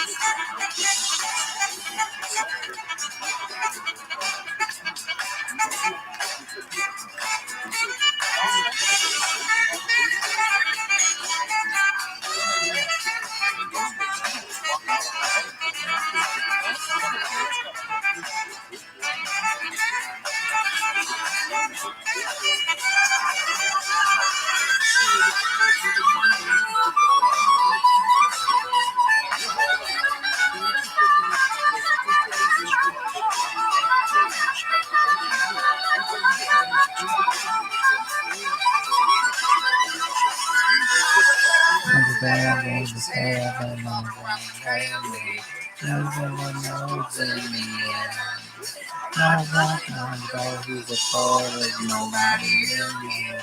Look in the mirror, my friend. I know it's something else. You cannot speak for all the rest. So many lives, lifetimes passed me by. What would you say? They came at the right time when LA was exploding in this big cultural diversity. African Americans, Latinos, Asian Americans, they can go to a stadium and they can be part of a scene where they weren't looked down upon. They were just as important as anybody on the field. That's the way the Raiders made their fans feel. They had a home in the Raiders. So all of that together produced. Can you guys come get ready with me in my car that just got towed? I'm not kidding. It did. So was mad, apparently, that I used their parking lot and I wasn't the customer. Totally get that. That was my fault. Totally my fault. I'm so sorry. $435. That was great. What? It's just money. It could be so much worse. I'm trying to find the positive in this. I learned my lesson. And I had my tow truck cherry pop tonight, boys and girls, so I'm feeling great. I'm a naughty little girl. Clearly, because I just got my car towed for the first time. This is so crazy. I'm dying. This is so funny. I have work in a few hours. This was so much fun. It's Monday. It's 2:30 in the morning. I should probably go to bed, but I'm so wound up. What? Tonight was so fun. All right, you guys. I have your pancakes up here, soggy. Suck my ass, okay? Good night. Football's a violent sport. Los Angeles, hey, you guys, come get ready. Violent city. It was kind of a perfect match. It really was. It was like a perfect combination. We needed something like that to solidify what we was doing, to give us all what we was missing, and they needed what we gave them, what they was missing. A home. LA really seemed like the center of the world back then. We had the Raiders, the '84 Olympics, Beverly Hills Cop was a hit, the Showtime Lakers was doing their thing, Fernando Mania was crazy, even the Rams and the Angels won.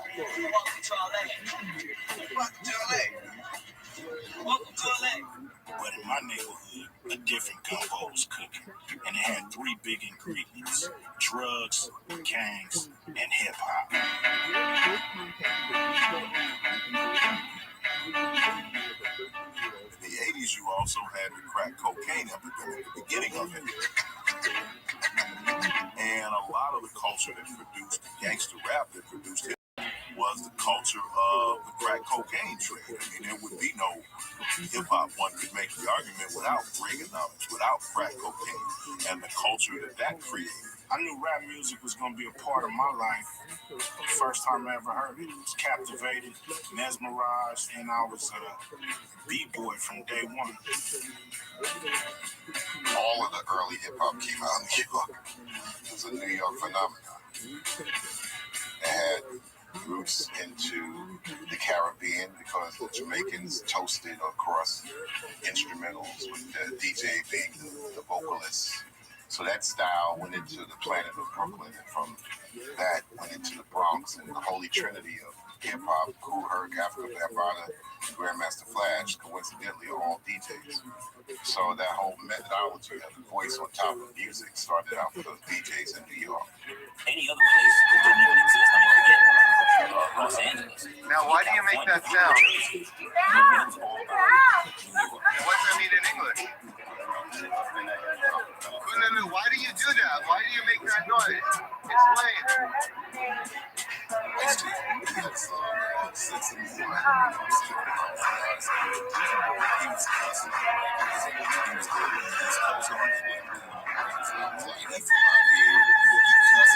At 6 in the morning, he's saying stuff that I can relate to that we see out here. You know what I'm saying? It wasn't really gangster rap to me. I called it reality rap. I was like, let's just go in the studio and rap about exactly how we're living. It wasn't like make up stories. It's like, let's tell the stories of the streets. Let's tell the stories of the hustlers and the players and the gangsters. LA gang lifestyle was specific. It was different than that of San Diego, San Francisco, Oakland, Texas. I didn't think the world was aware of what was going on in South Central Los Angeles as far as the gang lifestyle was concerned. There was a lot of police brutality and stuff was going on, like the LAPD and Chief Durham Gates and the Battle Ram and police brutality to, a level that was probably, still never seen, since then. Ice-T was the first one, and King T was the first guys that actually were daring enough to say, hey, this is the way it is. You think Los Angeles is about Soul Train and fly chicks and short skirts and sunshine? Well, let me tell you what it is. When I then came out with NWA, one of the lyrics and Straight Outta Compton is they say, we're a gang called niggas with attitude. They didn't call themselves a rap group. They said, we're a gang. That coined the term gangster rap.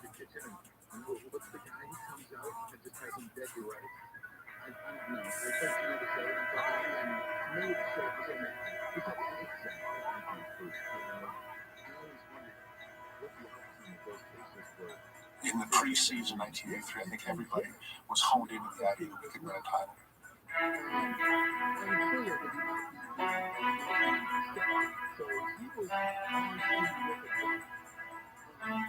People fans and media talk about this as a classic matchup. How do you see the game? I see it as a classic matchup. What I'm going to do is just do what I do best. Play like a wild man. I just ran it down their throats. Man, they just have to have a big throat. That team was probably one of the best Raiders teams of all time. We were good on defense, offense, special teams. We were just all around good, solid, hard-nosed football team. John Riggins dropped on 4th and 1 by yours truly, and Marcus took the ball and ran to the left, and nothing was there. Turned it back around and exploded.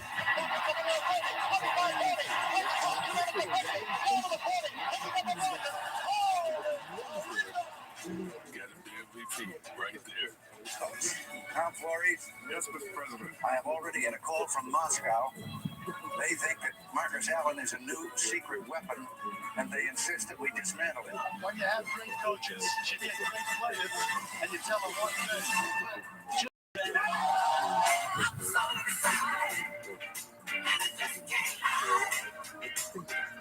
These are Los Angeles fans.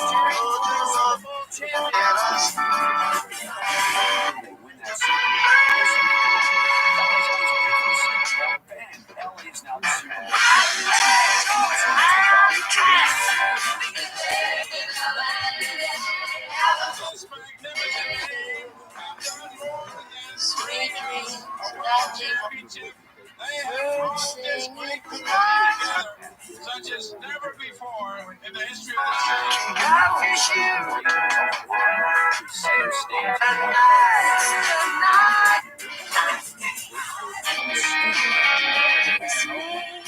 Something strange got you down to a t-shirt, white sheets, red wine.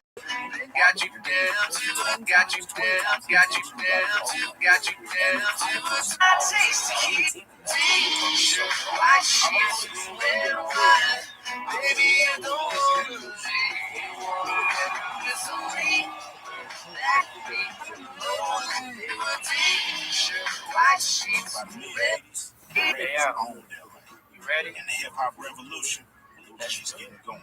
Hey, yo.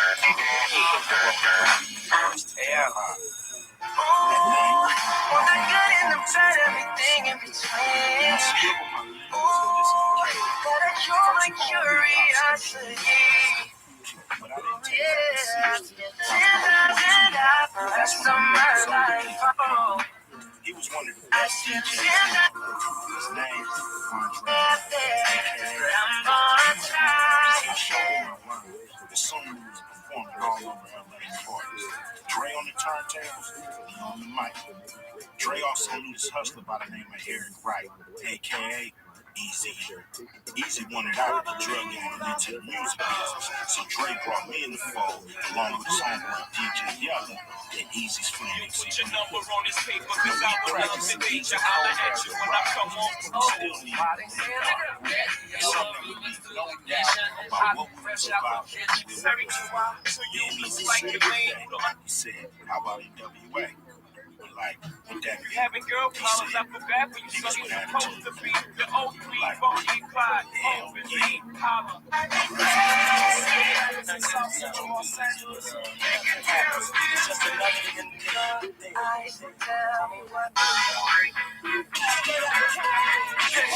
survived what I've been through. Y'all got 12 of the songs.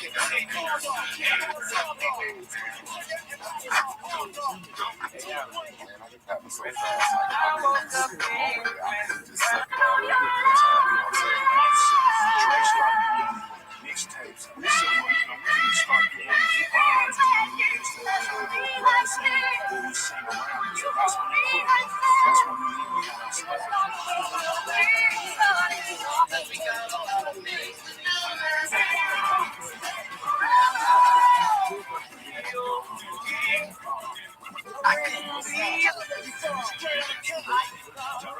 Rap videos at the time was definitely like the lowest of the bottom in terms of like a white video. Everybody wanted the big budgets of Poison, Metallica, and all that stuff. And the white things were like, about the time the NWA was a sea change, and suddenly within about 3 months, all my white friends were like, yo, what's up, Ruth? You want a man with the soul hand.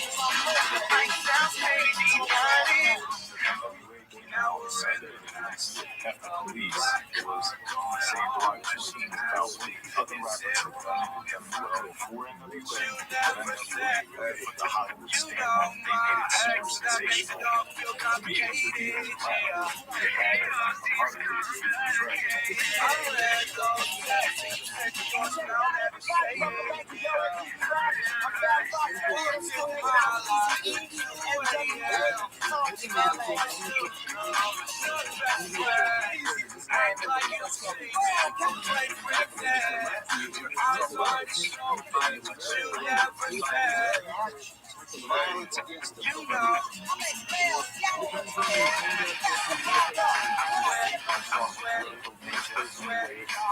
social nature, understood the people that was suffering in the ghetto that was locked. They got bullshit around them. Gang violence, not no gang violence at all. It's like we're just telling it like it is.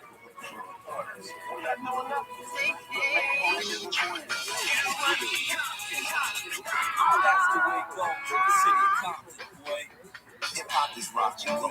So you gotta have an edge to it. or it turns into pop and threatens to be bad. We must be real. Of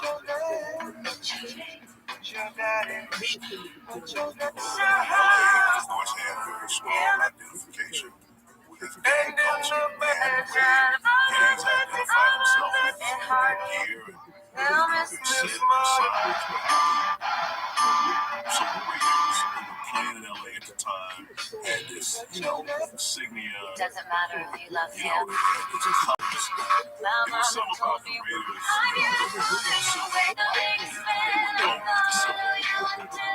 There's something about the color black. It's just hard. It's like black. It just spoke volumes. Maybe if you put on a Cardinals jacket at the time, it didn't mean it. Because that team didn't have any identity. By taking the Raiders jacket on, Raiders cap on, you were making a statement.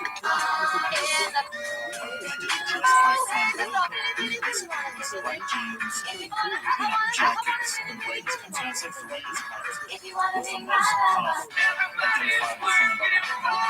we saw boobs that was working. That wasn't us. We had the kind of deal. And so we formed the black group, so we all decided whenever we think just coming black. Then we started putting on top of the black match so good. It started jackets and hats. It just started running. The black hats and hats were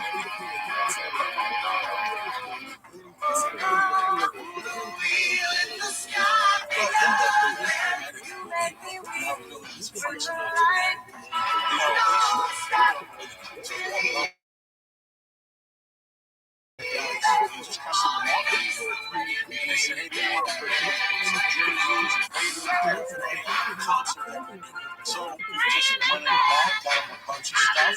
Hey, I'm on vacation every single day. Crazy about it. That kind of started it, and then it became kind of to me, the Raiders represent doing it your own way. Winning, but winning hard. The Raiders, their image is our image. Our image is their image. That's the same thing. I think the Raiders became a fashion brand because of gangster rap, because of hardcore rap, because all of a sudden they had people that may not watch football, maybe they like basketball, but all of a sudden they wanted that Raiders starter, they wanted the Raiders hat, they wanted to look like that.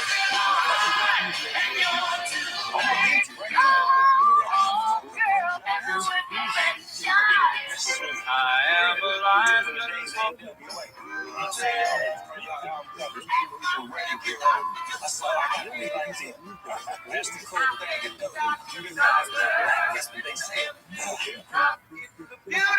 First time you seen them in that Rabbi gear, did it make you want something? No, I didn't make me want to I ain't just gonna keep here. I want to be in the group, wearing the gear, riding with y'all, till y'all had your whole crew. It's like even people that wasn't, rapping on stage had the gear on because it was a part of the stick. So I mean, you could see the connection between what the silver and black represented and what NWA represented. Definitely, because the silver and black took on the NWA face because NWA took it around the world. The Raiders was just a football team that played in the season. NWA played all year long. And then through you guys, they figured out, Raiders, football. That's okay, it makes sense. And then the Raider Nation began, but the hip-hop nation pushed it first and foremost because we did what y'all did. The Raiders were clearly a brand. They were the Darth Vader of the league. They were mysterious. They were strong. They had a personality. They were black. And they were connected to the music business. Family friends would say, gee, I just saw a Hollywood celebrity, or I just saw a music personality. We're the product. I mean, we reveled in it. I mean, it was great. We loved it. Some of our licensees began selling their product and placing their product on some of the up-and-coming hip-hop or rap groups at the time and getting on MTV, and the merchandise for the Raiders in particular became tremendously popular. And that vaulted them to close to the top of sales or number one for a number of years. I think the boom in merchandise is a direct result of hip-hop. If you look at an NFL stadium before the boom of hip-hop and look at it afterwards, you'll see the difference. The black kids needed something to hold their hand to. You brought fans, you brought people to love the Raiders. It was great. When I fell at retail, the business was about $300 million. And when I left 7.5 years later, in 1993, it was close to $3 billion. Later on, they were selling Kings, LA Kings gear, you know, and I think LA Kings had some flowery type colors before that. During that time, I called Al Davis and asked him whether or not, you know, that was going to be okay with him or not, or cool. I didn't want to upset him or anything. Yeah, I didn't like it, but they didn't know. I didn't like it that any team was going to use black and silver. Those are our colors. And then a couple of baseball teams started to go to it. Our sales, of course, went through the roof once we changed its colors. It was an unbelievable phenomenon. They did have beautiful uniforms. I will say that for them. It was classic.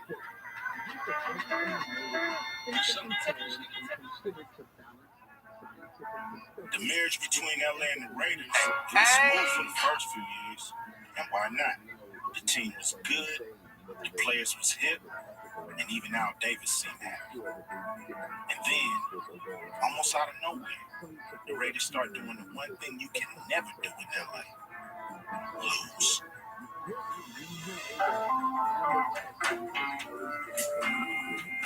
Once they started losing, that big Hollywood element and everything, gone.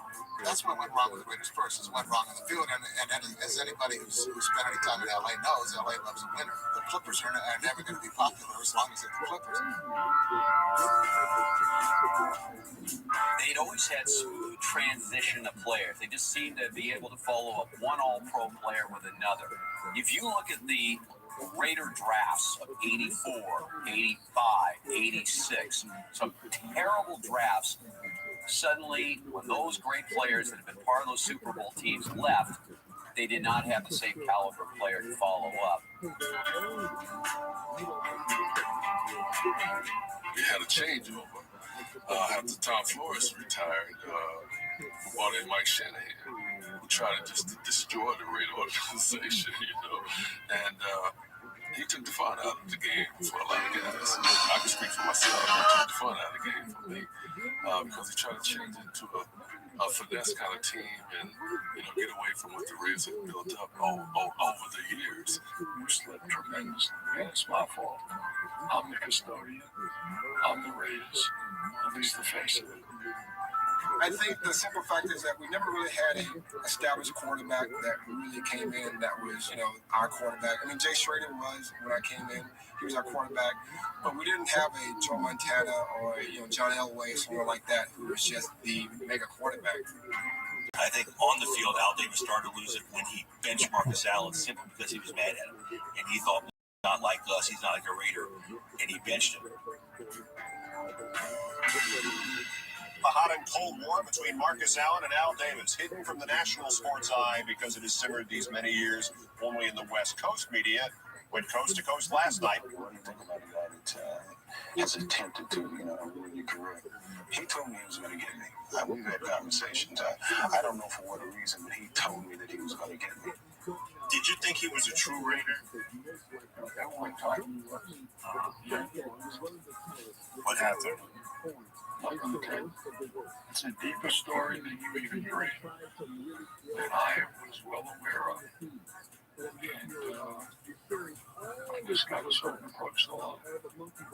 It was different. It was unusual. But that was sort of typical for the Raiders and the players, and they had to deal with it. The fans didn't see a bad football player. They saw one of them. The fans started to think, this guy's wacky. This guy's a little nuts. Irwindale, a tiny town 15 miles east of Los Angeles. Irwindale. future home of the Los Angeles Raiders. Al Davis started wanting more money, started to threaten to leave. Irwindale, are you kidding me? We signed an agreement with the city of Irwindale to build what we would consider a state-of-the-art stadium. They had a team in the middle of the greatest city in the country, and suddenly they're moving out to a rock quarry an hour from the city. It's absurd. The town has advanced the Raiders $10 million, part of a $115 million loan to the team to build a 65,000-seat stadium in this abandoned rock and gravel quarry. They got $10 million out of Irwindale because they committed to go there. If Irwindale built a stadium in a gravel pit, which they never built. It was a pretty good, business plan, except for it didn't include football in the equation. Yeah, you brought that was pretty fun, but I wanted a new stadium, but never came to transpire. Negotiated with Irwindale, trying to make a deal there. That sent a message to the people of Los Angeles. Well, Al Davis is as iconoclastic as they come. Enigma, dilemma, whatever the name is you want to apply to him, I think it's apt.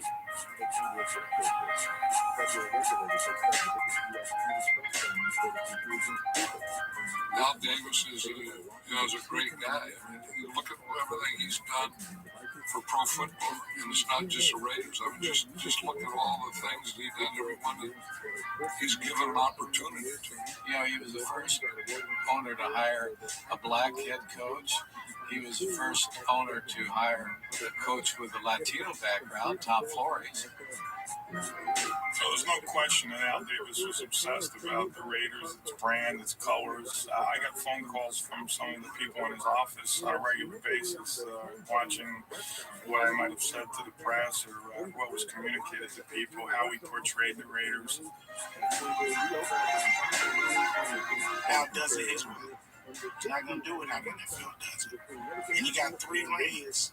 When he took on Pete Rozelle in the National Football League, it was working all the time. This got him more joy than when it happened on the football field. Rozelle still starting from the Swift perfect salesmanship. Fighting for the principle. We see I think the antitrust laws are intended to let a team just get up and move. He was not a guy who liked confrontation. He was everything was smooth. But I really believe that Pete wanted the Los Angeles franchise for himself. I knew I was going to get it from him. The other one was rooted against the Raiders, but I don't know that they were always rooting for them. With all the lawsuits back and forth, all the controversy, there was for sure some bad blood. I mean, you have to be honest about it. That was in court quite a bit because they wanted to keep him. I never first. They always see every counts. And other than 1 or 2, we won all.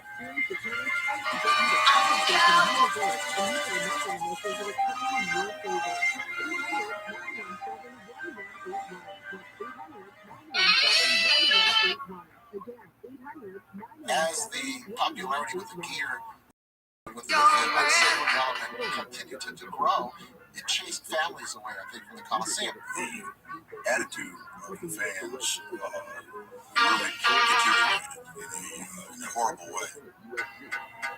In California, police began a crackdown Sunday on rowdy football fans at the Los Angeles Coliseum. 34 fans were arrested, 88 others were thrown out of the game. The crackdown comes a week after a fan was critically beaten during a game. It was clear that the Raiders were a hood team. I mean, the majority of their fans were African American, Latino, gang members, motorcycle gang riders. I mean, it was like the streets decided to stop for a minute and go watch football. The Raider colors were important because of the fact that they were colors chosen by the Crips or by the Bloods. So in other words, you could be a Raider fan, wear a Raiders gear, and still remain neutral. My daughter came home from school one time with a note saying she could not wear no Unfortunately, we had to start writing policies and writing administrative codes because gangbangers started associating with the colors. Most of the kids wanted the black, shiny jacket, the black with the logo on it. That's the jacket that they all wanted. They didn't care where the jacket came from. You could be a target. In a lot of ways, I thought it was dumb to think that taking off this Raider gear is going to change a person and change what they would do or wouldn't do. Every time you turn on the second page of the Times, there would be somebody getting arrested wearing a Raider shirt or a Raider hat. As a league, we were very aware of that, and we had to hire a crisis PR firm to help us through all that. You go to the Coliseum in the middle of South Central LA, and you go to tailgate parties, you'd be like Mad Max. It would be like something out of another planet, these tailgate parties. They'd be playing tackle football on the pavement. Not touch. Fans, glass shards in them, fist fights all the time. You had an awful lot of players, including myself, that at a certain point said, you know what, we're just not going to have our families come to the game. And that's just unconscionable. That sort of thing can't happen.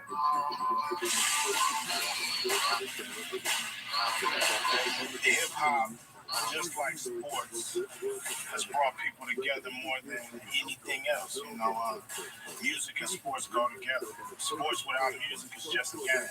The Raiders being in LA might be overlooked now, but to the fans in Los Angeles, still waiting on the football team, you can never overlook it. You know, to me, it's an unfinished chapter in Los Angeles sports. Still look for this shit about him. Really? We can always keep this story near and dear to On our the Super Bowl, everybody's like, huh? give a team here in Los Angeles that fills that void.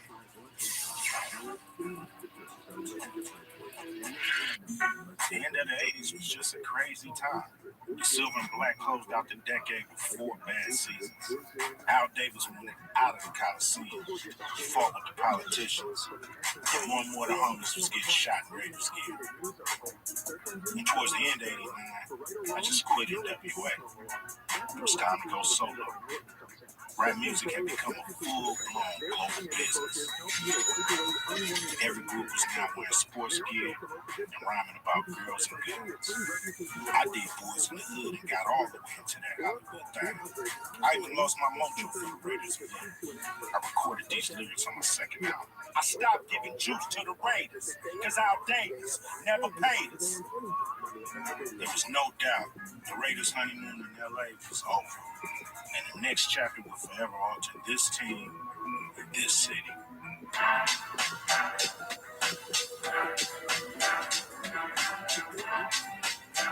I'm the chief rabbi of something.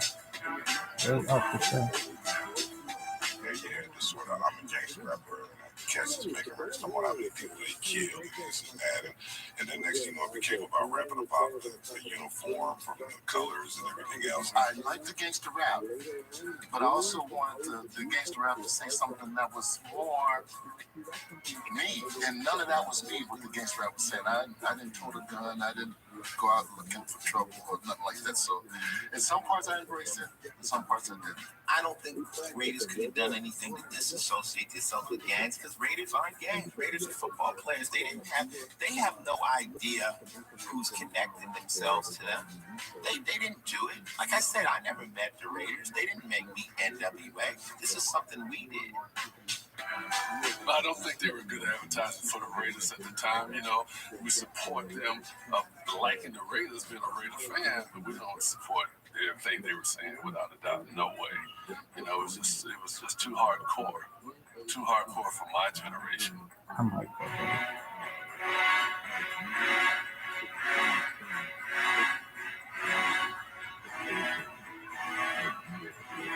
The city is under a state of emergency. Governor has okayed the National Guard to see some nonsense and they're stopping it. No justice, no peace. First thing I thought, as it went on and on, minutes turned into a half hour, turned into an hour, 2 hours. I said to myself, Daryl Gates is going to let this happen. He's not going to do nothing to stop this. And I was right, the city burned.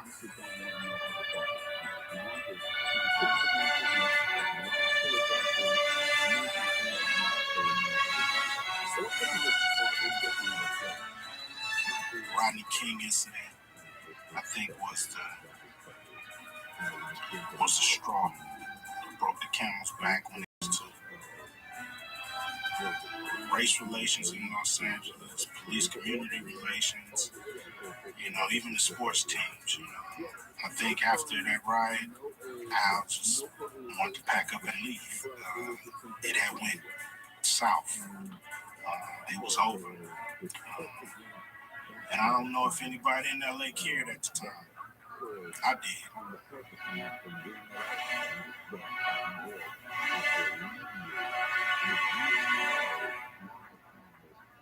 It was a very scary time too, because you didn't know when to go, what you could do, where you could travel, and what would happen. The riots weren't too far from the Coliseum, but people saw that's a dangerous neighborhood. That became an excuse not to come down here. The crazy owner, the team's decline, the LA riots, all these little things kind of materialize and kind of coalesce, and so you have this, this swirling gangster ecosystem of just so much stuff going on, and it was like it was a moment in time.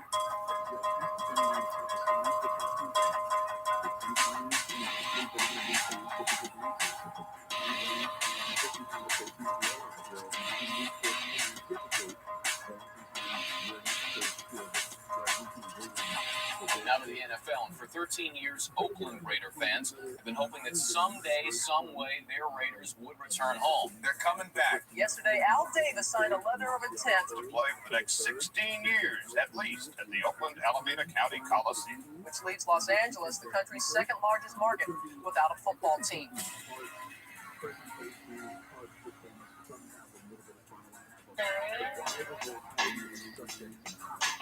All I asked for was help me get a stadium. And I would have stayed. The Coliseum Commission lied. They promised we had built a prototype for a luxury suite. I remember it was going to be $50,000 a suite. We had a prototype. People would come down. They were buying these suites. I was going to build a stadium in Hollywood Park. A great venue. It's the best venue in Los Angeles. Till the day I die, I will never understand why Al Davis left. He had a deal in place to build a stadium where Hollywood Park is. They held a press conference. All the media was there. Everyone was ready to go. And Al Davis backed out. The only stopped me. For them to give their okay, they wanted me to take a second team. And I wouldn't take a second NFL team into Hollywood Park. I just wanted to be alone. Let them build their own stadium. Then Oakland came back and offered Al a stadium, which he still doesn't have. And, it's going on about 15 years, but still Raiders certainly deserve a stadium. Haven't had it. I think the mistake that the Raiders made is that they put their organization first and let everybody know it, that their organization came first.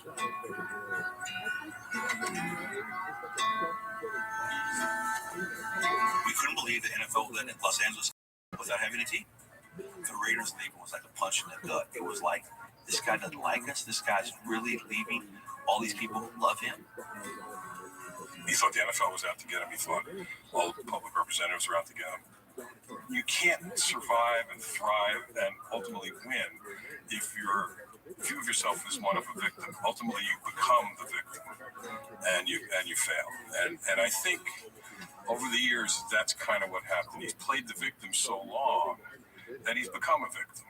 No, I couldn't stay in LA under the conditions that were there. I had to come back to Oakland. And as LA knows, if they can get a stadium, they can knock on the door. The Raiders in that span are a ship without a port. Really, when you think about it. They're not Oakland Raiders. They're not LA's Raiders. It's in the abyss. And there's nothing you can do to change that. Everybody asked me, hey, when you play for the Oakland Raiders? I said, I'm sorry, I never played for the Oakland Raiders. I played for the Los Angeles Raiders. I'm very proud of that. And if things, went the right way, we could really own this town. But unfortunately, it didn't work that way.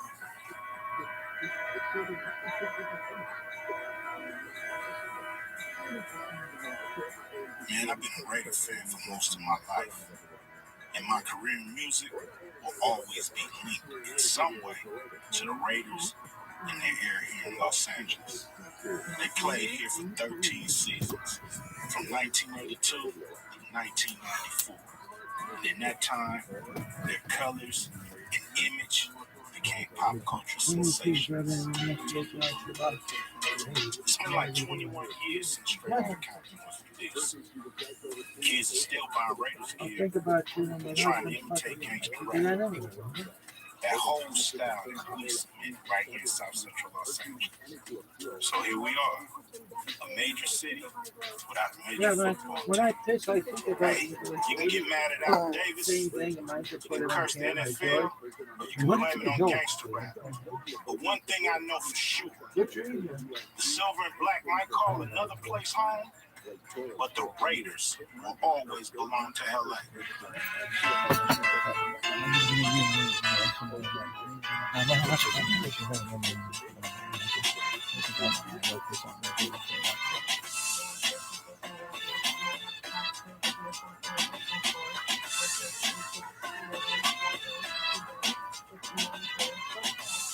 When I think of the LA Raiders, I think of a hidden LA. I think of the LA that nobody notices. I think of the LA that showed up every Sunday, madder than hell, wanted to take on the world. The kind of LA that you don't see on TV. The kind of LA that comes from Mexico. The kind of LA that comes from inner cities all over this country. When I think of the Raiders, I think of the heartbeat of Los Angeles.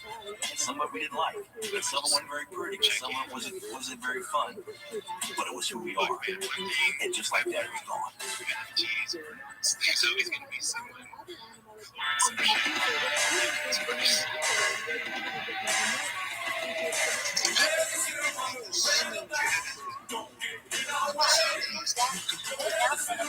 Thanks, bro. Yo, I'm gonna die or something's gonna happen.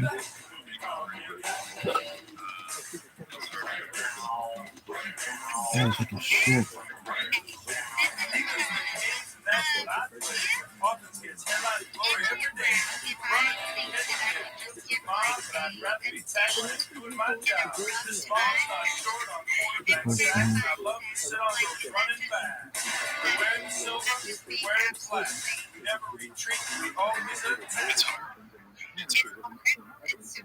Just because it's so random, no one can really choose what they're. Rich could do the other guy. Yeah, I think it's.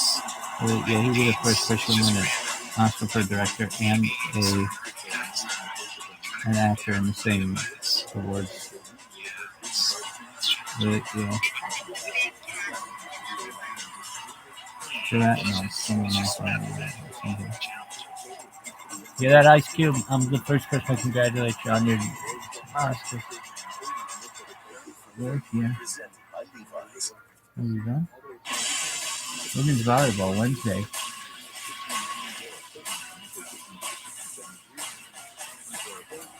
June 17th, 1994 is not your typical documentary. This There is are no good. talking head interviews. There's no narration. There's simply my editor, myself, and a bunch of footage. Over the last 10 years, what I've been trying to do is create nonfiction films that are what I call experiential, the movies that take place in the past but are presented in the present tense. The reason we chose June 17th, 1994 is just about every emotion that one relates to sport took place on that day.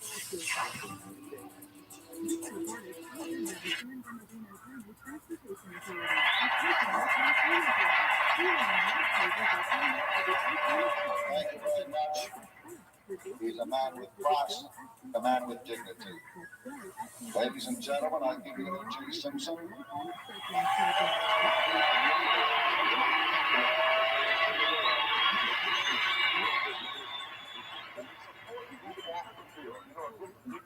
Who are your friends and your family who can care less if you win or if you lose, if you had a good game, if you didn't have a good game. And I was the best support group of the guys, you know, my wife, Nicole, who came into my life at what is probably the most difficult time for an athlete at the end of my career. And she turned those years into some of the best years I've had in my life.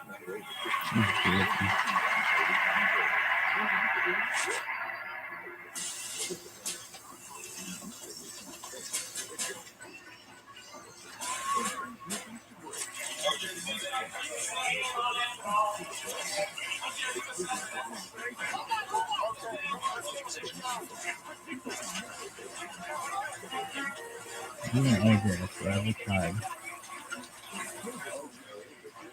Extremely depressed. He is under the care of the physician to help him through this very difficult time of breathing.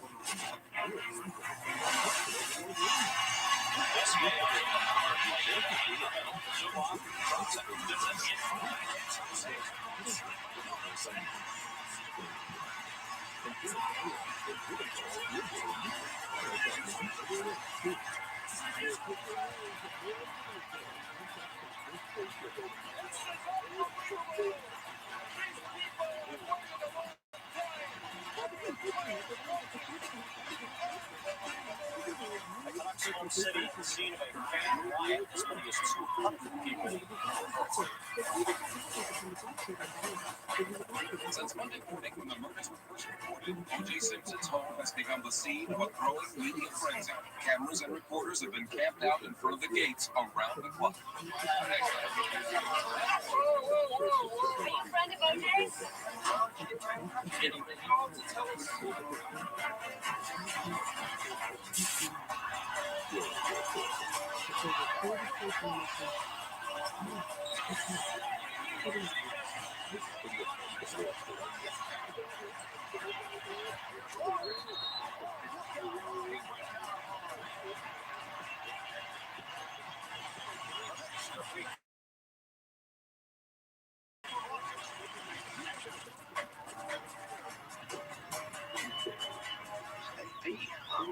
Himself battling here in the first round of the United States Open. 6 over now, he's come to the par 3. Yeah. And a different kind of reality impinging upon our games. The only substantive development in the investigation into the murder of Simpson's ex-wife was confirmation that she and the other victim were stabbed to death. His attorneys already had discussions with police regarding arrangements by which Simpson would turn himself in. Game 5 of the finals resumes tomorrow night at the Garden in New York. Tomorrow, victory celebration for the Rangers, but that's the beginning. Tomorrow, the 94th U.S. Open at Oakland. With suffocating heat and humidity forecast for the World Cup opener tomorrow. The football legend remains no crossing. Prime suspect, he was questioned. Blood sound. They started a race in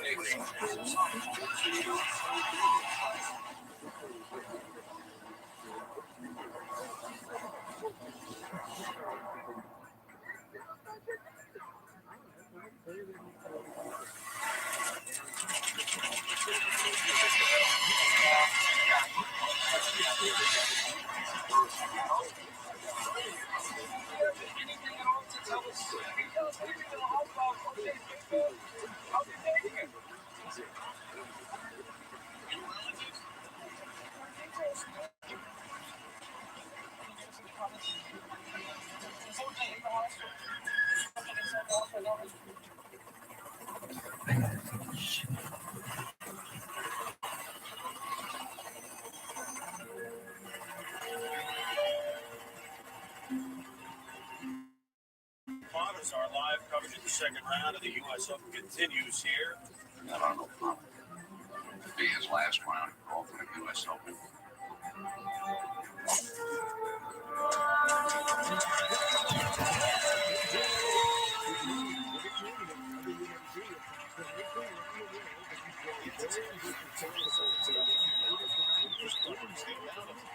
The amount of photographers. The ticker tape has already started flowing from the windows here on Broadway, which will carry the New York Rangers up here to City Hall.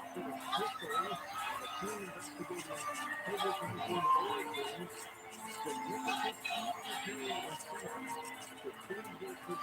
Los Angeles County District Attorney has just filed murder charges against Original James O.J. Simpson in the murders of his ex-wife Nicole Brown Simpson and 25-year-old Ronald. Oh my God, I gotta take a shit. Charged with 2 counts of murder. Special circumstances are involved, and in the state of California, the special circumstances could make it a death penalty case. CNN is reporting this. We have no confirmation on it, but it is significant if it is true, and that is the second person will also be charged. Simpson was seen leaving his Brentwood estate by automobile a short time ago. He is expected to surrender to Los Angeles police for booking an arraignment shortly. The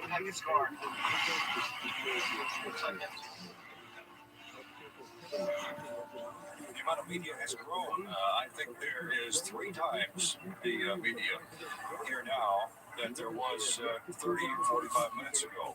I had to take a shit and let him The latest information we've got is that he may come and he may not come. He may be surrendering at criminal courts building. He may be here. We don't know. It's hard to believe he could have come here unnoticed. So we're just standing by. We have a car coming in. We have a sedan. I see someone in the back. I can't. No, just turning around. False alarm. Of course, you can only bring him in a helicopter because there is a helicopter pad on the top. CNN is now retracting that report. Apparently, there was no second, or there But will if I be no can second. clear that out, there were The rumors. problem I'm having here is that we really don't know what's going on. Yeah, that's the truth.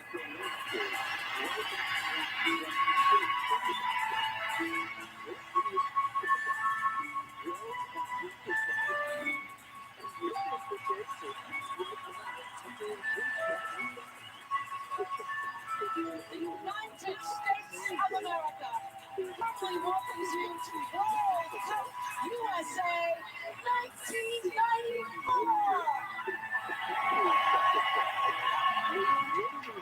Ladies and gentlemen,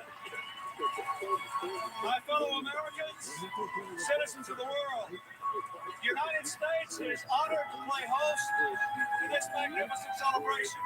The love of soccer is now a universal language that binds us all together. So I welcome all who have come from all countries and all continents. We will reward with our cheers the courage and skill of all the players. Good luck to you all, and welcome to the United States. Thank you.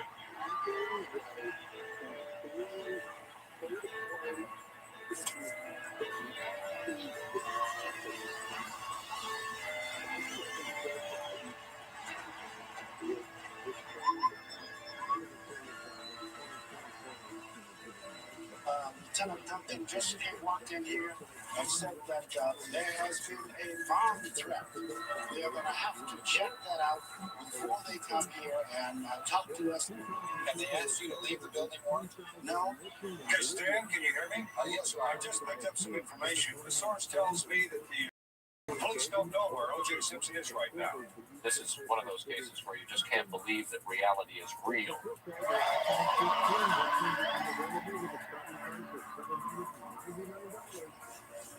This morning, detectives from the Los Angeles Police Department sought and obtained a warrant for the arrest of O.J. Simpson, charging him with the murders of Nicole Brown Simpson and Ronald Wildgold. Mr. Simpson was scheduled to surrender this morning to the Los Angeles Police Department. Initially, that was 11 o'clock. It then became 11:45. Mr. Simpson has not appeared. The Los Angeles Police Department right now is actively searching for Mr. Simpson.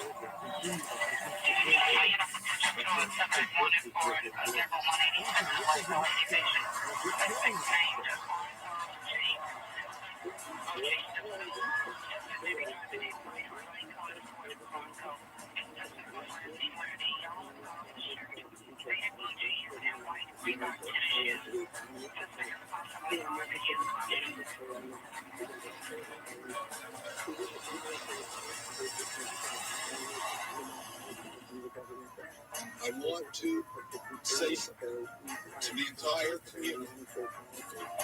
If you in any way are assisting Mr. Simpson in avoiding justice, Mr. Simpson is a fugitive of justice right now. I can take a few photos.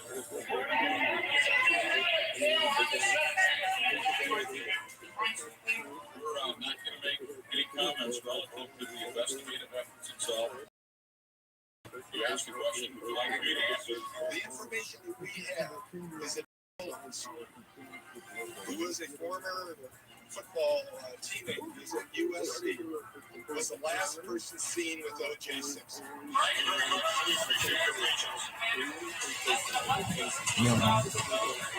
Could you tell all you say where we were, like this OJ thing is very connected to why I'm a fugitive. Really? Yeah. Send a fucking letter. Why? Because I want to bring closure to the situation. Anyway. I've been to London and I saw Nicole Brown Simpson's sister there. She's driving by and I have video from me doing that. I don't know if it was on the chat. I saw her, I've been there twice. The first time is when I saw her. The second time was on TV. Is that going to be a fucking story? No. Okay, so tell your story about OJ. Well, without going into anything more about that, I do have some of it on camera. And I pressed off in this letter.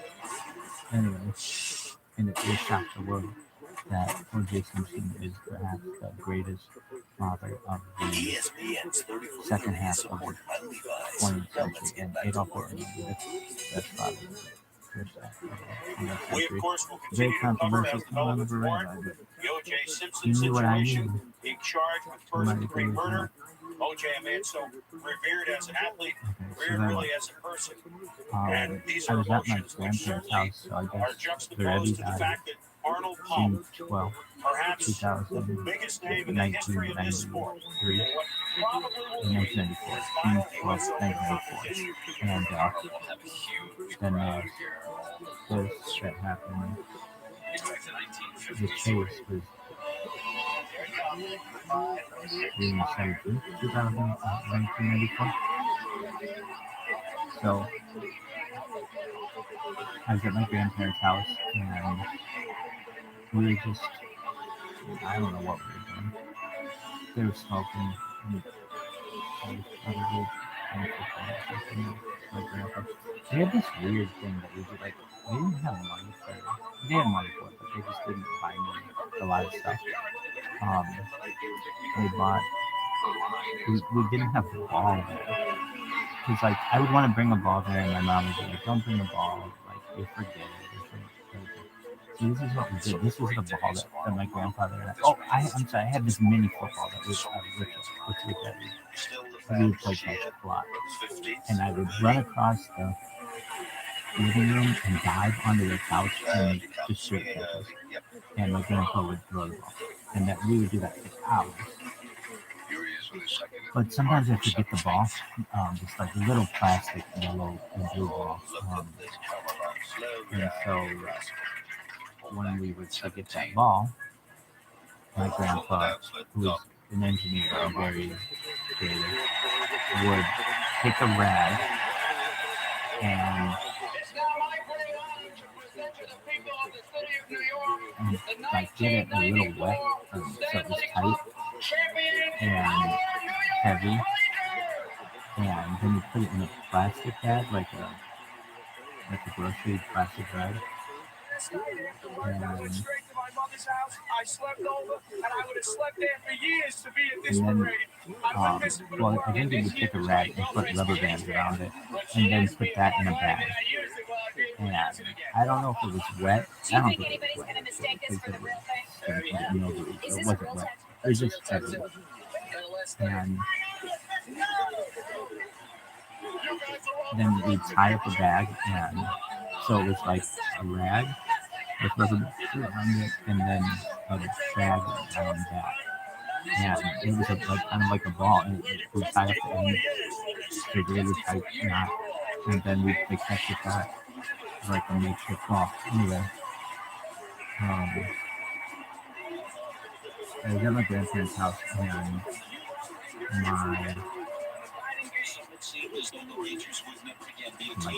I don't know, it's just like all of a sudden this thing was on television, and we're just watching this white Bronco. And we would always watch Cops. Cops was really good. America's Most Wanted.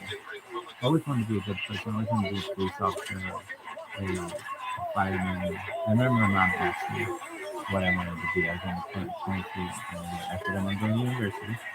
But then I wanted to be a police officer because they had a gun. But then I also kind of wanted to be a fireman. But I said maybe a fireman because I had a fireman's hat. I just want to help people. Anyway, so I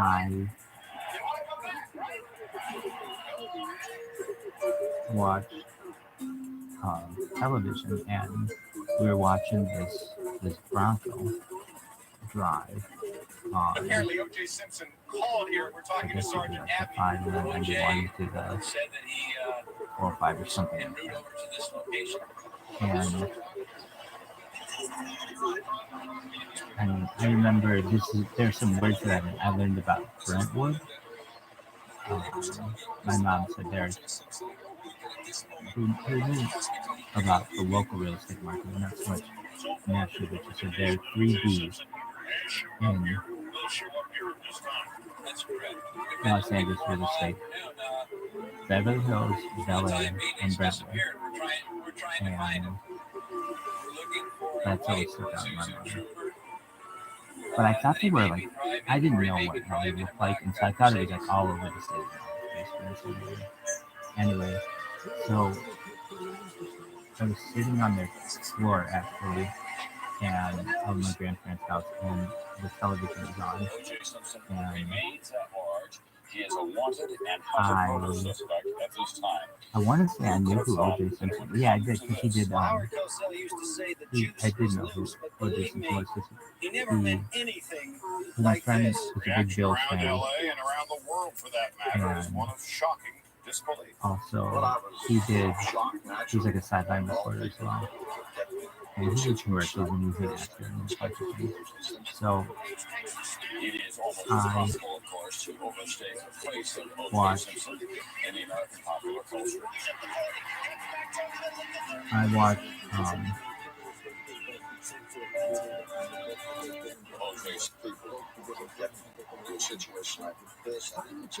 watched this white Bronco drive on the freeway, and when you're a kid, you think it's going to be like hot, and you think it's going to be like this 34th Heisman Trophy, symbolic of your achievement as the outstanding collegiate football player in the country. Congratulations. Thank you. I did not know what savings Croatia.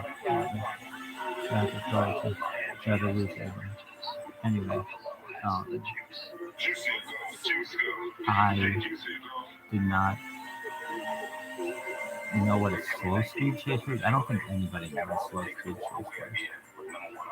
But we watched it on television, and every time mom called my dad, I don't know where he was. But I think he was actually just at house. And I was just at my grandparents' house, and my mom, I think, was coming to pick me up. But I shouldn't say he was at our house. I don't know where he was at the time, but my mom, I think, spoke with him on the phone very soon thereafter, and now you hear that O.J. Simpson is facing criminal charges. We just watched how do you reconcile that with slow your, speed chase, personal and admiration? we thought like when we got out of the car, there'd be like a shootout. Anyway, and then that just started. What one made me really want to be an attorney, which was the O.J. Simpson trial. We listened to it every day in WMAQ out of Chicago, at the time, my mom, she had a car with an FM radio, an FM radio in a van, but then when that van gave out on us, and she started driving my grandfather's car when he got older, and it only had AM radio, and so I grew up on AM radio, and so it was WNHQ, I'll never forget, it was just like news radio, WNHQ, and they would play the trial, and then that's when Court TV got really big. That's when that Ravens guy got really big. And it was like every single day. Okay, so great story.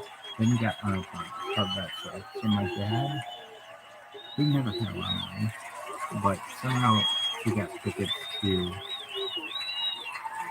the U.S. Senior Open at Olympia Field in Chicago.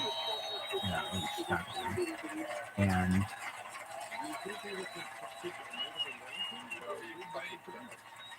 there was, there were going to be some, and this is like all the big golfers. I don't want to say all time, because you've got like Byron Nelson and Ben Hogan. You don't have to compose yourself for anybody, Arnold. Gene.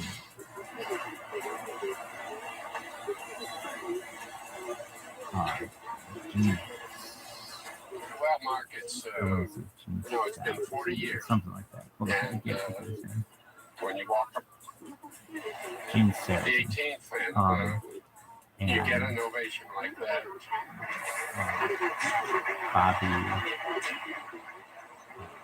Bobby Jones, like those kind of golfers, they were, but there was like another group that was getting to be older and about to retire, and so those ones would have been Jack Nicklaus, Arnold Palmer, Lee Trevino, Gary Player.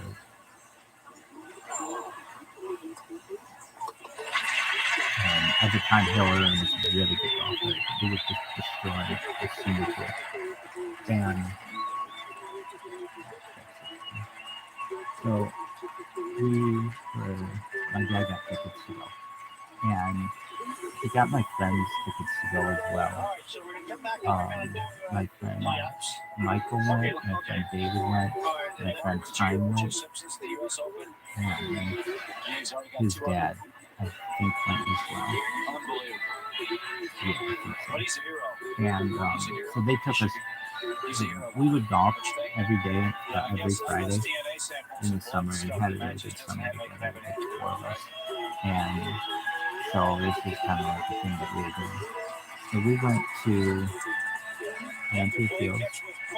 My dad drove, and it was, I don't know if it was cool, but it was so cool to have it was so cool. It was so cool to have a television in the car for long road trips.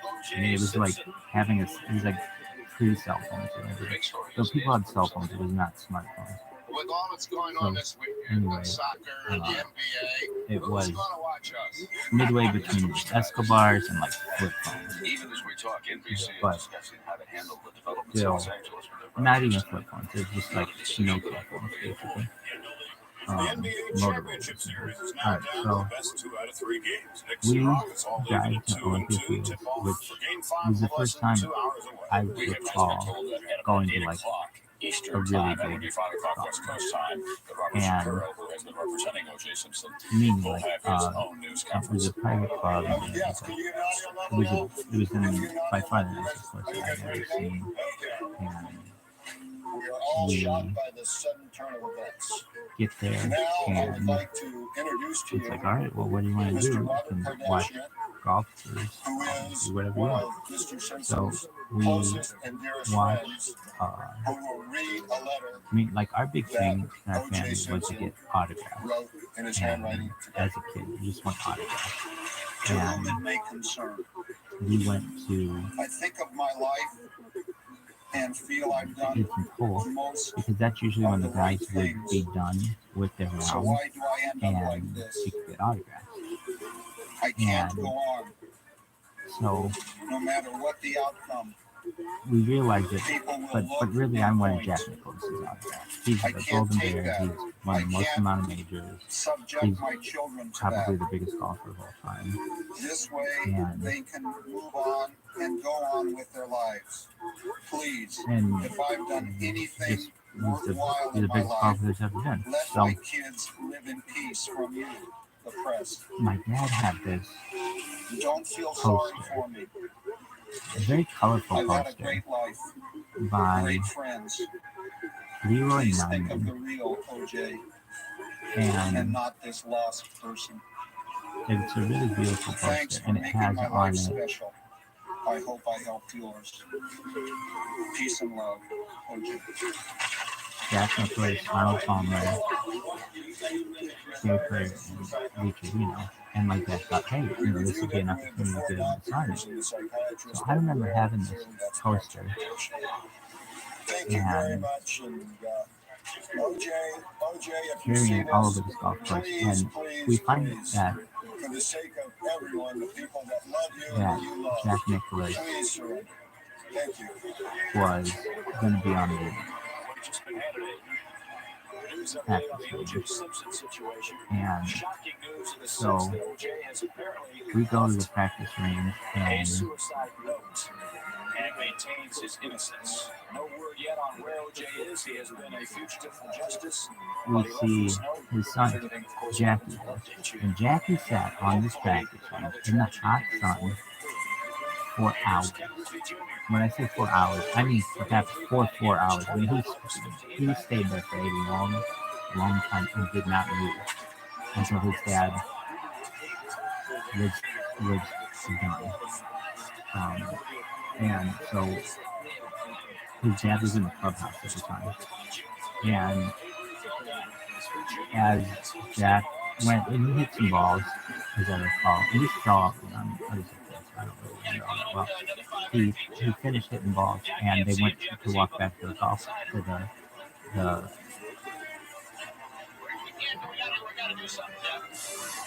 the clubhouse, and all these people are around Jack Nicklaus trying to get his autograph. Now, when I say Jack Nicklaus had a lot of people around him, he did, but he wasn't the most popular person there. Arnold Palmer was. Even though Jack Nicklaus was a better golfer, Arnold Palmer had Arnold's army, and he was just a more charismatic golfer, and he had just everybody wanted to see Arnold Palmer, especially because Arnold Palmer was older than all the other guys, I think, in my mind. And they didn't know how many more times he would play golf. I mean, his last US Open was in 1994, so this is the US Senior Open, and it had to be one of his last ones, if not his last. So anyway,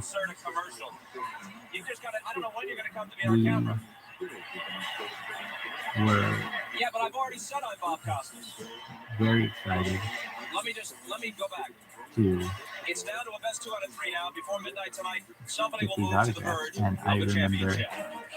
going to get Jack Nicklaus's autograph, and I walked up to him with all these people around, and he's signing all kinds of stuff for everyone, and I pull out this poster and for him to sign, and he said I can't, he wouldn't sign it, and I kept showing it to him, like, hey, Jack Nicklaus, dude, this is my fucking poster, dog. And he says, I can't sign it. And I think to myself, how the hell can't you sign it? And it was the first time I ever realized that this was a business. It wasn't just like, hey, hit balls and do whatever you want. I go back to my dad, who was at the Dragon Ring, and I said, he's like, did you get it? Did you get it signed? And I said, no, he wouldn't sign it. He's like, what do you mean he wouldn't sign it? I'm like, he wouldn't sign it. He's right over there. I mean, but he wouldn't sign it. He's like, okay, I'll go with you. And so my dad goes, and again, I go to sign, have him sign, and he said, kid, I can't sign this. Go to the pro shop and get something, and I'll sign it for you. And I was like, oh, okay. So So I go back to my dad and I said, look, he said he wouldn't sign it. But he said, but that was what he said. Look, kid, go to the post shop and get something and I'll sign it. And I said to my dad, this is what Jack Nicklaus said to me. And I mean, it's kind of surreal to say that. Jack Nicklaus is one of the greatest athletes of all time. But that he spoke to me and he kind of gave me the inside that like I can't sign his poster. So I said to my dad, he said he can't sign this poster. I tried multiple times. I tried at least 2 or 3 times. I want to say it was at least 2. And I go back to my dad and I said, look, so he's not going to sign his poster. But he said, go to the pro shop and get something and he'll sign that. So we go to the pro shop and we buy the cheapest thing that they have, which is like a visor. And we go and get that. Now, my friends who were with me, they got their stuff signed by Jack Nicklaus right away. And it's like, oh, fuck, man. Like, my friends are going to get it, and I'm not going to get it. So we get this visor, and I think my one friend had Jack Nicklaus, like, sign his shirt or something like that. Like, like, they didn't have stuff, but as much as I had this poster. So we go and find Jack Nicklaus, and he was I don't want to say as nice as can be. Like, I didn't have that much discussion with him, but he gave me the inside on what I had to do, and that he couldn't sign the poster, but he did sign his visor, and I mean, if he ever sees this, I don't know if he ever will, but I really, and to all athletes out there who take extra time for people, this is why you do it, because O.J. Simpson is the back seat Maverick's life, negotiating with the police is a very big part of our family. By 9 and most of Los Angeles news. And Barbara Walters is not reporting live. He signed this visor, and man, that was such a cool thing. It's like, oh my god, we got this Olympia Field visor signed by Jack Nicklaus. Like, oh my god, that was so cool. So once we got Jack Nicklaus's autograph, it was like, well, Arnold Palmer, that was really good. And Arnold was still playing, and there were a lot of people who wanted his autograph. I mean, Jack Nicklaus, to be honest, probably had 200 people around him. Arnold Palmer would have had 1,000 people. He just was, and nothing against Jack Nicklaus. Jack Nicklaus was a better golfer than Arnold Palmer was. But Arnold Palmer was older, and Jack Nicklaus was going to be around still. He was still competitive. Arnie was not. So we did everything we could to follow Arnold Palmer and be part of Arnie's army. And, you know, Arnold Palmer was an older man and did not, he was, you know, these guys are all celebrities, but I mean, he had an entourage around him while he was golfing, and then he went to the clubhouse after 18th hole, and he didn't sign anything. So when we come up, we'll be in double boxes, right? And we waited on 18th hole, and other people came up to sign things. So he's like, well, if we can't get, I mean, I got Jack Nicklaus, so that's good. We can't, but if they can't sign this poster, and we would later find out that this poster was like by an artist, and Jack Nicklaus had certain agreements with other artists, so he can't just sign it when he wanted. So we went to the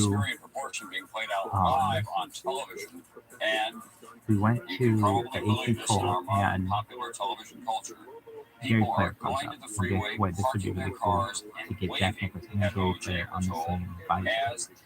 Gary did not have a good round, and he didn't sign anything for anyone. He just went in the clubhouse, which I understand. I had bad rounds too, and most of my rounds have been bad, and you don't want to waste time He just wanted to be done with the day. Then Taylor went in, and Taylor Owen, while he wasn't on the poster, he was the best golfer at this tournament. And of the senior golfers at the time. So it was important that he was the best golfer that they had. It was important to get his autograph as well. So I got his autograph, and while I don't remember interacting with him, it was very nice of him to do that. So then, the last guy was Lee Trevino. And Lee Trevino, I will say, is one of the most charismatic individuals I think I've ever seen. One of the nicest individuals that I've ever met. Not to say the other guys weren't nice. No, they were all nice. But he was just an absolute sweetheart. That he took time on the 18th hole with all of the people that are there, and he was very cordial, and he signed this visor for us, which was amazing. So it was like, oh my god, this is so cool that we got Jack Nicklaus, Taylor, and Lee Trevino signing this visor. So the day was getting late, and we had basically, the round was done, and we were really excited to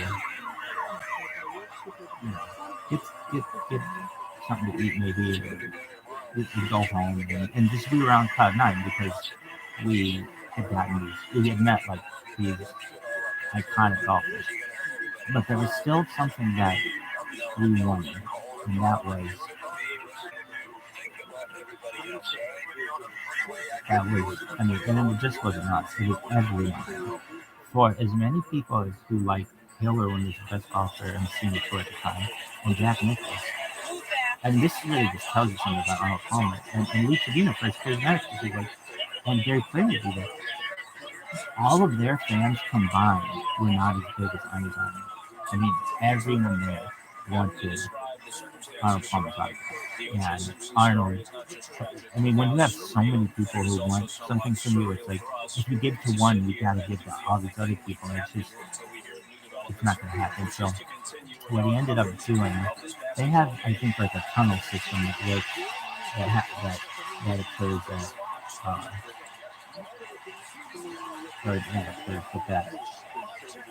that they have there, where basically sometimes you can go in one set of doors and out another set of doors. Maybe it's not a tunnel system, but it basically, once Arnold Palmer went into the clubhouse, we got the feeling he wasn't there anymore. Why? Because, I don't know, now I do recall this. We got all the kids together. There were just hundreds of kids, and we basically built a perimeter around the place. And if he's going to come out, one of us is going to see it, and we're going to go crazy. Well, we waited for hours and hours, and Palmer did not come out. And that's when somebody said there's probably some kind of tunnel system, or somehow he's left, because he's not going to be in the clubhouse for that many hours. He might shower and get something to eat, but he's not going to be there for 4 hours or anything like that. So we were really happy with the day, and we were walking back to our car, and it was my dad and my friend's dad and my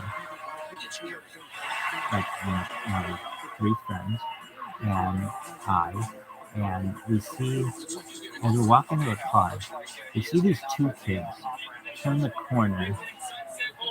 There was like a building, and they turn the corner of the building, and these kids had the biggest fucking smiles on their faces. They were huge smiles. And my dad knew that there's something odd about how big these kids' smiles were. And he said, hey, quick, run to where those kids are and see why they're smiling so largely. And so we start running, and we asked the kids, why are you smiling so largely? And these kids said, we just got Arnold Palmer's autograph. And every kid wanted Arnold Palmer. I'm not just kids, every person there wanted Arnold Palmer's autograph. I mean, we're talking thousands of people. And we turned the corner where these kids were, and we see this golf cart that was just making a beeline away from us. And man, we ran as kids as quickly as possible and chased down this golf cart, not knowing who was in the golf cart. And as we approached, we got closer, you could see that this might be Arnold Palmer. And we're yelling, Mr. Palmer, is there any way you would sign this? As we're chasing him. And the guy who's driving the cart is like, no. And he was just flooring the golf cart. And Arnold Palmer, I'll never forget, said, stop. He stopped the golf cart and he signed his stuff for us. And he signed my advisor. So we were able to get Arnold Palmer, Jack McCoy, Taylor Lynn, and Patriot. And I'll never forget it. I mean, it was like the biggest fucking deal that I had. One of the biggest deals for me in the 90s. And we thought we were on cloud 9 before. We were on cloud 10 when we got Arnold Palmer's autograph. And we thanked him. He was very, very nice. And then he just went on his way. And we went running back to my dad and my friend's dad as quickly as we could to show them that it was Arnold Palmer who was there. And I'll never forget that. I'll never forget the time that these guys took to spend with us and to take some time. And they, we learned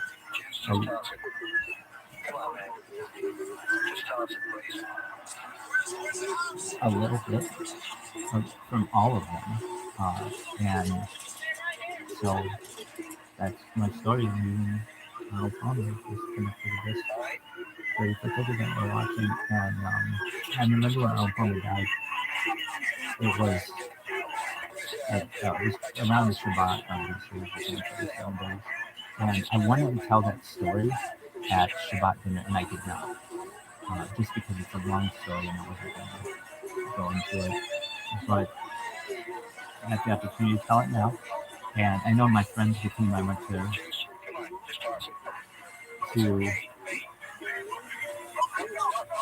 that, with whom I went to that tournament, they'll never forget it. It was just a really wonderful time. And it was just kind of an innocent time of our lives too, where everything about which we had to worry was novel, which is really, really cool. It's fun. When you look back on June 17, 1994, you realize that the media and the world wanted to watch a white Bronco going down a highway rather than watch Game 5 of the NBA Finals. The O.J. Simpson trial and case created an appetite for reality television in this country. It was reality television, particularly the way the media covered those events. You can look back at that as sort of a turning point where we became more of a celebrity-obsessed tabloid culture created for TV. It had a big impact on CNN. It changed the way I think that we view our sports personalities. Stand by. Hey, Joy, take us at a 215. 215. Hey, Joy. I heard him. I'm going to try to put it in a hover. That's what I'm going to try to do. I'm just trying to make my way around. Hey, Jeff, I'm going to have to just set it up right here.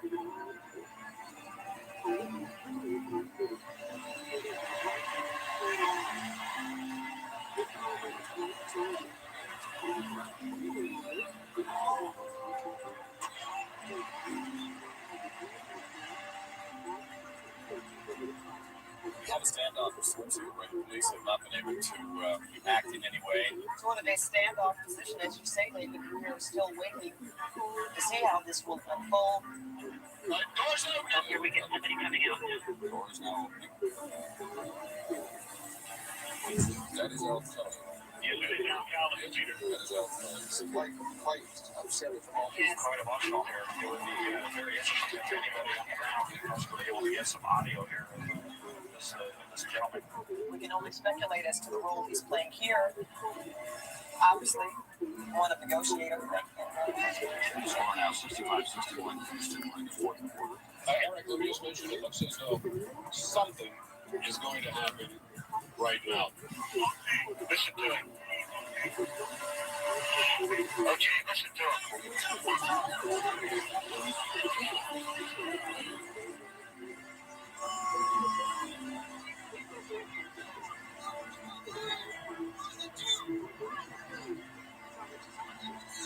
Can you tell us what's going on over there? Is a negotiation taking place? Yes, we're not going to discuss what's taking place here at this time. We'll get back with you. We're just going to interfere with this As soon as there is some kind of a resolution of all of this, we'll be back. Let's go back now to Madison Square Garden.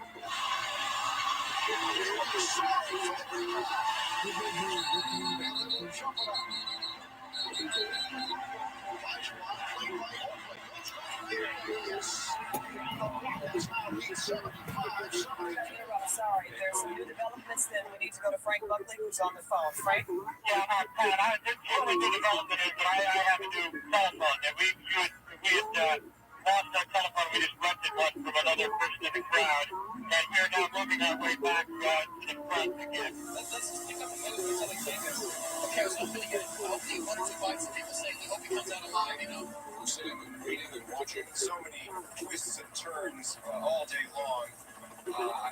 Nobody knows what's going to happen next. It's going to be getting warm. We just got some information over our radio. The police helicopters requesting us to gain an altitude because of the number of helicopters over the scene here is interfering with voice communication.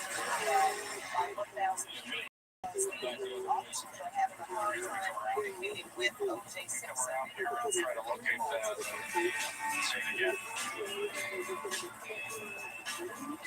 The media were evacuated against our wishes, of course. We were ordered to come we are about, I'd say, 500 yards away from the driveway. I can see it. Right now, we are giving it a difficult situation. It's already that hard to come by hard facts like this.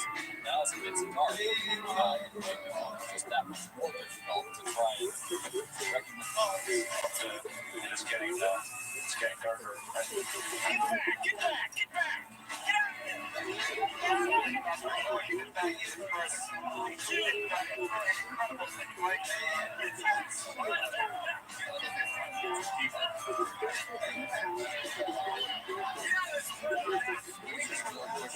We'll be standing by live. We'll be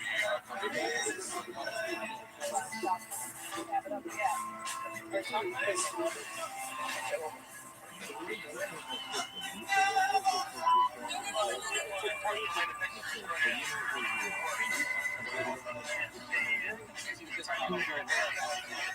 Say she bundled her green house and her green car around the block section of Progressive. She has another house in Malibu. She's been an astronaut, an architect, the CEO. We're in front of her house. Well, I'd love to tell you who her boyfriend is, but I don't think I can. I'd love to tell you, but I don't think I can. Look for it on digital and Blu-ray. In all honesty, people want to know how I feel, and the truth is, there is no way in the world I have processed this. I understand that millions of things have happened yesterday in the world, yet in the big picture, we're more significant than this. But from a sports perspective, this is about as overwhelming as anything that could possibly happen. 6 8 months of anticipation, all the excitement, all the possibilities, and for it to come within like that quickly, there's no way I have really taken in the magnitude of what actually happened on the fourth play. It was incredibly deflating for all of us because no matter what happens, if they win, fine. If they lose, we talk about them losing. But we thought we were going to get a full season of Aaron Rodgers, ups and downs, and New York being relevant and Jets being relevant. And in an instant, and within the first 4 plays of him being on the field, it's all completely gone. And it's almost made more disappointing for how well the team played without him. Because now you're left to think, what could this team have done if they had the quarterback? It's at this age, these are the types of things that can pop up. It's O.J. Simpson doesn't cut to the left. Do you think he makes it?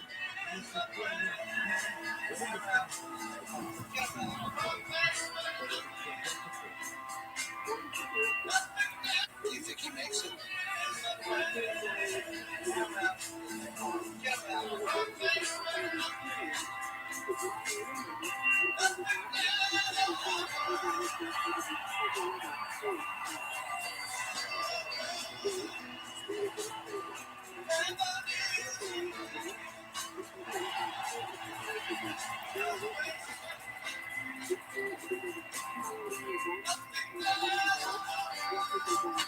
Drake deep center field. And ball is gone.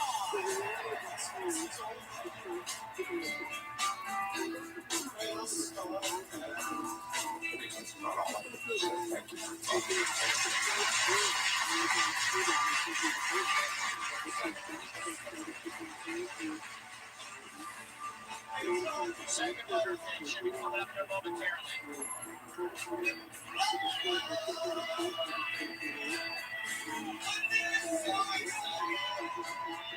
I would, at this point in time, like to ask all members of the public to please reserve any judgment on this case until the evidence is reviewed and presented in a court of law. Thank you. I just want all of the players to know how much I appreciate it. No matter what stadium I get in, how you choose me, you make me feel appreciated and welcome. And I want to tell you that I know now, already, in my heart and in my memory, the things that I will miss the most about this game is the sound of your applause and your... Thank you very much.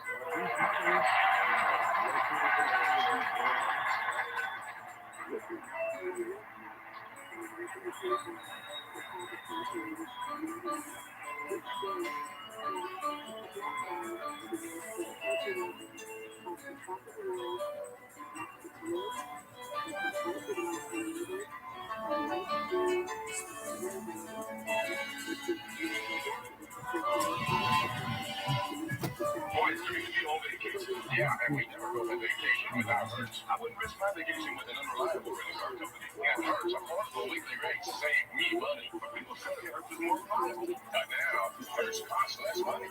Hardly more reliable. Less money, Arnold, more reliable. Less money.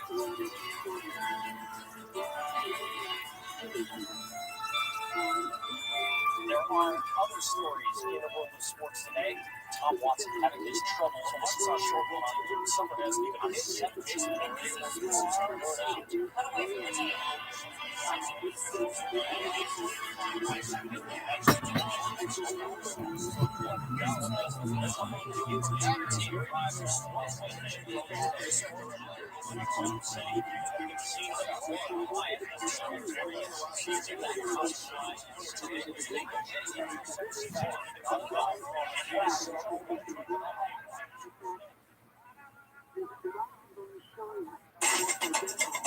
June 17th, 1994. Available on DVD on Amazon.com.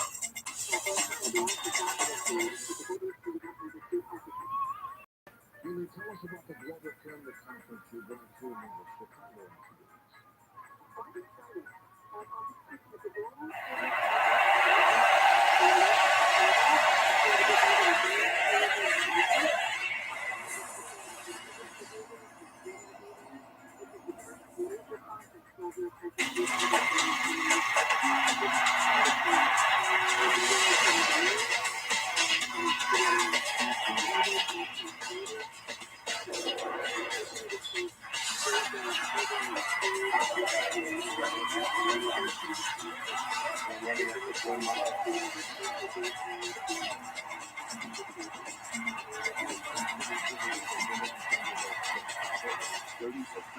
Presented by Cadillac.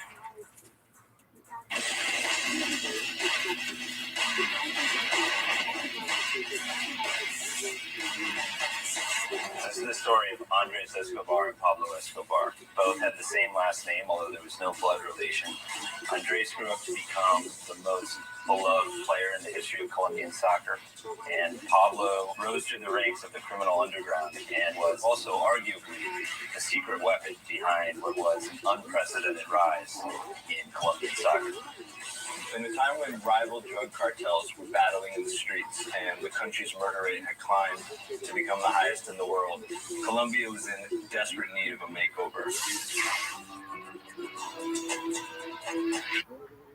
Due to violent content, viewer discretion is advised.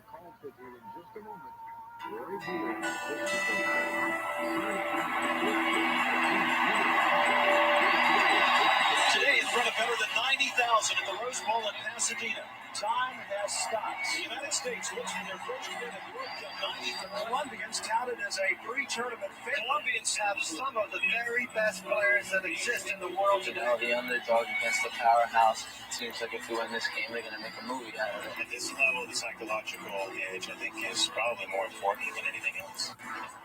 The Associated Press has reported that Colombia received a death threat at the team's hotel in Fullerton, California. Se habla de que un grupo llama, que no puede jugar y meter la pieza. O sea, tengo algo muy horrible.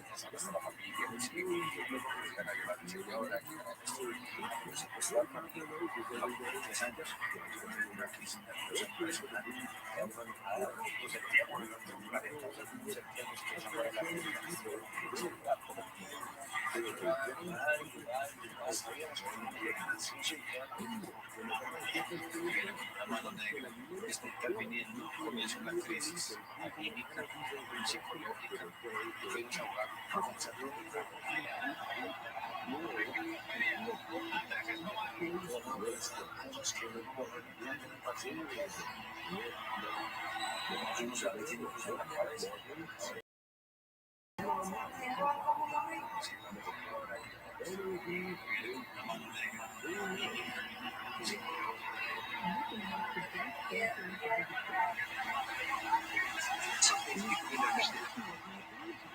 Pfizer's all gone. Pfizer's one of the biggest manufacturers of these injections and made the record profit. We crossed 47 billion in a long time. It's just unbelievable money they've made while we've all lost our human rights in this basically kind of sick, abusive game of musical chairs, mask on, mask off, take a shot, don't take a shot, swab your nose, lock yourself in the basement, all this stuff. Pfizer's own research showed that within the first 3 months of getting these shots, 3% of the people were dead. 28% were seriously injured, either still injured or permanently at the end of the 3-month period. So all of us have been saying these things are going to hurt for a long time. So the 3% is just the warm-up, and that's within Pfizer's massage data. In other words, the best they can do is say, kill 3% of the people within 3 months.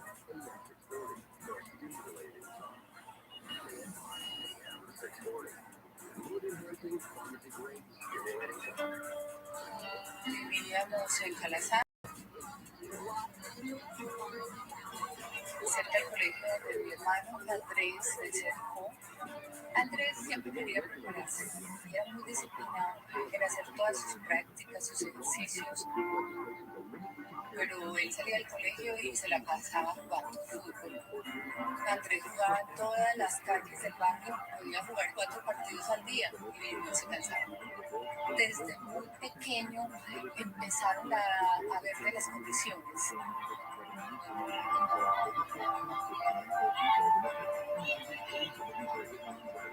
Todos los días él iba al colegio con mi mamá, porque hemos sido una familia educados dentro de mucha fe. Mi mamá sufre de un cáncer y muere de 52 años. Para Andrés era su mundo, era su vida y fue muy difícil superarlo. Pero era un muchacho muy sano realmente, muy juicioso. Y el deporte siempre lo alejó de cualquier vicio. Andrés es un momento en la vida en que casi que tiene que elegir entre estudiar y jugar fútbol. Andrés algún día me lo manifestó, me dijo que quería ser titular y su sueño era titular del Nacional. año sábado, en 1987, y fue un día muy especial para mí. Había un choque entre Flor Maturana y otro estudiante, y después salió como a la luz pública. Ese momento era un momento para sentir, un momento para aceptar la decisión del conductor. Bueno, luego salí y había un chico por allá jugando con los italianos. Era más excelente jugador. Era la competición de la rectitud. Estaba venga para acá. Like my artist and Jeff Nicholas has certain agreements that with other artists, and so he can't just sign anything he wanted.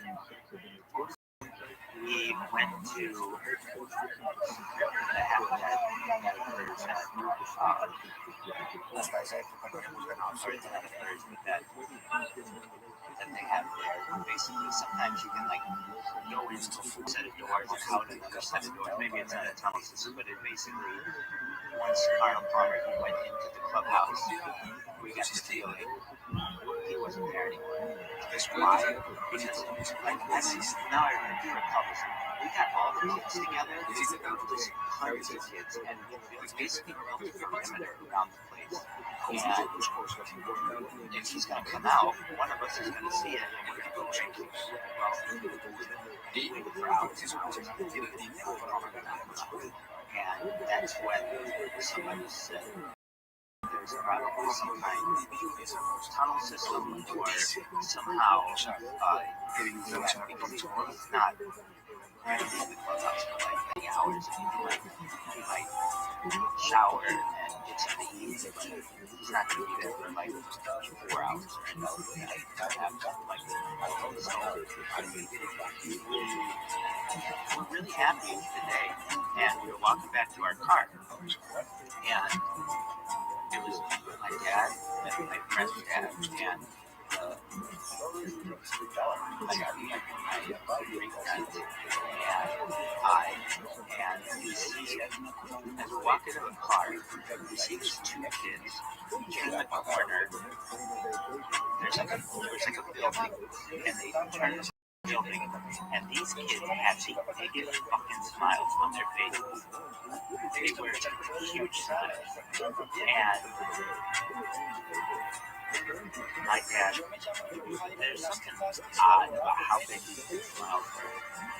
And he said, hey, why do where those kids are? See why they're smiling so large.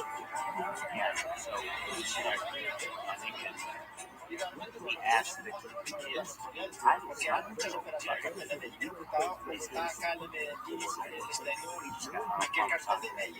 every kid went, I'm actually every person in the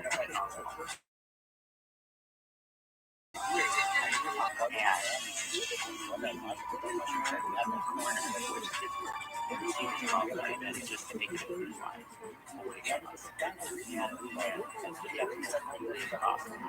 And chased down the golf cart, not knowing who was the golf cart.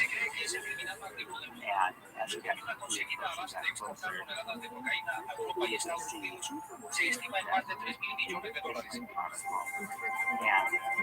yelling, Palmer, is there any way you could sign this as we're chasing? And the guy was driving the car. No, it was just warning.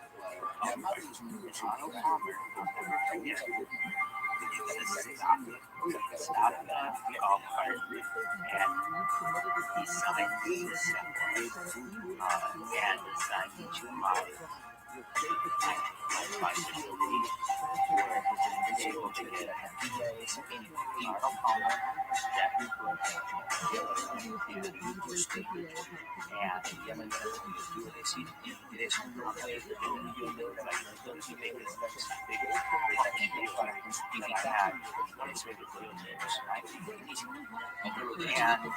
we were just sitting down around clock. We got Arnold Palmer's autograph, and he thanked him. He was very, very nice, and he just went on his way, and we went running back to my dad and my friend's dad as quickly as we could to show them that Arnold Palmer was there. And I'll never forget that. I'll never forget that. I think these guys took to spend with us. And give me some time. And they,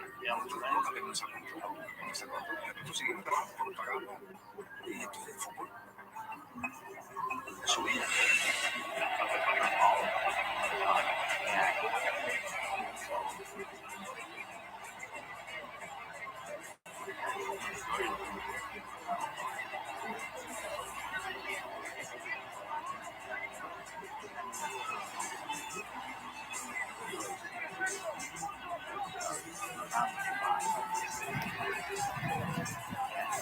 Tell that story, and I just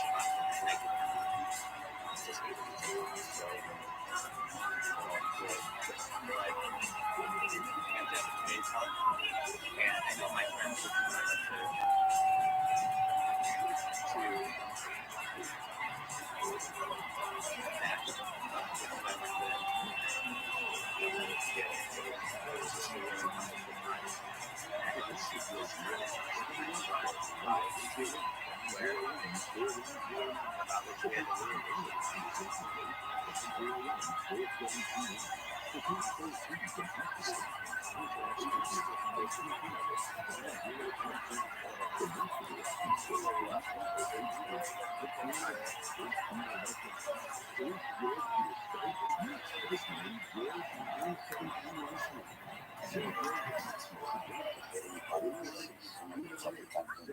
we just watched this solo speed chase, and you thought like when he got out of the car there'd be like a shootout.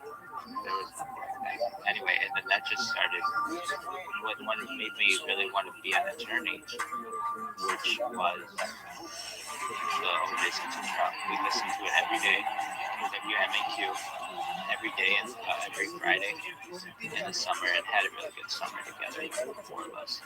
And so this was kind of like a thing that we were doing. So we went to the fields. My dad drove, and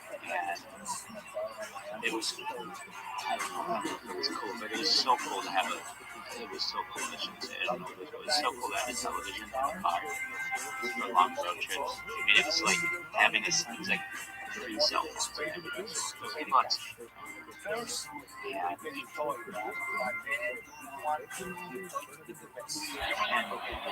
And just the biggest golf there's ever been. So my dad had this poster, a very colorful poster by Leroy Neffman, and it's a really beautiful poster, and it has on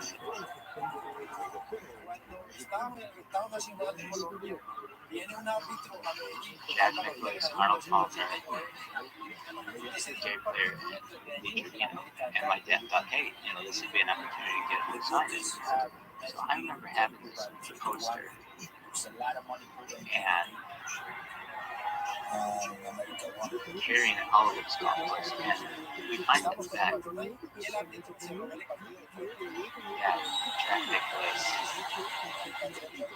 was going to be on the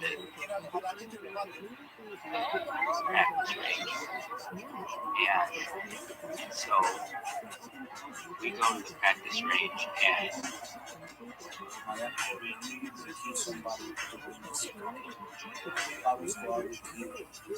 we see his son, Jackie, and Jackie sat on this practice range in the hot sun for hours. When I say 4 hours, I mean perhaps 4 hours. I mean, he stayed there for a long time. He did not move until his dad was done. And so his dad was in the clubhouse at the time. And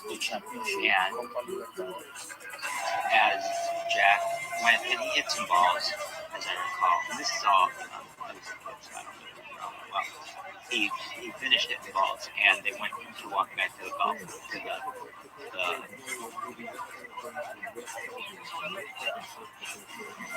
the clubhouse, and all these people are around Jack Nicklaus trying to get his autograph. Now, when I say Jack Nicklaus had a lot of people around him, he did, but he wasn't the most popular person there. Arnold Palmer was. Even though Jack Nicklaus was a better golfer, Arnold Palmer had Arnold's army, and he was just a more charismatic golfer, and he had just everybody wanted to see Arnold Palmer, especially because Arnold Palmer was older than all the other guys, I think, to my knowledge. And they didn't know how many more times he would play golf every year. His last U.S. Open was in 1994, so this was the U.S. Senior Bowl, and it had to be one of his last ones, if not his last. So, anyways, we were very excited to get these autographs, and I remember going to get Jack Nicklaus' autograph, and I walked up to him, there's all these people around, and he's signing all kinds of stuff for everyone, and I pull out this poster and for him to sign, and he said, I can't, he wouldn't sign it, and I kept showing it to him, like, hey, Jack Nicklaus, dude, there's my fucking poster, dog. And he says, I can't sign it. And I said, what the hell can't you sign it? And it's the first time I ever realized that this was a business. It wasn't just like, hey, get involved and do whatever you want. I go back to my dad, who was at the driving range, and I said, he's like, did you get it? Did you get it signed? And I said, no, he wouldn't sign it. He's like, what do you mean he wouldn't sign it? I'm like, he wouldn't sign it. It's right over there. I mean, but he wouldn't sign it. He's like, okay, I'll go with you. And so my dad goes, and again, I go to sign and have him sign it. He said, kid, I can't sign this. Go to the pro shop and get something, and I'll sign it for you. And I was like, oh, okay. So I go back to my dad, and I said, look, he said he wouldn't sign it, but he said, if that was it, he said, look, kid, go to the pro shop and get something, and I'll sign it. And I said to my dad, this is what Jack Nicklaus said to me. And I mean, it's kind of surreal to say that, because Jack Nicklaus is one of the greatest athletes of all time. But that he spoke to me, and he kind of gave me the insight that, like, I can't sign this poster. So I said to my dad, he said he can't sign this poster. I tried multiple times. I tried at least 2 or 3 times. I want to say it was at least 2. And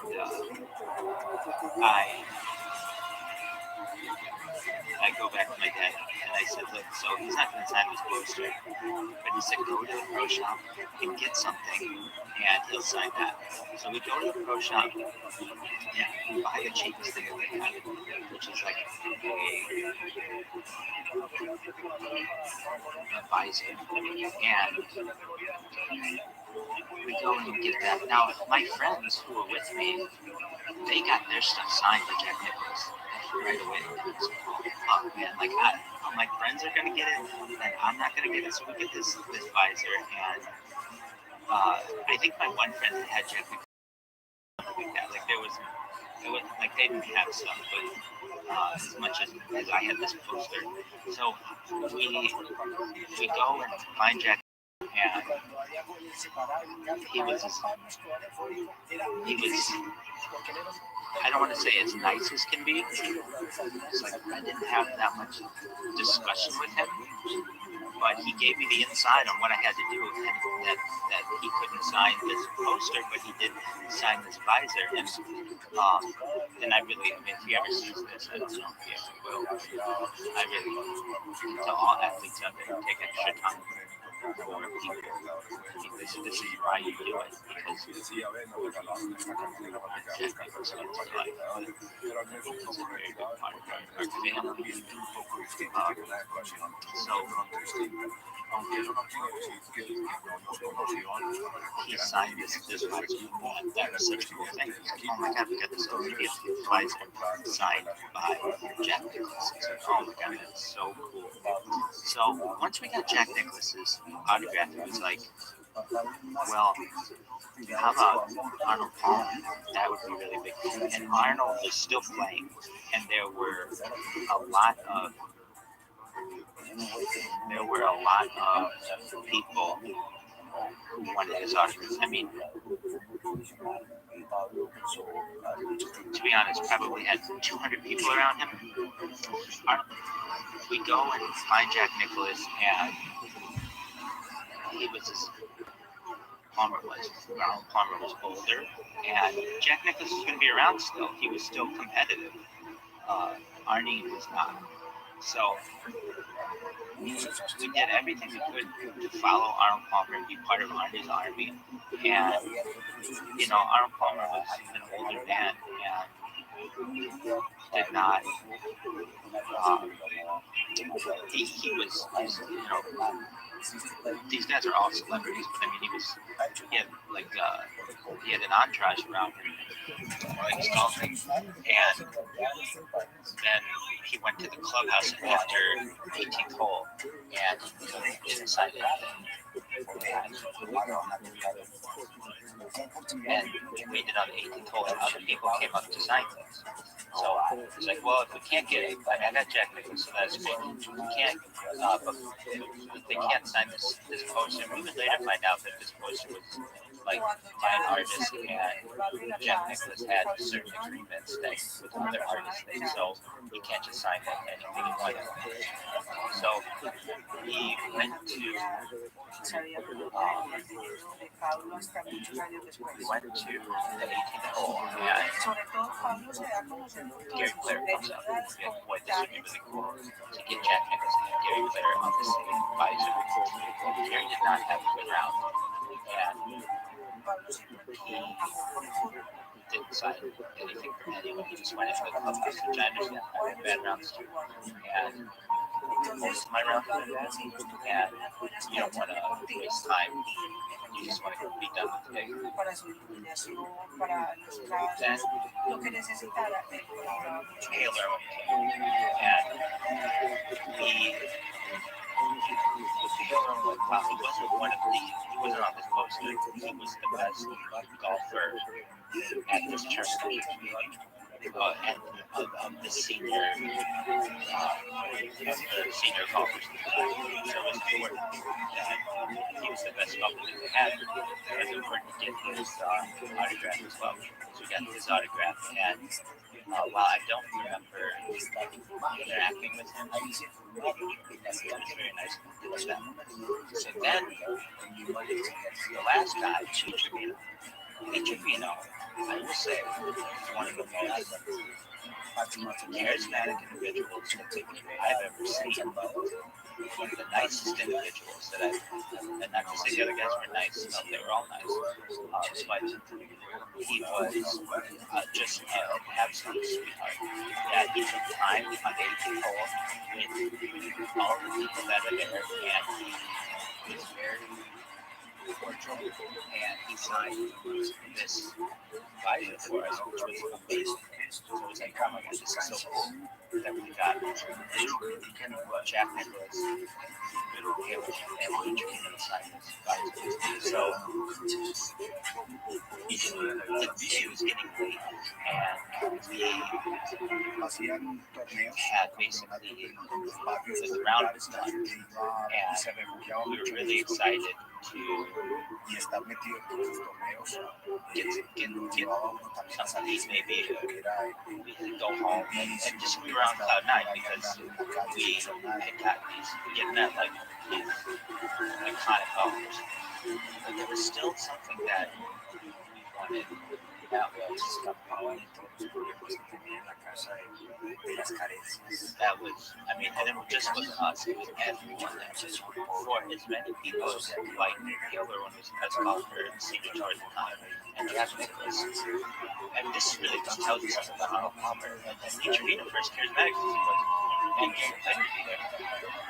All of their fans combined were not as big as ours. I mean, everyone there wanted Arnold Palmer's autograph. And Arnold.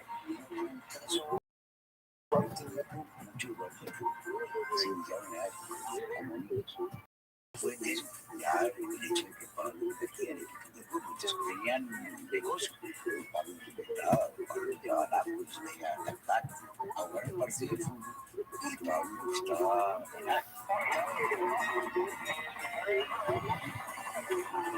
y hacía apuestas grandes en los años americanos, por dinerísimo, Pablo decía, mexicana, entonces, pues sí, yo llevaba las cosas, los jugadores, las cosas,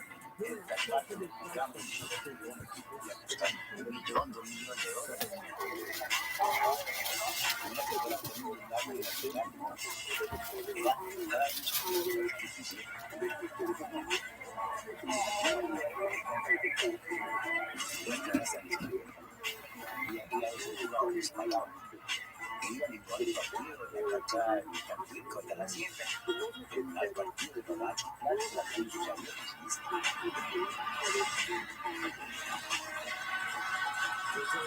In Colombia, soccer is a religion for sale.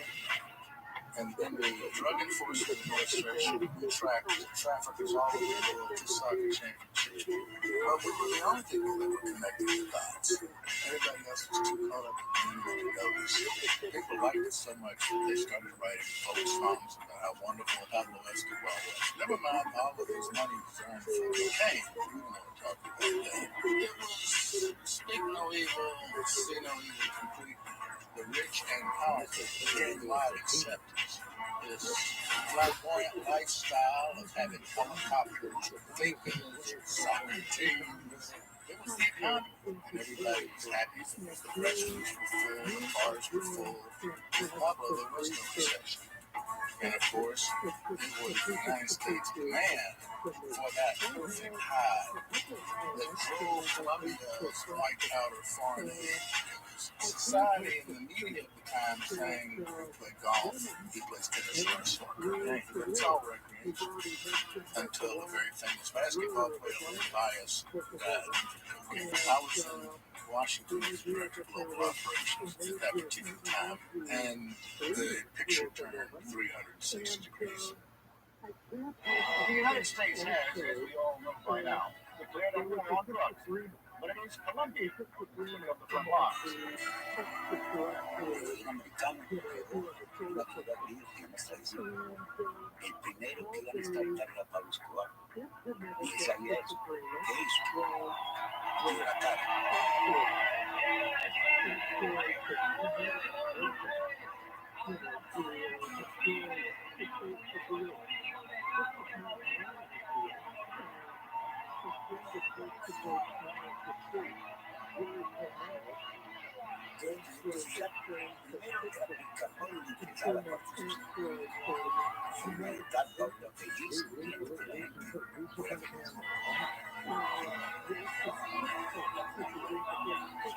De mi padre, porque mi familia no tuvo unos recursos económicos importantes, tuvimos dificultades como las que vive la mayoría del pueblo colombiano, entonces no somos ajenos a esos problemas, los conocemos profundamente y los entendemos.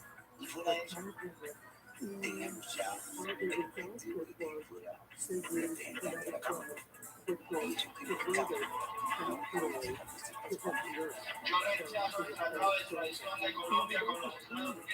La placa de pago se dio para dar educación, para dar vivienda, para salud, para apoyar los deportes. Precisamente en un partido de fútbol con Jaime y Primo, ellos escuchan por el radio transistor que hay un barrio marginado que está en llamas.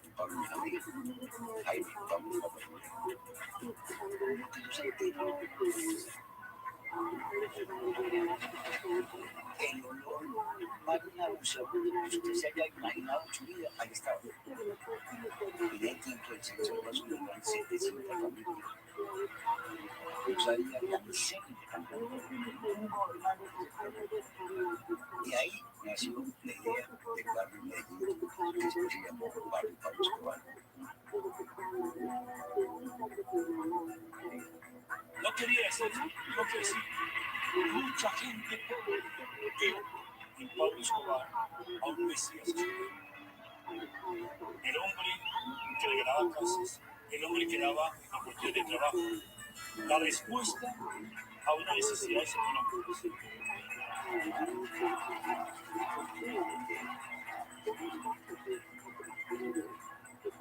Y eso sirvió para cuando él se lanzó a la cámara, la gente participara en el modo de Pablo. Y así fue llegó a la cámara encantadora. Y eso le dio 4 años en la parlamentaria. Eso ocasionó todo el problema con el ministro de Justicia, ROTHSCHILD.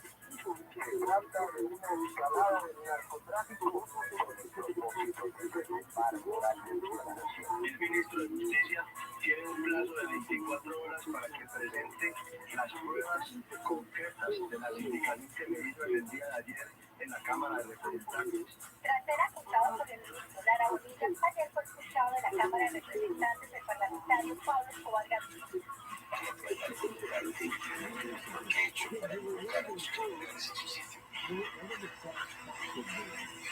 A las 7:30 de la noche, un pistolero ejecutó de Castillo al rayador de índole y asesinó al ministro de Justicia, Rodrigo Rabbi. A partir de hoy, quedan organizados y no paramos en el país.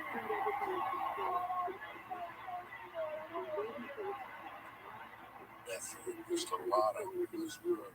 Luis Carlos Escobar openly endorsed and campaigned for extradition as a way to rid the country from these bloodsuckers corrupting the government. He was right. It turned out he was dead right. Because that's what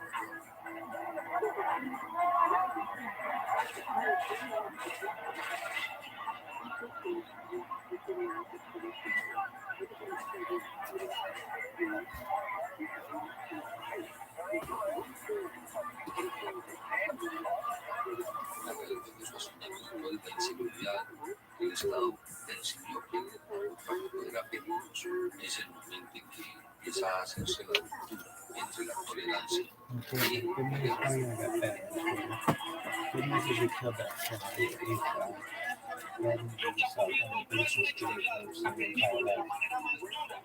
lo que son las organizaciones criminales rodeadas de tolerancia y el Estado colombiano tiene Hope it's the last fucking issue I ever see this en la lucha contra el narcoterrorismo y la organización criminal de Escobar.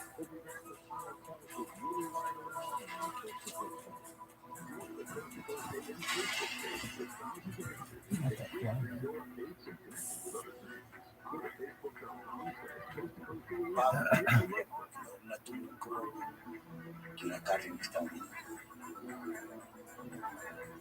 Y eso lo hizo para que el presidente de la República declarara no a la extradición. Dude, check out waivers. You are such a loser. Really? Check out waivers. How do you do that? You gotta pick up some running backs, kid.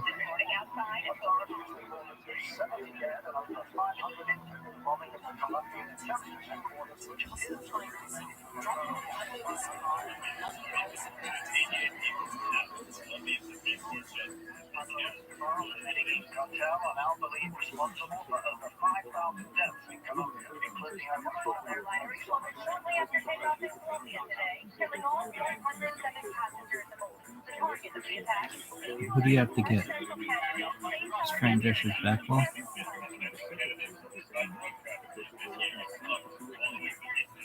Escobar was a criminal machine. I mean, he was able to do things that inducing from today's perspective are anti. It's a kind of Bin Laden of those times. Only that was in relation to narco-trafficking, not in religion or fundamentalism, but narco-terrorism.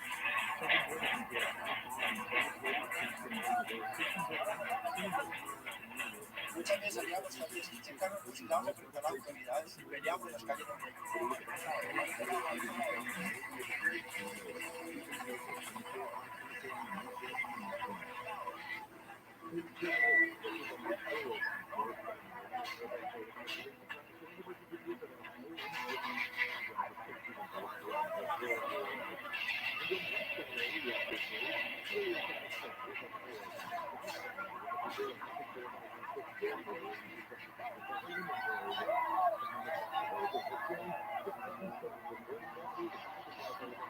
Asesinamos a 540 policías, herimos a 800 y niños cercanos de la institución.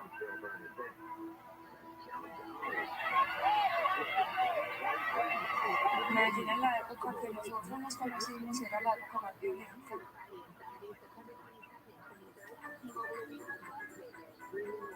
La conexión de los espíritus existe, yo la sentí con Andrés todo el tiempo, en los buenos momentos y en los malos momentos.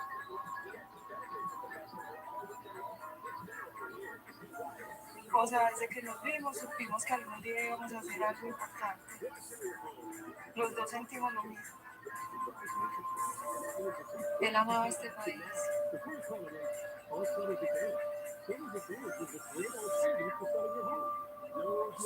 O sea, cuando él veía las noticias, él decía, yo no puedo creer.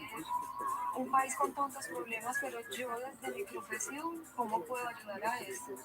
No, él no criticaba, simplemente desde su posición, desde su profesión, ¿cómo le puedo ayudar a los otros? Eso era lo único que se preguntaba. Andrés pagaba una beca en el colegio Calazán, ayudaba a los niños campesinos, le daba tristeza a los niños que estaban en la calle, los que aguantaban hambre, los que tenían frío. Le iba a ir bien en su fútbol y iba a lograr tener algún dinero importante. Quería ayudar. Estamos en la época de la violencia, la agresividad, de un país que está viviendo unos problemas sociales que no pueden ser ajenos al fútbol. El narcotráfico toca todo su público. Entonces, ¿el fútbol es una isla? No.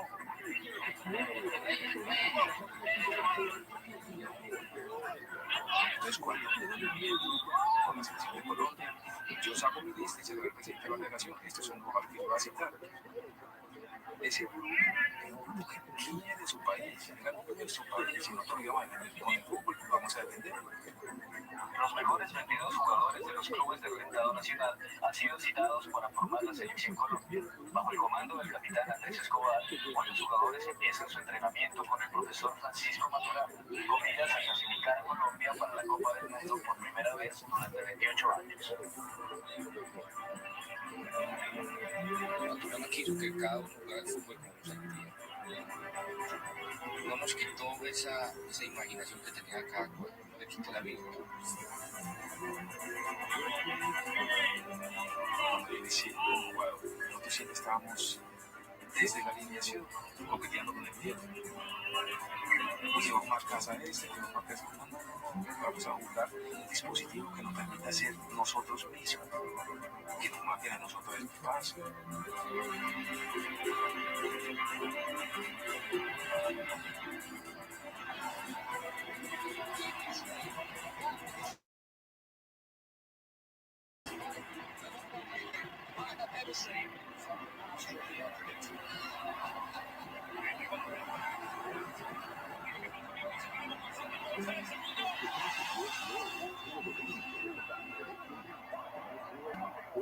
¡Qué pintura de gol! ¡Qué golazo! A su estilo, a su manera, con sus habilidades. Cuando la gente dijo esa cosa, dijo, eso somos nosotros. Ese es nuestro equipo. Ese es seriedad. Entonces nos adoptó y nos dio un abrazo y nos llenó de esa alegría, es parte de nuestra idiosincrasia. Entonces éramos así, una extensión de la ilusión y lo que hacemos de todos los mexicanos. Por eso la pasión, ya nosotros no éramos de Antioquia, ni éramos de Cali, no, éramos de Colombia.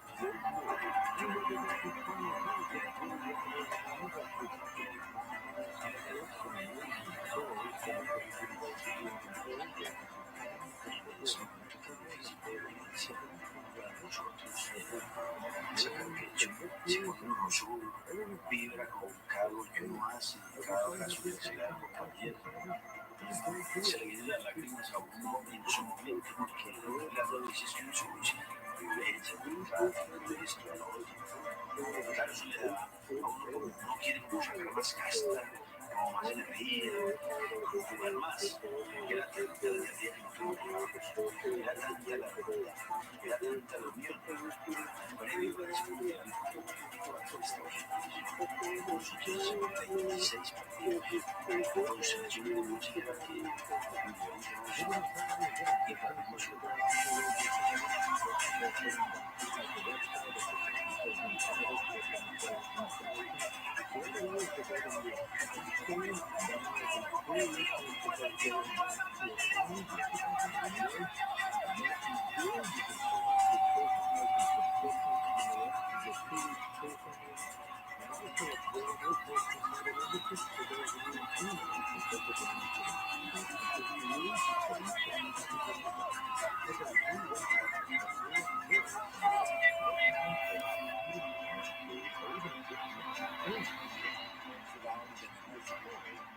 nos hicieron 2 goles, solamente en las eliminatorias.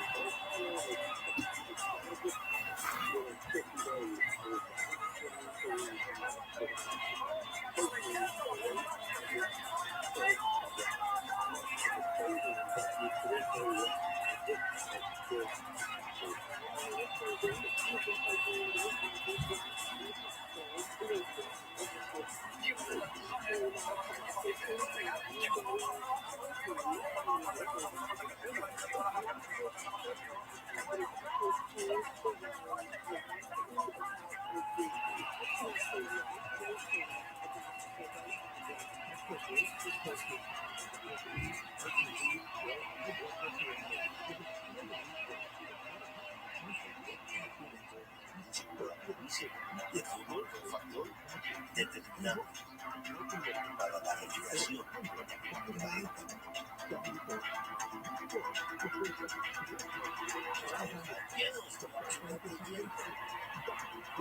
Ese señor universitario, ese banquero, del sur, de Bogotá, es real.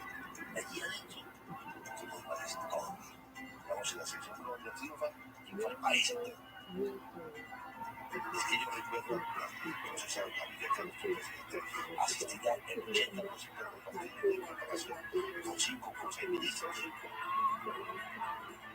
Estimulando a los jugadores, llamándonos a plazo. El presidente de la República llamaron simplemente a estimularnos. ¿Cómo estás, hombre? Aquí tuvimos la oportunidad de ver el gol que hiciste el domingo y esta país está muy orgulloso de ti. Has hecho quedar muy en alto el nombre de Colombia. When there is so much focus on you do selfie. Back in Colombia, it started to identify soccer players. Our national team in soccer became part of national pride. That is the reason I was traveling more to the Americas with your team. And well, it was an extraordinary and successful campaign. Nosotros entramos en esa campaña, como siempre decía colombiano, pero que estamos haciendo las cosas bien, que no una imagen que estaba quebrada.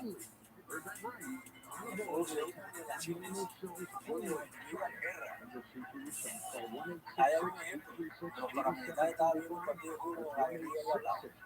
¿Por qué? Porque es el fútbol. Hoy todo el mundo estará atento a la batalla entre el gigante Argentina, campeón de 2 Copas del Mundo, y la selección Colombia, que hasta hace poco no ha tenido un renombre futbolístico. Y al final de la clasificación nos fuimos a Argentina, llegamos en un ambiente muy tenso, porque teníamos que sacar el resultado que nos diera la clasificación.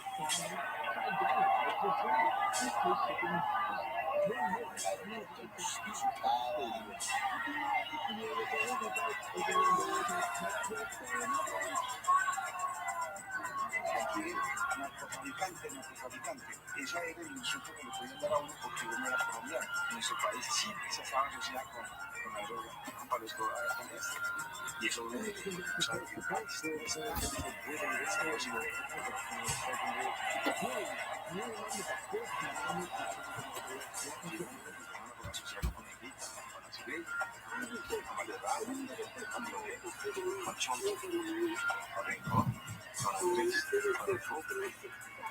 es que nosotros queríamos dar una imagen distinta de Colombia. Y el partido empezó muy fuerte. Se nos vino encima y nosotros sabíamos eso.